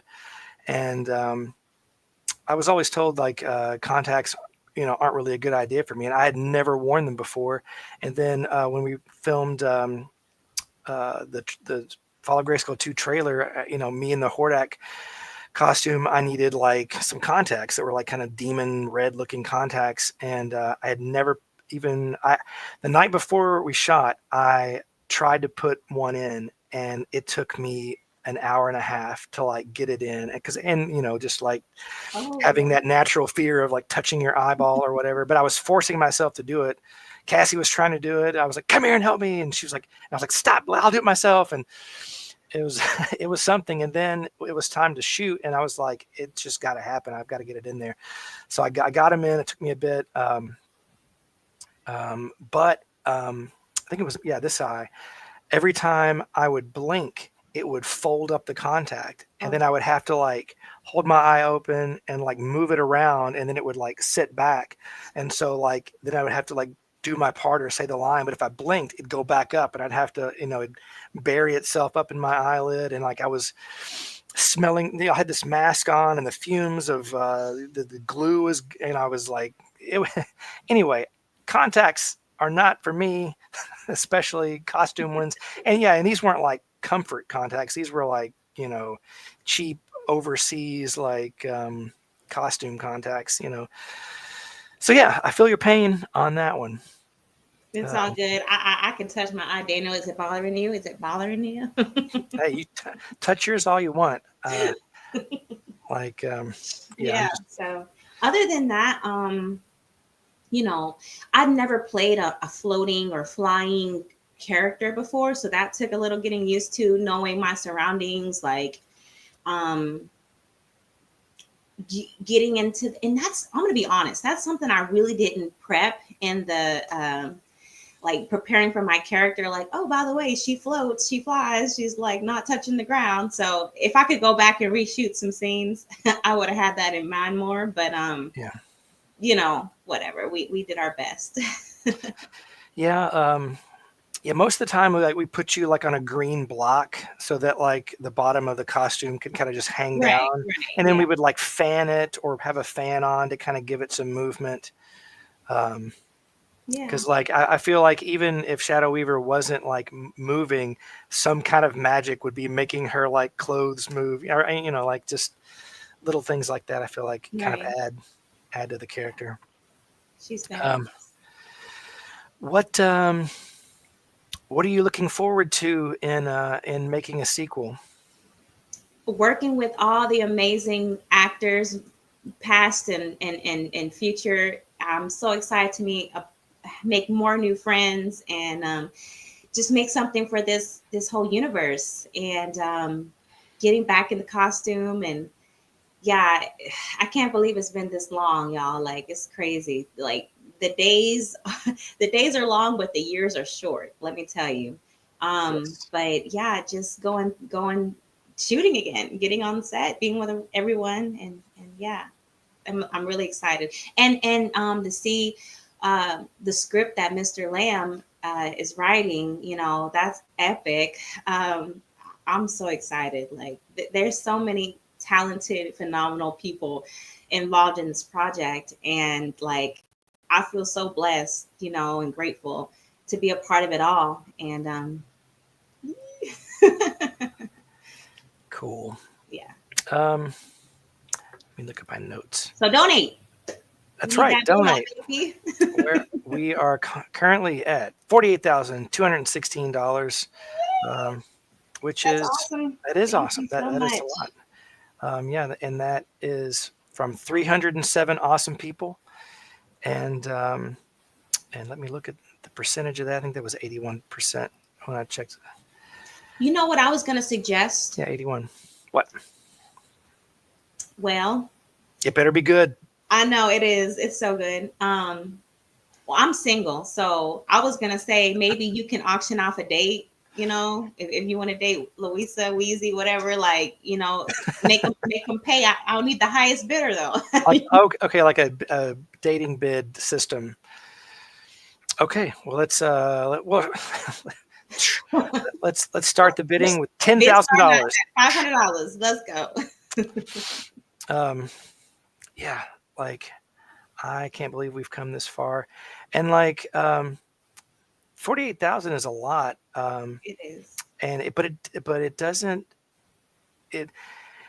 all go straight into the like, making movies is expensive, and like if we reach the goal of 59.5, which is basically 60,000, you know, there are credit card processing fees that come out before it comes to us. There, Kickstarter takes a fee. Mm-hmm. Then you have to set some back for taxes, and then there's like, you have to set some back to like produce the actual rewards that people get, and set more back to like ship those rewards. So like, you're at the end, like, you're left with, you know, a much smaller chunk than what you you know, than the total. And but still, that, you know, we've made part one for, you know, we raised 12,000, I think, for that, and then plus we doubled that with our own, probably more than that, Cassie and I, with our own money. Right. But yeah, we need it all. We need the prayers. We need to light candles, incense, do spells, whatever. Red Volver Studios wish you the best of luck, and hope it happens for you. Thank you. And seeing some of his passion, everyone just makes me confident this will be an amazing movie. Well, it will be. I hope so. It will be. If we reach the goal, we will make something cool. Definitely. Let's see. I wanted to watch one video. I haven't played the part 2 trailer in a while. Yeah, let's go. No one. Yeah, let's see. Here we go. And now.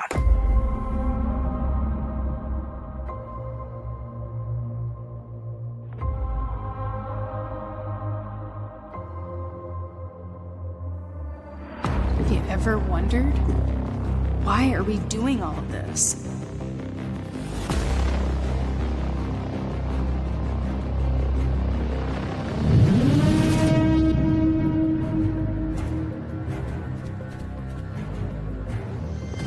Horde will not stop until Eternia is completely destroyed. Where are the rebels?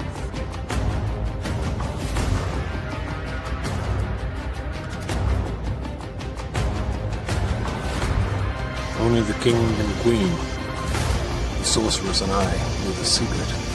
I have a sister. You must destroy the Horde.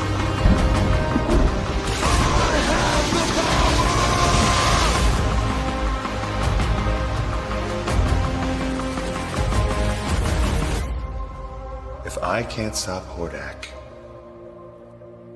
who can?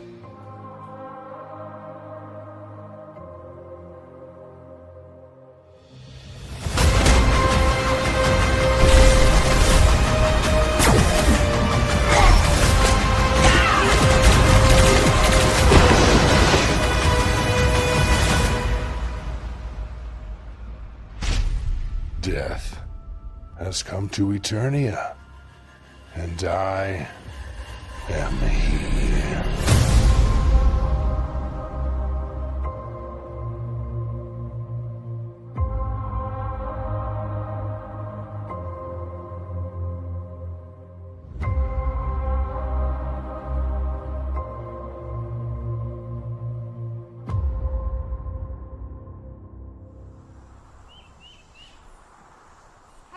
Hey guys! What are we looking at?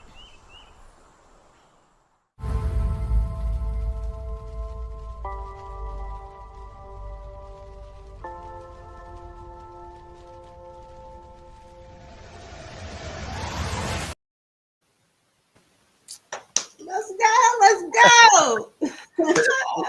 Does it excite you? Yes. Oh my gosh, brings back memories too. So awesome. Best time ever. And then we, like you said, we have kids now. Like a lot of us have kids that didn't have kids before.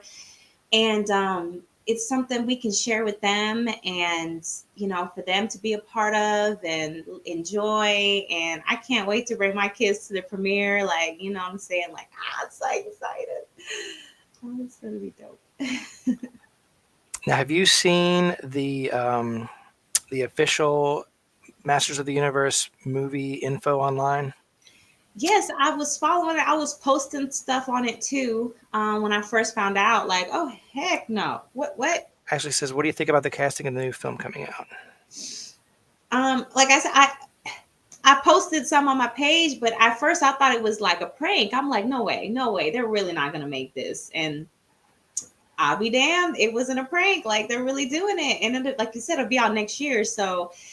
But I think that's perfect timing in a way because in a blessing in disguise, because all the hype around their movie is just going to piggyback for our movie. You know what I mean? It's just, and vice versa, you know, like anything that, you know, like it's anything that fans do to help promote a property and a fandom. Like I think that that's a good thing it'll, you know.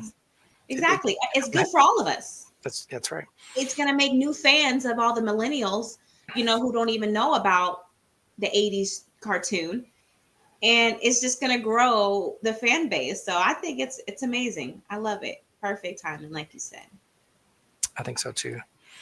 And since we just watched the trailer for part 2, let's go back and watch the trailer for part 1. Let's go. The original. Where did it go? It's somewhere around these parts. Here it is. Shall I finish her? You will take my place as the Sorceress of Grayskull.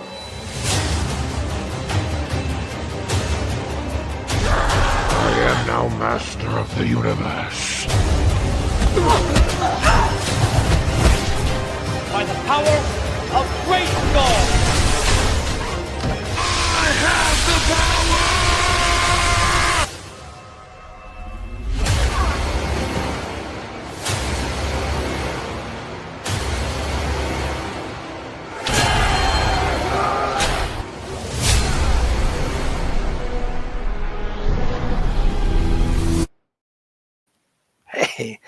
That almost looked like it was fun to make, huh? I know. Just bringing back all the memories, man. Oh my gosh. I still look the same though. I haven't aged a day. That is true. I will agree with that. Um, I fixed my name, by the way. Louisa Torres. Torres. how'd you fix it? Tell me how to fix it. I need to know because I don't know. No, I did it already. No, but how does one do that? Oh, well, I saw my little box on the bottom left hand, and there's 3 dots. I just clicked on it and it said edit name. Oh, there we go. Edit name and headline. Yeah. Okay, we're learning this together. This is my first hosted live stream. You've been doing so good. Thanks. You don't look tired. Do I look tired? You don't look tired. I feel tired. Yeah. I had to get the kids fed in the bath and all that, but I had my phone going on, and like I said, I didn't want to miss anything. Well, I really appreciate you being on here, and yeah, any final words or anything you want to talk about, or I'm still waiting for the next person to show up backstage. So if you want to tell us anything, a story about anything, or some encouragement or anything. Yeah. Well, like I said, just put out prayers, candles, incense, spells, whatever you have to do, to manifest this moolah. Yes, it's been nice meeting everybody through the screen and right? Just hearing everyone's passion and their excitement to make this, has been really rewarding in itself. And I'm so proud of you, Daniel. Like gosh, you're the man. Like you're awesome, and God bless you, because you do everything, and your passion. I want to see this happen for you, again, because you just have no stop button. It's just go go go go. Man, like I feel like I am a walking embodiment of a stop button, but that's what I feel like. But thank you for being on. Thank you for the nice words. I think you're awesome, and I can't wait to make this part 2 with you. So thank you so much, and thank you for having me. Good night, everybody. Good night. See ya. Okay, now moving on. We are going to move from one member of the Horde, which was right here, Shadow Weaver. I can't, yeah, that one, over to Katra. Here is Ellie. Hi. Hi. How's it going? It's going pretty good. I was filming something the past couple of days, so I'm recuperating from that, but it's been a good time. Is it something you can tell us about? It's not any. No, it's not a secret. It's a movie called Child of the Crimson Sky. That sounds cool. To be completely honest, I don't know really what it's about because I was only given my sides for my scenes. But it's kind of dystopian. But it's been really fun to film, and my character had a really awesome, emotionally intense scene. So I'm really happy I got to do it. That's awesome. You are a professional at acting. Like working with you in The Bloody Man was just amazing. And I am so blessed to have you on board with this project. Hopefully it goes through and we can work together on set again. Tell people about some of the things that you've acted in that they might know. So whenever I was back in 2021, I was really just trying to go for it as hard as I could with acting. And so I ended up being on Stranger Things. I was a cheerleader in season 4 of Stranger Things. And then 2 or 3 weeks later, I ended up booking Bones and All, which is a movie directed by Luca Guadagnino, and Timothy Chalamet stars in it. And so you may have seen some of those things. If not, Stranger Things is on Netflix. You can watch it there. And Bones and All is on Amazon Prime. You can watch that there. That is so amazing that you've been a part of those like really like high profile, awesome productions. So like, yeah, like I'm not worthy. That is so not true. What was it? Well, let's go back to when we filmed The Bloody Man. So before, in between Fall of Grayskull 1 and making the trailer for this, we filmed a movie called The Bloody Man, and it was an 80s horror movie, but kind of not like a slasher movie, but more like a kids coming of age type scary 80s movie. Yeah, something like that. And it was really cool to make, and I'm glad that it exists. I don't know if I could do it again because it was really hard. I was complaining about how hard it was earlier. Oh no, we lost Ellie. Come back. Come back. I'll finish what I was saying. It was just really a big. There you are. It was a big, long filming process, 8 weeks every day, and a lot of editing. But I'm glad it exists. And Ellie is a big part of that movie. And so I think she's frozen again. Are you there? Maybe. Darned internet.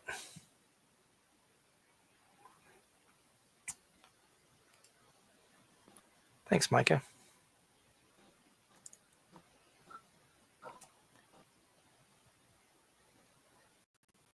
We've been really lucky so far to not have connection problems. Maybe it'll be.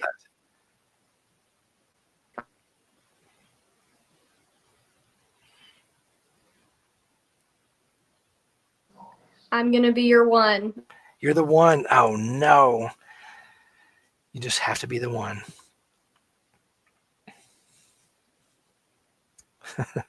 Johnny says, wouldn't be a live stream without tech issues.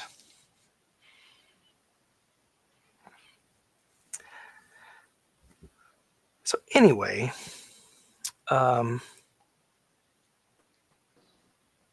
Ellie, there she is. All right, I've got movement. Are you there? Can you hear me? I'm back. Okay. Talk about filming The Bloody Man. I don't know if you can hear me. You're coming in and out, and you're glitchy.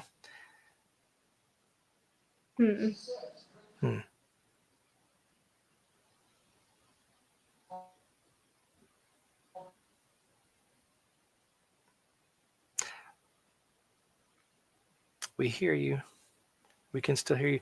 What if you unmuted your mic and just did audio and see if that works?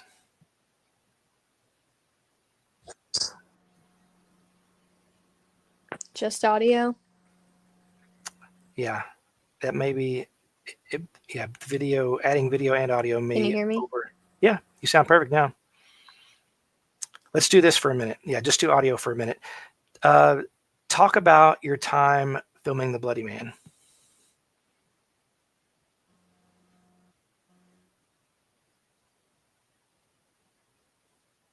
Are you there? Yeah, so The Bloody Man was actually my first feature, and so that was a really fun experience. Yeah. Yes, I am here. I'm talking, and I don't know if you can hear me or not. Yeah, I think there might be. I cannot tell. I think there might be a bit of a delay too. Where are you at? In the middle of nowhere? I'm just teasing. Um,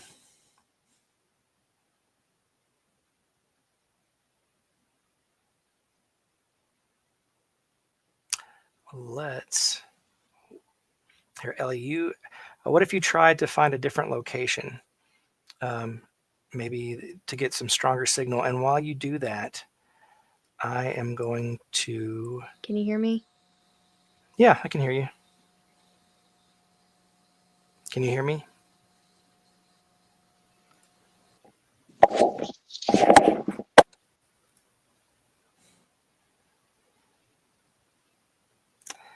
Johnny says she's in that room at the end of Raiders I of the am. Lost I'm. Ark. I'm at my house.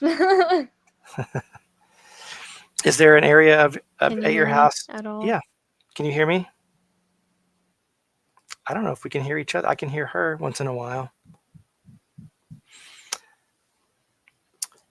I am going to play a video in a moment.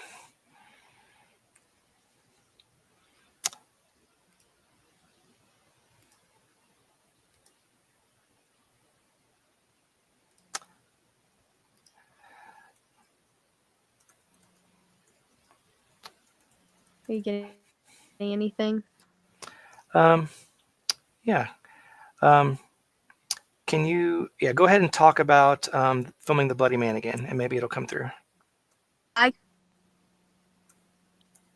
To go to Bloody Man was my first feature, which was really exciting. I had done short films up until then, and so the Bloody Man was a really cool opportunity to play a supporting role in a more in-depth story.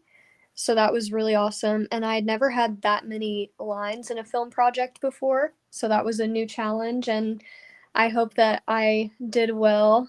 I think you and Cassie taught me a lot that night about going in flexible and making sure that I don't get into a certain way of saying my lines or have these like preconceived notions of how it's going to go, and just being more open to direction and my scene partner and all that stuff. Yeah. You were amazing. I know I said that like 10 times already, but just can't say it enough. Thank you. And so you went to acting school? Is that right? You went to college for? I did. I went to the American Academy of Dramatic Arts in Los Angeles, which was, it's the Los Angeles campus is actually closing now, which is crazy. So I'm going there next weekend to kind of visit everyone and have a last hurrah before the Los Angeles campus closes, which is really sad.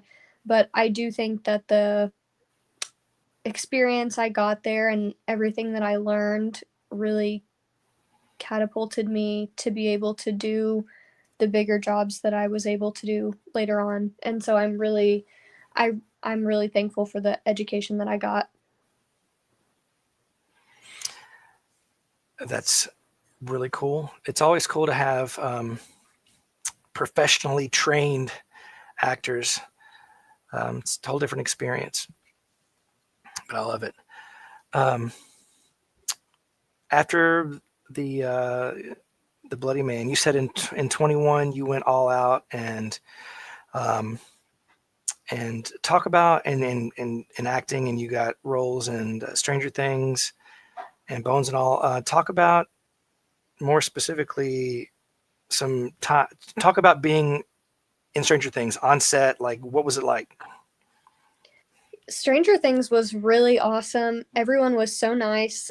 They are actually the reason that I have bangs now, which you can't see them at the moment, but they cut my bangs for Stranger Things, and they did my hair all 80s, and I had the 80s cheerleading outfit on, and it was really, really fun.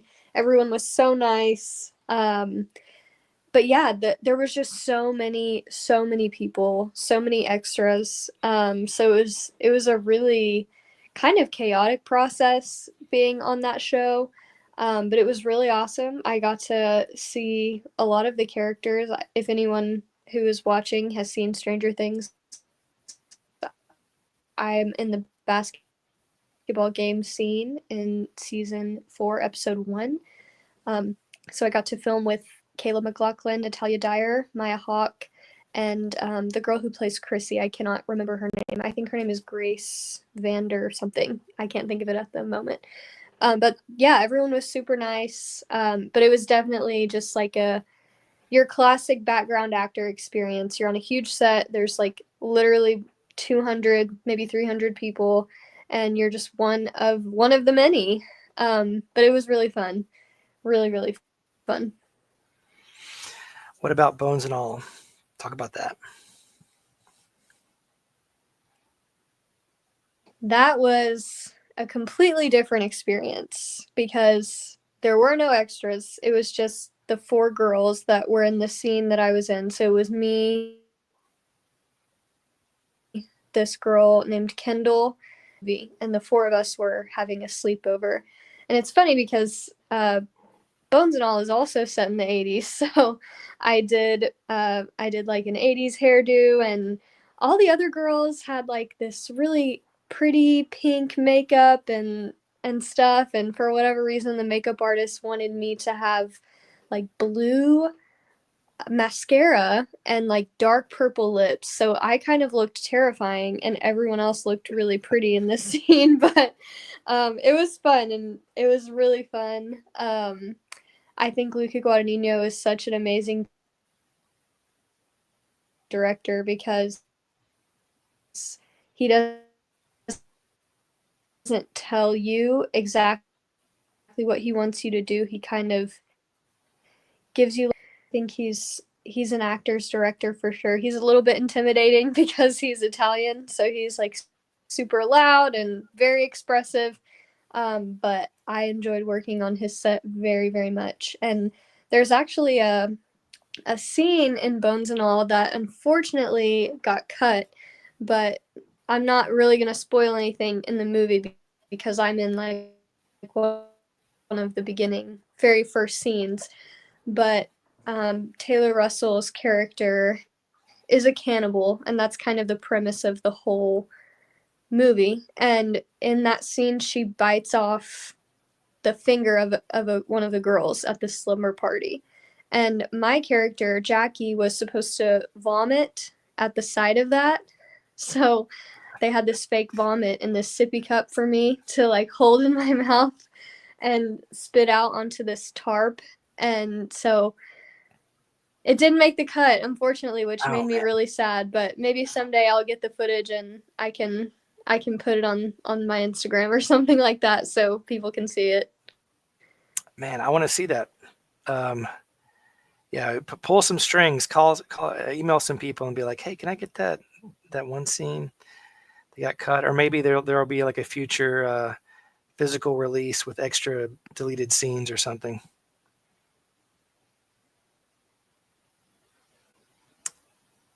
Are you there? I really, really feel maybe company and get it. Did you lose me again? Oh, you're back though. You're back. So you've been in a lot of like 80s set things then, like 3 in a row. Yes. Yeah, my hair, I guess, is what gets me into that because I have really curly hair. So I guess that's why I was on that streak where I was getting cast in 80s projects left and right.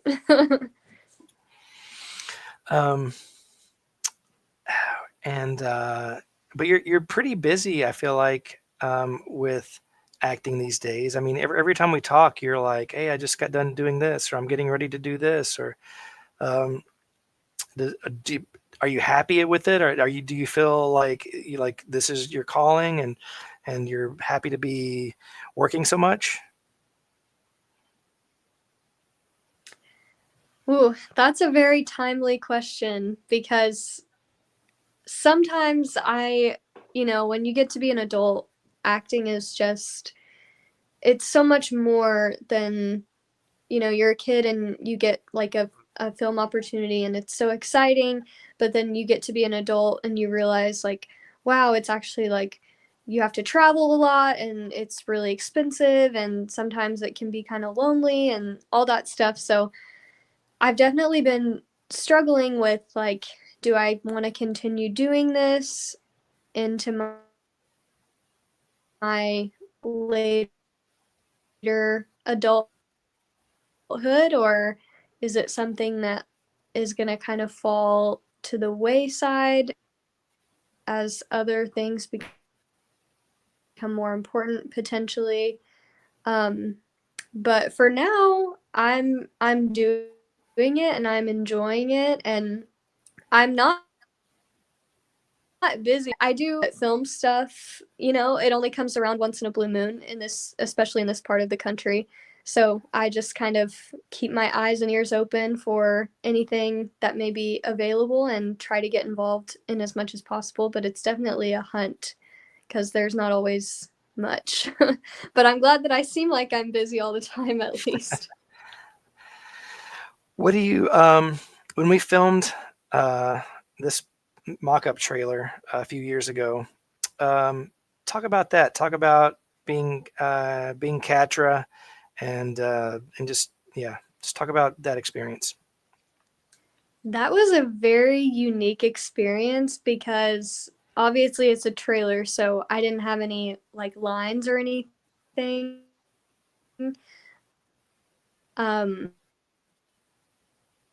But yeah, I think the biggest part of that experience was playing around with how your wardrobe and the things that you're wearing can really affect how you feel and make you feel like the character. Like, you know, people always talk about how when Martin Scorsese filmed a character a little bit, because I had the really long nails that kind of were like mimicking claws and the fake teeth and the contacts and everything. And so I think that made me feel, I don't feel like a villain in my daily life. Like I'm not really, I feel like I'm a really sunshiny person. So having all that stuff on really helped me tap into like, wow, I'm kind of a badass right now. And it was something that I hadn't really felt ever. And so that was really cool. But it was definitely hard because we had to do the rain. And so I was like getting sprayed with water and the contacts were flipping around in my eyes and we had to make sure they were straight. So it was like, it was a juggling act of like, I've got to focus on my acting to make sure this trailer looks awesome, but also there's so many moving parts with my costume and the environment that I'm in as well. Yeah, that was a really fun. That was maybe my most favorite thing to shoot of that trailer was in that alley with the fog and then the fake rain and the moonlighting and stuff. It just it turned out like I think it looks amazing. And you nailed it. You know, you definitely look villain-like and definitely a cool version of Catra, in my opinion. Thank you. I truly had so much fun doing that. I'd never done anything like that before. Yeah, I'd never worked with making rain before, so like just a little behind the scenes like top or note on that scene. So we were in this alley, no electricity, no water supply, but we had to have all these lights and rain and water and everything. So we brought the big generator and we hooked up. I think we had 3 lights going, a fog machine, and then we had like this water transfer mechanism motor thing that would like suck water up out of a thing, and then that was running to a power washer, and so that was hooked up. So like, I don't know how the generator handled all that stuff, but it did. And so we were spraying fog, and then constantly dumping gallons of water into this giant bucket to keep the water going, and spraying and making sure that the ground was wet. And it was just, like you said, a lot of moving parts and stuff. But we were able to pull it off, and I think it's amazing. Yeah, I think it turned out awesome, and I got so many compliments on the trailer. People telling me that it was so cool and it looked really good, and it really did. It looked so awesome.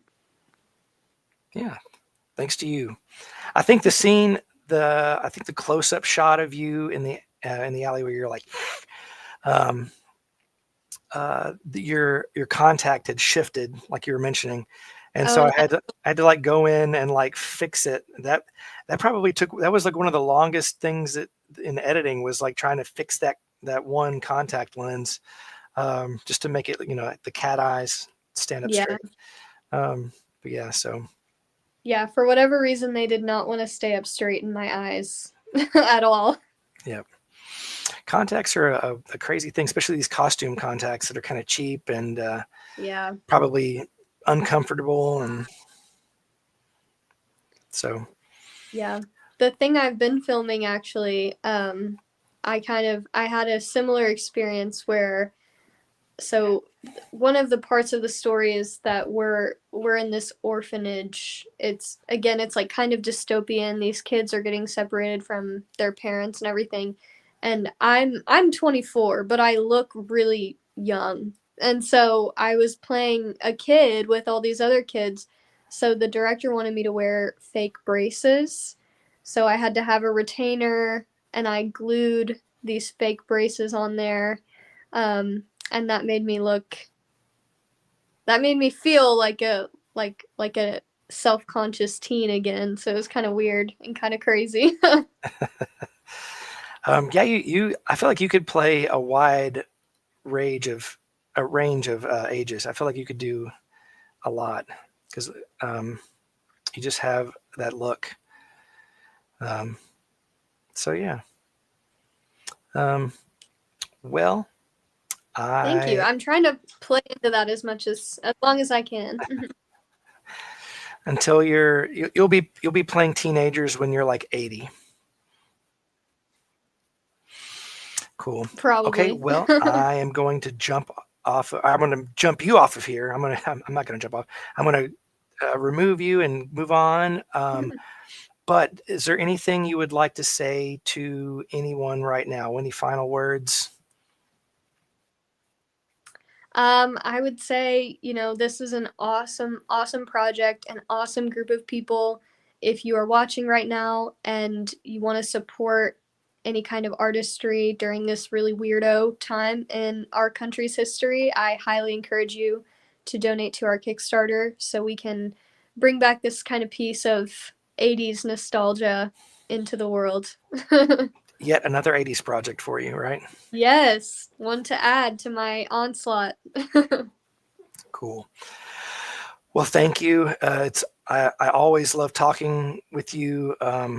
You are an amazing person and actor, and you're just so kind and talented. So thank you for being on here, and hopefully this thing will get funded so we can work together once again. Heck yeah, you and Cassie are my favorite people to work with, so I really hope that it works out. And thank you so much for having me on. I love talking to you guys, you and Cassie, every time I'm around you guys. It's the best time ever. It is. Well, thank you so much. Take care. You. Okay, I cut her off on accident. Sorry, Ellie. All right, so moving on. The moment you've all been waiting for. The most powerful man in the universe. Cage. I put that right there in the name too. Look at that. There you go. Perfect. I love it. And then you know what, too? I'm talking to you on my brand new laptop I just got today as well. So hey, amazing. You bought it just for this, and you're going to take it. I did. You know what? I was like, I don't want to use the freaking make computer. I don't want to use my phone. I should just go buy a laptop just for this. Yeah, and then just maybe I can return it tomorrow. Nice. How are you doing, sir? I'm doing well enough. I also did like that you noted that you accidentally cut her off, because I did kind of laugh at that too. right. You're gonna like, all right, see you later. Get out of here, chick. Get out. Come on. Sorry, guys. I'm really terrible at doing this. Like, No, I'm doing good though. Doing good. I've been out with an injury. It's the first time I've been out this long from wrestling, and I haven't, not in a negative way, but in a positive way, I haven't missed it at all. I haven't been down or depressed about it. I'm feeling good. I've got to spend a lot of time with all the fam at home, so I've kept my my time pretty occupied too with a lot of different things. And I live in Las Vegas, so I've got to see a lot of different shows, hang out with a lot of different people that I don't normally get to see often because I'm always gone. So no, it's been good. It's been real good. So yeah, you had an injury. What was your injury? And you had surgery. I tore my quad. So, and that was back in March. It had been bothering me for a little while, and I didn't think it was that bad. But yeah, I went to give a spine buster, and barely even picked the guy up for it, and it just ripped just like a piece of paper. I felt it. It was just like, shh. And I knew right away. I'm like, oh, you gotta be kidding me.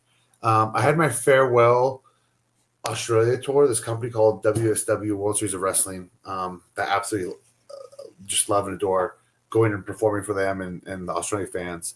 Probably personally one of my favorite things I do in wrestling. And that was my final tour, and I missed it because it was like 2 days prior or whatever it was.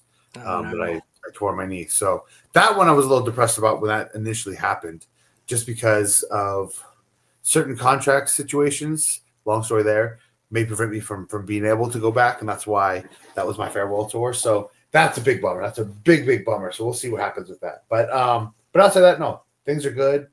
Surgery went great. I'm way ahead of schedule. And yeah, doing well. When do you expect to be back in the ring? Approximately. I don't know exactly. I know as of right now, if I get cleared in August, that would be the fastest recovery from this injury that anyone's had, and I feel very much capable, not far off from there. But at the same time, within the world of wrestling, I don't want to rush back too soon if there's nothing to rush back for. If that makes sense. Mm-hmm. And also, even if I'm cleared, then I don't know if I'd be 100%, Cage, the most powerful man in the universe, shape and ready yet either. So that all plays a role. But I'm not even stressing about it yet. I have the tentative ideas of a couple different possibilities and dates to come back. That's the thing too. Also, like I'd rather come back at a certain show or a certain city, or there's all these different little things too that could make or break it as well. So just because I'm quote unquote cleared, doesn't mean I'd exactly like go and re-debut like the very next day. I want it all to line up pretty amazingly. That's like the glass half full of being injured. To look at it a positive aspect is a way for me to like re-debut, and like kind of re-event and start anew, so to speak. So I want all the stars to line pretty perfectly as best they can. And but I'm not even stressing about it now. I think it'll happen though.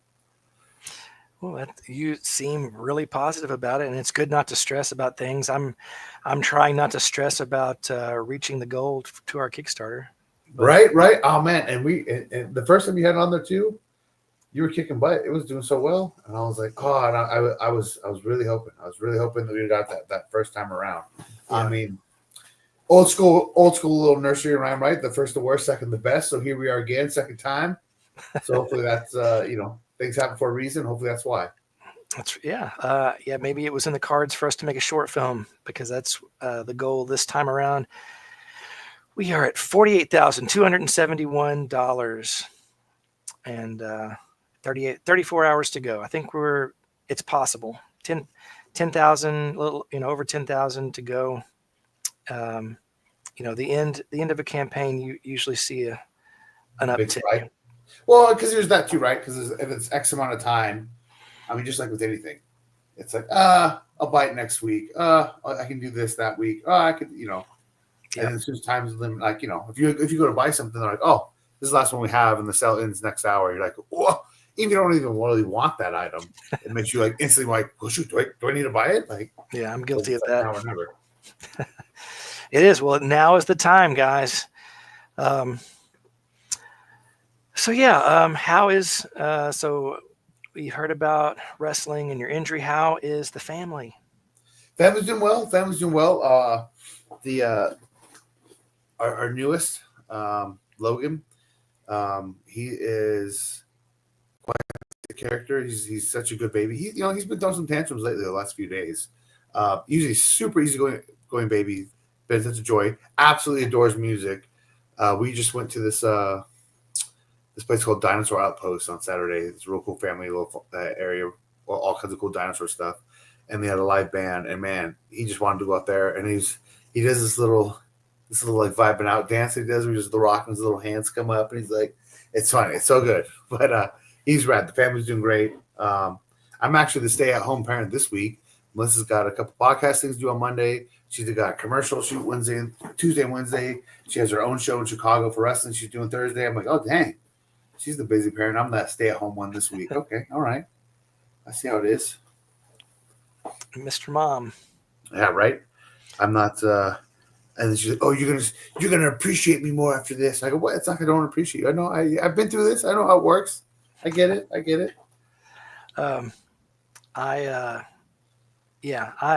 But you're gonna love the time with the kids, right? Oh, I mean, like that's like the glass half full too. But also, another glass half full of being hers because of being home and being able to do so much more with them, and and it's even actually, it definitely helped prepare some things with the wife too. Me being home, especially at the time that happened. That's why I feel like there's a little divine intervention. Hey, maybe that's why we didn't hit the goal the first time too. Maybe we'd be shooting right now. And look, I would torn my knee, and we had to put it on hold anyway. So it was just, that's right. The higher power's looking out. So that is right. So what do you?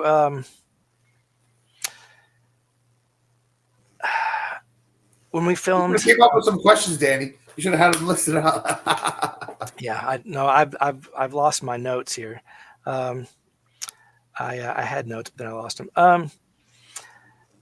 When we filmed the Sec Part 2 trailer, it's been 3 years since we shot it, which is crazy. Dang. It hasn't been that long, huh? Holy crap! And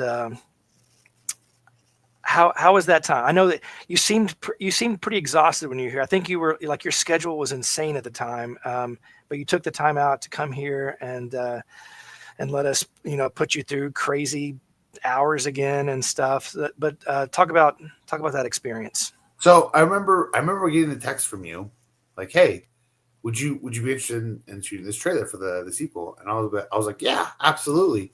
And I remember you were kind of surprised by it. You were thinking that I wouldn't be interested, or I'd be too busy, or just wouldn't want to do it, or whatever. And I was like, "No, absolutely, let's bang it out. Let's do this." Yeah, it was pretty go. I mean, but so was I almost felt like the first film might have been a little worse as far as time constraint. Yeah, it was pretty tight, but no, it was still a blast. And man, I got to tell you what, the when the finished product, which I was waiting so long to see, when the finished product came out, and the original Fall of Grayskull, I didn't know really what to expect, right? As we're filming all green screen in that church and everything was put together, and I knew like a lot of the costume designs obviously look great and everything else, and the makeup. And we watched it, especially if you remember that they debut in LA, and I saw it looked so much better than like I thought, because too excited. I know it's just green screen. I don't know what it's gonna look like. I thought it looked so much cooler than I was anticipating.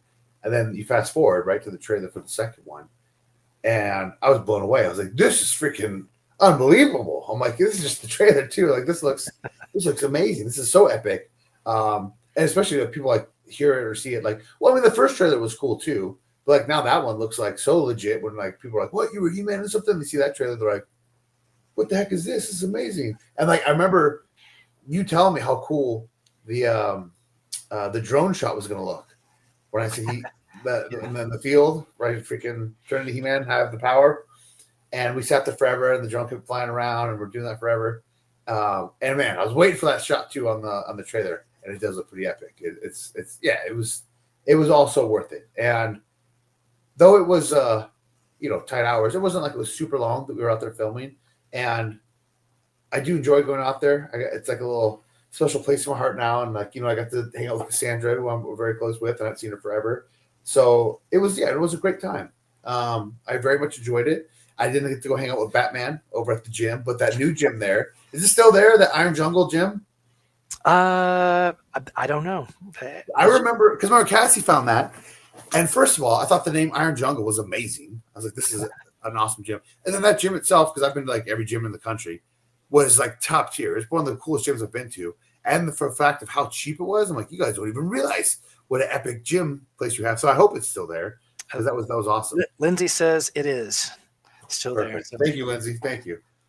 That was a great time too. So like, no, I enjoyed it. And when I said to like that place holds like a special place in my heart. Like I remember when we had the Impact, Ryan was with Impact, TNA, whatever you want to call it, and we had the show there. I remember too because I was going to work an indie show somewhere else, and we would have first dibs anyways. But I saw that was the Owensboro show, and I was like, "What? I got to go out to that one." And they're like, "What? Oh, you really want?" I go, "Yeah, I absolutely want to do that one."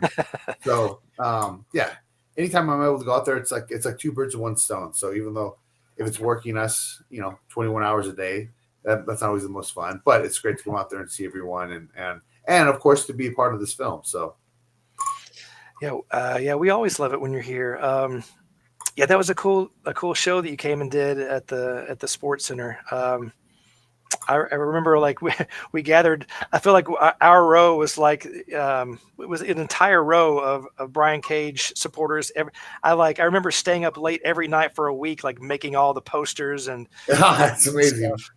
And a few of the guys, because you guys were out there, I was telling them who you were. So a few of the guys who hadn't seen it, actually, I'll watch the original Fall of Grayskull that night at the hotel as well. They're all, really, we're going to check this out now. Awesome. Congrats on that too. I mean, I know a minute, but I just saw that it's over 1 million views. Amazing.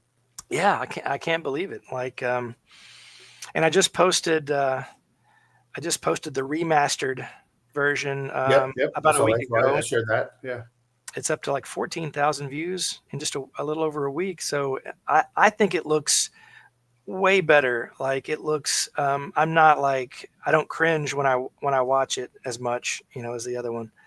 How long did that take to remaster it? Well, I didn't like go in and I didn't like start from scratch or anything. I still kept like the main compositions of every shot, but I 2 months maybe. Oh, okay. Working on, working about an hour or a couple hours every night after the kids go to bed. So yeah, we're gonna watch it tonight, guys, live at 1 a.m. Central Time. So come back then or stay on here, man. Right, I love this little telephone action we got going on. This is great. Thanks. So you how you go to conventions and stuff too, right? Like and live events and stuff. Like how often do you get recognized from being He-Man at those? Or do you? Man, it's been a while now since I've done the He-Man ones, but obviously when it first came out, for probably I'd say the first, I don't know, probably 3 years or so, it was a decent amount that people would bring it up, and I always thought that was rad and a bonus when someone knows me as Brian. And some were dual too. They're like, oh, you're Brian Cage wrestler and you're He-Man. I think I told you too. Actually, it was on one of the Australia tours I did that one of the wrestlers on there was a huge He-Man fan, like a giant, and like he didn't want to mark out. Because he's wrestling me. We're in the locker room together. At the very end of the tour, though, he came in and he had the little mini handbook. He had the freaking the prequel that you got to for sponsoring it. He had all stuff like the Fall of Grayskull merch. He goes, man, I did actually no. He didn't even ask me. Somebody else asked me because he was too nervous and didn't want to be look like dumb. Like, hey, can you sign this for me? I go, no, dude, that's super rad. Yeah, come here, I'll sign it all for you. So yeah, he was a big fan. I thought that was cool. And when I went to I know there's a big He-Man following in Germany. The few times I've done WXW in Germany, there was a lot of people there with He-Man stuff as well. That's awesome. That's really cool.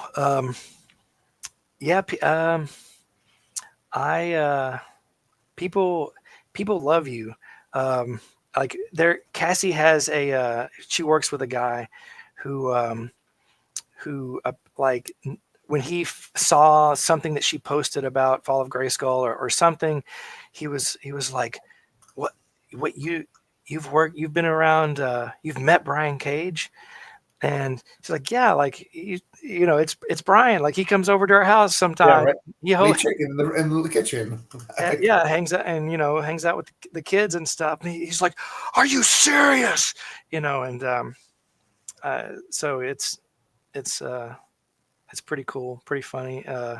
You're It is a little taking back when like because too at the same time I never feel like I'm like somebody. I've had people on flight attendants or whoever on the plane like even look at me and go, "Oh man, are you famous?"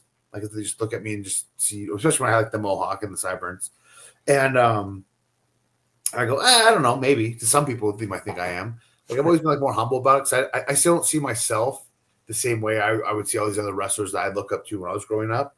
Like I don't feel that way, and I've met a lot of people who are real chill, but when I meet someone who's like that, like you're just reenacting, like whoa, you know them, and they get like so crazy excited, or that somebody or see them or whatever else.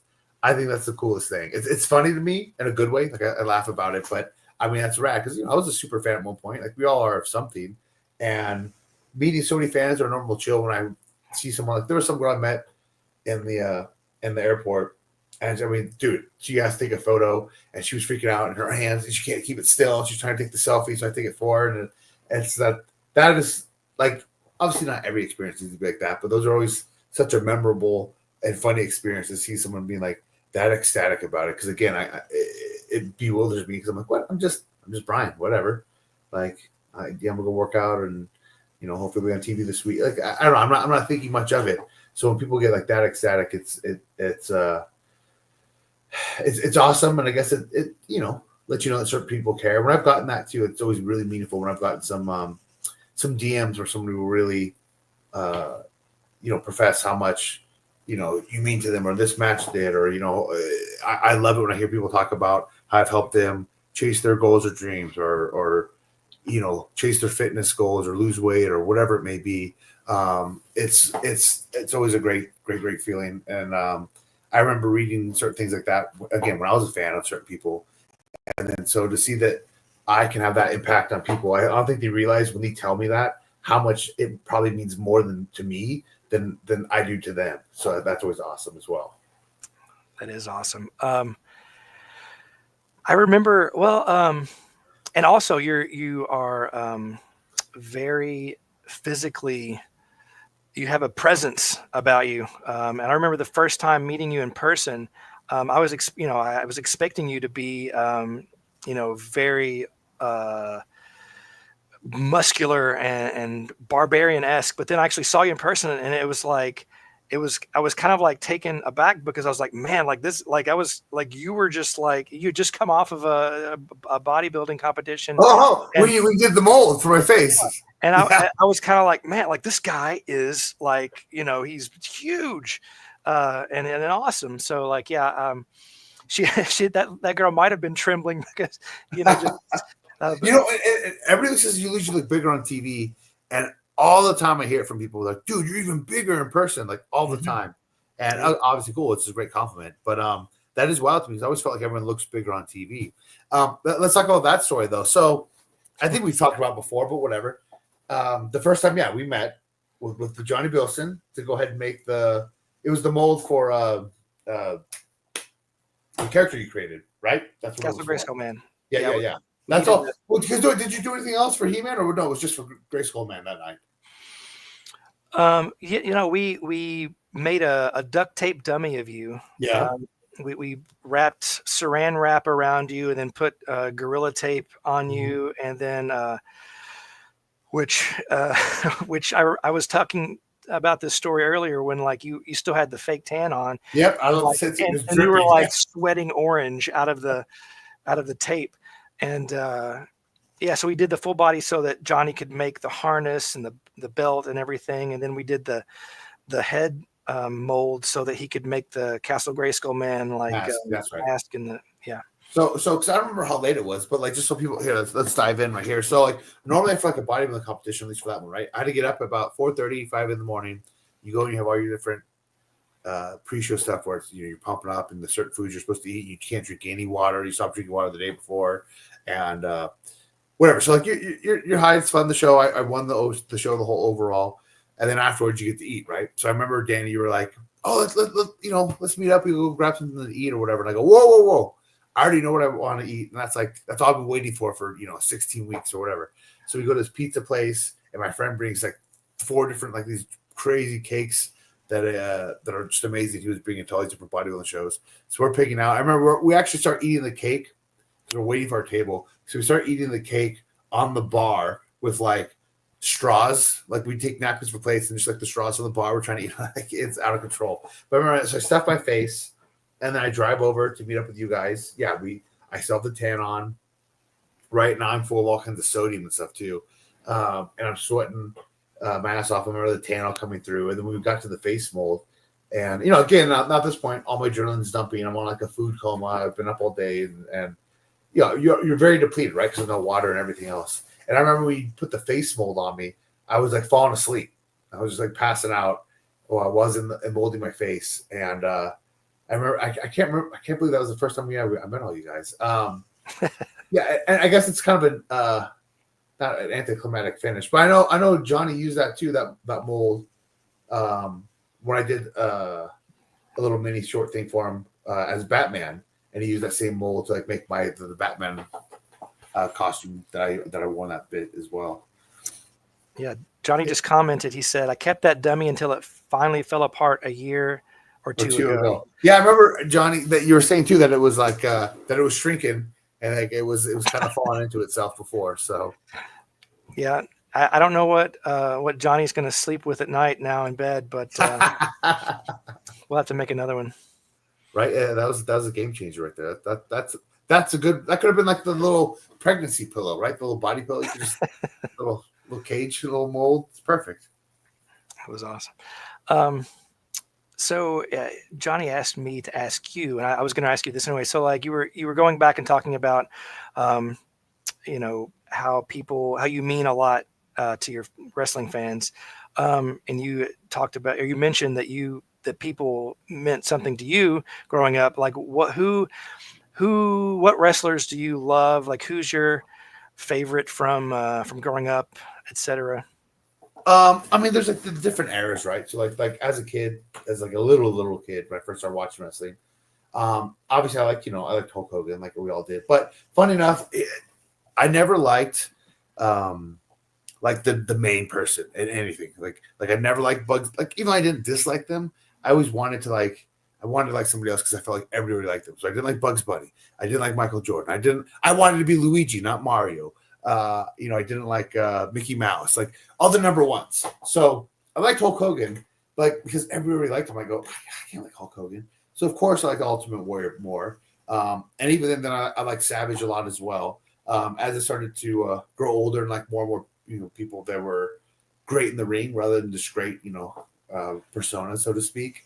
Like Shawn Michaels and Razor Ramon were two people I was absolutely just floored with, and I was huge fans of.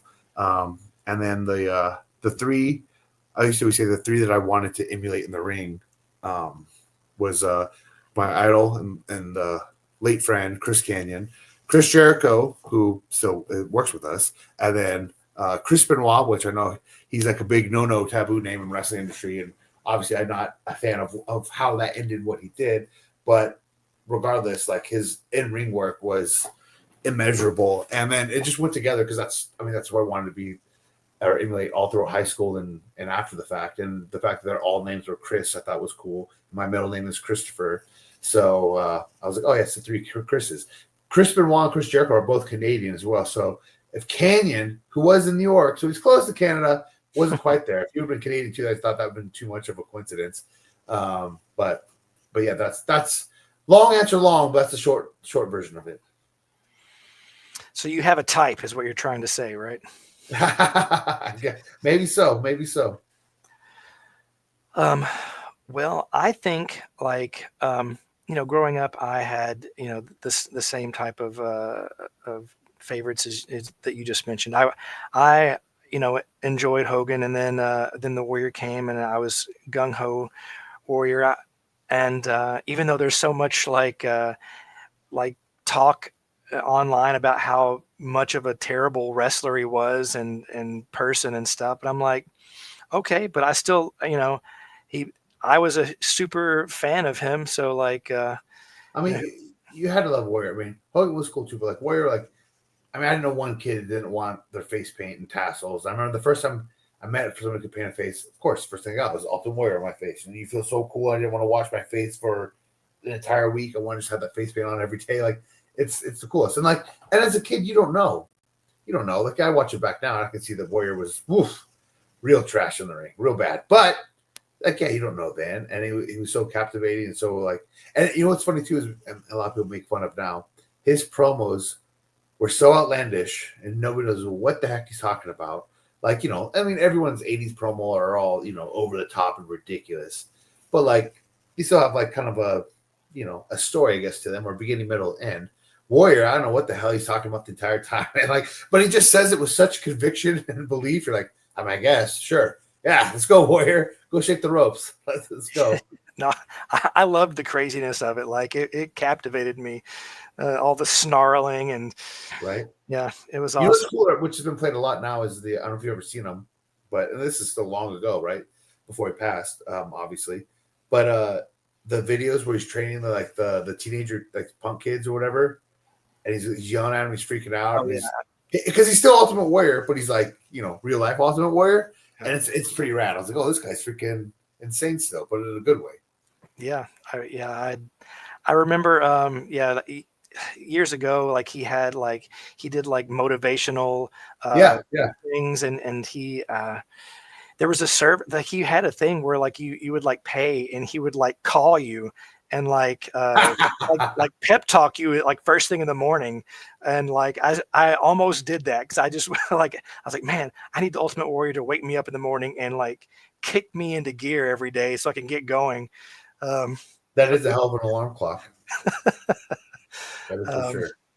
Yeah, no, I definitely loved him. But okay, so I am not like, I mean, I was a huge wrestling fan in the 90s, and I as a kid, and then I stopped, and then back when the Attitude Era started again, I was back into it full force. And then, but ever since then to now, like I'm a casual watcher. I'll watch stuff that's posted online or whatever, if it comes up in my feed. I'd try to check your stuff out as much as possible, but I just don't have I just don't watch TV. I don't have time to like commit to anything. So I'm not like an expert on wrestling as far as what's going on. I'm not an expert on like what is good or not. I don't, I just know what like resonates with me and what I think is cool and amazing. And I will say this, and not because I know you personally, but like I think that the stuff that you do is so amazing. Like to watch you in the ring, even in live in person, like to see somebody do what you do at the speed that you do it, the agility at your size is like, I think it's amazing. So you are the man.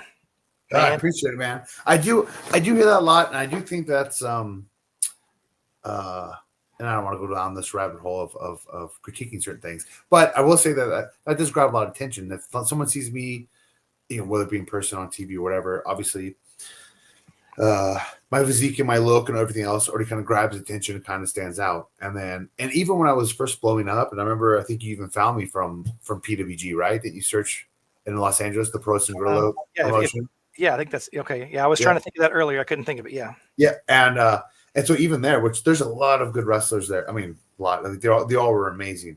Obviously, they don't all look like me, and everyone would say that I have a WWE physique, right? So, and then that would also imply that, like, going back to like the 80s with all the over the top characters, a lot of these body guys were massive individuals, but they weren't athletic at all. They couldn't wrestle very well. They were Ultimate Warrior. They were, so a lot of people would think, oh, great, here's this muscular, bodybuilder dude that's trying to be a wrestler, and he's gonna be the shits and whatever. And then then they see me and they see that I can work and then I'm actually good and then I'm athletic and then I can do flips. I can do that. And like they're like, hold the phone, wait a minute. And it's like I already stand out just from my presence, and then everything else I can do in the ring. A lot of people don't expect. You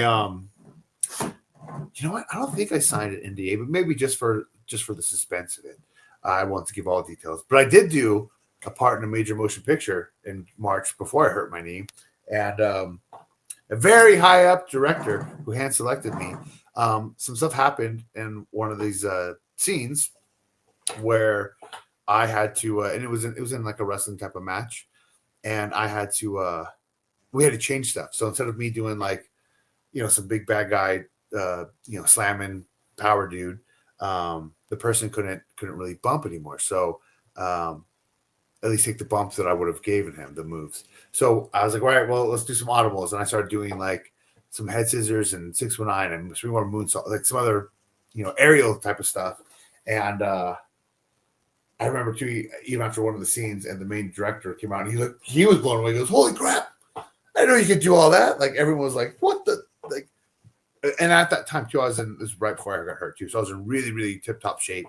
So it looks even more impressive because again, I just looked like this block of muscle that has no dexterity or mobility whatsoever.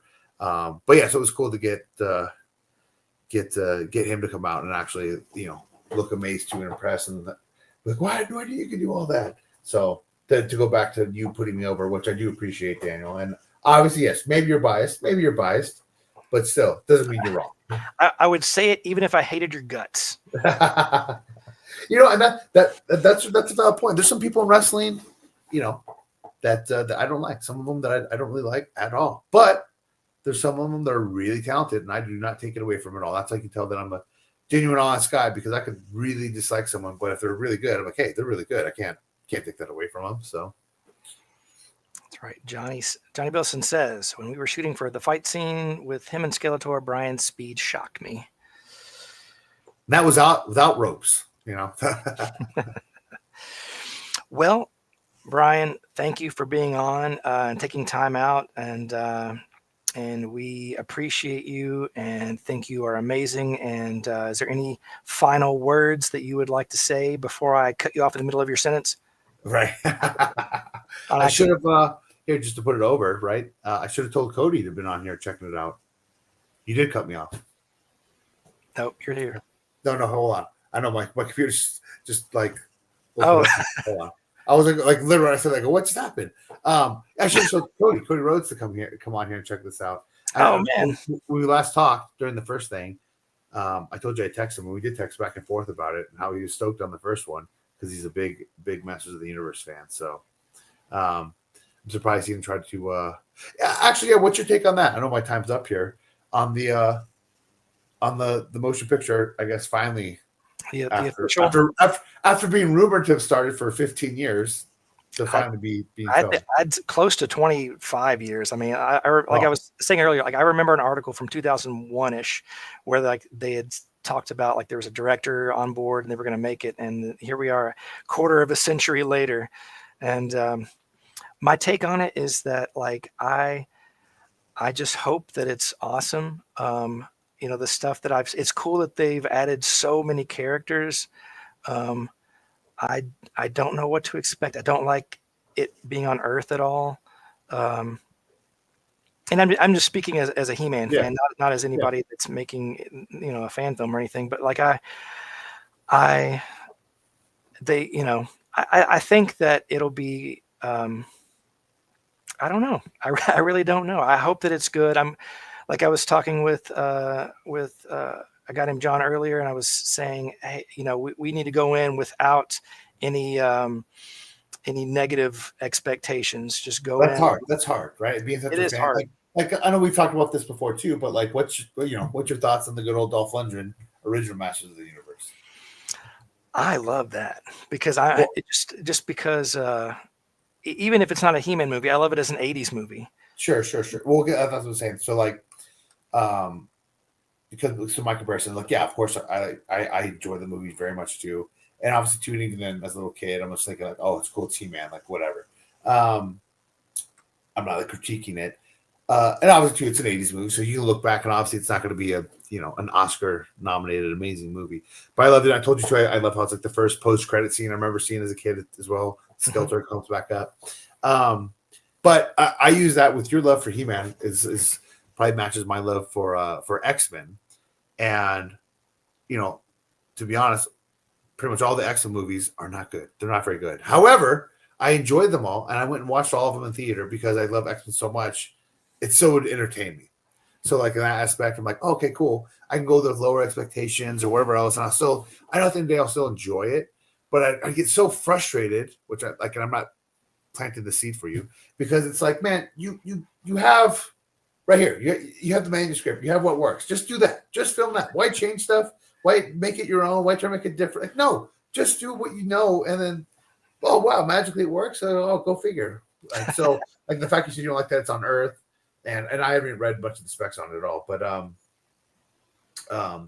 it just made me think like the fact of like, yeah, well, I don't know why they don't just make a He-Man movie like it's just an episode of He-Man, but in movie length and quality and everything else, rather than try to, all right, let's take this and then we'll just make everything brand new and make our own creation of it. And I feel like there is success with that at times, but I feel like for all the fans, they would love it. And then everyone who would love it, if you made it different or not, I feel like would still like the movie anyways, because they wouldn't know the difference, So I don't know. I don't know why. I feel like it's this like a creative thing where people are too stubborn to be like, oh no, I want it to be more like, my idea. So let's just take, source material and then we'll just change it to like our vision, which I feel like almost never works out that well. I agree. I'm sure there's a lot of like, hey, what's currently working in movies these days? Let's do that. You know what I mean? So hopefully they're just taking the good stuff of stuff that works these days and not like trying to reinvent anything to its detriment. Right. Yeah. Because I feel like too, like, and like you said, it's been 25 years essentially. So they're trying to make this. So does that mean it's going to be that much better or that much worse? You know what I mean? Like, I guess it go either way. But nevertheless, we'll have our movie, right? So like I hope so. The number one fan favorite movie is it not? Isn't it out of all the fan films? I hope so. Yeah. If people did we just go up some? Hey, we did 48,351. Boom. That's right. Let's go. Let me change that. 48,351. Save and show. There we go. So we're getting there. I always have it. I've waited for this for a long time, and then you called me about the trailer, right? Then I waited for the trailer for a while. I always thinking like, 'cause I know you were so gun ho on never making a sequel. I remember like after everything you put into the first one, I remember you were like, no, I'm not making a sequel. I'm not making a sequel. So then, as much as maybe you're surprised that I said I'd do the trailer, I was more surprised. Like, oh shoot, you're finally going to do it! Like, hell yeah, let's go. And then when I saw what you what you did with the trailer, I'm so excited to see what we can do now. So I mean, yeah, hopefully everyone freaking wants to see it just as much and makes it happen. Let's do it. All right, Brian, thank you for being on. No worries. Have a good rest of your holiday weekend, and I hope that your injury heals super fast and you get back to it and everything is awesome. Very Lego movie. Everything is indeed awesome. All right. Take care, bud. All right. Bye-bye. Okay. Now live from somewhere. Roboto himself, Nick Dubes. What's up, Daniel? Hey man. Can you see me all right? Yeah. All I right. see a lot of cool glowy light stuff going on. Yeah, I've been working on my light situation for the past hour here. I think I got it going pretty good.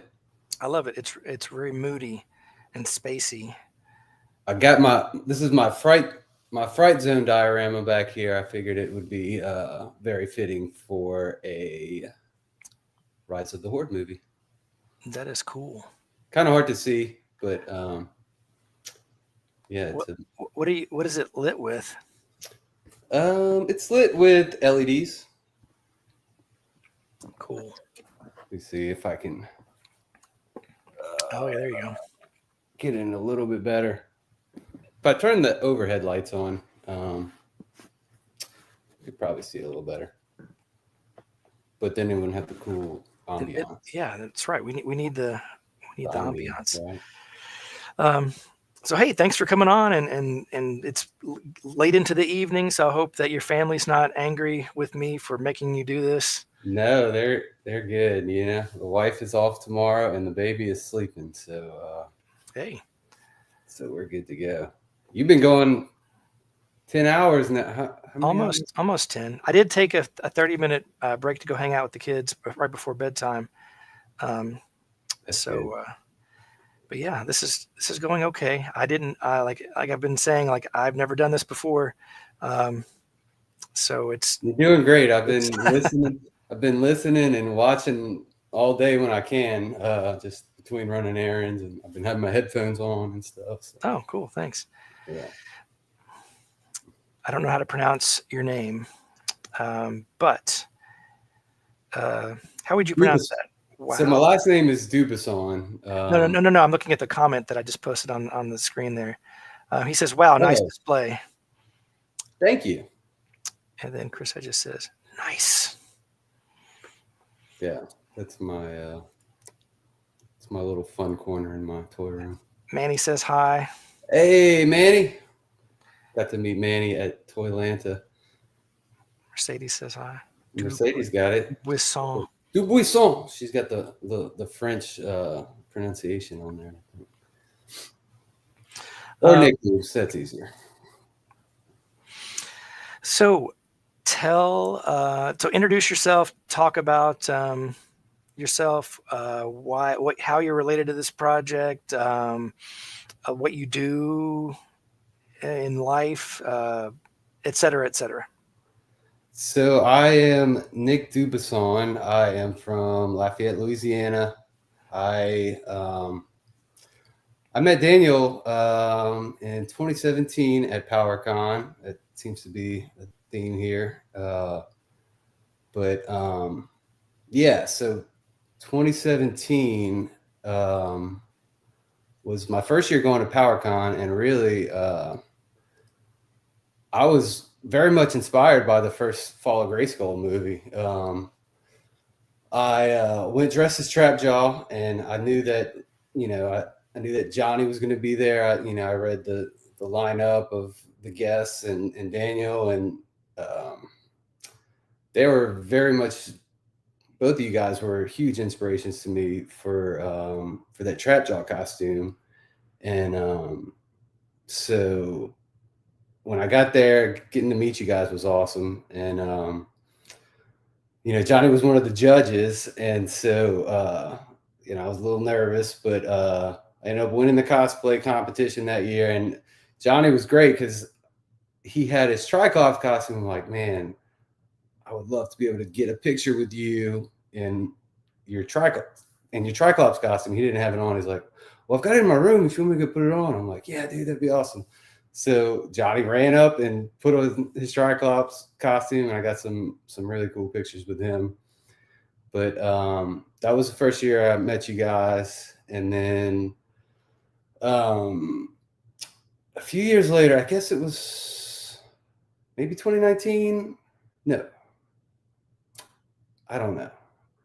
Maybe 2020. It was the COVID year. So I guess it was 2020, 2021 was when I was Roboto. And I got to see you again, and got to see, I had made some friends by then, and got to meet up with everybody again. And that was when I met Rebecca and John for the first time. And, they were the judges. I won the costume competition that year, which, I feel lucky because both years, because there was, costume competition. It's always so stiff. And I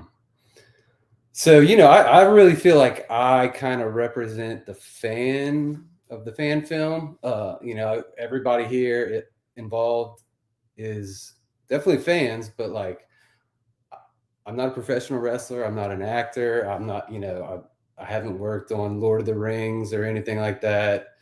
But, so I feel very lucky. I definitely feel like I'm kind of the underdog, the least known here. But I feel so blessed and excited to play Roboto.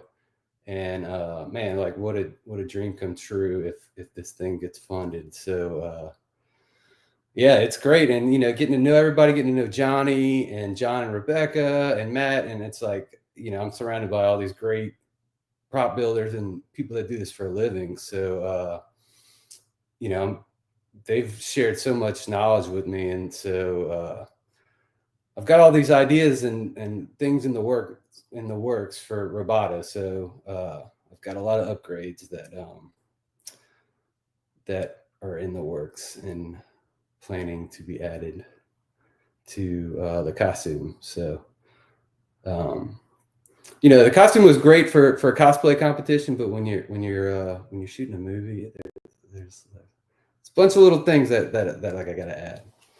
So I do have this I want to show that I've been working on, because you can't have Roboto without a heart.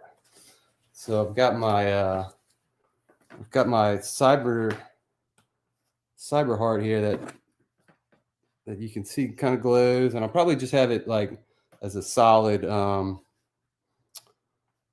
You can change whether it's flashing or not. I'll probably turn it off the flash, but this is the chest piece that's going to go behind the clear shell of Roboto. A little bit better view of the ventricle veins and the wires that I've used to kind of make it a mix between organic and robot heart. And so that'll be the base chest. Then we'll have I'm going to also be adding some chrome to the body. There's not going to be any of the stretch. Like that was one thing that really every time I see that trailer, I see my like bodysuit, and that's not going to be in the final film. So yeah, I've got pieces of chrome that's going to be added to the middle to kind of, there's no way I can be translucent, but if I can be chrome without having stretchy fabric that bunches up, that just looks bad. And then of course the gears on top of that. So lots of upgrades in the works for Roboto. You can see helmet and the gun blaster here. So yeah, that's me, and that's how I met Daniel. And you are like your creativity, like the things that you create and make are like just like another level. Like thank you. Yeah, I've been doing a lot of figure customization. I've kind of since Roboto, I really like dove deep into that. A lot of like Mythic Legions customizing, and of course I always got to do a Masters of the Universe character.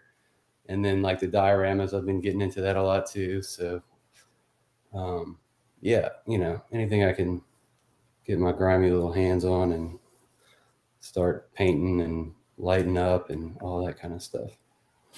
Mercedes commented, I think on the heart that you showed, she said, "That is sick." Oh, thanks, Mercedes. Yeah, that was like, it's like when you work on your cosplay for a convention, there's always like things that like sometimes don't make it last minute. You have plans for. That was one of the things that didn't quite make it. So we'll make it in the film. Talk about your experience when you came here and we shot those scenes with you. Talk about your experience doing that. Man, that was so cool. And so I guess you guys had filmed a couple of scenes. I guess it was maybe the night before and the day before I got there. But yeah, I flew in and Johnny picked me up at the airport and drove us over. And when I first got there, the first scene that was shot was well, I guess I saw you guys had already shot it, I think, but it was the scene at the end of the trailer where it's the nod to the card back to the is Errol McCarthy artwork. And just seeing the setting with the hill and the background in Kentucky. It was perfect. And I was like, oh my gosh, like this is, I was just blown. That was the first thing that really blew me away. It was like, okay, like he's really paying attention to the details, and like, you know, there's a lot of fan service, you know, he's not just like, I knew you weren't just pulling stuff out of thin air, you know what I mean? You're doing everything for a reason. And then like whenever we shot my scene, you had me put my leg up on the I think it was, you know, it was like a piece of farm equipment or something, but like the way you did it in the way you edited it, it looked like the mini poster that was in the magazine. Yeah. And it was like I was posing, and like I really didn't know who I was shooting. You were just like, shoot up in the sky and pretend like, you know, there's some you know, some ships coming in or something. And I was like, okay, so I just, yeah, we couldn't afford to put digital rotons coming in. Yeah. To the shot. Well, it ended up being Shadow Weaver. So I was like, oh my God, when I finally saw the trailer, I was like, oh, I get to shoot Shadow Weaver. I was so excited. Yeah, that was really cool. And then Daniel's Easter egg master, he is. Yeah, just you know, Johnny. Speaking of Johnny, man, thank you, Johnny, by the way, because Johnny was like, you know, my wife couldn't come at PowerCon. That costume is like, you know, it's very hard to see and like move around in. And Johnny was, you know, he was right there on the spot with everything, helping me, you know, do all my adjustments and everything that needed to be made. So shout out to Johnny for that. Yeah. And then, shout out to him. He will be on here shortly, right after you. He's going to come on in 10 minutes. Right on. But yeah, no, like I don't want to exist in a world without Johnny Bilson. No, yeah, me neither. The world is a much better place with Johnny Bilson. He says, Benedict, heroic master of Easter eggs. Well, you are John E. Bilson, the heroic master of everything. So, yeah, and then man, so you know, you and Brian were talking about that gym, which was so funny because like, you know, we filmed, and you guys had filmed a couple of days before I got there as well. So I know y'all were already running low on sleep, and then we woke up really early to catch. You know, we had to get the lighting right, wake up early, get the you know the sunrise, and then you know we filmed all day, and it was.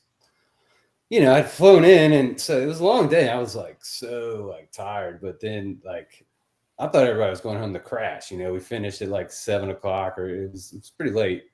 And then seeing Brian, like, you know, you were like, all right, everybody go back to the hotel room, and Johnny's like, no, I'm going to the gym. Or I was like, holy cow, like man, like you know, I guess that's what you got to do when you're a professional wrestler. But I was just blown away that he was going to the gym because I was so pooped at that point. But yeah, that was so cool. Such a fun time, man. And you know, fingers crossed we get to do it again soon. So yeah, do it for real, not just for a mock-up trailer, but for an actual film. We're gonna get there, though. I know it. Be positive. Yeah, we're gonna make it. Yeah.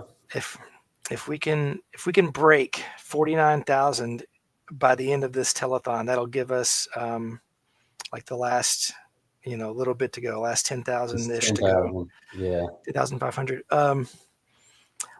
So Rob and Sean Lamb are writing this, but I did write a version myself, like a short version, 30-minute version, and I gave it to them to critique and stuff, and they gave me all their feedback and stuff. But I'm not like gonna hold them strict to that. Like I want them to write it on their own. But I am gonna ask, because I did write a couple like little interactions and dialogue for Roboto.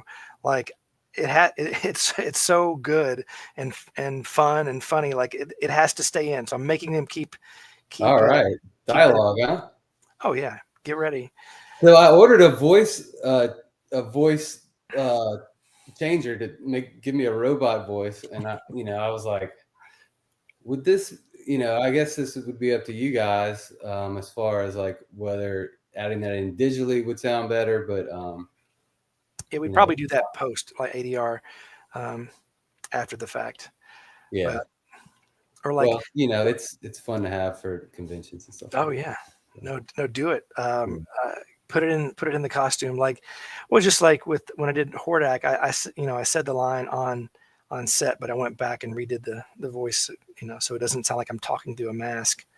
Look perfect. Okay, yeah. Well, it looked perfect. Yeah. Let's see. It says, "Fall of Grayskull, please. We need you in a hurry." Thanks, Nate. Thanks. Do. It's definitely the final countdown for sure. It is 33 hours to go. Man, this is people just, they just want to make us sweat. I think that's what it is. They're like, people are just like sitting at their computer, like hovering their mouse over the back button just so they can see us sweat on the screen, Amen.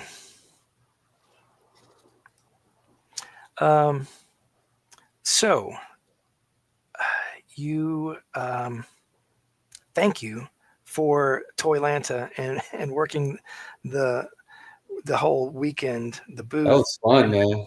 The screening and the panel and you guys and the McDonald's and Johnny, like that was that was an awesome weekend. Yeah, it was a really good weekend. And when we launched the Kickstarter that weekend, like we got, I drove away from Atlanta. I think it was 20,000, right? What we reach that first weekend? Yeah, it was like 20,000. Yeah, I think so. Something like that. Yeah. Sounds about right. Yeah, that was so fun. And man, just like, I've been reading, so I've got a 2-year-old little girl, and the horror, like she's really starting to get into this, and it's so fun to go back because there's like, I've been getting the golden books. Like I never had any of the golden books when I was a kid, so now I'm like reading, her bedtime stories, now the golden books, and she's starting to get into it. I'm learning a lot of stuff about like She-Ra, and because when I was a little kid, it was like She-Ra was not cool. It was like I only wanted the boy. I only wanted the boy. How dare you say that? But yeah, but like so now I'm like getting to go back with her, and really I'm finding like a whole new appreciation for all the She-Ra. Like in a lot of ways, it's better than the He-Man stuff, and so and with the whole like licenses being separated, where they'll never be He-Man and She-Ra are separate, right? So just having them together is so cool, and the fact that she would be able to be able to watch He-Man and She-Ra together is just it's great. I can't wait. Yeah, me too. And I can't wait for like the other characters from Eternia to interact with characters from Etheria that really never have before.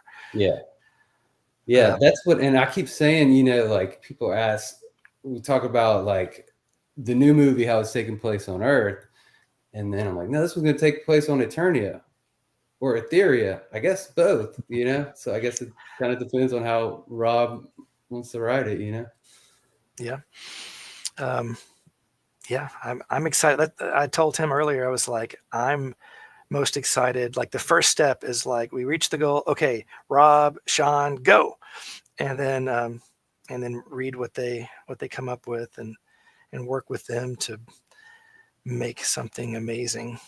It was so cool seeing him on here. And like, I was watching a episode with my little girl earlier today, and just like seeing, written by Rob Lamb on the the credits, and I'm like, wow, this is so cool getting to work with him, and like, man, talk about a dream come true for anybody. And like, it's just, you don't want to compare it to to the Hollywood version. Of course, we're all fans. We all want the new one to be good, but just knowing that Rob's going to be involved, it like gives me so much more confidence. And like, man, it's a lot. Him and Brian Cage, like, just watching him and like seeing his presence on the camera, it's like, the guy that's playing He-Man in the new movie, he's big, but he's not a professional bodybuilder, professional wrestler big. Like,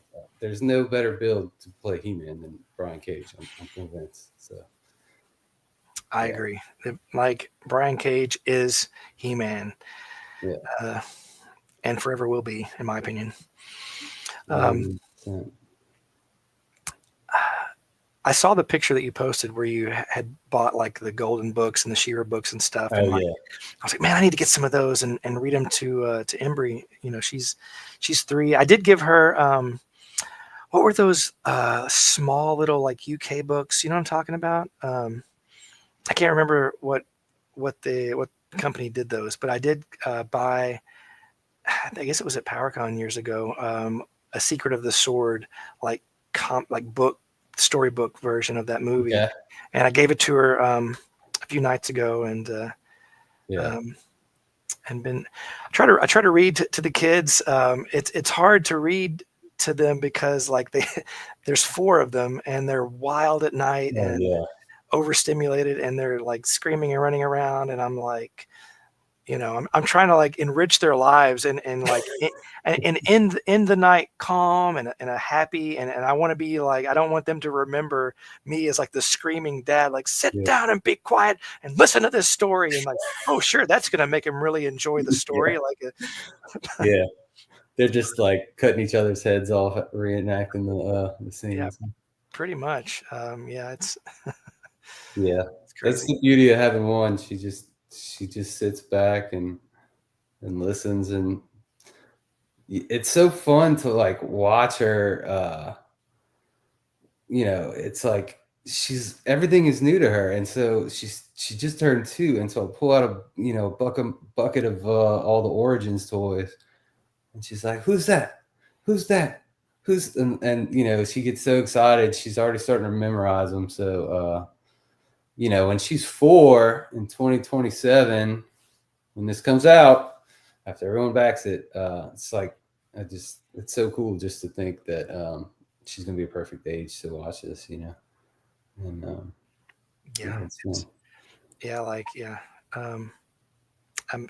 it's so, I agree with that. Like, I can't wait to make this and have the kids be involved in it and be there on set, and it's going to be fun.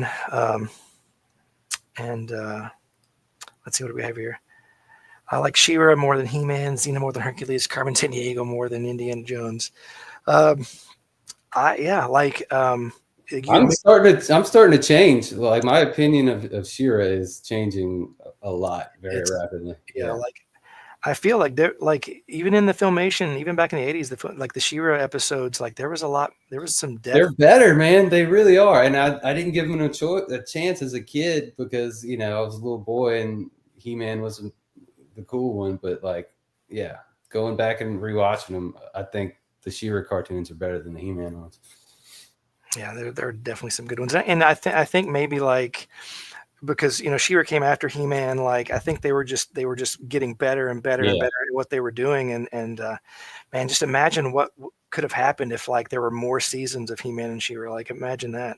Yeah, when they really got in their groove and weren't, the animation would get better and it wasn't just like a lot of recycled, clips over and over again. Yeah, and then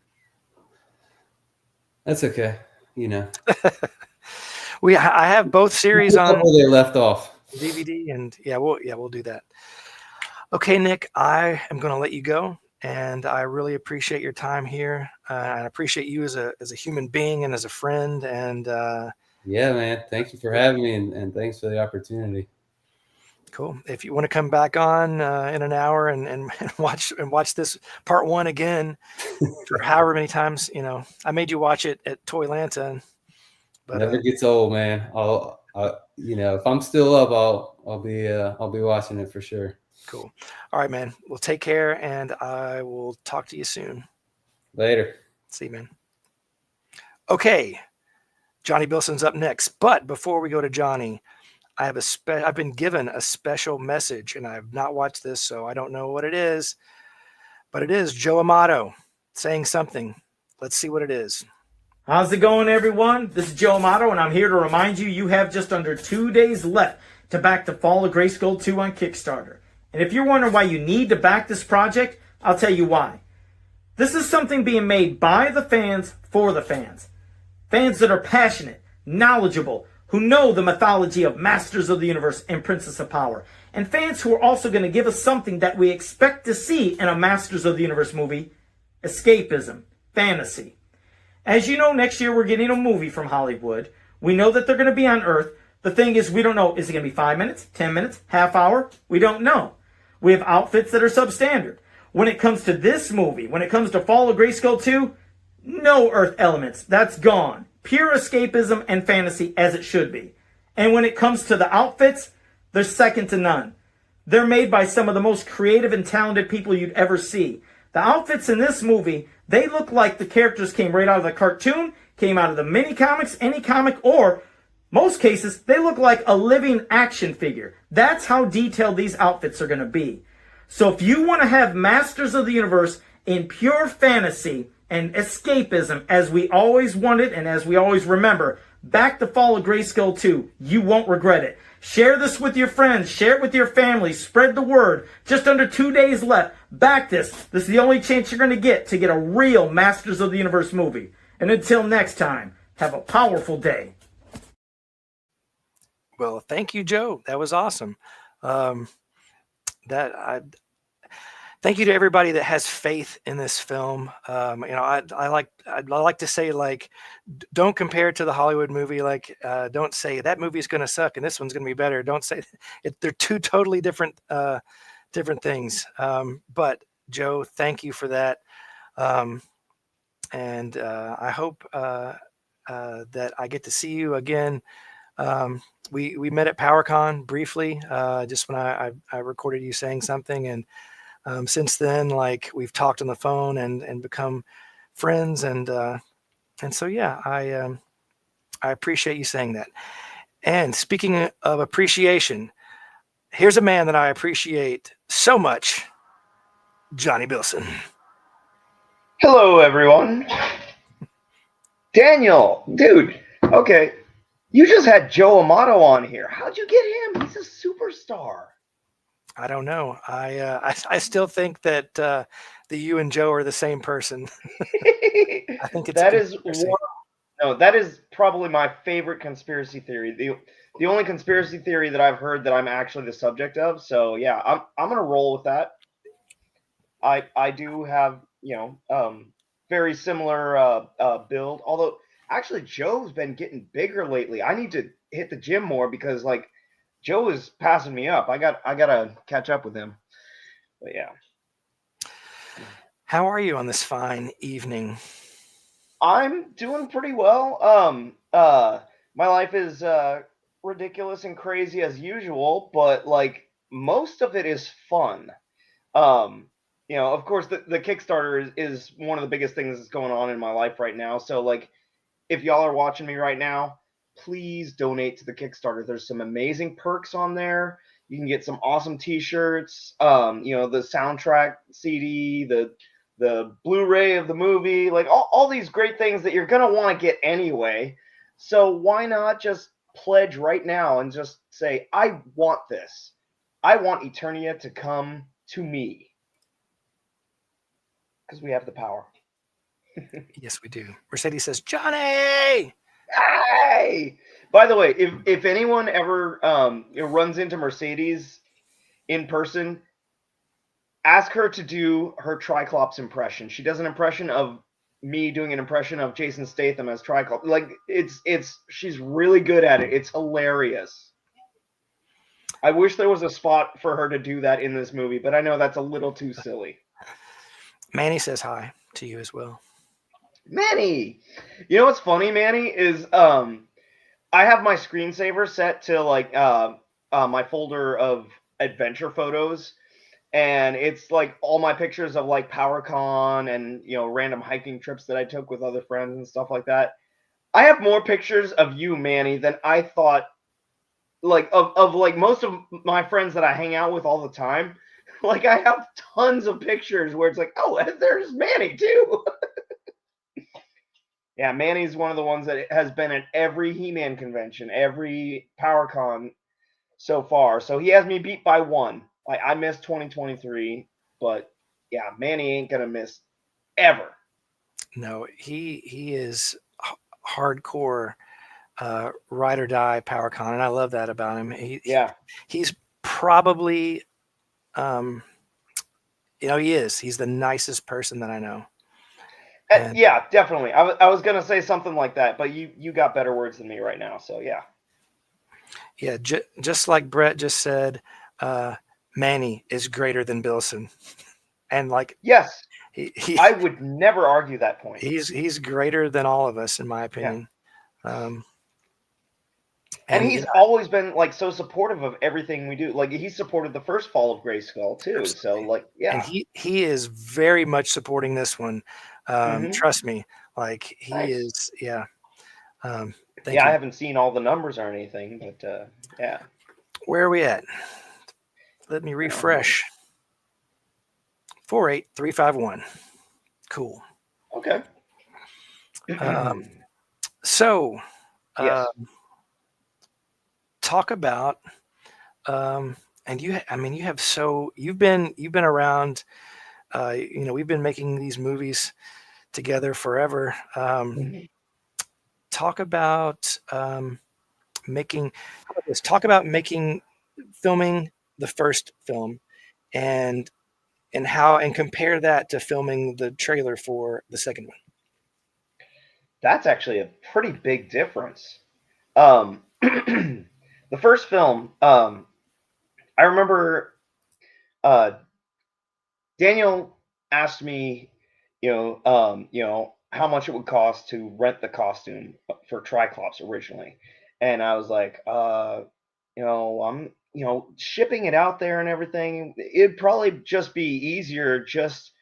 I think I pitched it this way, that it would be cheaper and or easier just to have me fly out there and play the part, because I was like, I want to wear this.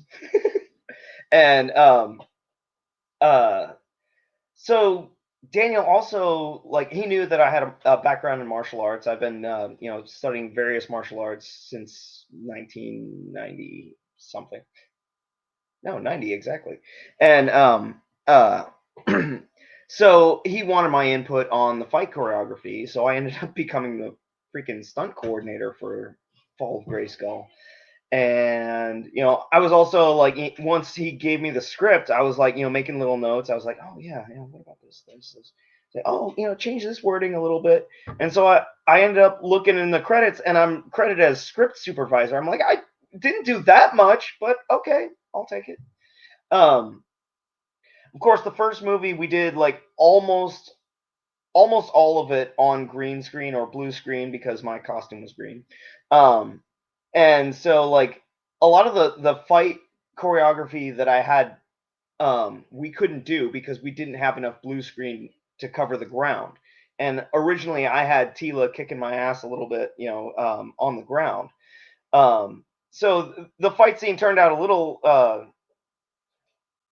little less balanced in Tila's favor than I originally intended, but of course, Daniel's editing and his compositing with the background, like, it makes it look like there was an actual set there. No, there wasn't. But anyway, so like when I finally saw the movie, I was like, oh wow, that looks really good. But when we shot the teaser for this film, first of all, we shot it in just a couple of days. Honestly, there was only a couple of days that I was on the first one. I think 4 days of filming and 1 day of rehearsal. But this one, it was a very quick shoot. Also because we weren't shooting all day until, we were all too tired to do anything. We were shooting primarily outdoors and primarily on these locations that were just, beautiful landscapes that looked like they could have been anywhere on Eternia. And Daniel had the bright idea of shooting mostly at dawn or dusk. So there was only a couple of hours that we were actually filming, maybe an hour of setup beforehand. And then, we'd shoot while it was magic hour. That's what Hollywood calls it. I didn't make that up. And then we would get to go back to the Airbnb that we were at and just, hang out, sleep, whatever, go out to lunch until that evening. And so it was really, really less stressful, which, that was good. Like, I enjoy stress a little bit. Like, I'm one of those people that, pressure cracks some people. It focuses others. It focuses me. So, like, I didn't mind the hectic schedule of the first movie, but the second one was so much smoother and so much easier. And when I learned, that Daniel hired a stunt drone pilot, which apparently is a thing that exists, to film the I Have the Power that Brian Cage did, and the drone was like sweeping around him. Like, he showed me some of the raw footage of that, and I'm like, that's gonna look really cool. And you see it in the trailer, and it's ridiculously good. I'm like, okay, yeah, Hollywood, y'all need to step up because Daniel's making you look like fools. And and I he did I wouldn't all go with that no I wouldn't money. go that far. I wouldn't go that far. But I know you wouldn't. That's why I'm here. Shout out to David Grinnell for doing that that's drone stuff. He's the best. Yeah, that added so much production value, and for relatively little money, considering that we were doing it all just based on your bank account. So this teaser was done with no outside funding. So if that's what we can do with no money, what do you think we can do if you give us a little bit? Please donate. That's a good pitch. I think so. Mercedes said, in talking about the fight, I feel like you won though. You kicked the literal toot out of me. Oh yeah, that was great. I remember when I first saw that the behind the scenes, and you had the Toot and Tila part, and I was like, oh man, she's gonna be pissed off. But nope, she totally embraced it. She is a trooper. I mean, I'm a trooper, but I'm a Horde trooper. She's just a trooper. Yeah. You're a literal trooper. Yeah. Talk about hey, Gary says hi to you. Gary. Okay. Hey. Talk about, let's tell the story of the Horde trooper costume and getting that in, and we about tell the whole story about that and being the trooper and acting the trooper. Just talk about that. All right, I'm gonna go full tilt on this one. Full. That was my first experience wearing a costume that I did not build. That Horde Trooper costume was built by Kevin Kappa, and like he's an amazing cosplayer. Like, you've probably seen his work, whether you know it or not. But anyway, so like when we were getting ready to shoot the trailer, there was like, some delays with the Horde Trooper costume, and like he shipped it out like last minute, did it overnight, and we got it. And it was like pristine looking. And of course, Daniel doesn't want anything pristine looking. He wants it looking used and weathered and damaged. And so like, that was the one thing that Kevin just didn't have time to do. And I'm like, that's fine. We'll dirty it up for the film. And so I was thinking, I'm going to go in there and give it some black wash and whatever else.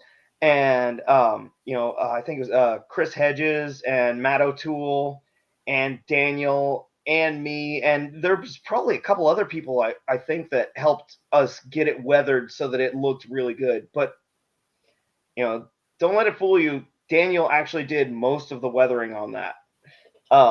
So yeah, the reason that looks so cool, Kevin Coppa and Daniel Benedict. And you. I did help. And Matotoole and Chris Hedges and everybody else on, like, there was one day it was like you talked about, we filmed like certain times.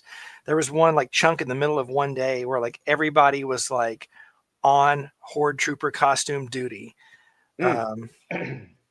where everybody was, we have to get this type of paint and do this, and I was talking to Kevin. I think like, how do we do this? What did So that was a I'm not even on the screen. That's fine. That was a yeah. Who wants to see? Yeah. When you've got Johnny Bilson there in his muscle shirt. I'm actually like 20 pounds lighter than I was when I played Triclops. I do need to eat more and work out more. What are you thinking? Feeling weak. Oh man, I love it. So yeah, and talk about like being inside the costume and filming that stuff.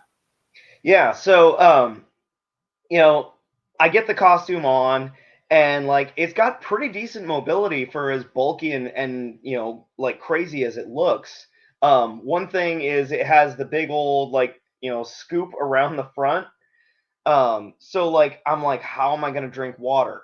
And I've figured out that like if I use a bottled water, I can do it like a squirrel and just or a guinea pig or whatever in a cage.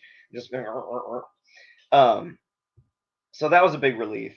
And I've had to do stunts in weird costumes before, but like this was the one that was like the weirdest for me because like I had very little vision, also like Triclops, but and like I'm trying to do these stunts where I'm falling backwards. So I'm doing a blind fall onto a big old mat, and it was nice and soft like it's supposed to be, but like I couldn't look and like spot the mat first. I had to just like position myself and hope I was in the right spot.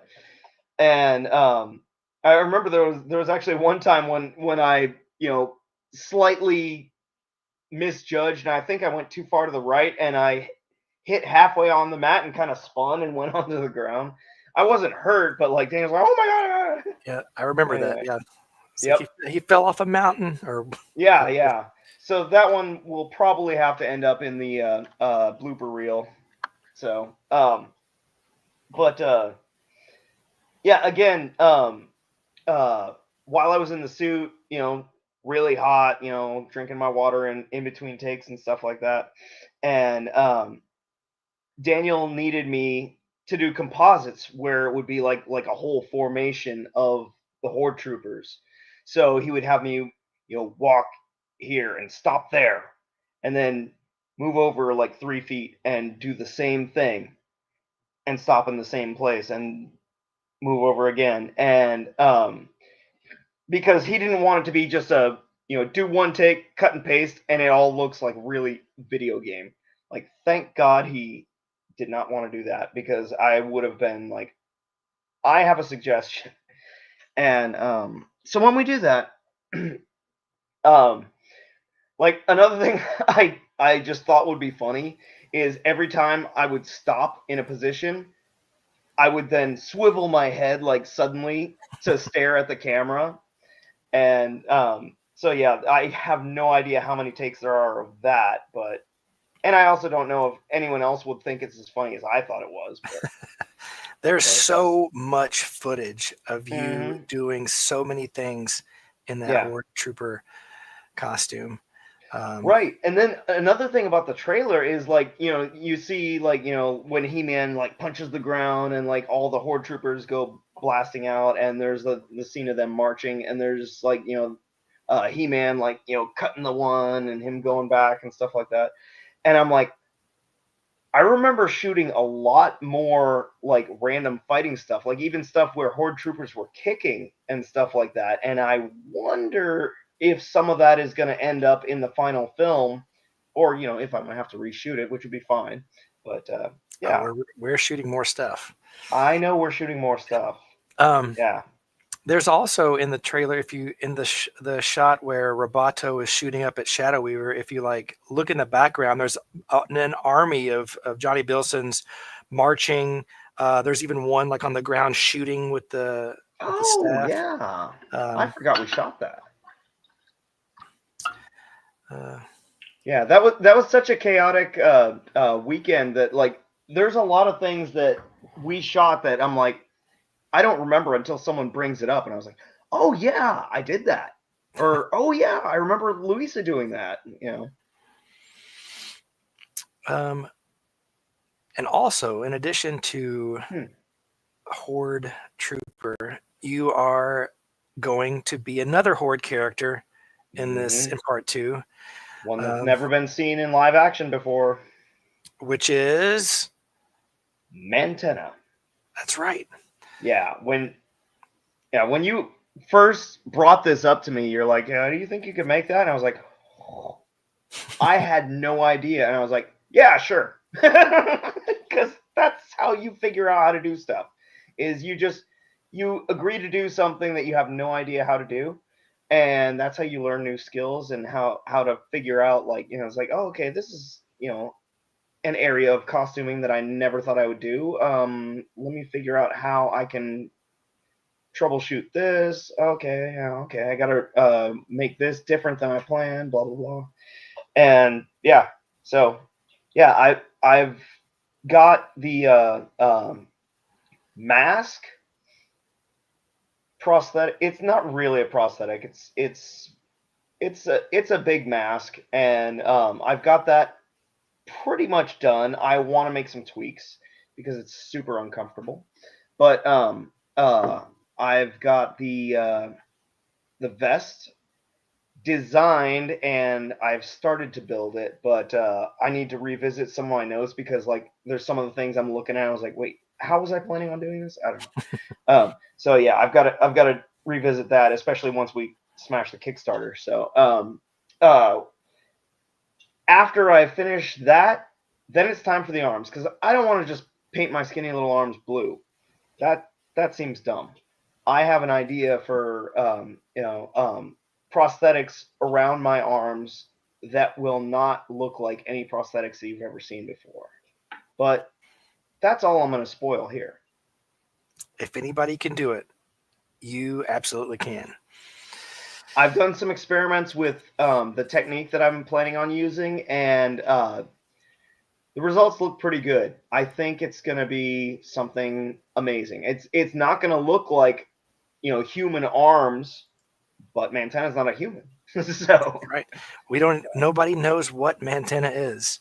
Yeah, he's some sort of like fly-like creature or whatever, but it doesn't have wings. Maybe Hordak ripped him off. Who knows? Why is his face red and his arms and legs blue?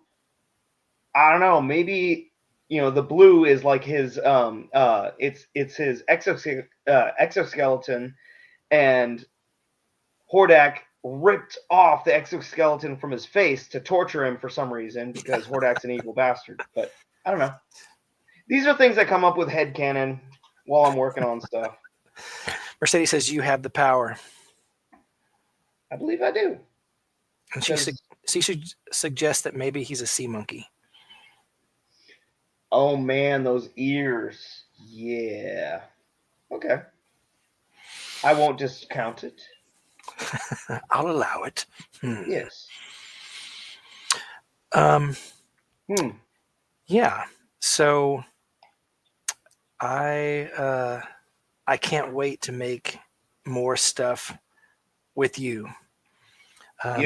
You always make everything good and fun, and yeah. So you remember when we first met in 2012? I do. I was just talking about that earlier, about meeting you at PowerCon, and Yeah. You had just won the Create a Character contest for Castle Grayskull, man. Mm-hmm. And so, like, all of a sudden, everyone knows the name Daniel Benedict at this He-Man convention. And I'm like, okay, yeah, who is this guy? And because obviously I had also entered the character contest, and like I was like, oh man, I thought my character was better than his, but like I wanted to talk to him, and like, yeah, he was so cool. I was like, oh yeah, you know what? That's actually a very like He-Man style character that, like, if the line would have went on another year or two, like I could see them making that. So like, yeah.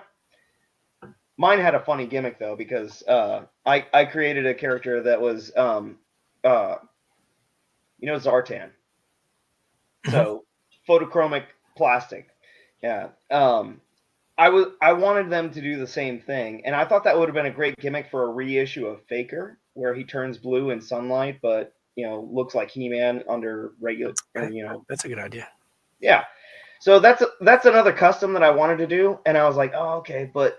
And then there was King Hiss's slave girl in like one mini comic. She's a human-looking slave girl wearing like a pink Princess Leia bikini thing, and I was like, oh, what if she was actually a snake man that had the ability to disguise herself as a normal Eternian? So like, in daylight she turns into green snake girl, and without sunlight, she's a normal flesh-colored girl. And so I named her Camellia because she was a chameleon. That's good. Yeah. And I was like, oh, that'd be a fun character. So that's another one on my custom list. There you go. Well, Johnny, I'm going to kick you off here. Oh no! We have somebody waiting backstage, but maybe I'll see you later. Maybe, I don't know. We'll know. Yeah, I promise I'm not going to come back as Joe Amato. Like that gag is funny, but like there's only so many people in the world that really get it. So yeah. Well, again, you are him. So like if you take the curtain down from behind you, it's really his room.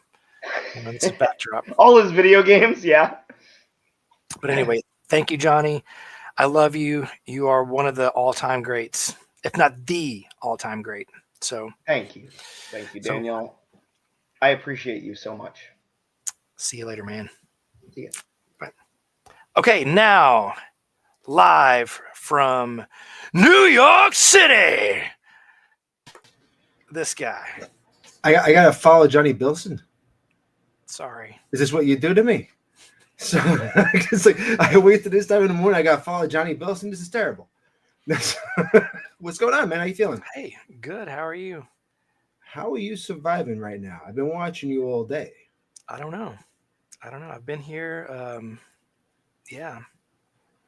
I just have a toilet seat right here, and I'm just like, nobody even knows it's happening.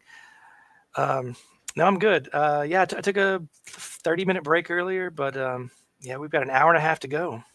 Yeah. So why am I here?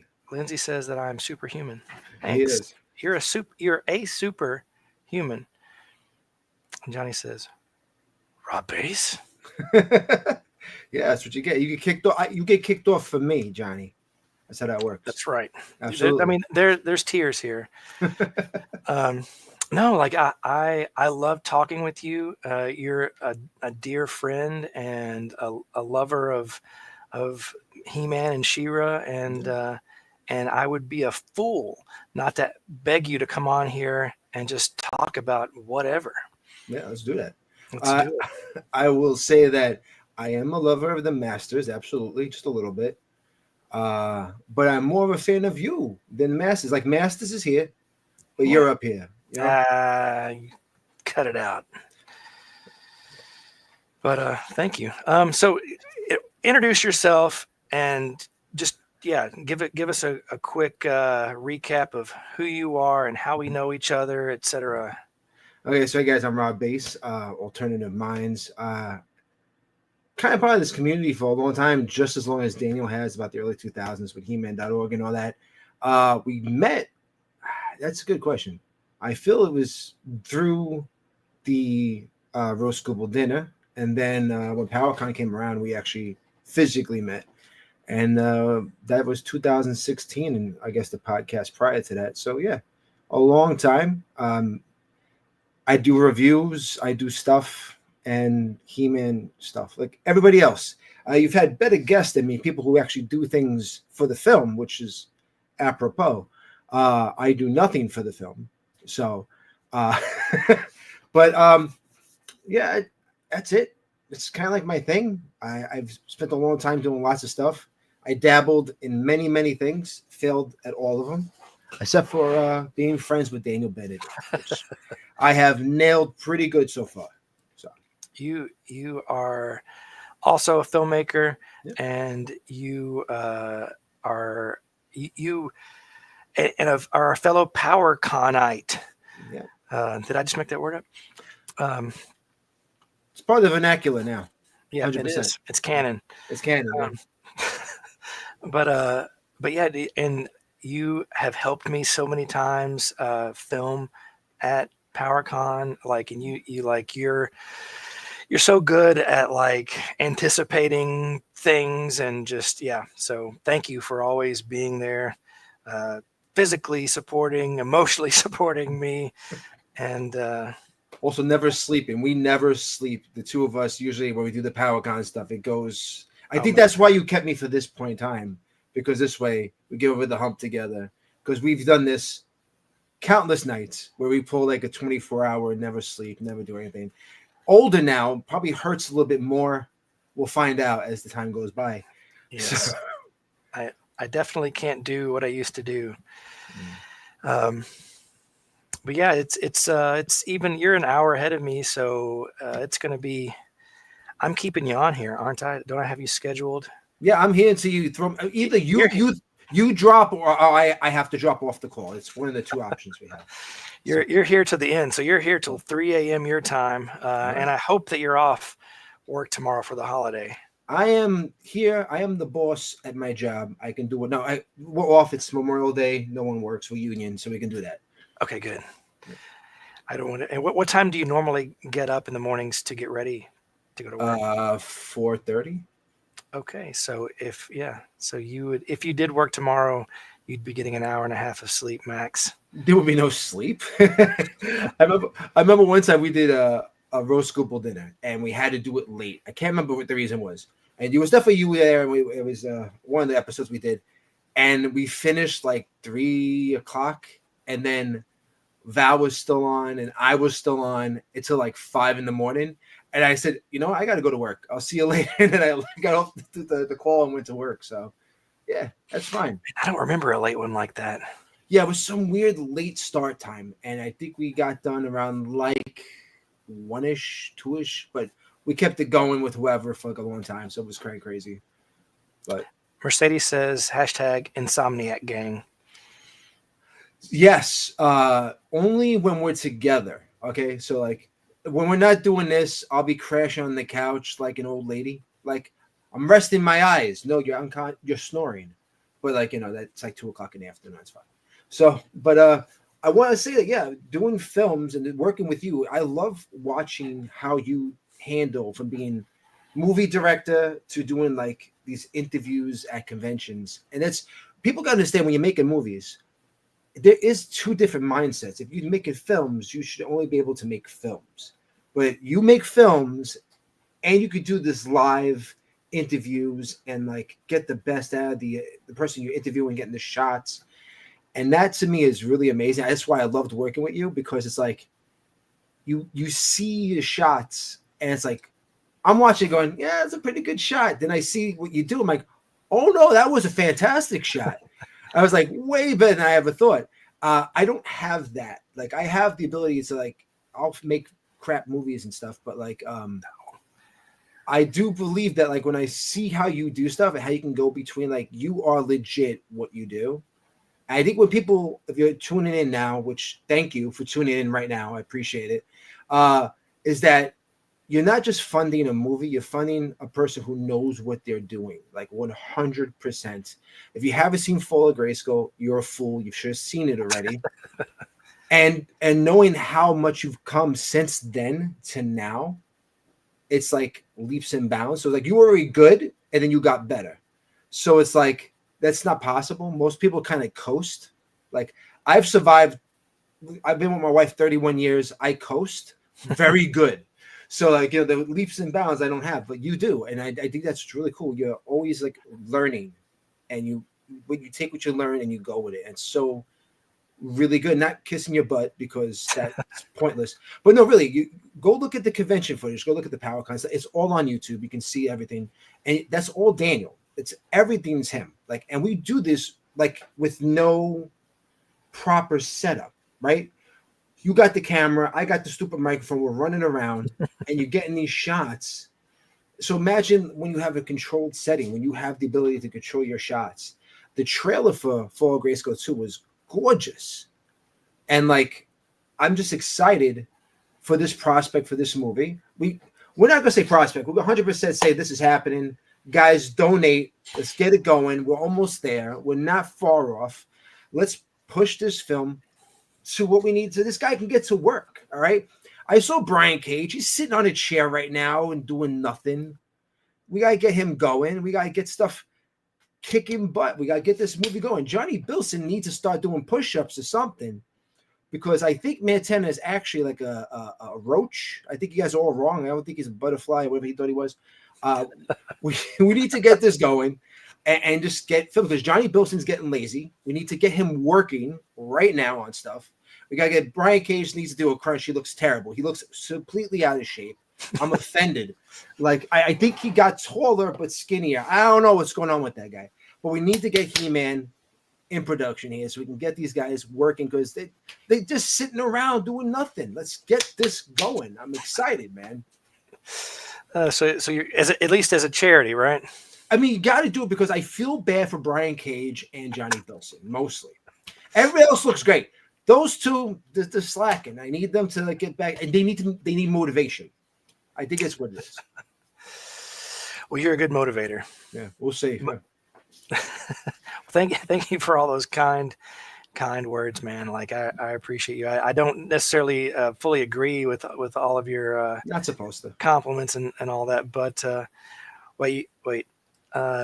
Mercedes says, I heard that Tila needs to get to work too. I mean, you look fine. Tila's ready to go. I was talking Brian Cage. He looks terrible. He's hurting my feelings.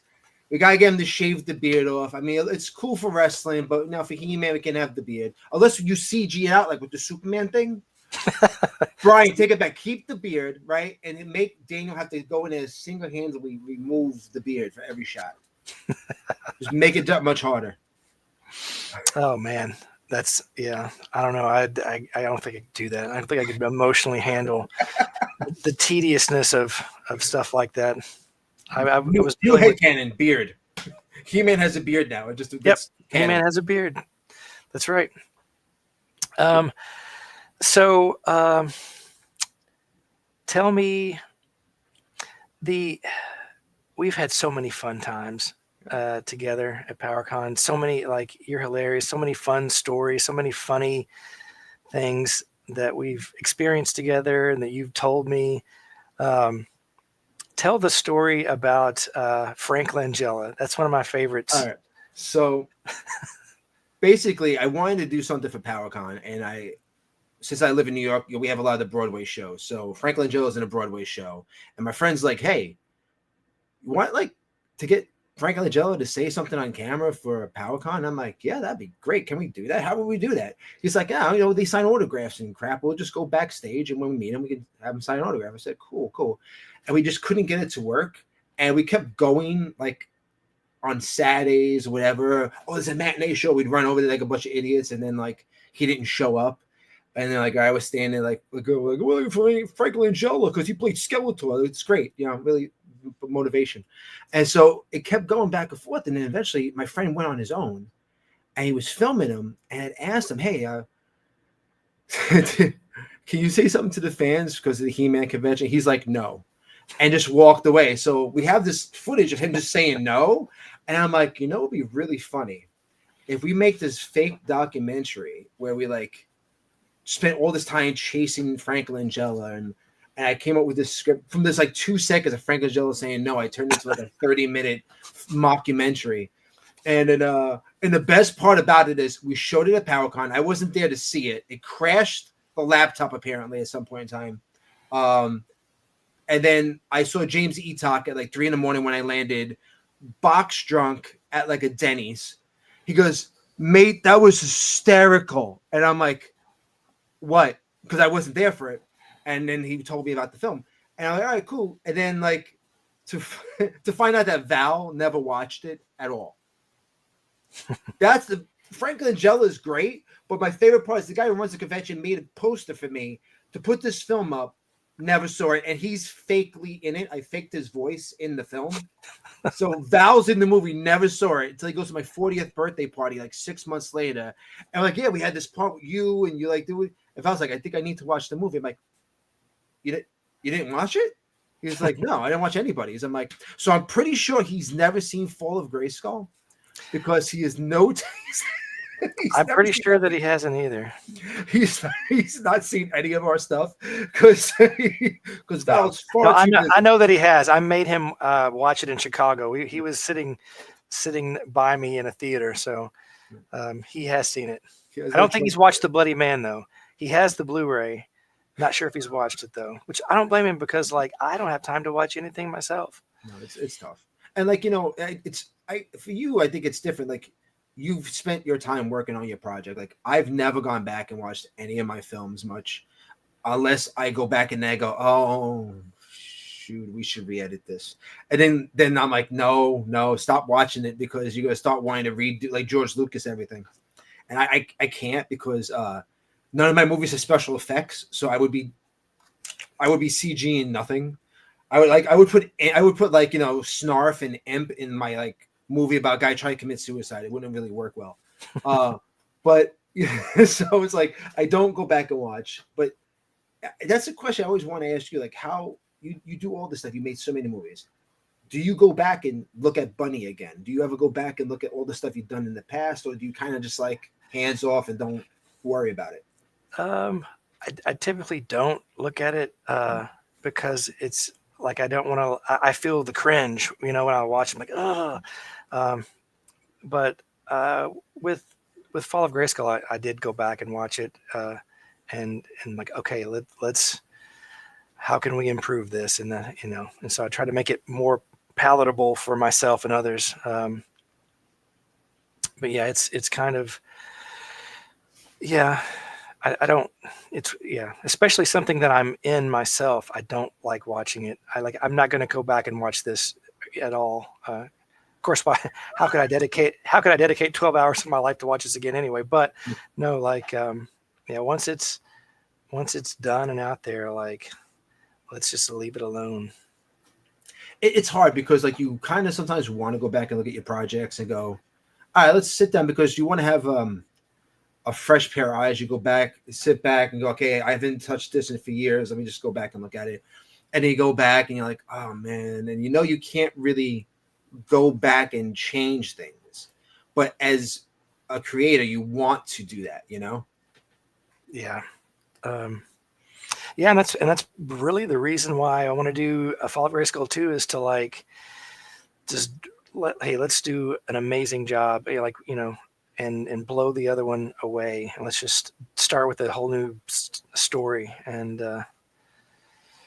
yeah.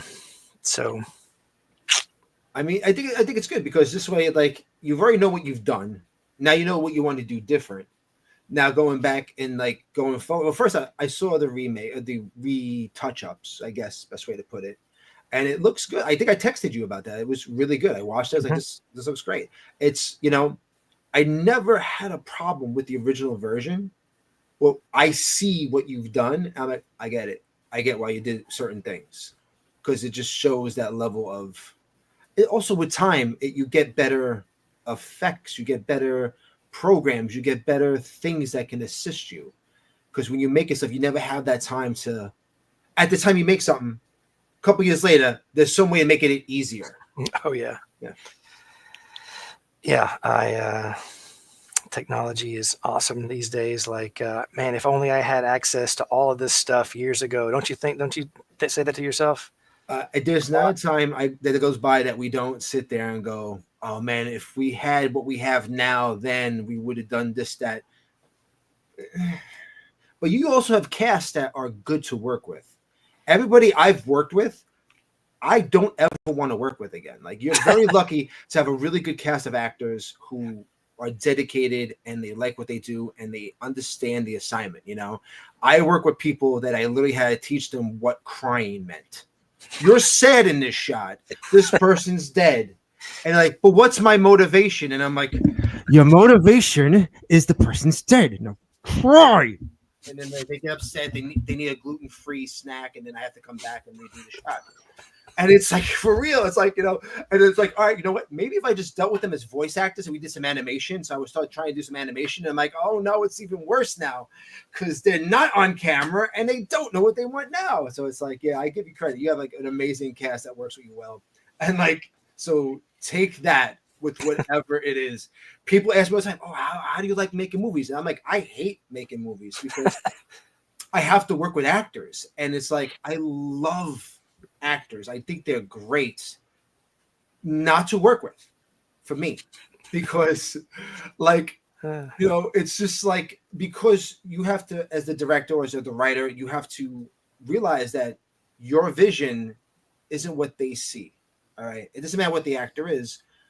You have to teach them what you want. And what happens in the back of my head is like, if I have to teach you what I want, I might as well do it myself. Get me a wig right now. I'm playing all the parts, you know, and it's like, but I just think it's a big difference to see what you do with a huge cast, even when you have a small cast or a big cast, and how you're able to work with them. You have such patience. And like, I know you very well, like behind, I don't know. I think that's kind of crap. I've seen you get mad, and I thought you were just having hiccups. I don't ever think you get that mad. Like, for real. I can get mad. I get very angry. But like you, there's no way I could see you getting like flying off the handle. And if you did, that would be awesome to see for about 2 seconds. Like, then I'd be really scared shitless. Like, to be honest, I'd be like, oh, that's not good. There, you can ask Mercedes this story. Like, we were filming the YouTube video for Tappers of Grayskull, the app, and we were out in this field, and like, we could not get it together. We could not get a single shot. We had it started to rain, but we had like a tent we had to set up to protect everything, and like I don't know, all the equipment was failing, nothing was going right, and something else went wrong. I don't remember what it was, but I was so frustrated. I picked up a tripod and broke it over my knee and like threw it into the field. And I was like, okay, I feel better. Let's go. Do you have to walk back and get the tripod because you still realize you needed it? And like, well, luckily there was another one around. So I have literally yeeted cameras, so I understand that. Yeah. That's the maddest I've ever seen him. Tappers of Grayskull. You know, and that's a perfect project to get mad at because, you know, it's Tappers of Grayskull. Oh yeah, I guess it was windy. Yeah, it was like stormy that day. Oh yeah, you just start chapping the shit out of that. But I mean, it's good to see that you're human. That makes me feel good. I always wondered if you were maybe a robot at some point in time, but knowing that you got emotions or you're learning about them, which you're doing great at it. So see, I realized this for me. It's 1:52 in the morning, so I knew I had to energize you, and I had plans to make this giant cup of coffee, and I didn't do it. So I'm running on like painkillers and probably Oragel. I don't know. So we're like,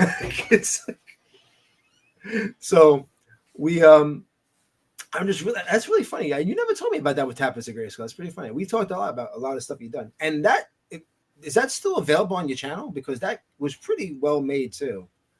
Yeah, that's on the YouTube channel. That was fun. That was an actual like time that I would like officially got to like, I was like paid to like make something that was halfway He-Man related. So not much, mind you, but you know, I felt for a couple days there, I felt like a cool influencer. You know what I mean? To be a modern influencer, you gotta take your microphone, really hold it all the time as you're doing interviews. You gotta like, hey, I'm doing this. This is how you do it. I gotta hold the. You gotta hold it, yeah.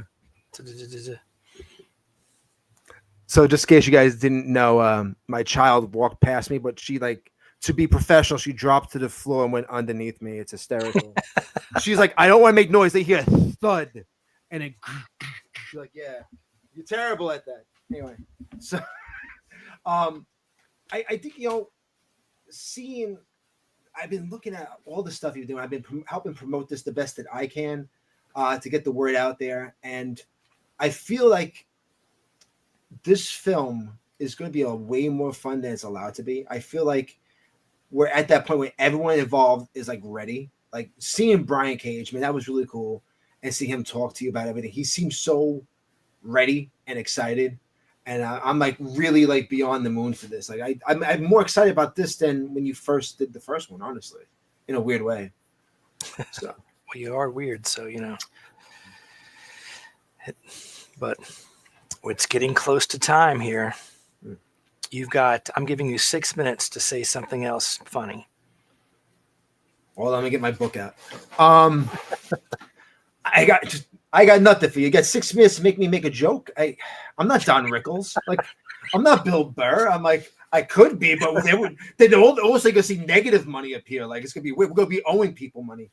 So it's like all right. So yeah. I got nothing. Johnny says, tell one of your dad jokes. Johnny, you are my dad joke. Let's see, where are we at here? 48,351, 310 backers, 32 hours to go. Let's do this, guys. All right.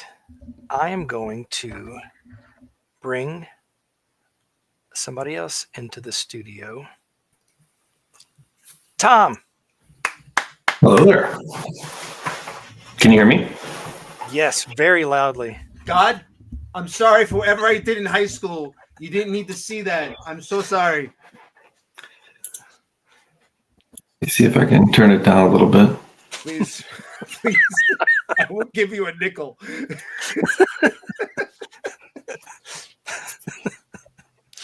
It's late. It's time to get slap happy and How's this?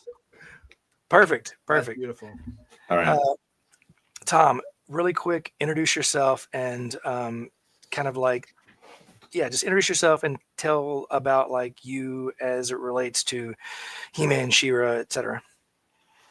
Okay.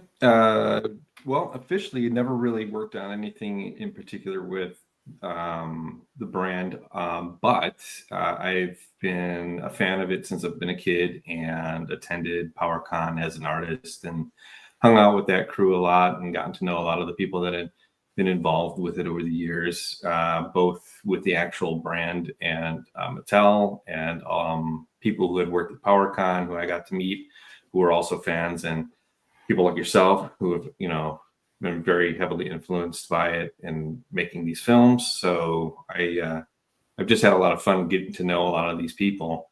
James Etok, the Four Horsemen, like all these different aspects of creativity and so forth. So that's like right up my alley, being an artist myself. So, and not only that, it's just an incredibly fun group of people to get to know, like Rob, yourself. I always enjoyed hanging out with you at PowerCon and talking to you guys, hanging out afterwards after the show. That's another thing that was always great about those conventions and getting to know all the different fans and everything, is just becoming good friends with all of them. So, but yeah, I've been collecting ever since I was a kid. Have loved all the different aspects of it, whether it was the toys, the comics, the cartoons, even the '87 movie. So, all of that has been just a blast. Cool. I enjoy hanging out with you at these conventions at PowerCon and Toylanta recently, and you are just so much fun to hang out with. And I wanted to have you on. And your artwork is amazing. Thank you. Everything that you do is like top notch. And Well, so I appreciate that, man.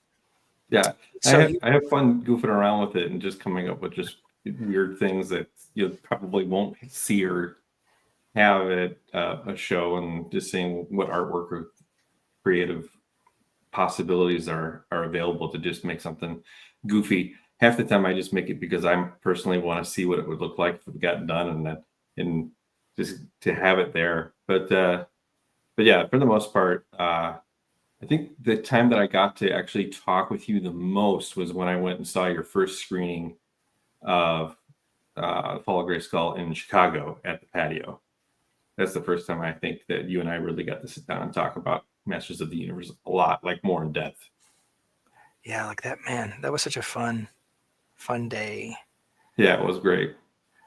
It was a fun venue. It was fun going out, hanging out afterwards, going down the street to the bar and everything. Just we walked around like a whole caravan of us walking down. All right, I'm going to bring in somebody else that I love to hang out with.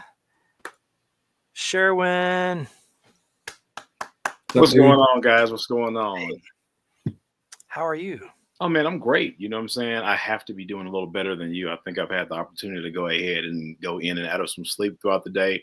I'm not exactly sure how you've managed to stay in one piece the way you have. Me and the wife were definitely on curl cam. We got on when you very first started, and I was like, Crystal, those curls will not be able to maintain throughout the evening, but they're still looking lustrous, I would say. So thank you. But I'm available and I'm accessible to you guys. What's going on, Rob? What's going on, Tom? Hey, man. Good seeing you. Good seeing you guys as well. I'm a little offended at your background. See, Tom's normal. He's got a wall. I got a wall. Daniel's got a poster. You guys show off your whole collection like you're better than us. What's up? I had to come and crawl down, into the cave and stuff. I thought it was appropriate and stuff. That you should be in. It should be in the hot tub. I think that's always when you're on stuff like this. We should always be. You should always be in the hot tub. I think. That's, oh man, that was a good memory. The one year throughout COVID and stuff, when we were absent convention and stuff, and me and the wife still had plans on doing something, but of course everything was off limits, and 6 feet in a nerds convention is kind of impossible to do, especially if something as intimate as PowerCon. So we went virtual that year, and we decided to go ahead and go to the mountains and stuff. And we kind of got on live with you guys from a hot tub. So it's funny that you remember that, Rob.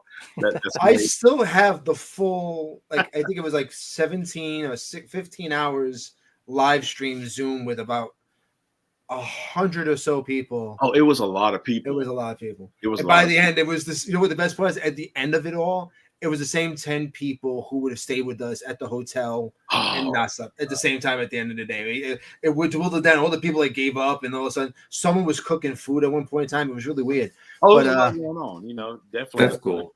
The lifers in the heart of PowerCon, the most unimposing gang ever you'll see. That's not true. When we're together, it's slightly imposing. Strength in numbers, sure. All right. Speaking of strength in numbers, we've got Meg J Retro back. Hey. How's it going, everybody? All good. Everybody's still good. How are you, Everybody's man? still awake. Well, Sherwin is. He's had multiple naps today, apparently. Rubbing it in. Daniel is just hanging on there. He's by a keeping, thread. keeping it, But keeping it what's real. new? Keeping it real. What's new? And I want to thank everybody for hanging out this late. My gosh, it's 2 a.m. here in Toronto, and wow, there's still everybody's still here. Everybody's still energetic. Daniel's still doing his thing. He's still got those wonderful, soul glow curls. It's See? awesome. The curls are a thing. Everything's still rocking, and the support's been amazing, guys. Thank you again for helping us to reach $48,000 tonight. It's incredible, and that means that tomorrow is going to be a great day. We're going to continue this. Myself and Dave Wheeler, we're going to keep going on this after this ends. We're going to pick it up again tomorrow and keep going and try to get as many pledges as we can right to the end. We can make this happen, and with the declaration from Val Staples this tonight, saying that if we actually get this over the to the finish line, that there will be a PowerCon dedicated He-Man PowerCon once again. It has to happen. It has to happen now. That's a must. It must happen. So that's something that I'm looking forward to, and we're gonna will this into existence, everybody. It's gonna happen, guys. Don't worry about that. I'm going to add one more person. Here we go. It's Triclops. Triclops. Hello there. Now, who are all these people in here? What? Daniel Benedict I have worked with, yes. But who else is in here with us? For a guy with 3 eyes, you really can't see much, can you, buddy? What? You can't hear either. I believe his helmet was. I believe his helmet was damaged in the first movie. I mean, listen, he had to have his head reattached to his body. Got him some slack. It was a rough few years, but I've recovered quite nicely.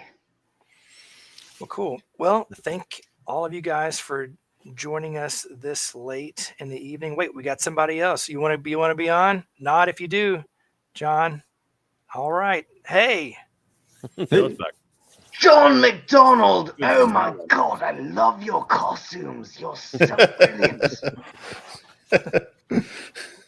Cool.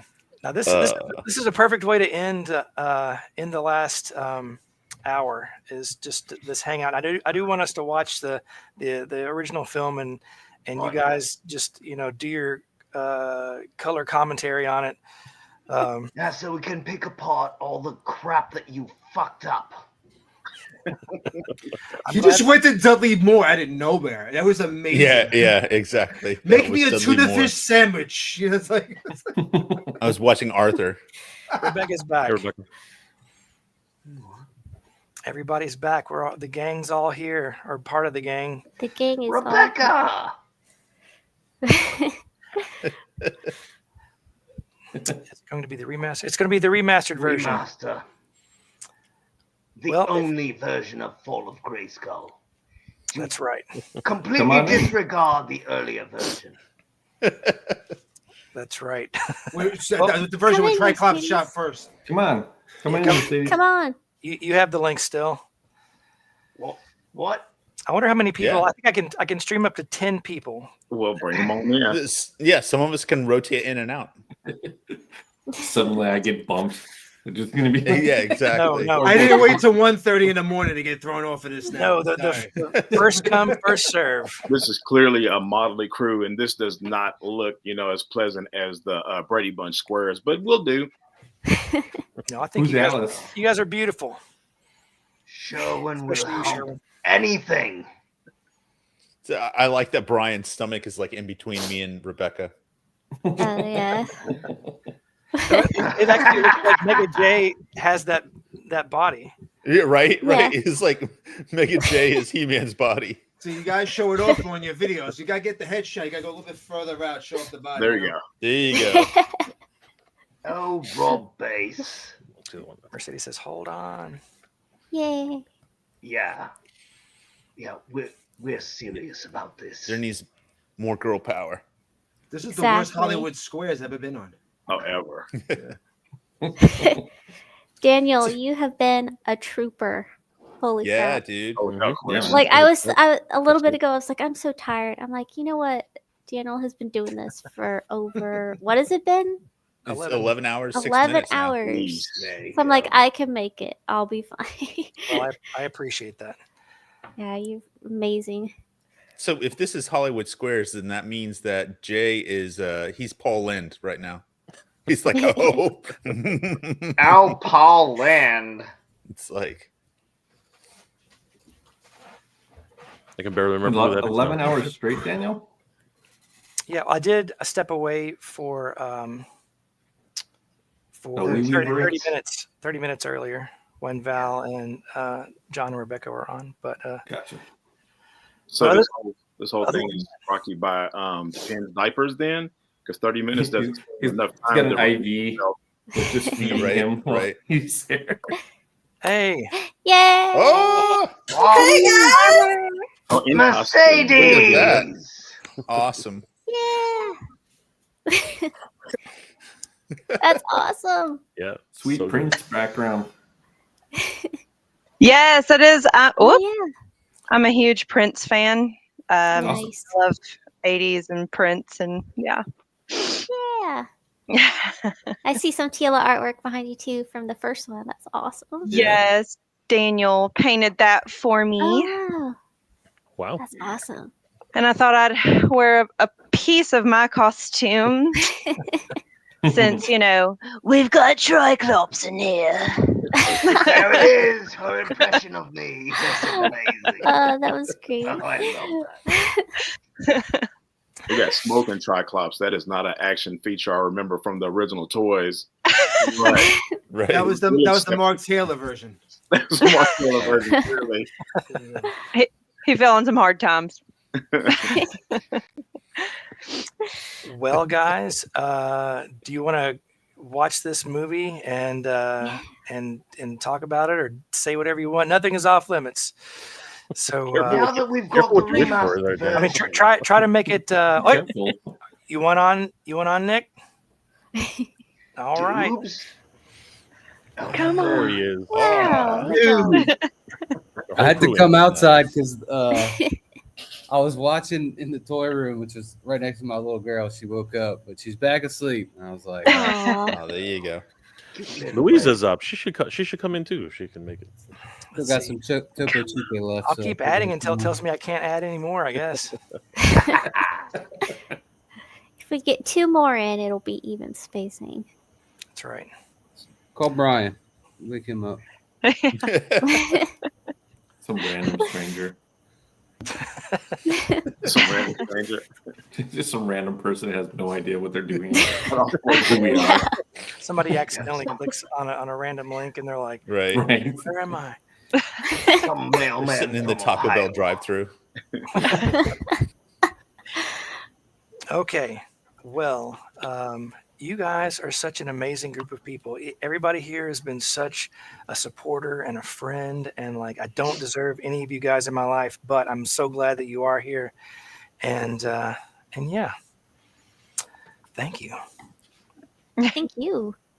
Yeah, You're the one thanks, that brought us all Daniel. together. No. That's right. That's right. Right. And let's see, how do I do this? All right. Add to stage.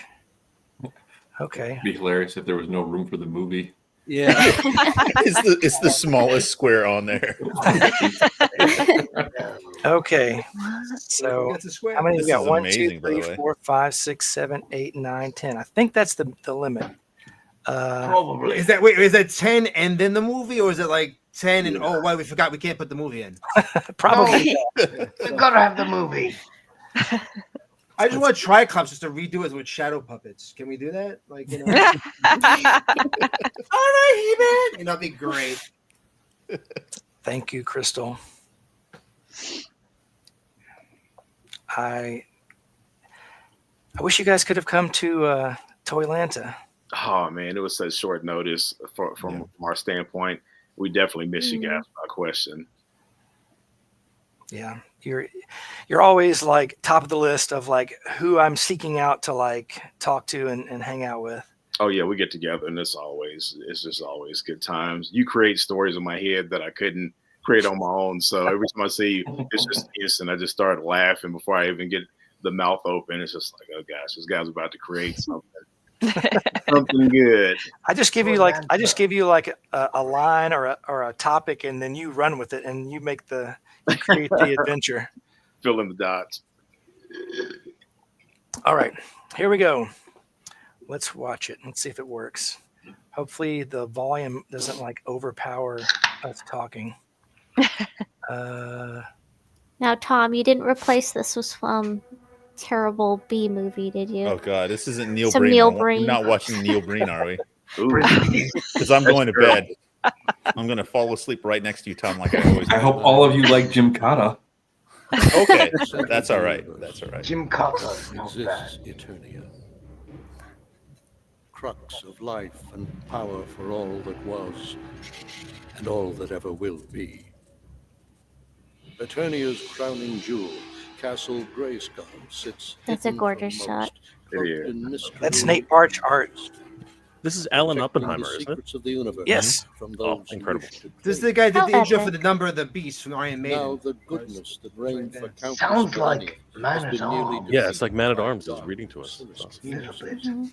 Only a few courageous souls stand in evil's way to prevent the complete fall of Grayskull.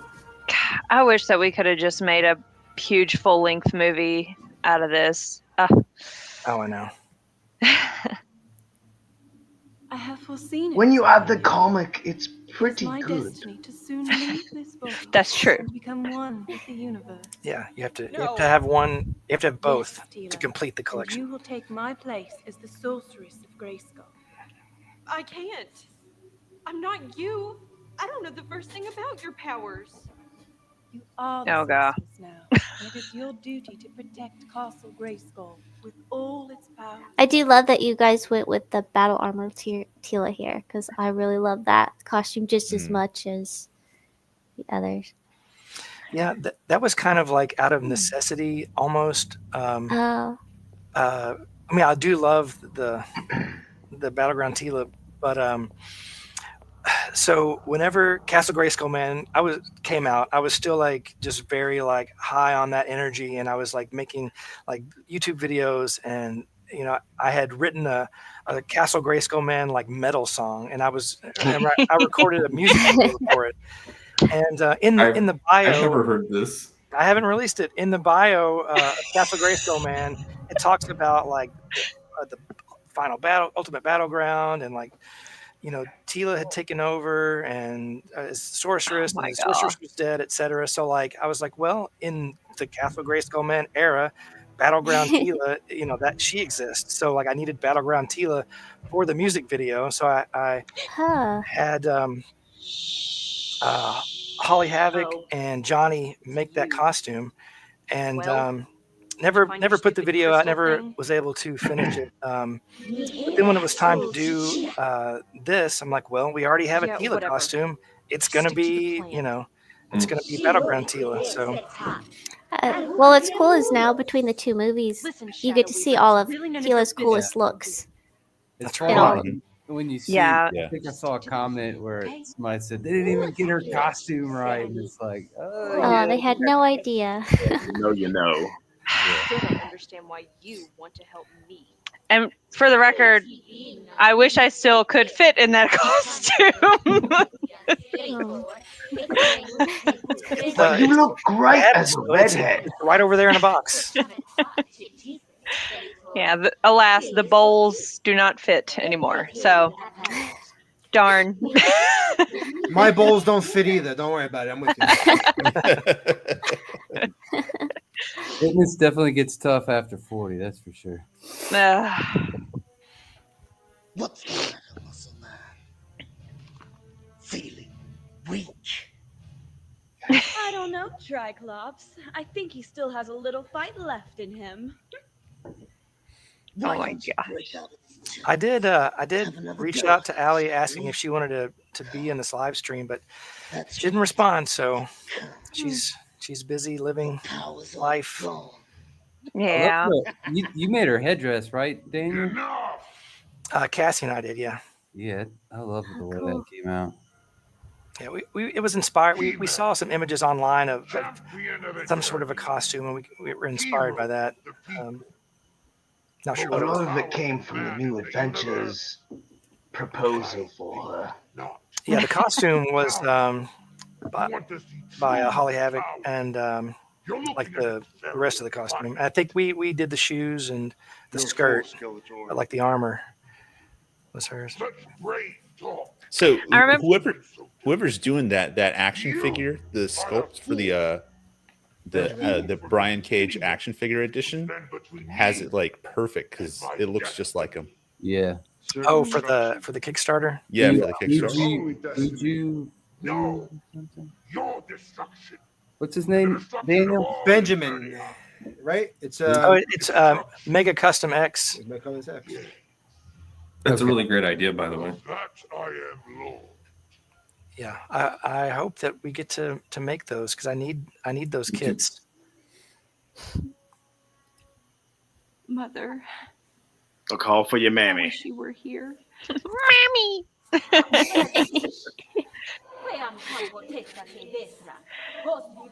I had to play Shadow Weaver in one commercial, and let me tell you, those contacts, the black on my teeth. Oh my gosh, that stained my tub. It did. It stained my tub, and I'm like, I live in a rental. No, it's fine. I'll never get that deposit back. It's fine. I wasn't counting on getting it back anyway, so whatever. What language is Shadow Weaver speaking? Kind of like a really loose Latin. Oh, I thought you did like the top secret thing where you had her speak forward and then reversed it. I did that too. Well, Yeah. no, I recorded the audio, her dialogue. Triclops' big moment right here. Oh yeah, you don't want to This miss is it. mine. I love how I do it. That was a great screen. Slowly. Oh yeah, you just use it on in. Don't take it on. Yeah, the that first was delivery. totally Scream Queen material. Yeah. Thanks. Yeah. Working with Daniel, I've had a lot of practice. Oh yeah, we watched some of those movies. Yeah, we did. Oh gosh. They were awesome. It's right up our alley. We love that kind of stuff. I say oh gosh because of I don't know, like rewatching this, I think of things that I could have done better. Like rewatching Bunny, I'm like, definitely could have done that better and that. So it just I think growth. everybody does that when they look back at some of the stuff that they've done before. They realize, 100%. yeah. Right, when I look at Johnny Bilson playing me, I'm like, he's too skinny. He looks like a fucking wimp. He got the voice, so okay. Get some meat on the bones. Is that Where a did green you find screen that or line is of that uniform? An actual wall. Like what are you touching there, Mercedes? I think a piece of cardboard. To be honest, like a piece of cardboard that's green, painted green or something. So it is green. So it is a green thing. Yeah. Lindsay says, my daughter told her class mommy was impaled. Yep. Without context. That will get the services called on you. That will get the people called on you. Yep. Every time. It never fails. What do you tell actors to think when they're in a green screen room? Like, how do you get people in the zone? I don't know. What did I do? I just said, I just tell them what's going on in the scene and like, Skeletor has look, the person is over here and act like you're doing this over here. I don't know. Lots of threats. Lots of threats. That's a lot of faith. That's a lot of faith to go. Yeah, if you all watch the outtakes, I am laughing a lot because like there's like when I'm peering over a door, that one was the worst because it was literally Cassie holding a box in front of me with like the shadow, and I had to be like. That's gotta be so tough. Oh my god. It was bad. A happy birthday take was the best. Tila, you are very special. Do the tennis ball on a stick thing. Never know. Where you Yes. follow that with your eyes. Could you imagine poor Shelley Duvall if The Shining was filmed on green screen? Oh god. Oh no. Oh no. See, I like this stuff. These shots a lot. The actual like physical backgrounds and everything. Yeah, this was the only one that was shot not in front of a green screen. Looks like Is that a national park or something? Where which park is this? That's my cousin's property. He lives close to me out in the country. He owns a lot of acres. Now you must find the courage to overcome your doubts and fears. Mercedes, did you really shoot that, or was it? Heck yeah! What do I do? No. It's like don't miss. We only have one paper target. We've got one shot at this, literally. We can't green screen everything. Come on now. Now I did really ride the horse in part 2. I really did that. But oh, cool. Can't fake that. Yeah. You could, but it might not look so good. Christopher Walken from Sleepy Hollow. Sorceress. She's very short on the Power Rangers. O spiritus audite me vire, signorum. Nobis appropinquat tenebrae ver. Don't ask me to say that line again. Hey, could you say that line again? Espiritu Sanctus. Amen. Dona nobis pacem. I can't remember what it was. It was saying something like, oh, spirit or power of the ancients. I don't remember what it was like. Basically, like summoning Castle Grayskull Man. Haku Machente. Hold on, I'll be right back. Get the attorney in Duolingo right now. The universe belongs to us now, He-Man. Such a pity to waste those gorgeous muscles of yours. Oh no.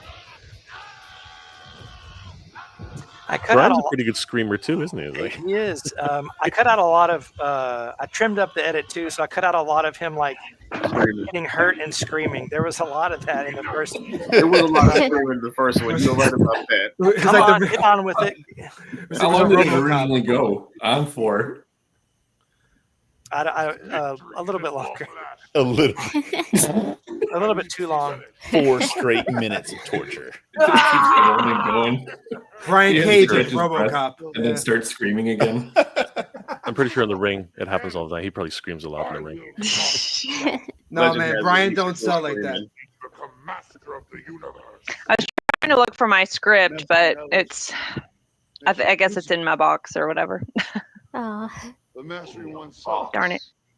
That's true power. True power that you will never possess. Or you possess yours. I remember Kevin, who played Skeletor. He did a full take saying his lines like the cartoons got, "Hey man, you will never possess this." And it took us forever to realize, like, oh, wait, that's not how your voice is supposed to be. That's coming up. Not yet. I hope you guys saved No. that clip. That clip would have been awesome. Is that on the DVD? I want to see that that. bloopers. It would be Oh, like sorry. watching the Vader clips now. Right. I was Yeah. just thinking the same thing. Yep. I'm sure With it Prose? still exists. Yeah, with Yeah. Krause's voice. There's him doing like saying funny lines in the old Skeletor voice, but like, have you seen my kitten? It's like that.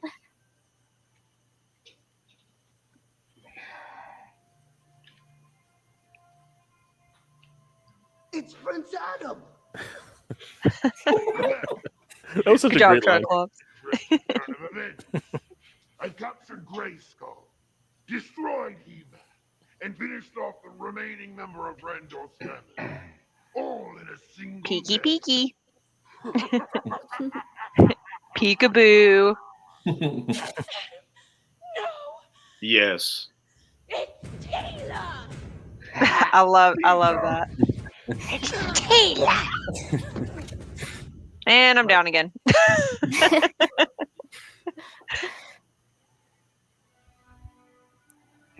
So, do we know how Randor and Queen Marlena got taken out? Queen Marlena's still alive, but if you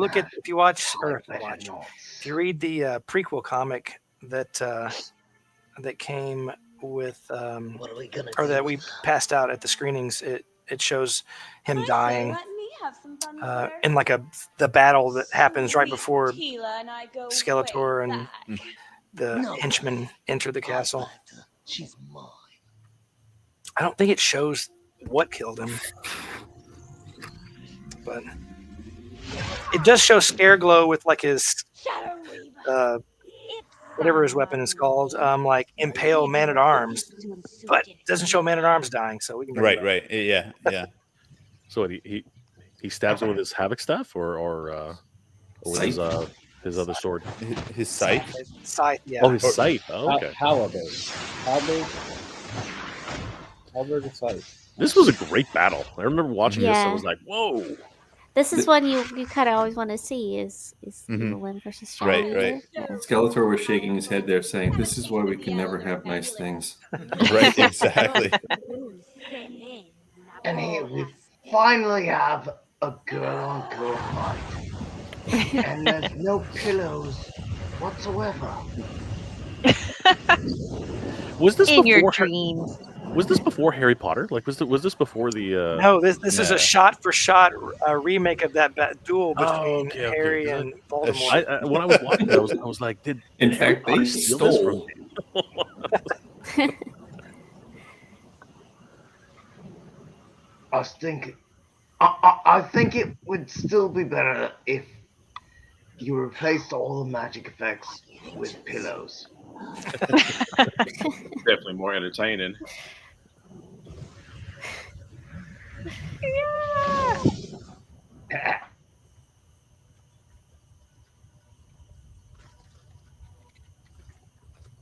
What? Still remember the first time I watched this at my old house in the living room. I was freaking out. It was so hard. Oh yeah. Oh yeah. Oh no. This is a very Hulk Hogan moment. No. Got you for 3 minutes. 3 minutes of playtime. Oh yeah. So scared.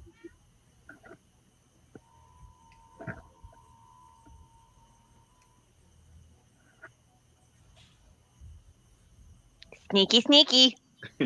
Yes. Tried that. There was no competition. Triclops is one eye. You Tie can't. knot. That was a great fall. Yeah. Like, He's not into bondage. What does he know? I'm not that great. Sorry.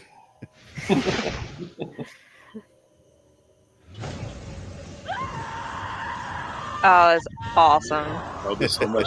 Is this the reverse waxing, melting wax? It's like the super sped up version. Oh yeah, super sped up. Okay, so use a heat Daniel gun, or Benedict how do you watched make it melt? So Raiders quickly? of the Lost Ark. Sorry. Sandra Baker, who created that effect, Awesome. she and Cassie were sitting on either side with like Heat heat guns? guns. Yeah. Yep. How long did it take to actually melt? 20 minutes maybe. Something Oh, like that. wow. A long time. It looks great. Came out awesome. Thanks. Yeah.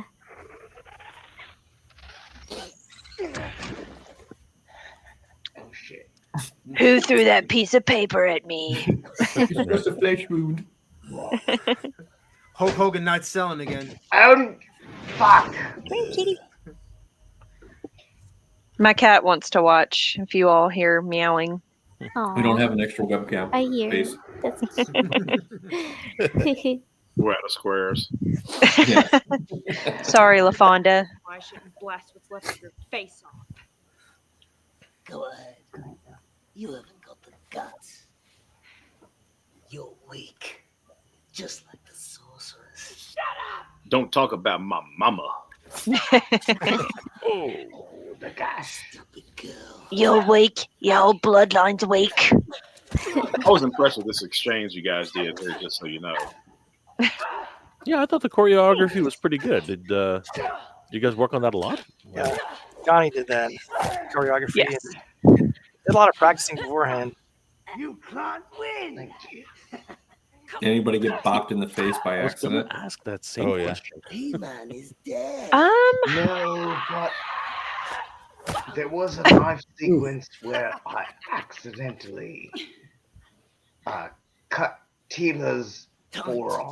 The rest of your Oh really? Yes, With part of your costume or what? the knife. Yeah. Oh, okay. Oh. Triclops. Oh. He's Oh. okay. Fake. You can see the strings. He's It okay. barely grazed me. Tis but a flesh wound. I'm fine, obviously. Activate the healing factor. I alone rule Grayskull.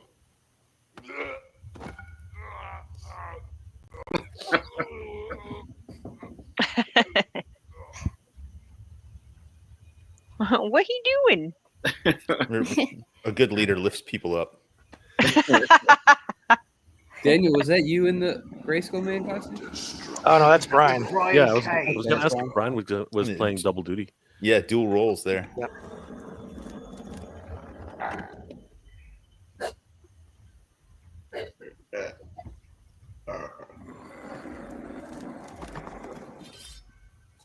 Swords go really easily through foam. It was a Ginsu knife. Retractable sword. They got to drop a Grayskull man in Origin soon. I wish. Where'd he go?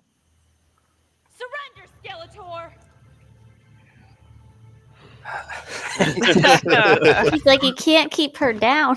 And I'm down again. It's Back to just- sleep. he's like, it's just temporary. I love that sigh. He's like, ugh. It's a good thing they aren't. Repercussions for. It tasted good. This reminded me of the rib scene from. Yeah, I love that. Oh yeah. Oh my gosh! So you could have Gwildor come and run and grab one of the ribs. Right.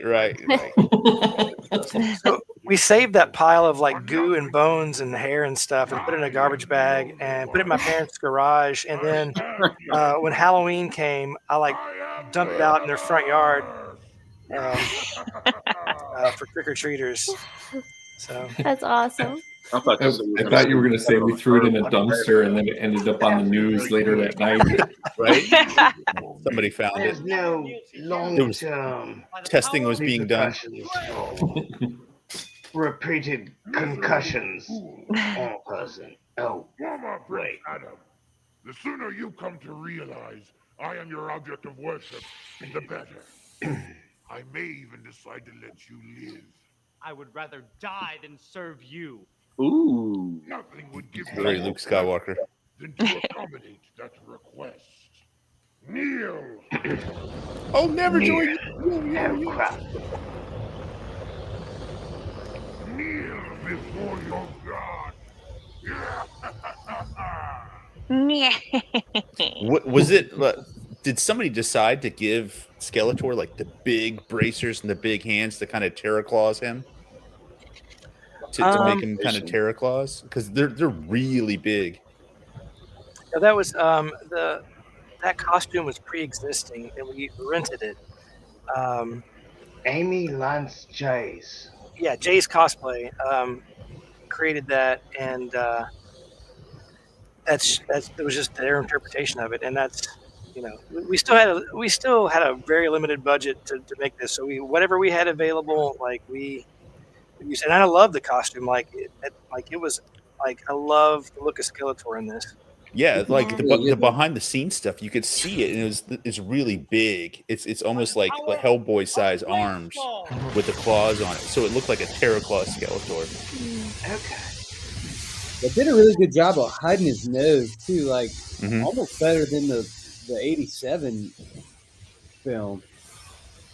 It's kind of what I wish they did do in the '87 film with the dark around the eyes and dark in the Mhm. features. Yeah.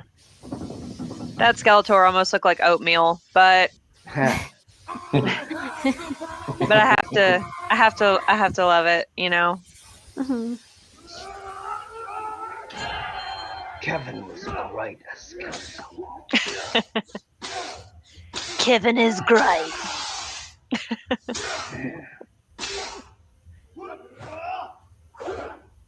Yeah, we had Johnny fight choreographing, and then beforehand Kevin and I met with so this was filmed in our local theater called Theater Workshop of Owensboro, and we met with Wes Bartlett, who is actually a professor of theater at Western Kentucky University, and he teaches stage combat like really well, like fight choreography and everything. So yeah, he gave us some tips and pointers and really helped us. It was great. Yeah, that mask is great. Look how good that looks. Can you take my life? Is it not you who advocates the preservation of all life? And Kevin gives so much emotion. Yeah, it's got to kind of do that exaggerated jaw movement, like Planet of the Apes, to give it so that the right can really enunciate words. Right. How many more will perish?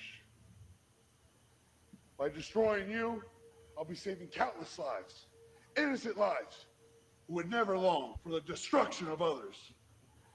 If you take my life, you will be no better than me. I love It's it. not me who ends your life. You are justly destroyed by your own treachery. Yeah. By the power of Grayskull!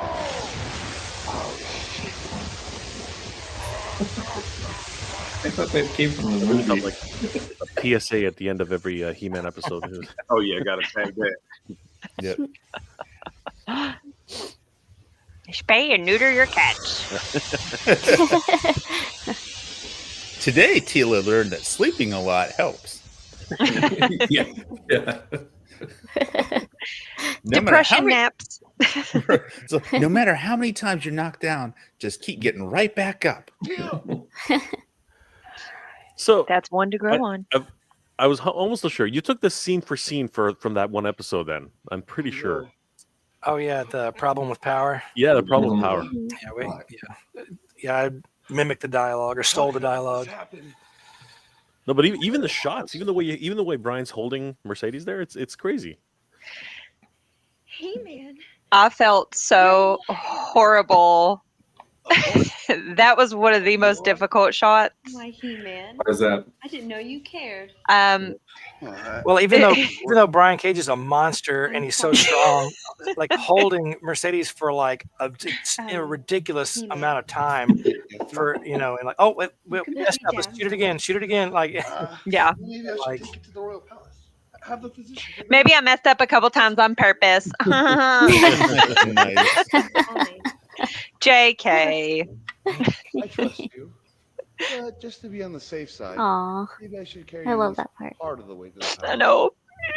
know what good would carrying me? That is exactly the scene, like the way it Mhm. walks, everything. I was like, oh my god, that's perfect. Yeah, he got the sway right and everything. Yeah. problem with power. That was so great. That's awesome. Nerd. Oh, sorry. Oh, Cassie. So good. Awesome. Power of Grayskull. Yeah. How do you keep the You wig have a from scene at falling the off? end where Because it's just when you hear Triclops' head, and it says, "I'll be back." It's all separate. That would be so cool. I'll be back.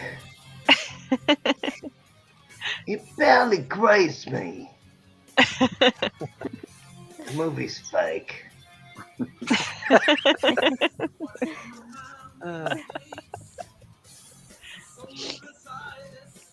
Shuck it, Benedict. I'm back.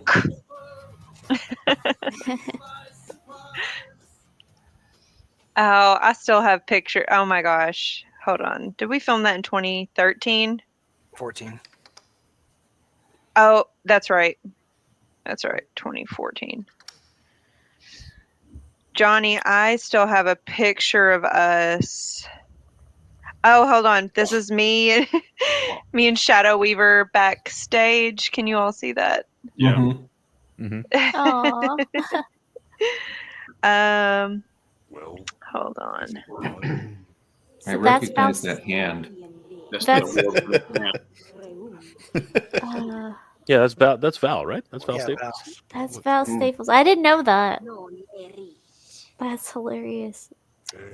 And he designed that little arm there that said "Die Pixel Dan." Get out of town. That's awesome.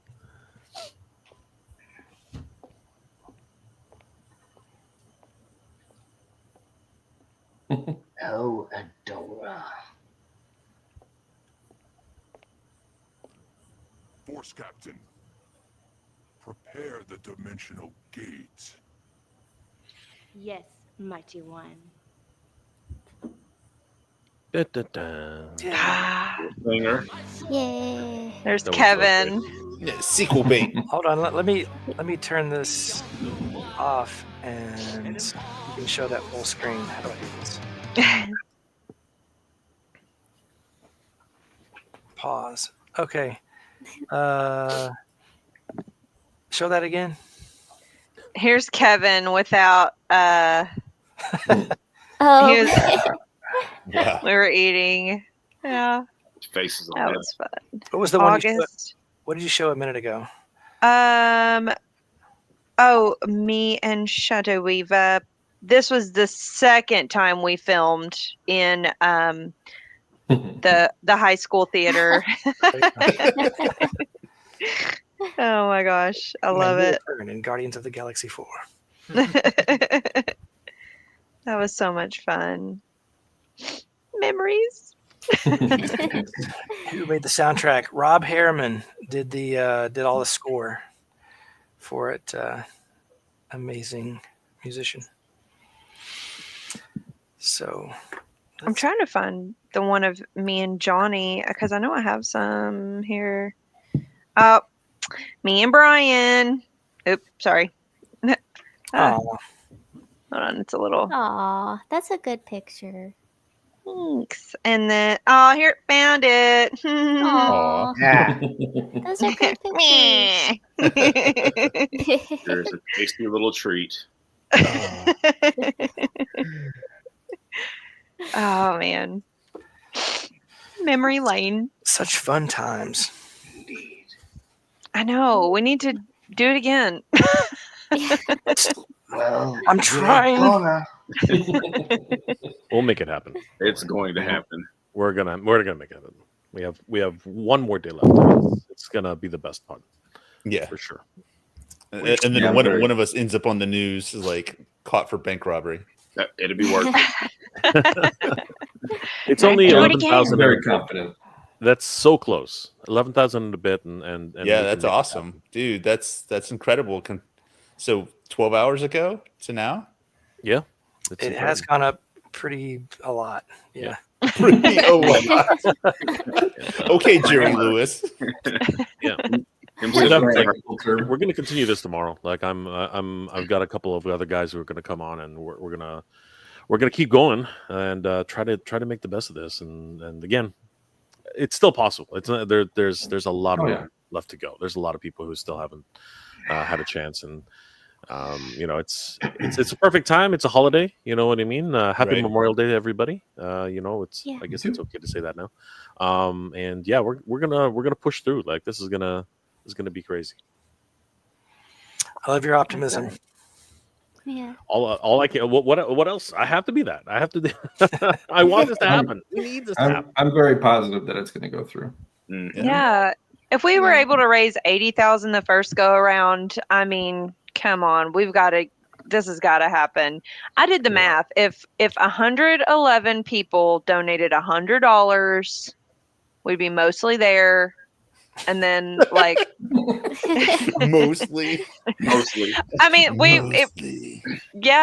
that would be, we would just have like $500 more, which that's fine. Somebody else's collection gets sold. Yeah. Hey, Sherwin, your collection's looking pretty nice. Look back at this. There. I'll sell this collection right here for $500. How much can we get hawking that on eBay? Enough. Just enough. We can get just enough.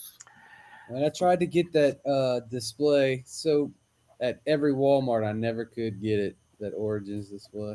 Oh man, how's about I went ahead and tried to make a wish foundation to the department manager at Walmart, and I was like, you know what, I don't know how much more time I got, and if you really want to go ahead, you might want to let me go ahead and get this stuff off you. She was like, leave me in the tire department. I was like, I don't have a car. I don't need any kind of oil. She was like, I'm giving you the display. I was like, I'll be there in 3 seconds. Is that a collection of New Kids on the Block dolls? Oh yeah, you got all kinds of 80s There's Donnie, Joey, Jordan. They're all right there. Yeah, you know, the childhood is not just full completely of masters, although that's primary without question. It takes front and center. But yeah, I like to blame and say that the New Kids on the Block belongs to Crystal, but you know. They're killing the you know what it took to build that collection? It's step by step, you know. Ooh, baby. You got the right stuff. Yeah, Cassie would be jealous. She has a couple of them. Frankie says, "It's pretty normal." Shout out to Frankie for promoting the hell out of us. Yeah. Yeah. Yeah. Yeah, Frankie's been a huge supporter all the Thank way to the you. other side of the world. So Gosh, that's so crazy that our films have reached the other side of the world. It blows my mind every time I think about it. Because I'm a small town girl in Kentucky. Like that's where I'm at right now. So Did any of you attend Grayskull Con? Man, I wish. Just me and That guy. Tom. No, I haven't. I want to, but I haven't. So, yeah, Cassie and I went, and that's where we first showed this movie. Hey, Xavier. everyone said, "Hey." He said, "Her." He's getting some muscles on him. The Bigfoot sighting. I'm telling In the you, background. Bigfoot is the right Johnny, name are for you it. sleeping? Huh? What? We can't tell. I'm like, he's oddly quiet. He's like, And you can't tell with that thing on there. Right. You can see your eye. I thought you were quoting Spaceballs. I'm like, wait, he could be sleeping right now and we wouldn't know. We would not even know. The light gets dimmer and dimmer. Like it's dimmer. Like, he's asleep now. Well, we've got like 11 minutes before I'm gonna hit end stream. So, oh my god. So yeah, Aggressive much. I don't know. I'm just ready for bed. He's like my depends are full. This was worse than the ball drop New Year's Eve. Does that really happen, Rob? Was that? Oh no, they descend. Oh, you're talking about different balls, or you talking about my balls personally? Talking about they've dropped years ago, and people. The cat, in the other room, the cat's got them. I'm not getting them back. It's all right. You know. Do people wear It's like diapers on New Year's Eve in New York? And do you think that I would go by Times Square to ask people if they're wearing Depends? Like, absolutely not. It doesn't happen. Like, do you wear diapers in Times Square? Well, depends. You know, I'm just glad we have Triclops instead of Johnny Bilson here. It makes it a lot better. Yes. Because that Johnny Bilson sometimes he's just corny as hell, bro. I'm telling you. Gary says, I enjoyed watching you all again. Can't wait to see the new movie. Thank you, Gary. Yeah, me too. Thanks, Gary. Tell all your friends to donate $100. Right. Tell all 111 of your friends. Go shake some people down. Oh, Mike's in the chat. What's going on, Mike? Hey, Mike. Hey. He's West Coast time, so it's only midnight there. Oh. Yeah. What time is everybody? I'm on Central Time. Who's on Central Time? Eastern. I'm on Eastern. Mountain Time. 11:51 Pacific Time. Wow. It's almost 3:00 here. Yeah, same. Yeah. Yep. But I wouldn't miss that for a world. This was amazing. And huge thanks to everybody who supported tonight. Like we've gone as John said earlier, like we've raised quite a bit of money tonight. So for all of Daniel's efforts and everyone's efforts and all the special guests who came on tonight. Wow, it's been an absolute just dream. And like I said, we're going to continue this tomorrow. I'm going to get a couple more toy tubers, and we're gonna push right to the end. So let's make this happen, guys. We still have a Thank you, couple Jay. days. Yeah, let me just shout out to the people that donated during this live stream. So Royce, I can't pronounce your name, Oeyv. How would you pronounce Oey? Oev. John Richter, Thomas Romero, Alexander Schneider, Katie Haile, Lawrence Littlejohn, Ricardo, Henry O'Connor, David Taylor, John Callis, Brett Barton, Sean, Dan Erdley, Shane Henry, Dennis Wright, SB42, Tan, Jennifer Sykes, and Free Wild. Nice. Thank you guys. Wow. Nice. Thank you. Thank you don't guys you don't so learn much. who your friends are until you need to raise money for something. Indeed. Right? Indeed. But the generosity of people is just incredible. I mean, Yeah. you know, this is the first movie alone. Like I'm still in awe at what you guys were able to accomplish. Like that's not even exaggerating. Like it is absolutely incredible, and you guys should definitely be proud of everything that you guys done. And with even just a little bit more money, I think just by what you guys have done already, I was absolutely blown away. I couldn't believe what I was seeing. You know, just the drone shots, everything. Like, you know, it was just like dialed up to like 200. I was like, what? Who made this? Who made this film? this trailer? Who made this? I was absolutely gobsmacked. Just absolutely gobsmacked.